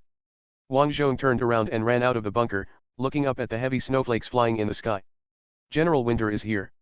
Chapter 252 Old Friends Get Together. Admiral Turgenev said that additional troops for the guards would arrive on the night of November 16, so Wang Zhong took a nap for the night. As a result, he was woken up by the cold after sleeping for 2 hours. When he got up, he saw Nelly adding carbon to the stove. Just when Wang Zhong wanted to speak, he sneezed several times. Nelly, you think the cold is not a problem with the charcoal fire. This bunker only considers artillery protection, not warmth. I went to the logistics department to get a leather bag to use as a hot water bottle, but they haven't replenished it yet. They didn't expect it to get cold so fast. Wang Zhong wiped his nose with paper and said, if you don't have a hot water bottle, you can get in bed and warm me by yourself. Naljiatan stopped her hand and looked at Wang Zhong with an expression that said, it's useless, the master is talking nonsense again. Wang Zhong added, Ludmila won't mind, she will also thank you for not letting me catch a cold. Nelly's expression changed slightly, the same expression she had last time swatting flies with a fly swatter.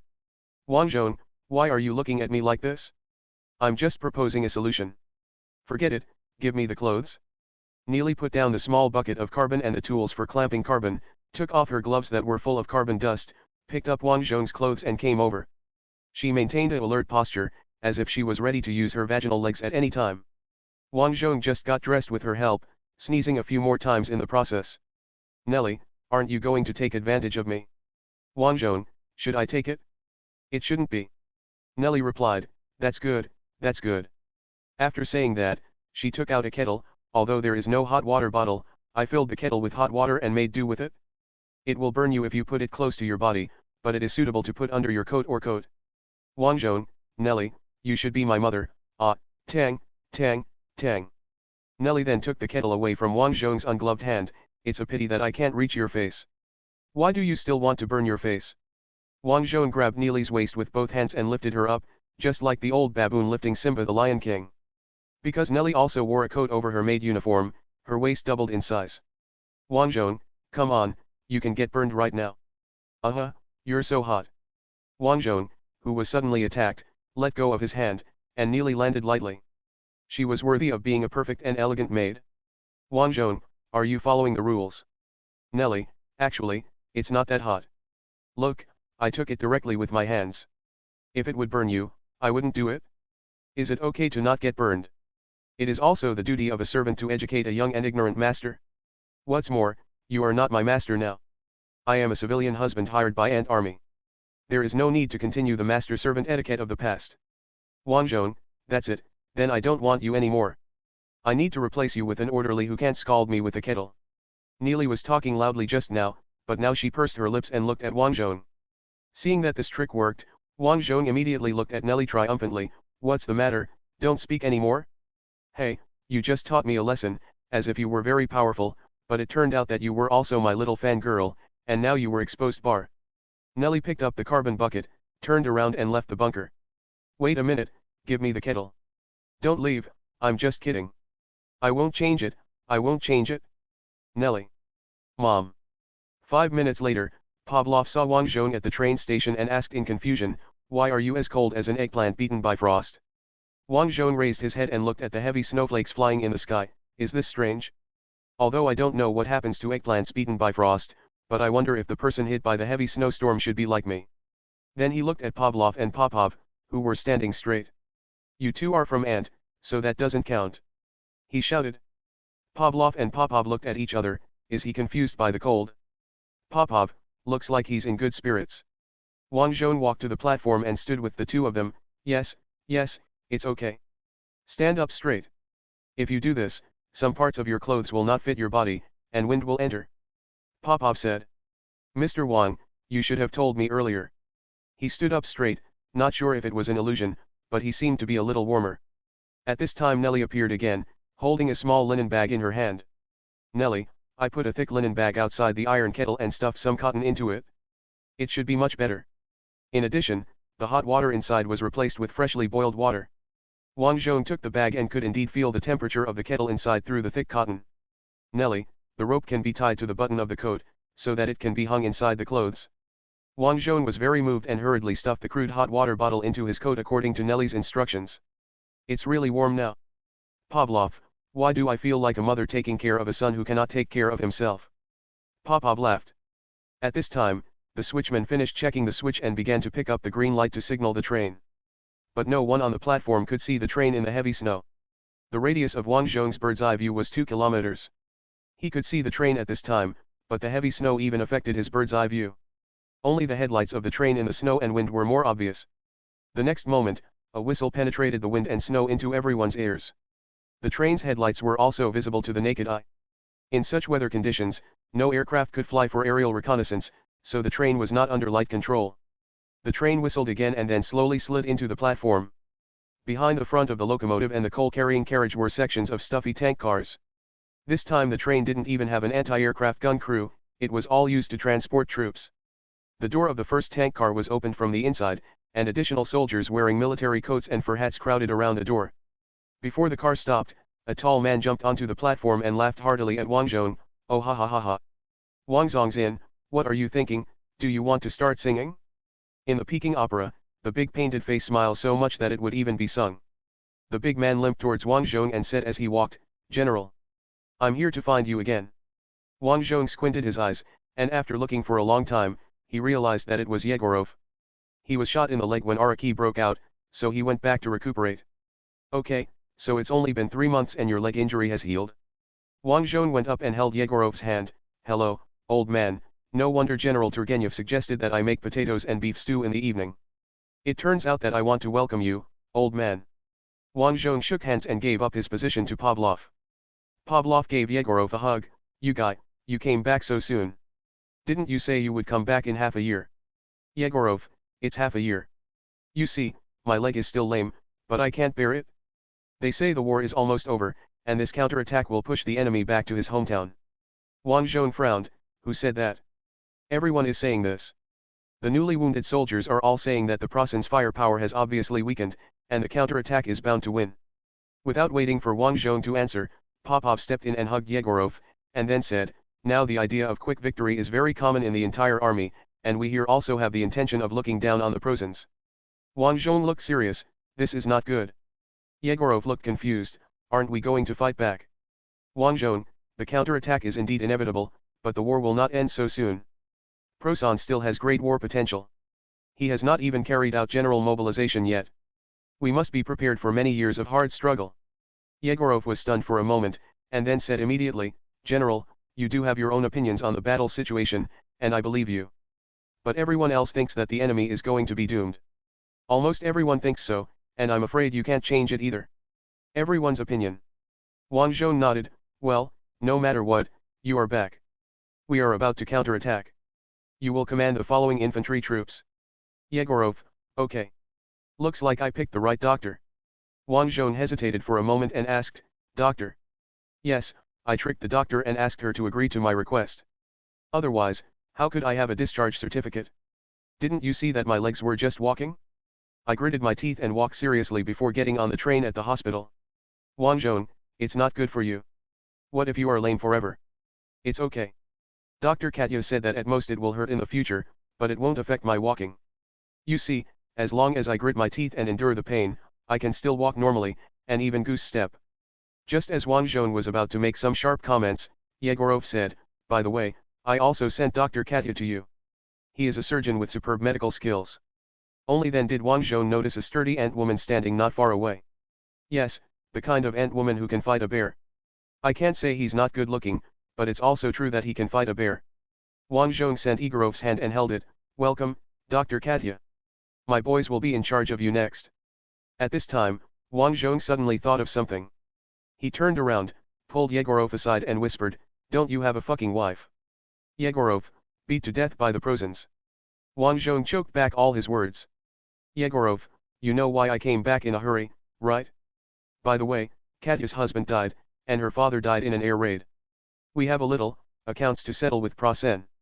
When Yegorov said this, his eyes were fixed on Wang Zhong. Although the light was not good now, Wang Zhong could still see the bloodshot eyes in his eyes. Wang Zhong, I know, you will beat them up in my place. At this time, a major ran over and saluted Wang Zhong. The supplementary troops of the 1st Guards Mechanized Infantry Division have been assembled. Please give instructions. Yegorov pointed at the major and the neatly arranged soldiers behind him and said, these are all veterans who have been on the battlefield. As soon as they say they want to be added to your army, everyone rushes to come. We have to select them to participate. I brushed off those who were not fighting fiercely. These are people who have returned from hell, just like you, General. Wang Zhong nodded, jumped on the bench on the platform, and said to everyone, everyone. I am back from hell just like you. You go to the troops tonight to replenish them, eat and drink well, and tomorrow we will let Prasen man taste what hell is like. Everyone shouted in unison, Ula. Chapter 253 Frozen, Not Allowed to Leave. On November 17, at 0430 hours, the division headquarters bunker of the 1st Red Flag Mechanized Infantry Division of the Guards Army. Wang Zhong also arrived at the division headquarters bunker early. Originally there were only 2 bears in the bunker, but now there is an additional Yegorov, and 3 bears are drinking tea next to the fire. This scene looks a bit funny. Vasily and other staff officers were squeezed to the side. Although they also wore huge thick coats, they still looked relatively slim. Wang Zhong, when will the snowstorm stop? There will be many problems in attacking in the snow. The main reason is that the visibility is too poor. Coupled with ants' poor communication skills, there may be a lot of own goals in which one's own people beat their own people. Pavlov, the weather forecast says it will stop today. At worst, we will attack in the afternoon. Wang Zhong, we can't attack now. Have our armored divisions arrived? The railway is buried, and the snow has to be cleared when the snow stops. Huh. Pavlov raised his head. The other 2 people also turned to look at the observation window. The wind calmed down. Wang Zhong used his poor knowledge of meteorology to determine that the cold air front heading south had advanced further south. He came to the observation window and looked out. The heavy goose-like snow had stopped, but there was still fine snow floating in the sky. Wang Zhong, quickly, make a call and find a way to clear the railway and let the tank divisions come up. Yegorov, everything was normal when we came by car, but the train got stuck on the road on the way back. What a weather! Pavlov picked up the receiver and said, Auntie's mother is moody. I'm used to it. On November 17, at 0500 hours, the 2nd Armored Group headquarters of the Prasen Army. General Fengmoki will come out of the wooden house. This wooden house was built over time yesterday, otherwise it would be too bad to live in a tent in this weather. Especially when the Plosen army is seriously short of heating fuel. In order to keep warm, almost all the woods around the group headquarters were cut down and burned. The general looked at the supply team blocking the road not far from the headquarters and asked loudly, why don't you move forward? Kalinskia's troops need supplies. Immediately, a captain wearing the armband of the logistics force ran over and saluted, and then reported, the snow and wind were so heavy yesterday that the convoy had to stop. Today, all the cars cannot start, and some cars can't even turn the cranks. It's all frozen inside. General Maltka scolded, can't you light a fire to melt the ice? Use wood to burn it? Yes. After the captain left, General Maltka looked up at the sky and asked his adjutant, what temperature is it now? Adjutant, our thermometer has failed. What? It failed. The temperature has dropped below the melting point of mercury and the mercury has solidified. General Mauchi was silent, and his breath condensed into ice crystals on his beard. The adjutant consoled him, we have checked Ant's climate data from previous years. For Ant, this is also an astonishingly low temperature. Under such temperatures, no one has the will to fight. We have a long march, comrades, where are we looking ahead? The team flag is flying high in the wind, and the commanders are at the front. Accompanied by the song departure, the railway workers worked hard to control the mechanical device of the railway snow plow. The hand-operated trolley drove along the railway, and the snow shovel installed in the front shoveled all the snow on the railway to the left side. Behind the cart was a group of ski terii, who were responsible for sweeping away the fallen snow with sweepers. Further behind is a train moving at human walking speed. When the train entered the station, the whistle sounded, as if to announce the arrival of the tank troops to everyone. Wang Zhong watched the train enter the station on the platform. When the train passed in front of him, he asked the train driver loudly, where is the stuffy tank car that was blocked on the way back? Driver, stop on the additional line and give way. General, I'm bringing the tank to you. As the car passed by, on the coal carriage, the guard stood on the coal pile and saluted Wang Zhong. Wang Zhong raised his hand and saluted back, then looked at the tank on the flatbed truck. Then he discovered that it was an ordinary T-34 without a commander and radio. An officer with a major general's collar on his collar jumped out of the car. buffered for a few steps on the platform before stopping, and saluted Wang Zhong, "Your Excellency General. Alderayan Mihai, commander of the 77th Tank Division Vicky reports to you." "Wang Zhong, how many tanks do you have?" 40 wagons, 80 cars. There is another train behind, also 80 cars. This is all the belongings of our division." "Wang Zhong, how many infantry, artillery, and machine guns do you have?" Mihajlovic spread out his hands. "No, we have nothing but tanks, and we even need you to support the division logistics team." "Wang Zhong, let your boys unload the truck, and then go to the military depot to get 2 extra barrels of diesel to put on the back of the tank. We have to charge a long distance." As soon as Wang Zhong finished speaking, 2 railway workers came out of the wooden house at the station, one holding a phone and the other pulling the line. The 2 came to Wang Zhong, and the one holding the phone said to Wang Zhong, "General, this is a call from the division headquarters." Wang Zhong took the receiver. "I am Rokosov." "Rokosov, I am Kyrenenko. Guess what? My cavalry army came up again after replenishing it. When you attack, I will let them attack and cover you. They can run faster than your tanks in the snow. If you don't believe it, let's compete." Wang Zhong smiled. "Kyrenenko, you are not allowed to leave the army headquarters, you still have to command the follow-up troops." Kyrenenko's interest suddenly dropped. "You guy, you charge randomly and don't let us charge. I think you should become the commander of the front army as soon as possible, so that you can only raise your butt in the rear headquarters." "It's cocooned." Wang Zhong laughed loudly. "Even if I become the commander of the front army, I will still go to the front line in person when I should. After all, you have to make use of the plug-in, right?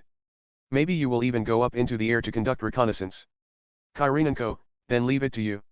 See you in Prosonia." "Yeah. See you in Prosonia."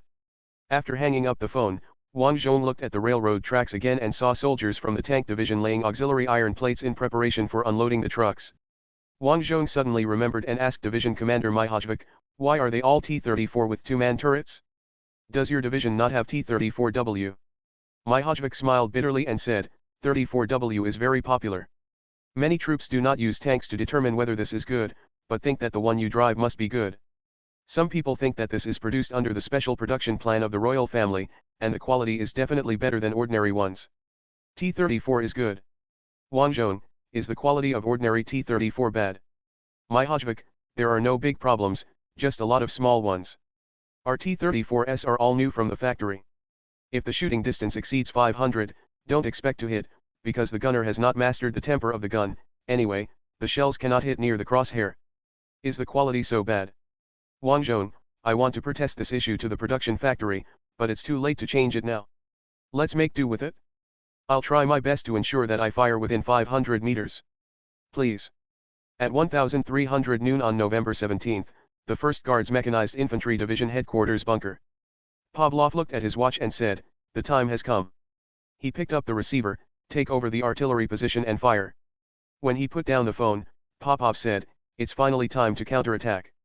To be honest, I also thought about the situation where the enemy rushed near the division headquarters bunker and I had to go out and lead the troops to counterattack myself." As he spoke, Popov patted the gun on his waist and said, "The gun was prepared just for this moment. As a result, the enemy rushed our position, changed its target, and did not dare to attack our position at all. At that time, I really felt, they are just ordinary people and can be defeated." "Pavlov, don't we already know that the enemy is an ordinary person? If we are killed, we will die. If we are bombarded, we will cry like ghosts." As he spoke, Pavlov raised his head and looked in the direction where the sound of gunfire was coming from. "The enemy is howling like ghosts and wolves right now." Wang Zhong was sitting in his own special seat in car number 422. When he saw Yegorov riding his horse along the battle line to check the skirmisher line, he shouted, "Yegorov, you have to push the horse down." "Nonsense!" Yegorov scolded, "How can I be so strong? This horse is a thoroughbred and weighs half a ton. It's not a big deal for me to compete with it." At this time, the tank unit's attack formation had been fully deployed, and Wang Zhong's number 422 was still at the front.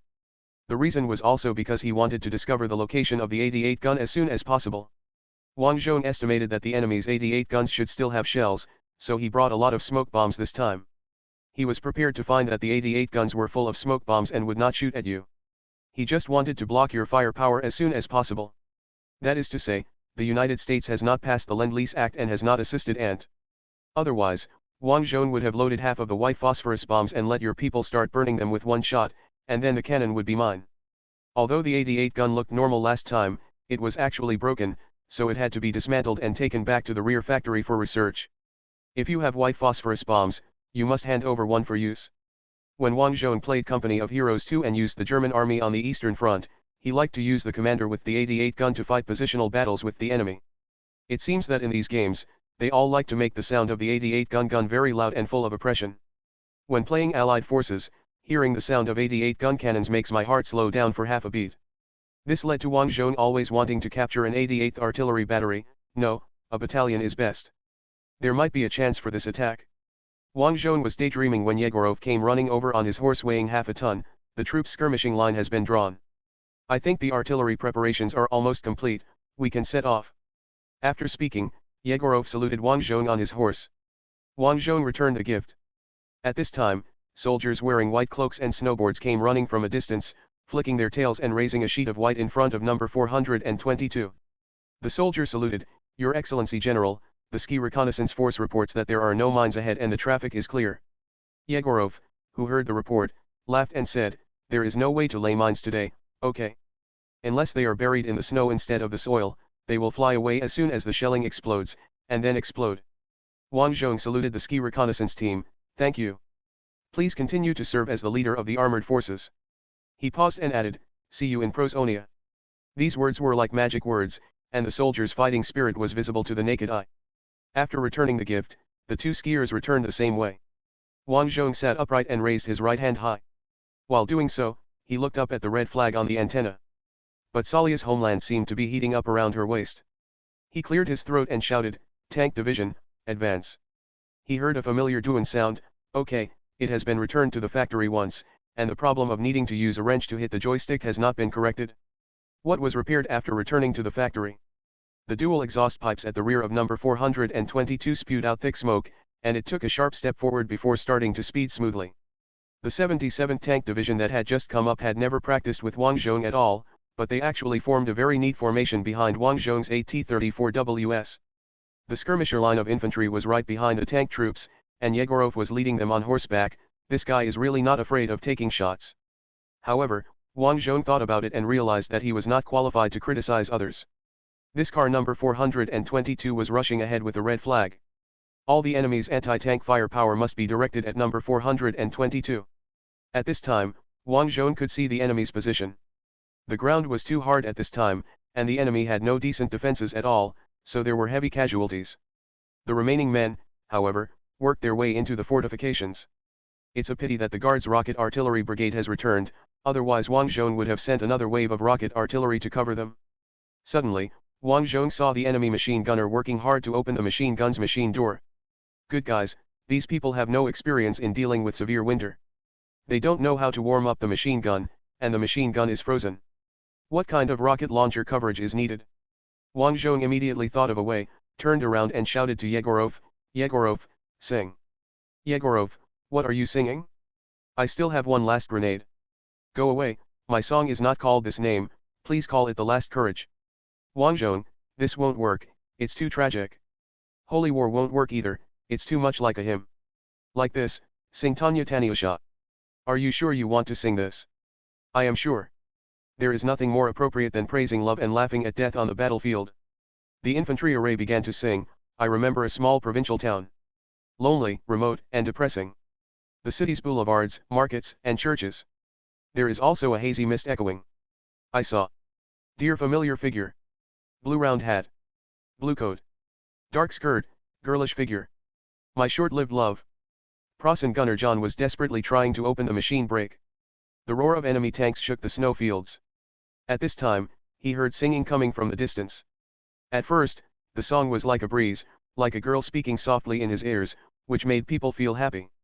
Even John stopped fighting against the frozen machine locks and looked at the enemy in confusion.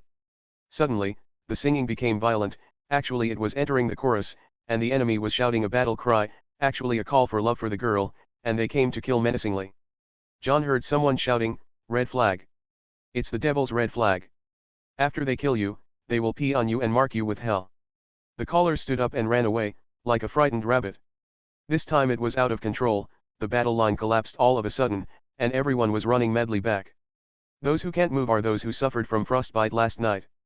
Zhong also dropped the machine gun, got up and ran. At this time, the tank's machine gun rang out, and the whip of death composed of tracer bullets shot from behind Zhong, efficiently harvesting the fleeing proscens. And the singing voice that sounded like a devil's whisper became even louder, shaking Zhong's eardrums. He suddenly seemed to have been punched. Realizing that something was wrong, he touched his chest, only to feel the big hole left by the bullet. Then he fell forward and fell to the ground under the force of the impact, his wide-open mouth filled with mud and mud. Mixed snow. Subscribe to Chinese Novel Audiowave. Chapter 254 The Lost Victory, Update 1633. Chapter 254 The Lost Victory, Updated 1633. Wang Zhong was originally prepared to face the enemy's desperate resistance, but when the enemy started to run away, he was stunned.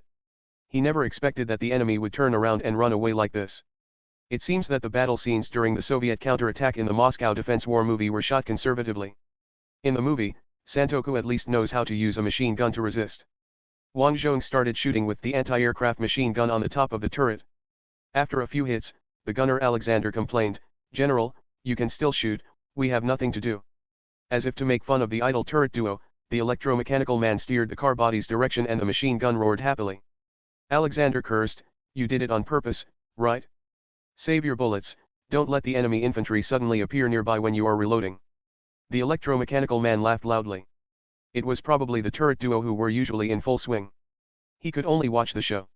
Now it was finally his turn, but he had to find a place carefully. The driver Bilyakov drove the tank directly into the enemy's machine gun position, flattening the machine gun and tripod to the ground. Alexander continued to complain, "Where is the enemy's 88 gun? I put up the smoke bomb according to the general's order, and I waited for the 88 gun to appear. Where is the 88 gun?" "Wang Zhong, I don't know." Wang Zhong's search range was almost 2,400 meters with the help of telescopes. Theoretically, even the elite 88 gun crew would have difficulty achieving a first hit at this distance. The first hit range of Santoku's ace tank crews with the Tiger's 88 gun was between 1,200 and 1,700 meters. Of course, this enemy annihilation distance is already terrifying, under conditions like World War II. Wang Zhong shot down several more fleeing enemies. He began to feel that this kind of killing was a bit boring. Just then, someone shouted on the radio, "The cavalry is coming." Wang Zhong didn't need to look back. He cut his perspective and saw the snow mist rising behind the skirmish line. It was a large group of cavalry galloping. Soon Wang Zhong saw the cavalry in black cloaks. There was a passage for vehicles between the skirmish lines, and the cavalry came from there. After passing through the front skirmish line, they spread out to the two wings to form a wall formation. They looked like waves, catching up with the tank formation from behind. Kyrienko said that cavalry is faster than tanks in this situation, but I didn't expect it to be true. The cavalry crossed the tank formation, charged at the scattered Prussian soldiers, and began to do what they did best, use their sabers to cut off the enemy's heads like watermelons. It is obviously an outdated unit, but now it can be harvested like the god of death, which may be the most modern army in the entire Europa. As expected, there are no useless units, only commanders who don't know how to use them. Because the cavalry rushed to the front, Wang Zhong's machine gun could not fire and would accidentally injure the cavalry. So he adjusted the radio frequency to a frequency that the Prussian people would use. Vasily usually listened on this frequency. "Wang Zhong, musician, how do you say who is the prey and who is the hunter now in Prosen?" No respond. Wang Zhong watched the cavalry in front chopping melons and vegetables, and asked again out of boredom, "Musician, Prosen. Are you sure you want to talk about such boring things on the radio, illiterate Leshan?" It was Vasily's voice. "Wang Zhong, musician, why am I illiterate?" "To distinguish yourself from Beethoven. And you really can't read music?" "Damn it, Vasily, I think you are picking on shit." "Wang Zhong, musician, answer my question, who is the prey and who is the hunter now?" "Vasily, are you sure you want to discuss this? Is it still on the enemy's frequency? The enemy can hear it as long as there is a radio." "Wang Zhong, yes, tell me quickly." Vasily translated Wang Zhong's words helplessly. Just at this time, Wang Zhong saw a Prosan soldier kneeling on the ground with a gun raised above his head. So he learned and used it flexibly, and asked in Prosan language, "Who is the prey now, and who is the hunter?" The man in question was a veteran with an exempt soldier's mark on his arm. He stared at Wang Zhong with wide eyes. From his perspective, the red flag on the antenna of Wang Zhong's tank just became Wang Zhong's background. The Prosan soldier opened his mouth. At this time, the cavalryman with the rank of lieutenant general came to Wang Zhong's tank, tightened the reins, and slowed down the horse. He saluted Wang Zhong first, and then said, "General, How to deal with the prisoners. I have heard about your handling method. Grab those above the captain level, and shoot those below in the shoulder. Wang Zhong suddenly thought of what Olga, Her Majesty the Tsar, said, capture as many prisoners as possible so that you can take photos and distribute newspapers and leaflets. So Wang Zhong said, no, the situation has changed. We must capture all the prisoners and send them back to Yebeo. We must ensure that they are alive and treated kindly. The lieutenant general hesitated, friendly. Yes, treat them kindly. We need to parade them through the streets to prove to the world that we won the defense war. Understood. See you in Prosonia. Lieutenant General Wang Zhong, the Major General, saluted, urged his horse to gallop forward, and shouted as he rushed, don't kill the captured soldiers, send the prisoners to the rear for great use. No, your words can easily cause ambiguity. It would also be useful to let the prisoners build the bridge on the river Kwai. Wang Zhong sighed and said, I always feel that my 2 attacks were so easy. The enemy is like a glass cup, it breaks in one go. Vasily, Leshan, you still turn on the transmit function of the radio. Wang Zhong was shocked when he realized that he was so excited after seeing the surrendered prisoners that he applied what he had learned and forgot to turn off the transmitting function of the radio. He thought he had turned it off later. He quickly closed it.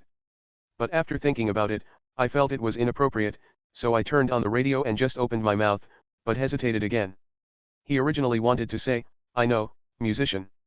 This is taunting the enemy and is an advanced tactical strategy.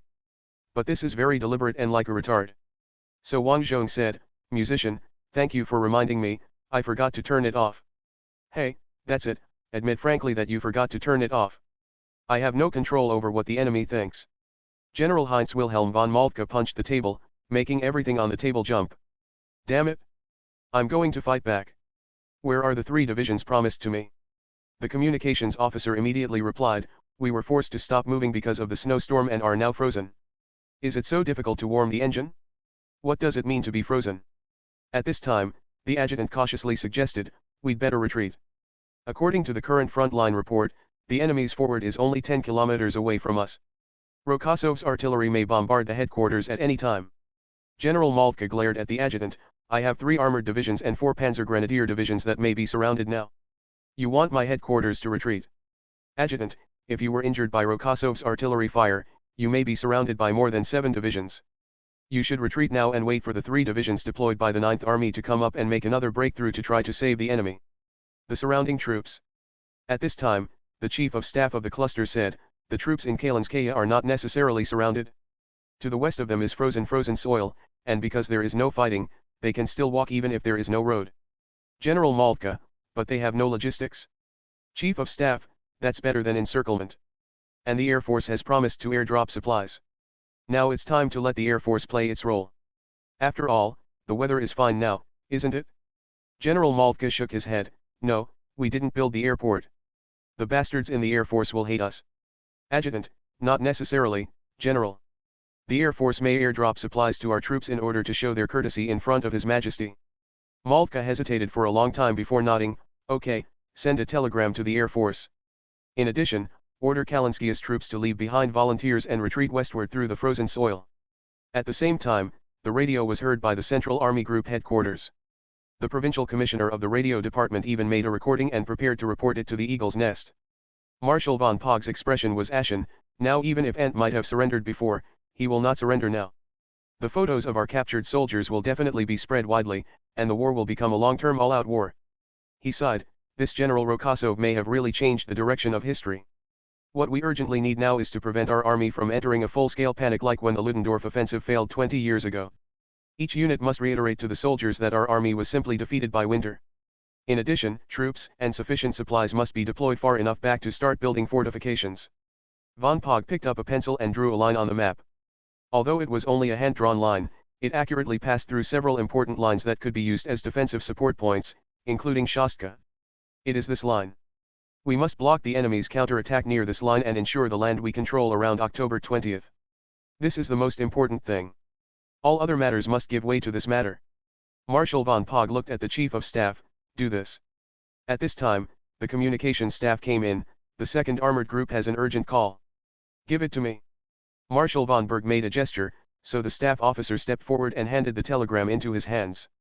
After carefully reading the telegram, Marshal von Pog said, General Moltke's understanding is clear. He is prepared to use a two-pronged approach. On the one hand, he will let the 7 surrounded divisions break through the frozen soil, and at the same time dispatch the Air Force to airdrop supplies. At the same time, he is also preparing to use the 3 divisions just assigned to him to launch a relief operation. This will give a better explanation to the soldiers and His Majesty. Chief of Staff, explain. Yes. Von Borg took off his monocle. Isn't all we can do now to give His Majesty an explanation? The efforts to end the war quickly have failed. But whether we have lost the victory has not yet been determined. He stopped, slapped the palm of his left hand with the pencil of his right hand, thought for a few seconds and then emphasized, the decision has not been made yet. Chapter 255 The Siege of Kalinskaya, Update 1733. Chapter 255 The Siege of Kalinskaya, Update 1733. Wang Zhong suddenly saw the 88 gun that he had been dreaming about. The gunners had already been chopped up by the cavalry, leaving only a few who knelt down and trembled with their guns raised. These 4 cannons even maintained their anti-aircraft status. When Wang Zhong saw the cannon, he urged Bilyakov, turn 30 degrees to the left, do you see that cannon? Go there quickly, no, not too fast. Don't break it. Don't hit Alexander, hit him if the cannon breaks, I'm not done with you. Tank number 422 drove in front of the enemy's 88th gun position. When it finally stopped, it knocked down the sandbag wall protecting the gun. Bilyakov, I didn't touch the cannon. I didn't touch it? The sandbags can't be my problem, right? Wang Zhong, okay, you did a good job. After saying that, he took off his headphones and the microphone around his neck, climbed out of the tank and jumped to the ground. As a result, his legs were badly shaken. He stood there for a few seconds and then moved his legs, which were still numb in the joints, towards the 88 cannon. Move over. Alexander stuck his head out, saw Wang Zhong like this and asked, what's wrong, General? Wang Zhong, you will be numb if you stamp on me. What? Alexander asked with a question mark on his face. Wang Zhong walked a few steps and finally recovered completely, then strode to the front of the cannon. Several Prasen soldiers who surrendered on the ground looked at Wang Zhong and then at the red flag on the tank behind them, and ran away in fear. The private of the 1st Guards Mech Infantry Division guarding them roared, don't move. Squat down. Wang Zhong looked at these people with confusion, what are they afraid of? The private next to him shook his head, I don't know, General. We don't understand Prasen. Don't you understand either? Wang Zhong, I am the last one, how can I understand that stuff? In fact, the armored soldiers in the tanks with radios should know that Wang Zhong does not understand Prasen, but the infantry cannot hear the conversation on the radio. The private's expression was very strange when he heard Wang Zhong say last one. You can imagine that when they were chatting and bragging by the fire tonight, he had something to say. Wang Zhong's reputation was exaggerated by these people, and as an enter, it was impossible not to drink. At most, he could control it so that he would not be discovered by the priests. So the legend of Wang Zhong becomes more crooked every day. Wang Zhong didn't care about this and walked directly towards the cannon. Then he finally understood why this thing maintained its anti-aircraft state, its gun mount was frozen. The lubricating oil was completely frozen, and the entire rotating mechanism of the gun mount was turned into lumps of ice. Then a few engineering shovels were thrown next to the stationary hose at the bottom of the cannon. It seemed that the artillerymen planned to use the shovels to break the lumps of ice and rotate the cannon. Thinking about that scene, I felt that they were pitiful. The enemy's tanks and cavalry rushed up in darkness, and then the cannon in their hands, which could counter everything, was frozen. Wang Zhong glanced at the machine gun covering the cannon again. He knew that the machine gun was probably frozen as well without going over to look. The Prussian army didn't think it would be possible to fight until the severe cold came, so they didn't prepare antifreeze lubricants at all. You may be prepared, but not prepared for antifreeze lubricant that can withstand -40 degrees Celsius. After all, this winter has been extremely cold. Wang Zhong saw it personally when the tank troops switched to antifreeze engine oil before. The performance of oils that can withstand different temperatures varies greatly. After inspecting the 4 frozen cannons with satisfaction, Wang Zhong ordered, light a fire next to a few cannons to melt the ice, and then drag them back. Bilyakov. Do you still have extra antifreeze oil? Find a way to solve the problem of always being frozen. Bilyakov gave a thumbs up, I brought 2 spare barrels of engine oil, both of which were hung on the tank body. Wang Zhong, okay. Take them down, restore the joints of these guns, and then change the oil. We have to drag them all back. At this time, AT-34 with tactical number 4221 drove in front of the 88th gun position.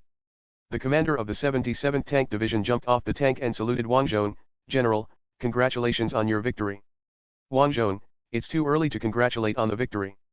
We have basically no losses and can continue to move forward and complete a large siege. Suddenly Wang Zhong had a hallucination and saw Ivan and old Count Rokosov, both of whom were smiling. This illusion disappeared in a flash. To outsiders, he just stuttered. He continued, just like the enemy did to us in Exakov. Mihajlovic smiled and said, of course, we still have 145 tanks available for action. We will definitely be able to complete the siege. Wang Zhong was shocked, how many cars? Mihajlovic was stunned and immediately changed his mind, actually, it is just based on the data reported by each platoon commander, but there will not be too much error. At least 140 tanks can move. Wang Zhong, why are there still fewer? The enemy is like this. Look at this cannon, it's frozen into popsicles. How did these 20 tanks be lost? Mihajlovic looked confused, as if he was wondering why Wang Zhong was angry. At this time, Alexander, the gunner of number 422, a veteran tanker and an instructor of the tank training team, said, it should be a mechanical failure. The mechanical failure rate of T-34 is much better than that of KV, but it is not much better. We started a motorcycle march from Sukhayavali, referring to marching using tank's own power and tracks, and ran 11 kilometers to Highland 391. We retreated to here for almost 40 kilometers, and only 20 vehicles broke down, which shows that the maintenance is good. Wang Zhong frowned. In his impression, the T-34 should be durable. How about a motorcycle that can travel 400 kilometers without breaking down? The General Santoku also praised the T-34 as an extremely excellent tank. Of course, Wang Zhong has also read the opposite information. For example, Mao Zedong's own information, which was translated, shows that the T-34's power system is actually very bad, and it is even an oil destroyer. As long as it runs 145 kilometers, it will consume all the oil and have to add oil again. But Wang Zhong did not take this information seriously. Could it be that that information is true? However, Wang Zhong suddenly thought that he was also a T-34 user, and his number 422 tank was indeed durable and durable. So he hurriedly asked, but we have always had no problem, running around is no problem. Alexander, because you only conduct short-distance defensive operations. In Luktov, you led us to go out of the city for a wave of attacks. The one who ran the farthest was number 422 under your command. In Araki, we didn't actually move much during the defensive battle. We all drove between defensive positions, and so many tanks were damaged. Later, the tanks on the way back to Shepatovka all passed by selected cars in better condition. Wang Zhong frowned, and he understood Alexander's words in a unique way, those cars that Aolikai broke through were all machine soldados cars. Of course it could also be pure luck. Wang Zhong, that's not right. There is another car that has never had a major breakdown and is running all the way. It's my car No. 422. Alexander and Bilyakov looked at each other, and the latter, as the person responsible for playing with machinery, replied, because this is a royal ceremony car, the engine is not a V2 engine, but a V2K engine, where K stands for royal. The production time of this car is about 3 times that of the regular T-34. After all, it would not be good if the viewing car breaks down all the time. In fact, you, the Crown Prince, and your 2 friends like to race tanks. Wang Zhong's mouth opened wide. It turns out that the reason why my car is so durable is because I and my good buddies used to drive it for a ride. Then the remaining T-34 is actually not that durable? No, that's not right. Wang Zhong thought to himself that true knowledge comes from practice. So far, the T-34 in this time and space has not carried out long-distance maneuvers. After all, they were all destroyed as soon as they went out. You have to try maneuvering over a long distance to know whether the skin is strong or not. Just at this time, Yegorov came over with the new lieutenant general of the cavalry army, so Wang Zhong said, Yegorov, you send reliable people to guard these 4 cannons. I must capture them and all the guns intact. Shells and leave enough people to guard the prisoners. I think Kyrenenko's follow-up troops will arrive soon. Yegorov smiled, do you want to continue the attack? Wang Zhong, yes, the cavalry will attack with us, and we will also race today. At this time, a Prasen communication vehicle carrying the ant flag and painted with ant's characteristic paint drove up. Vasily jumped out of the truck and said, Chief of Staff Pavlov asked me to follow you guys. I brought the decryptor and the inquisitor with the code book so we could send a telegram. Wang Zhong, you came just in time, Vasily, please take note of it. Vasily took out his notebook. Wang Zhong, to the commander of the group army, Lieutenant General Kyrenenko, after our unit advanced 20 kilometers, if we entered uninhabited territory and the enemy had dispersed, I judged that our unit should implement a roundabout maneuver to the north and surround Kalinska. The enemy of Yat. The army units and the units under your command should follow up as soon as possible. After saying this, Wang Zhong frowned. Doesn't it sound like a suggestion? Vasily, it's just an order. Wang Zhong, change it and add words like requests, suggestions, and so on. Vasily finished the correction quickly and read it out directly, to the commander of the group army, Lieutenant General Kyrenenko, after our unit advanced 20 kilometers, as if entering an uninhabited country, the enemy has dispersed. I think our unit has hoped to carry out operations to the north. Make a roundabout maneuver to surround the enemy's heavy group in Kalinskaya. However, we need the army units and other fraternal units to follow up as soon as possible to avoid being surrounded by enemies. I hope to get your approval and cooperation. Wang Zhong nodded. Okay, let's do it like this. Vasily immediately tore out the page from the notebook and handed it to the decoder, who converted it into a secret code. The Inquisitor supervised it with a serious face. Wang Zhong then turned to Yegorov and Wang Zhong asked the new commander of the cavalry army, what do you call him?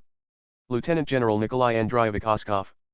Wang Zhong, let's make a big encirclement, a big siege. All the troops will eat immediately and set off tonight? Time waits for no one. Get all the torches ready. Yegorov, I suggest that we leave our infantry to defend and prevent the enemy from counterattack. It is enough for you to bring the cavalry. If the tanks charge, our infantry may not be able to keep up. Wang Zhong, it makes sense. Let Pavlov bring up the anti-tank guns again, and make sure everything is safe. At this time Nikolai Andreevich asked, what should we do with the captured enemy division commanders and division officers? There are only 2 division commanders. Wang Zhong, special personnel escorted it to Sukhayavali and put it on the train. They said it was a gift from me, Rokosov, to Her Majesty the Queen. Chapter 256, Crossing the Forest Sea and the Snowfield, additional update from the Alliance leader. Tank number 422 led the way, galloping across the silver-covered fields. Wang Zhong, half of his body exposed on the turret, was almost blown into a fool by the oncoming wind. They still outflanked to the north, just facing the wind. Wang Zhong's mood at this time reminded him of the modern Peking opera Taking Tiger Mountain by Wisdom that his grandfather loved when he was a child. The Erhuang Guide, a kind of Peking opera aria pattern, at the beginning is very consistent with Wang Zhong's current mood. Walk through the forest and cross the snowy field, soaring into the sky. When Wang Zhong was thinking of the lyrics, the rapid sound of strings sounded in his ears, and then the sound of trumpet sounded to shape the vastness of the forest sea and snowy fields, and then the allegro sounded, imitating the trot of a galloping horse. The sound of horse hooves. Wang Zhong couldn't help but look behind him. At this time, the cavalrymen adopted a less laborious trot, following behind the tank group. The sound of horse hooves actually echoed the allegro sound that Wang Zhong had heard. How do you sing the following verses? Expressing heroic sentiments and expressing great ambitions in the face of the mountains? Or I can't wait to turn the snow into spring water and usher in the beauty of spring to change the world. However, it is better for spring to come later, and we hope to launch a winter offensive during the winter. What's the next sentence? At this time, someone suddenly shouted on the radio, number 422, we have a malfunction. We will catch up with you after repairing it. As soon as Wang Zhong turned around, he saw tank number 427 stopped. This was also a T-34W. According to Alexander, it used a V2K engine, and the gearbox and air filter were also newly designed high-end versions. The T-34W all failed. I don't know how many tanks of the 77th Division had failures. Wang Zhong saw a cavalry company commander noticing that the tank had stopped, and immediately assigned 4 cavalrymen to guard the tank. He relaxed and continued to look ahead. At this time, the next sentence that he had just forgotten appeared in Wang Zhong's mind. In order to suppress the bandits, he first disguised himself as a bandit, like a sharp knife inserted into Weahu mountain. I swear to bury this mountain sculpture. Burial. In the mountain stream. Wang Zhong also remembered that his father, who had participated in the self-defense counterattack against Vietnam, must hit the table once when he sang this part, bury and bury. Wang Zhong asked why it was like this, and his father said, this is how your grandfather sang. When he sang the word bury, his eyes would spit out fire. Wang Zhong gave it a try now, imagining himself singing this part and slamming the top of the turret when he was buried. I feel it, and the hatred comes up. I swear to bury Prasen. Burial. In the mountain stream. At that moment, Wang Zhong thought of the dockyard filled with the corpses of young warriors, the tragic situation of the first and second generation number 422 train crew, and Aunt Alexeyevna. Thinking of Ivan and old Prince Rokosov. He suddenly felt incomprehensible and resentful, and thought again in his mind, I swear to bury Prasen. Burial. In the mountain stream. Then I patted too hard and my hands hurt, even wearing such thick labor protection gloves hurt. Prasen will surely perish. This ambition shakes the mountains, his ambition shakes the abyss, and his future will turn upside down. Wang Zhong was full of fighting spirit, and now he needed to find a lucky Proson bastard to bear this anger. He grabbed the handle of the anti-aircraft machine gun, checked the gun, and confirmed that the antifreeze lubricant was in good condition. Where's the damn Procenians? Suddenly, Wang Zhong really saw a light in the snow. He decisively cut the angle of view and found that it was a fire with Procens hiding around it. There are also firearms warming up next to the fire. Wang Zhong immediately turned the machine gun and started firing. While sweeping, he shouted, "Turn the turret 10 degrees to the right. Do you see the direction of my tracer bullets? There is a fire, high explosive bombs." Alexander immediately repeated, "High explosive bomb. Loader, high explosive bomb, okay." "Alexander, stop." Bilyakov braked suddenly, and Alexander immediately opened fire. It was indeed a royal viewing car. Even though it was so far away, it still stopped firing suddenly, and the shells still landed within 5 meters of the fire. From the bird's eye view, 1/3 of the Proson soldiers' mark was immediately destroyed. Wang Zhong, continue. There are still enemies. At this time, other cars also stopped and opened fire, but the accuracy of other cars was much less accurate. Wang Zhong, keep moving forward. The fire from other vehicles except ours is a bit distorted. No, it's not a little bit. To use the words of the British when they described the flintlock gun, wherever you aim beyond 100 meters, the hit rate is about the same as aiming at the moon. Number 422 started again and rushed towards the enemy's line, and then Wang Zhong saw the 88 gun with the fire next to it. "Wang Zhong, smoke grenade. Aim at the place where my machine gun fires, don't worry about firing first. Block the enemy's artillery view." This order was faithfully executed. Because it did not need to be too accurate, Alexander did not stop suddenly and fired while moving. A smoke grenade landed 400 meters in front of the 88th artillery position. The smoke emitted was quickly blown away by the north wind. Blown into ribbons. Upon seeing this, Wang Zhong gave an order directly on the radio, "The enemy's 88mm anti-aircraft gun position has been discovered. The position has been aimed at us. Each vehicle is loaded with smoke grenades and shoots at the current smoke position. One car can't form a smoke belt quickly, let's fight together." Soon the smoke almost covered the Proson position, and at the same time the cavalry also bypassed the tank troops and inserted them from the right. The cavalrymen all held submachine guns and poured water on the enemy's positions from a distance. Anyway, they are riding forward, and the drums are not too heavy for them, so they can bring a bunch of loaded drums with them immediately. It would be too much for an infantryman to carry 3 of these drums. Plus the tank's machine gun fire. Wang Zhong discovered another disadvantage of the normal version of the T-34, no one operated the anti-aircraft machine gun during the charge. A commander of the T-34W probes out, and the commander can operate the anti-aircraft machine gun. In ordinary T-34, only one person can stand behind the tank to operate the machine gun. This aspect is quite similar to Ami's design. On Earth, the early T-34 simply omitted the machine gun on the top of the turret, but later actual combat proved that this machine gun was extremely effective at interfering with German air bomb drops. Actual combat was not like War Thunder. The aircraft died when it died, and there was interference from anti-aircraft fire. The enemy will panic. So another war game Red Dragon imitated this point. The anti-aircraft shooting efficiency of the cannon is not as good as that of the anti-aircraft missile, but it can panic the pilot and make him abandon the mission. At this time, Alexander visually confirmed the 88th artillery position and began to seal the smoke continuously. Wang Zhong kept operating the machine gun nervously and fired without daring to neglect at all. After all, he is really on the front line now and may be shot and sacrificed at any time. It seems like yesterday that the first 2 groups of 422 crew members died tragically, especially in the second group. Wang Zhong even entered the tank and guarded the hatch opening uneasily amidst the bloodshed of his comrades. Past experiences stimulated a large amount of adrenaline secretion, and Wang Zhong literally became furious. He kept mowing down the enemy with his machine gun. At this time, the cavalry rushed into the smoke and approached the 88th artillery position. The moment he broke out of the smoke, the enemy's machine gun opened fire, knocking down 4 cavalrymen at once. The remaining cavalrymen regarded death as if they were dead, and approached while splashing water with submachine guns. The enemy's machine gunner was shot and fell, but the deputy gunner immediately took over the duties of the shooter, and the ammunition hand took the position of the deputy gunner. Prosen's infantry squad is entirely designed around machine guns. Everyone is trained in machine gun shooting and can become machine gunners when necessary. Wang Zhong suddenly discovered that the enemy's 88 gun was anticipating the direction of the number 422 car. Give you a preview. Wang Zhong, Bilyakov, turn 90 degrees, we will rush straight towards the enemy. Is it so fierce?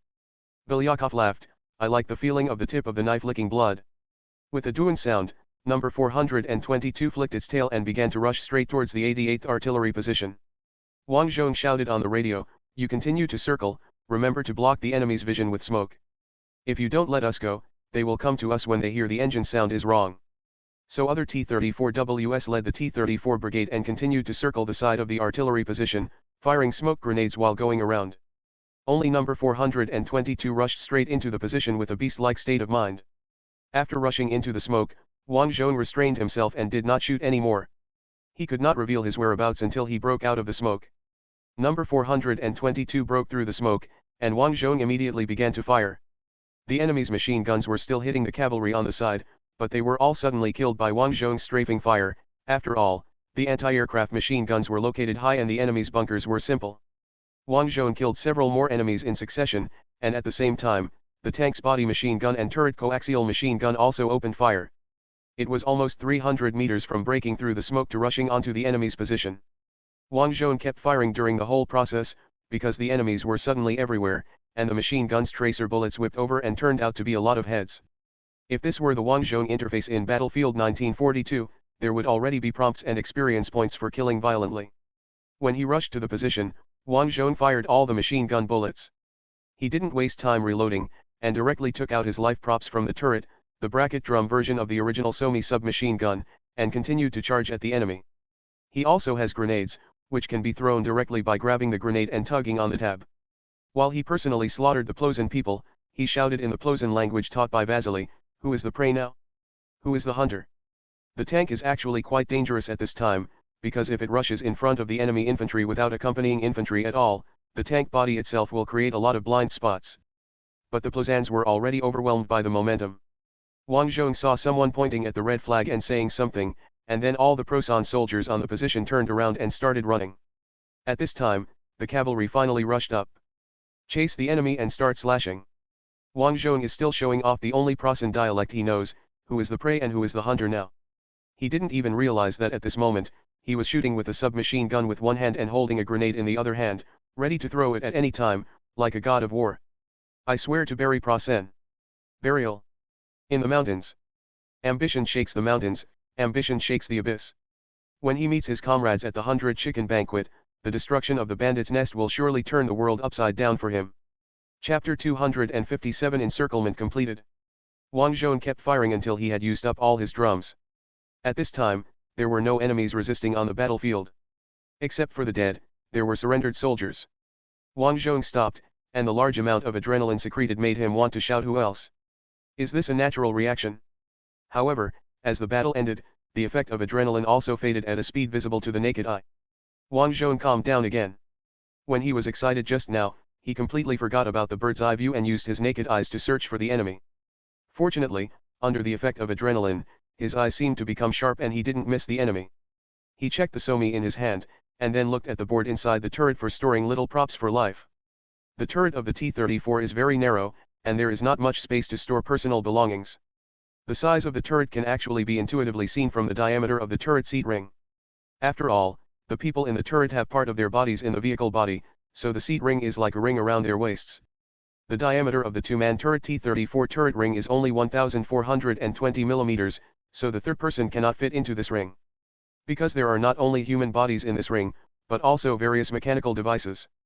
In contrast, the ceremonial T-34W turret ring has a diameter of 1,670 millimeters, which is basically the same level as the American Sherman. The Sherman ring diameter is 1,753 millimeters. If the T-34W was not such a large turret, Wang Zhong would not be able to put so many little props of life around him. At least the two-man turret T-34 of the 77th Division certainly could not fit. It would be great to be able to put a PPSH in the two-man turret T-34. Wang Zhong observed the entire battlefield and determined that the position had been completely taken. The cavalry was chasing the fleeing enemies, and the tank troops that had been circling the side turned around and drove towards the main position. After looking at the situation, Wang Zhong called out to a passing cavalry lieutenant colonel, "Wait a minute. Lieutenant Colonel, send out a cavalry company and ask them to dismount and guard the equipment on the position. The enemy has thrown so much away. It would be bad if they come back to pick it up and attack us." "Yes, General." The lieutenant colonel saluted and glanced at the Somi Wang Zhong was holding, adding, "Happy hunting, General." Wang Zhong, thank you. The lieutenant colonel turned around and ordered his subordinates. The first company dismounts, receives prisoners, manages the spoils, and waits for the follow-up troops to come up and receive them. Wang Zhong, tell them to find the commander of this position. They must see him alive or dead. Yes, General. The enemy commander was soon carried to Wang Zhong. He was a major. His leg was injured. He sat on a stretcher and looked at Wang Zhong, who was loading bullets into the magazine of his submachine gun, with awe. Maybe he was looking at the red flag flying on the antenna above Wang Zhong's head. Wang Zhong, do you know ant language? Although the enemy major looked confused, he seemed to have guessed what the question was about and shook his head. At this time, the lieutenant colonel just now said, I know Prosan language, I will translate for you. That's good. Wang Zhong was overjoyed. Which division and unit are you defending here, and where is your main force?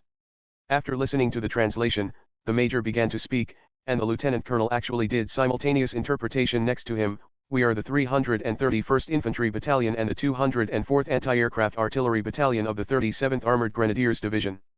We are ordered to delay you here until the main force of the division retreats. Wang Zhong was shocked.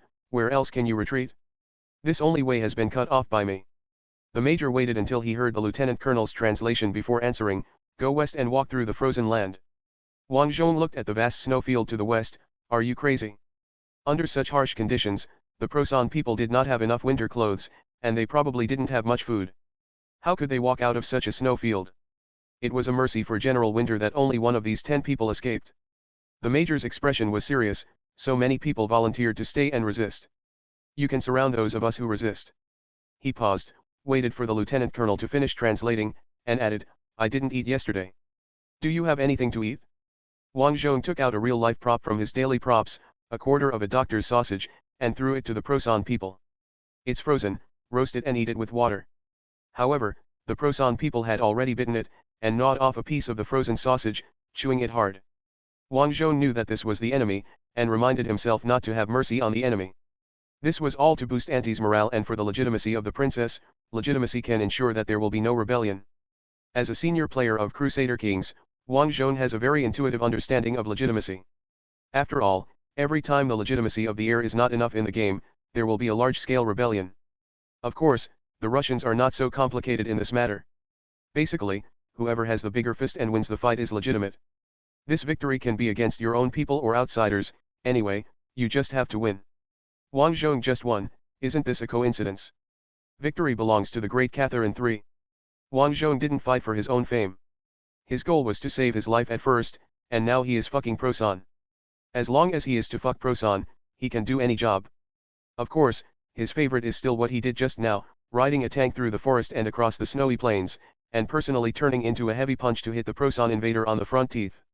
Wang Zhong glanced at Major Prosan who was devouring his food, and ordered the cavalry lieutenant colonel, keep an eye on him, he will be evacuated when the time comes. I will go ahead to grab something else. By the way, ask him where their division headquarters is. Where? After the lieutenant colonel asked, Major Prosan, who was busy chewing ham, took off his map bag with one hand and handed it to the lieutenant colonel. The lieutenant colonel opened it, took out the map, looked at it, pointed to the sign on it and said, the division headquarters is 3 kilometers northeast of this position. Wang Zhong, let's go.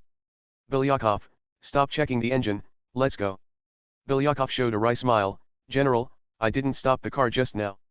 I wouldn't have stopped the car to tilt it. Wang Zhong then discovered that the car was a little tilted. When he looked again, it turned out that half of the tracks were pressed against the enemy's sandbags, which collapsed the sandbag wall, but it did not collapse completely. There was still a little bit left, so the car tilted over. Okay, the car broke down. But think about it, today's motorized maneuver was almost 100 kilometers, and then for more than a week before, they also fought continuously, driving back and forth on the position. It should be said that I have just started sleeping now, and I am already doing well. After all, Auntie's field maintenance depends on individual tankers. There is no field maintenance factory, nor are there repair or maintenance vehicles. The tractor factory masters that Wang Zhong collected before are still alive and have been sent to the factory to produce tanks. Wang Zhong scratched his head, I still want to arrest the teacher. Alexander, you can only change one vehicle. But I guess it is about to break down. The tanks of the 77th Division are new, but, He glanced at the 3 T-34s parked near the 88th Artillery position. The enemy's side was obscured by smoke throughout the process. These tanks couldn't have been stopped by enemy machine gun fire, right? Wang Zhong, these tanks don't have a commander's position. The turret is so narrow that there is no room for a third person. The weather is so cold now and everyone is wearing thick military coats. The problem of T-34 being too narrow is even more prominent. At this time, the cavalry lieutenant colonel suggested, go on horseback. We have captured Proson's radio. I will ask a staff officer who knows this to take the radio and a company to follow you. Wang Zhong, okay, you can also ride a horse. I have to complete the outflank even on a horse. Who can give me a horse? Wang Zhong suddenly raised his eyebrows and thought, no way. He put his hand to his mouth and whistled. Then a horse's neighing came from far, far away. He looked in that direction, but as far as he could see, the forest and snowfields were peaceful. Suddenly, something broke through the accumulated snow and jumped high. The white figure rushed over like a bolt of lightning, carrying rolling snow. It is Shadow Spur, the king of horses. No, it's not Gandalf's mount, it's my second-rate Bucephalus. Bucephalus passed by many cavalry along the way, and the cavalry's mounts gave way one after another as if they were afraid of it. Bucephalus ran all the way to the paralyzed car number 422, kicked its tracks, and bared his teeth at Wang Zhong. Wang Zhong raised his head and said, you should put on the saddle. He had already guessed that the stable was probably bombed again, and it was fine. It ran away on its own, and then kept following it. Cavalry Lieutenant Colonel, we can share a set of saddles. Okay, hurry up, I'm still in a hurry to catch the teacher. Wang Zhong rode Bucephalus and galloped on the ice field as night gradually fell. The staff officer carrying the radio asked worriedly, should we rest first? It's so dark today. What if we are attacked by a sneak attack? Wang Zhong switched the plug in perspective and thought it couldn't be done. The enemy was highlighted 2 kilometers away. What a sneak attack! So he said, the enemy is already frightened, and there is no possibility of ambushing us. Let's go.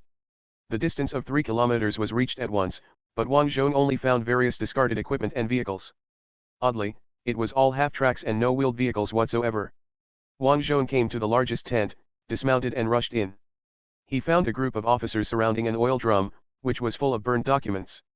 The enemy's division commander also changed into military uniforms, stood up and saluted Wang Zhong, and then said in broken Ant language, General Rokosov, I have long admired your name. Wang Zhong, why don't you resist? The troops that could resist have been eliminated by you. We have completed the mission assigned by the Empire. Now we choose to take responsibility for our own lives. Wang Zhong's nose was so angry that he beat all my good buddies and relatives to death in Marlar-Gobi. Now he wants to take responsibility for his own life? It's your responsibility not to invade. But these people are for display, and it is not good to have scars on their faces. And it doesn't seem to be a good idea to do it yourself. So Wang Zhong said, okay, please do it. As he said that, he got out of the way and happened to see Bucephalus, so Wang Zhong gave the horse a wink, be gentle. Bucephalus's mouth was moving, not knowing what he was chewing. Just at this time, the commander of the 37th Panzer Grenadier Division walked out of the tent. Bucephalus gently raised his front feet and returned him to the tent. Wang Zhong laughed. He had never laughed so freely since the beginning of the war. Chapter 258 The Last Fight. On November 18, in front of the headquarters of the 2nd Armored Group of the Prussian Army, Walter Mendel dismounted, handed the reins to the guard, then strode towards the headquarters, entered the door, turned left and went straight to the hall, now the map room and command room. As soon as he entered, Mendel glanced at the fireplace and said, how dare you live in a ready-made house? Aren't you afraid of Rokosov's cannon? Von Moltke, unless his artillery can hit 25 kilometers. He is currently busy cleaning up our troops in the encirclement. At present, it seems that there are about 100,000 of our soldiers who still have fighting ability or resisting. Mendel said loudly, isn't that all inside? After 2 months of consumption, these 7 divisions have suffered heavy losses. More than half of the combatants have been sent to the hospital. Von Moltke said with a dark face, because most of the troops voluntarily stayed to break up the main force's rear. They actually rejected the plan to retreat from the frozen soil, which is why we launched a rescue operation. Mendel, use my division. It is His Majesty the Emperor's division. Von Moltke corrected him. Mendel, but they were drawn from my army group. I know their situation well. Although these 3 divisions are not in the forward assault, the supply situation of these 3 divisions is relatively good, and each person has been issued a blanket, but they lack artillery shells no, lacking everything. I am opposed to counterattack, please put this on record. As he spoke, Mendel looked at the staff officer responsible for recording various decisions made by the headquarters. Von Moltke laughed dumbly, what you did reminds me of my old enemy, Duke Shipling. He is always like this. As long as he loses the battle, it must not be his fault. Mendel, do you think I'm shirking the blame? No, I'm just telling you that attacking at this time has no meaning and can't be defeated. The opponent is an expert in defensive warfare. Our current supply situation is like this. It's impossible to win. Progress possible.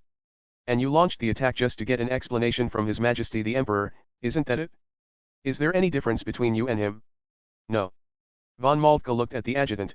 I see that Lieutenant General Mendel is tired from traveling and traveling. No. I won't stay overnight. I just came to express my opinion. Now that I have finished expressing my opinion, you should withdraw quickly. If you don't withdraw, the Ant people will counterattack on a large scale. My reconnaissance force has discovered more and more people. I believe a large-scale attack is coming soon. The key now is not attack, but defense. After speaking, Mendel turned around and strode away. Others in the headquarters looked at von Moltke. The general sighed, launched the attack according to the original plan. After the Prozan artillery preparations were completed, Yegorov got up. Isn't this too fast? Does the enemy really have the determination to attack? Vasily, who was sent here to establish communications, said, I don't know, maybe the enemy knows that they can't dig out any decent fortifications in this place day and night, so they just bombard it casually. At this time the artillery observer shouted, enemy tanks, southwest. Yegorov hurriedly lay down on the edge of a simple bunker made of wood and sandbags, raised his telescope, and observed while saying, there are about 60 tanks, but there are a lot of infantry. What is going on? Vasily, maybe they are all broken. We have so many broken tanks. No matter how good the enemy's maintenance support is, it is impossible to guarantee the condition of the tanks under such circumstances. Yegorov was speechless. No matter what, our strategy remains the same. We first block the infantry and let the mortars fire. After saying that, he turned around and looked at the 88mm anti-aircraft gun position right next to the command post. In fact, his command post was a supporting fortification originally built by the Prozan people. It originally had a 3-layer wooden roof. Ant's artillery fire was ready. Then the position was completely captured, because the 88 guns and machine guns were frozen. Of course, these cannons and machine guns have been well roasted by fire and can be used normally. The first wave of mortars had already fallen on the enemy lines. At this time, the observer guarding the artillery mirror shouted, pass the 1,500-meter mark. Dmitry Ivanovich, who temporarily served as the commander of this anti-aircraft gun position, shouted, aim at the target and fire. The gunners are all from the anti-tank artillery unit. The educational level of ordinary infantrymen in Ant is not high, so it takes a long time for them to learn to operate the cannon. Because they were not familiar with cannons and there were few people, the 488 guns were temporarily silent after the first wave of firing. Yegorov used a telescope to observe the impact point, and only saw the shell bouncing off the ground like a table tennis ball. No Prozan tanks were hit. At this time, there was an even denser mortar barrage, and the vehicles separated the Prozan infantry and tanks.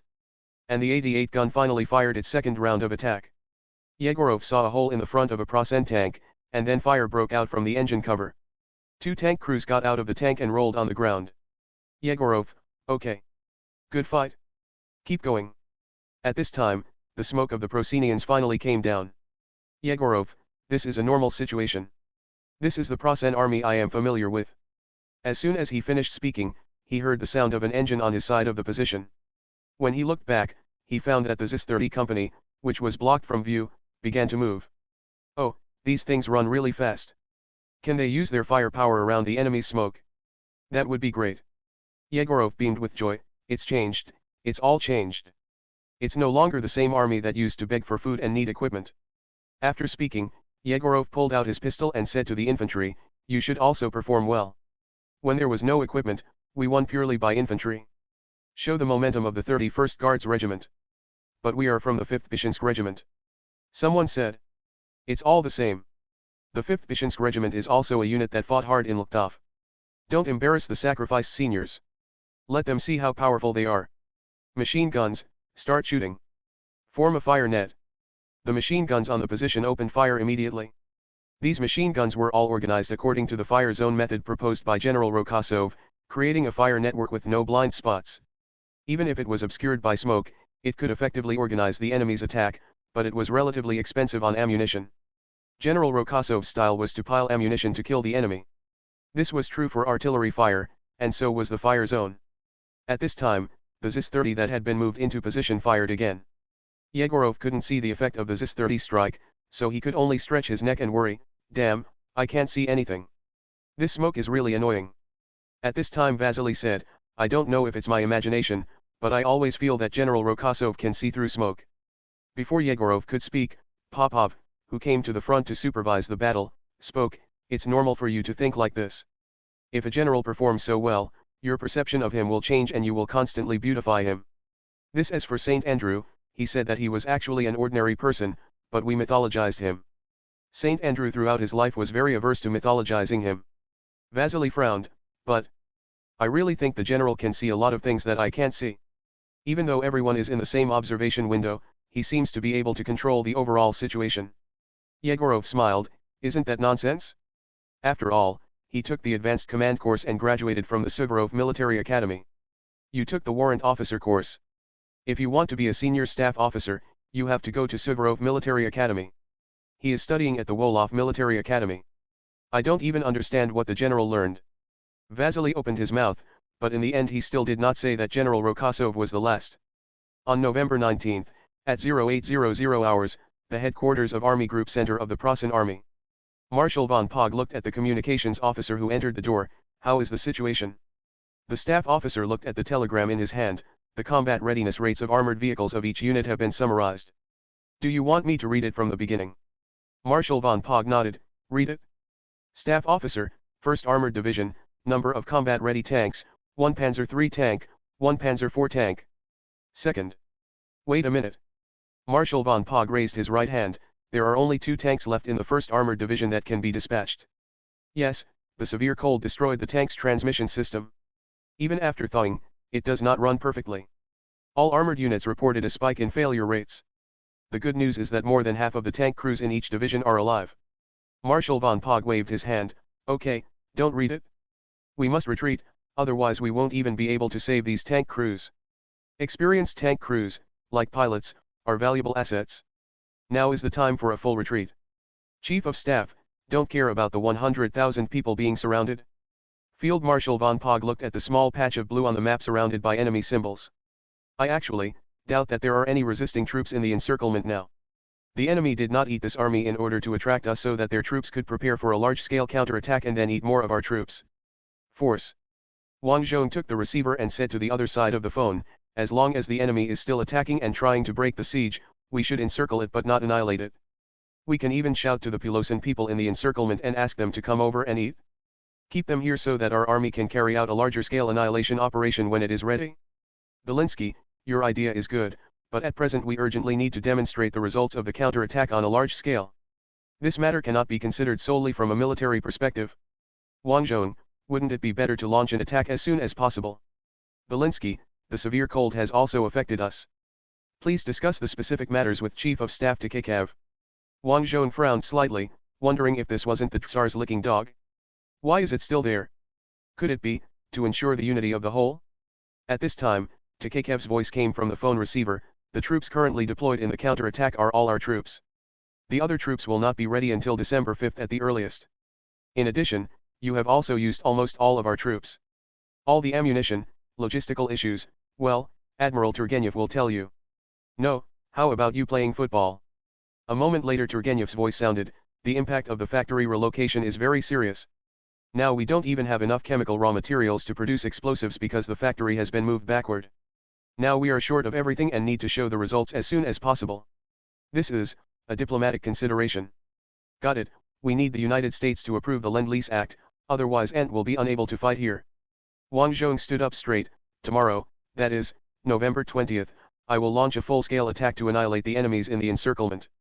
Chapter 259, Drinking the Celebration Wine Today, Update 1833. Chapter 259, Drinking the Celebration Wine Today, Update 1833. Jules on November 20th, 914, Wang Zhong looked at his watch. Group Army Commander Kyrenenko complained at the side, obviously I am the Commander-in-Chief, but you are the one looking at your watch. This scene is a bit strange. Wang Zhong made an invitation gesture, then come. Kyrenenko shook his head repeatedly, no, no, no, you made the plan and you take the credit. If you come, I won't leave this name in history. At this time, Kyrenenko's old unit and the new commander of the 7th Cavalry Corps, Nikolai Andreevich Oskov, asked cautiously, Has His Excellency General Rokosov always been so approachable? Wang Zhong, otherwise? I'm just an ordinary person. Andreevich looked as if there were millions of mysteries behind Wang Zhong's words, and fell into deep thought. Wang Zhong looked at his watch again. When he saw the minute hand pointing to 12, he said, "Fire." At 8 o'clock in the morning on November 20th, the NTC Front Army's annihilation battle against the heavily armored Kalinskaya Plosin group began. 1 minute after the bombardment started, the communications staff entered the wooden house that served as the temporary attack group headquarters. The Prasen army in the encirclement sent a telegram in the International Aviation Code. Wang Zhong looked at the communications staff officer. Everyone in the audience looked at him. Wang Zhong, shall I give this order? No, Lieutenant General Kyrenenko, you are here. The way he said this was a bit like the classic Soviet joke, come onto the stage so and so. Kyrenenko was speechless, waved his hand and said concisely, read it. The communications staff officer looked at the message. Major General Joseph, commander of the 5th Armored Division, on behalf of all the Prosen troops in Kalinskaya, would like to extend sincere greetings to Prince Rokosov. We are willing to surrender to heroes like you. Wang Zhong snorted, return the call, there is no Prince Rokosov in the Ant Empire, and no such person has been found. That's it, Wang Zhong thought about it for a while. Everyone surrendered to him by name. It seems that there is no need to go into that situation again, right? So he waved his hand, just reply like this. No need to polish the sentence, that's it? The communications staff officer took the message and left. Pavlov, is this good? If they all surrender, there will be more prisoners left alive to show, right? Wang Zhong, you don't understand, there is nothing that Prince Rokosov doesn't have. You are also forbidden to talk nonsense like this. It will not be good for His Majesty's reputation if it spreads. Moreover, it will not be good for Ludmila. She is my fiancée. Vasily, but His Majesty is obviously interested in you. Everyone saw her kissing you passionately at the station. Wang Zhong was very calm and had already thought about how to deal with it. I am equivalent to her brother. That is her way of expressing her longing for her relatives. In that way? Vasily asked in surprise. At this time, the communications staff came back. The enemy calls back. Wang Zhong, why so fast? Communications staff officer, because there is no need for decoding, just use the International Aviation Code to send it directly. Wang Zhong, what did the enemy say? Major General Joseph, commander of the 5th Armored Division, on behalf of all the Prosen troops in Kalinskaya, extends sincere greetings to General Rokosov and hopes that the general can accept the surrender of our army. Wang Zhong did not follow the procedure directly, call back, they can and can only surrender to the people of Anti, otherwise we will blow them to pieces. Just as the communications staff officer was about to leave, Wang Zhong stopped him. Can the whole world receive this message? Or is it only us? Communications staff officer, judging from the signal strength, only the nearby radio stations 200 kilometers away can receive it. Judging from the signal wavelength, it's about the same. Wang Zhong, then, how far away can our machine allow people to receive telegrams? The communications staff did some mental math and replied, we can cover Fort St. Andrew here. If we use this configuration to send, there are also some provinces in Prosen that can receive it. Wang Zhong, change the message to this, the defeated Prasen army in Kalinskia's encirclement can and can only surrender to the Ant people, otherwise we will blow up every one of you. Then I will compose a song called The Rainy Season in Kalinskaya, telling people that there were once tens of thousands of Prosen soldiers huddled in Kalinskaya, but now the heavy rain falls, but only the lonely ghosts can listen. Every time I conquer a Prosen city from now on, I will play the song and tell you about your tragic experiences. After finishing writing, the communications staff officer looked at the long message and said, are we going to send so many messages? Yes, go ahead and make sure the entire Ant receives the message. The communications officer left. Bishop Popov muttered, can and only surrender to the people of Ant? You still have the ability to be a priest accompanying the army. No, I have known for a long time that you have this ability. You never need me to inspire the soldiers to fight in the war. Will makes me feel like a waste. Vasily replied, just get used to it. Popov looked at Vasily maliciously. Wang Zhong listened to the sound of artillery fire from the artillery position in the distance. There was no need to worry about the matter in front of him. The enemy was short of food and clothing and did not have much ammunition. He would probably surrender after the bombing. Wang Zhong began to use his privileges as a time traveler to think about the future. After destroying Kalinskia's enemies, it's time to pursue them. At this time, you will encounter a new enemy weapon, the PaK-40 anti-tank gun. Although it was only a trial production model, this anti-tank gun was indeed put into use at this time.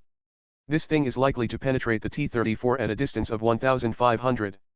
Coupled with the consistently excellent sights and soldier quality, it will cause huge damage to the counter-attacking Ant army. As the enemy retreats, logistical problems will gradually disappear, and new anti-tank guns with sufficient supplies of shells have to be guarded against. What's even more terrible is that next year, in March of the second year of the war, the enemy will invest in number 4 F2. This thing can penetrate the T-34 at a long distance. Moreover, the enemy's armored soldiers are of high quality, and their sights are also one level advanced. The T-34 driven by rookies often has a bad record. Then in September of the following year, the Tiger entered combat. At the beginning, the failure rate of new cars was very high, so the combat effectiveness was not so high. But after the shortcomings were almost repaired, this thing became the dominant one on the battlefield. The last Soviet army on Earth won with huge casualties. But in this time and space, Prosan is stronger than Santoku. Maybe these new weapons will cause the front to collapse and eventually lose the war. After all, just like Earth, Prosan in this time and space did not mobilize at all, nor did it adopt a wartime economy. Wang Zhong thought about the future, and increasingly realized that what he urgently needed to do was not to obtain many frontal results, but to quickly conduct industrial surveys, interfere with military production, and preferably interfere with the composition of the troops and even combat doctrine. Just as I was thinking about it, the communications staff came in, a clear telegram from the enemy. Wang Zhong, read it.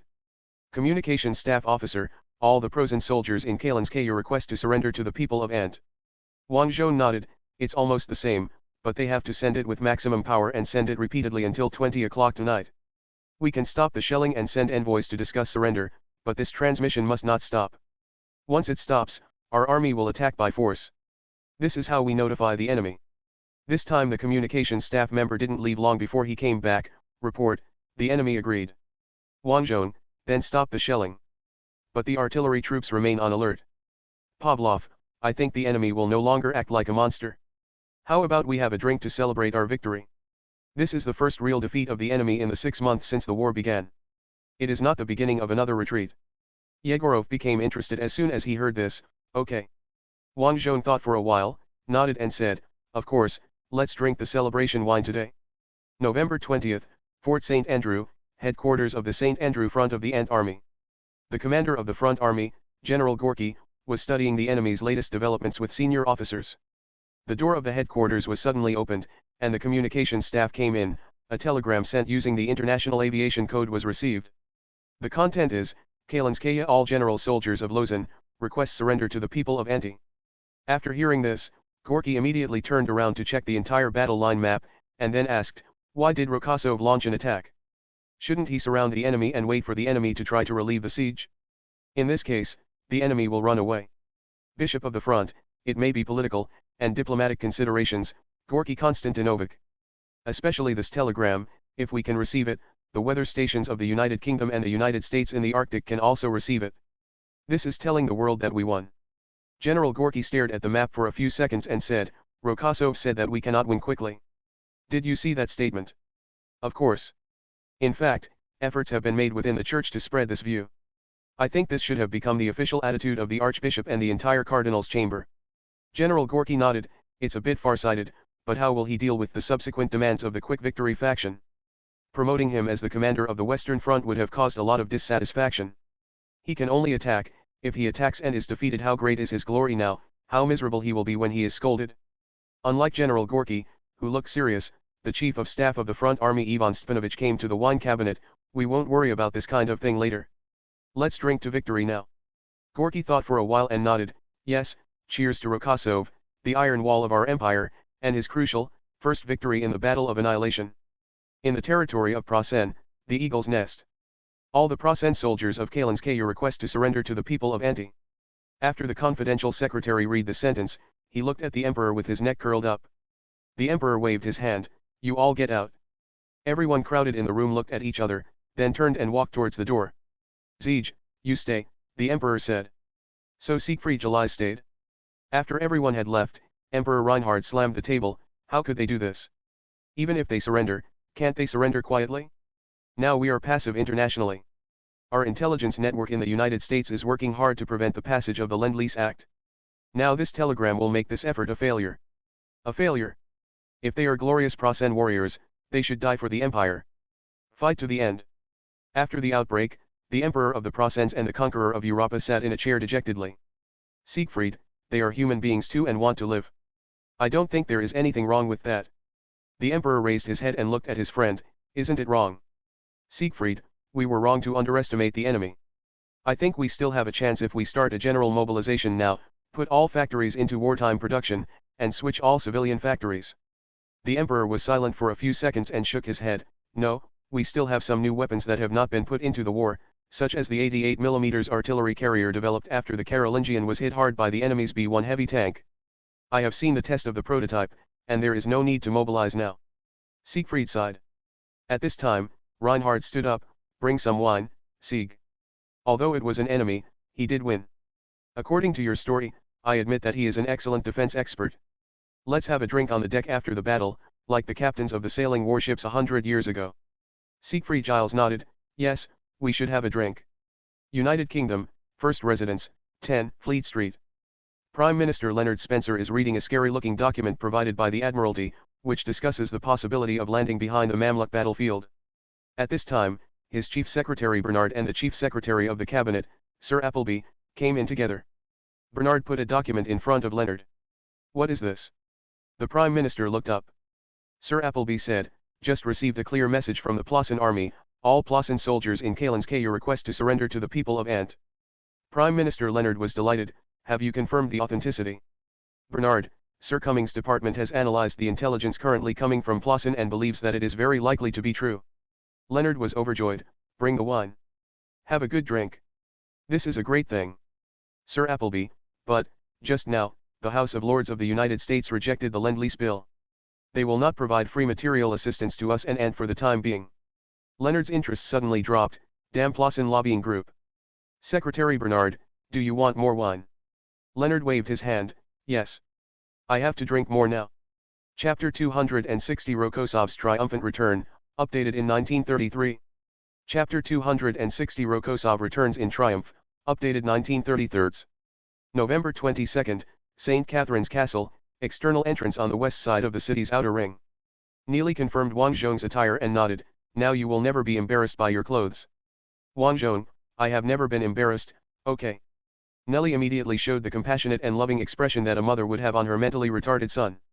To be honest, because Nellie is super cute, Wang Zhong thinks her expression is also very cute. But there are more important things to do now. Wang Zhong glanced at the queue of prisoners who had completed their formation. The Pulasan people are really disciplined, and they can still line up in such a neat queue even though they are all prisoners. The 20 people walking at the front all had red collar badges, which meant that they were General Prussian. After that, there are prisoners who have the rank of general, but do not have the red collar badge due to the military branch, and only after that can they reach the rank of school officer. In the queue of 100,000 prisoners, the privates were all at the back, and the thousands in front were all officers of various kinds. Moreover, Wang Zhong had the evil intention to make them wear his best military uniforms and the most beautiful medals, but he did not allow them to shave, comb their hair, or wash their faces. The main theme is a beautiful military uniform with unkempt hair. Selected Ant officers who knew Prussian were scattered on both sides of this long queue. Because there were too many people, in order to ensure that there would be no confusion during the march, many civilian personnel working in division headquarters and military headquarters were also selected to serve as translators. A queue of 100,000 people, including a large number of wounded people on crutches and lying on stretchers. Even if the queue is 4 columns, it is still surprisingly long. This huge queue will go along the main road of Yebeo, pass through the central square where the military parade was held before, then pass in front of the main entrance of the summer palace, and finally enter the special prisoner of war camp on the outskirts of the city. Wang Zhong reported that the prisoner of war camp should be called Gongdelin, but Belinsky did not approve it. What a great name. But it seems that this name was originally chosen as a joke by netizens later. At this time, Bucephalus called out. Wang Zhong looked back at his horse, only to see a major coming over and saluting Wang Zhong, Your Excellency, the triumphal ceremony can begin. Wang Zhong nodded, turned over and mounted Bucephalus, and then raised his hand. Before he could wave his hand down, the military band started playing. Wang Zhong could only pretend that raising his hand was a signal, and put down his hand with a satisfied expression. That's why you didn't communicate well. The military band played the song Anti-Woman's Farewell again. Wang Zhong gently pinched Bucephalus' belly, and the horse started to walk with its head held high, which was quite impressive. In fact, a large number of Ant people had gathered in the outer ring, and they started cheering the moment they saw Wang Zhong mount his horse. Wang Zhong nodded to them, raised his right hand and shook it gently. At this time, Wang Zhong saw his old acquaintance, the United States reporter Mike, and his partner, the photographer Robert Capa. But this time they were among a crowd of reporters. Several of these reporters, Wang Zhong, could clearly see that they were not from Ant, and they speculated that they should come from all over the world. Maybe there are Procent spies disguised as reporters. Wang Zhong smiled at the camera, and the next moment, countless spotlights sprayed out smoke. Inquisitors wearing blue hats surrounded the group of reporters. Apparently all the reporters' flashlights and cameras had been checked to make sure they were not firearms. As Bucephalus walked slowly forward, some reporters also followed, seemingly regarding Wang Zhong as the core of the report. Other reporters turned their cameras on the Procent captives. Wang Zhong had just walked a certain distance forward when a girl broke through the blockade formed by priests and Skitarii and held up flowers to present to Wang Zhong. But Bucephalus ate the flowers in one gulp. The girl was stunned, and then she was immediately pushed to the ground by the strong-backed female judge. Wang Zhong, I just want to give you flowers, so be gentle. His words sparked cheers. Wang Zhong looked at the other side of the road and found that many onlookers were actually staring at this side. Switching to the overlooking perspective, he could zoom in and clearly see their envious expressions, envious that the people on the opposite side of the road could interact with Wang Zhong. Loyal interaction. Wang Zhong looked at the military band and prisoners marching in the middle of the road and determined that he would not be able to ride across the road to interact with the people on the other side. That can only make the viewers on the other side envious, there is nothing I can do about it. When Wang Zhong thought like this, he suddenly realized something, these captives are animals for everyone to visit, so why the hell am I not the same? Damn it, I thought this was very pretentious before, so I agreed, but I didn't expect this level. No wonder Ludmila didn't come, she didn't want to be exhibited. Misstep. 8 hours later, Wang Zhong finally entered the summer palace by car exhausted. Ludmila came with him this time, and she teased him when she saw his appearance, how does it feel, a triumphal ceremony? If this were ancient times, I would build you a triumphal arch, and set up another one in front of it for you to ride on. Horse statue. Wang Zhong, who had been on display for 8 hours, could only smile bitterly. By the way, his butt hurts now from 8 hours of riding. It stands to reason that before I rode busy Ferris for reconnaissance or something, I could run dozens or hundreds of kilometers at a time without any pain in my butt. This time, I don't know what happened, so I took a circle around Yebeo City, 8 times when I was young, my butt felt like it was about to split open. Maybe this was because I was walking slowly while riding the horse and kept in this position without being able to dismount and rest, so that was why I was like this. Entering the summer palace courtyard, the ruins of the ruins come into view. It seems that this is the trace left by that famous bombardment. Judging from the ruins, the caliber is probably 15 centimeters, not a 17 or 21 centimeters heavy artillery. Wang Zhong did not find these two types of heavy artillery in the Kalinskaya encirclement. If you think about it carefully, there should be no way for this kind of heavy artillery to be sent to Kalinskaya under the circumstances at that time. Ludmila asked curiously, why don't you clean up these debris? Wang Zhong, it's been cleaned up. Didn't you see that many small stones have been taken away? These are the ruins that were deliberately retained. At least when I see this, I think that Puluisan must be destroyed. One day I will be in Puloyo on the streets of the Sen capital, they bombarded their center of power with heavy artillery. Ludmila looked at the wreckage again, well, I expect so too. At this time, the car arrived in front of the main entrance of the palace. His Majesty the new Tsar was standing at the top of the steps, looking at the guests with a smile. As soon as Wang Zhong got out of the car, Olga ran down with her skirt in hand, Elisha. Wang Zhong knelt down on one knee and said, Your Majesty. Don't underestimate the iron wall of the empire. Ludmila glanced at Wang Zhong and saluted directly, she was also wearing a military uniform. Strictly speaking, saluting was the most standard response. Olga stopped, put away the smile on her face, assumed a dignified manner, and extended her hand to Wang Zhong. Wang Zhong kissed the back of her hand and then stood up. Olga, there is a flaw. Your Majesty. Admiral Turgenev's voice came from behind. Olga urgently stopped the body that was about to attack, and said with a straight face, Congratulations on your triumphant return. In view of your merits, I grant you the right to enter the palace with weapons and the right to ride horses in the palace. Coming soon, ride busy Ferris into the audience hall. Wang Zhong, thank you, my respected Catherine III. Olga's expression dimmed, they didn't let me be called Catherine III or change my name. So I can only call me Olga. Wang Zhong, this life is not bad, my Majesty. Olga smiled and said, Come in, the generals are waiting for you. It took me a lot of effort to get them to allow me to come alone to greet you. They said that your majesty welcomes a major general alone. There is no such rule. I said you are like my brother. No, you are the one who takes care of me on my brother's behalf. When my brother returns from victory, can he stop his sister from welcoming him? It's hard for Wang Zhong to refute, because he really intends to be a good brother in place of his good brother. He had no choice but to say, Your Majesty, you must pay attention to the impact of your actions in the future. I know. Come this way, don't keep the generals waiting. The map room of the General Staff Headquarters was changed to another room. According to the intelligence collected by Wang Zhong from an overhead perspective, the room where Wang Zhong killed General Skorobo has been sealed. Wang Zhong asked Olga curiously, Why did you change rooms? Olga, because my father, the traitor of Ant, died there. In addition to the fact that you killed General Skorobo, 2 high-level traitors have already died there. Wang Zhong said Olga, and the window glass was damaged by the shockwave during the shelling. So I moved to a new room. It's very uncomfortable not being able to close the window in this weather. As he spoke, the servant opened the door to the new conference room and shouted at the same time, Her Majesty the Tsar Olga I, General Rokosov, Ant's hero, has arrived. Just a word about Ant's hero? This title is not long enough, although I am not fighting for a long title. All the generals in the room stood up. Wang Zhong glanced around and felt that all the senior generals in the capital were here, plus General Turgenev who had been following him. If a bomb was to be detonated here at this time, the anti-army might collapse. Belinsky was also sitting in the gallery. Olga was the Tsar, so she was in the host position. Wang Zhong also got a seat on the right side of the conference table, only behind Chief of General Staff Tkachev and Defense Minister Marshal Boris. Ludmila sat in the corner attendance area. After the group was all seated, Tkachev stood up and stood in front of the huge map with a long stick. When Wang Zhong sees the huge map covering the entire wall, he will reflexively think of Sus who has fought in ancient times. Tkachev spoke, Everyone, in December, our army will launch a full-scale counterattack against the Plozan army in Ant. This attack aims to completely eliminate the threat of Plozan. Many years ago, a conqueror was defeated at Yebeo city. At that time, we were also ruled by a queen. At that time, we launched a resolute counterattack and quickly defeated the conqueror. We now believe that history will repeat itself again. Wang Zhong, how is that possible? Can it be the same now as it was 100 years ago? Tkachev, of course we know that it was different 100 years ago than it is now, but a counterattack is imperative.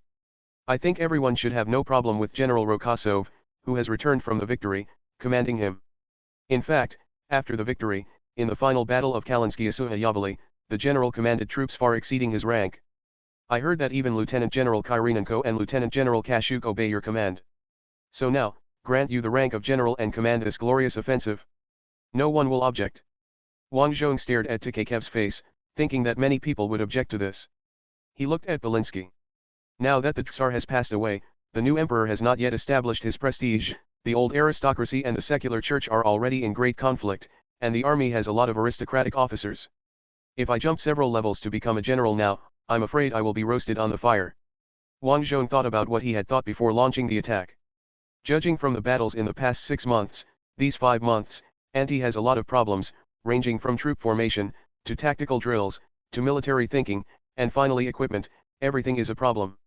If these problems are not properly resolved, the situation will probably be even worse when the Tiger enters the battlefield next year. Wang Zhong always thought that he was a warrior, but now it seemed that he had to do the work of the paper maker. The opponent is Jude. In the first year of Barbarossa, Fritz. The results of the Tigers on Earth were terrible enough. A company of Tigers would kill several Soviet tank brigades at every turn. If the Giants here come up with some E-50, E-75, or even the overhead tank E-79 that appears in the game, it will be a headache. Thinking of this, Wang Zhong stood up and said, Please allow me to refuse this appointment.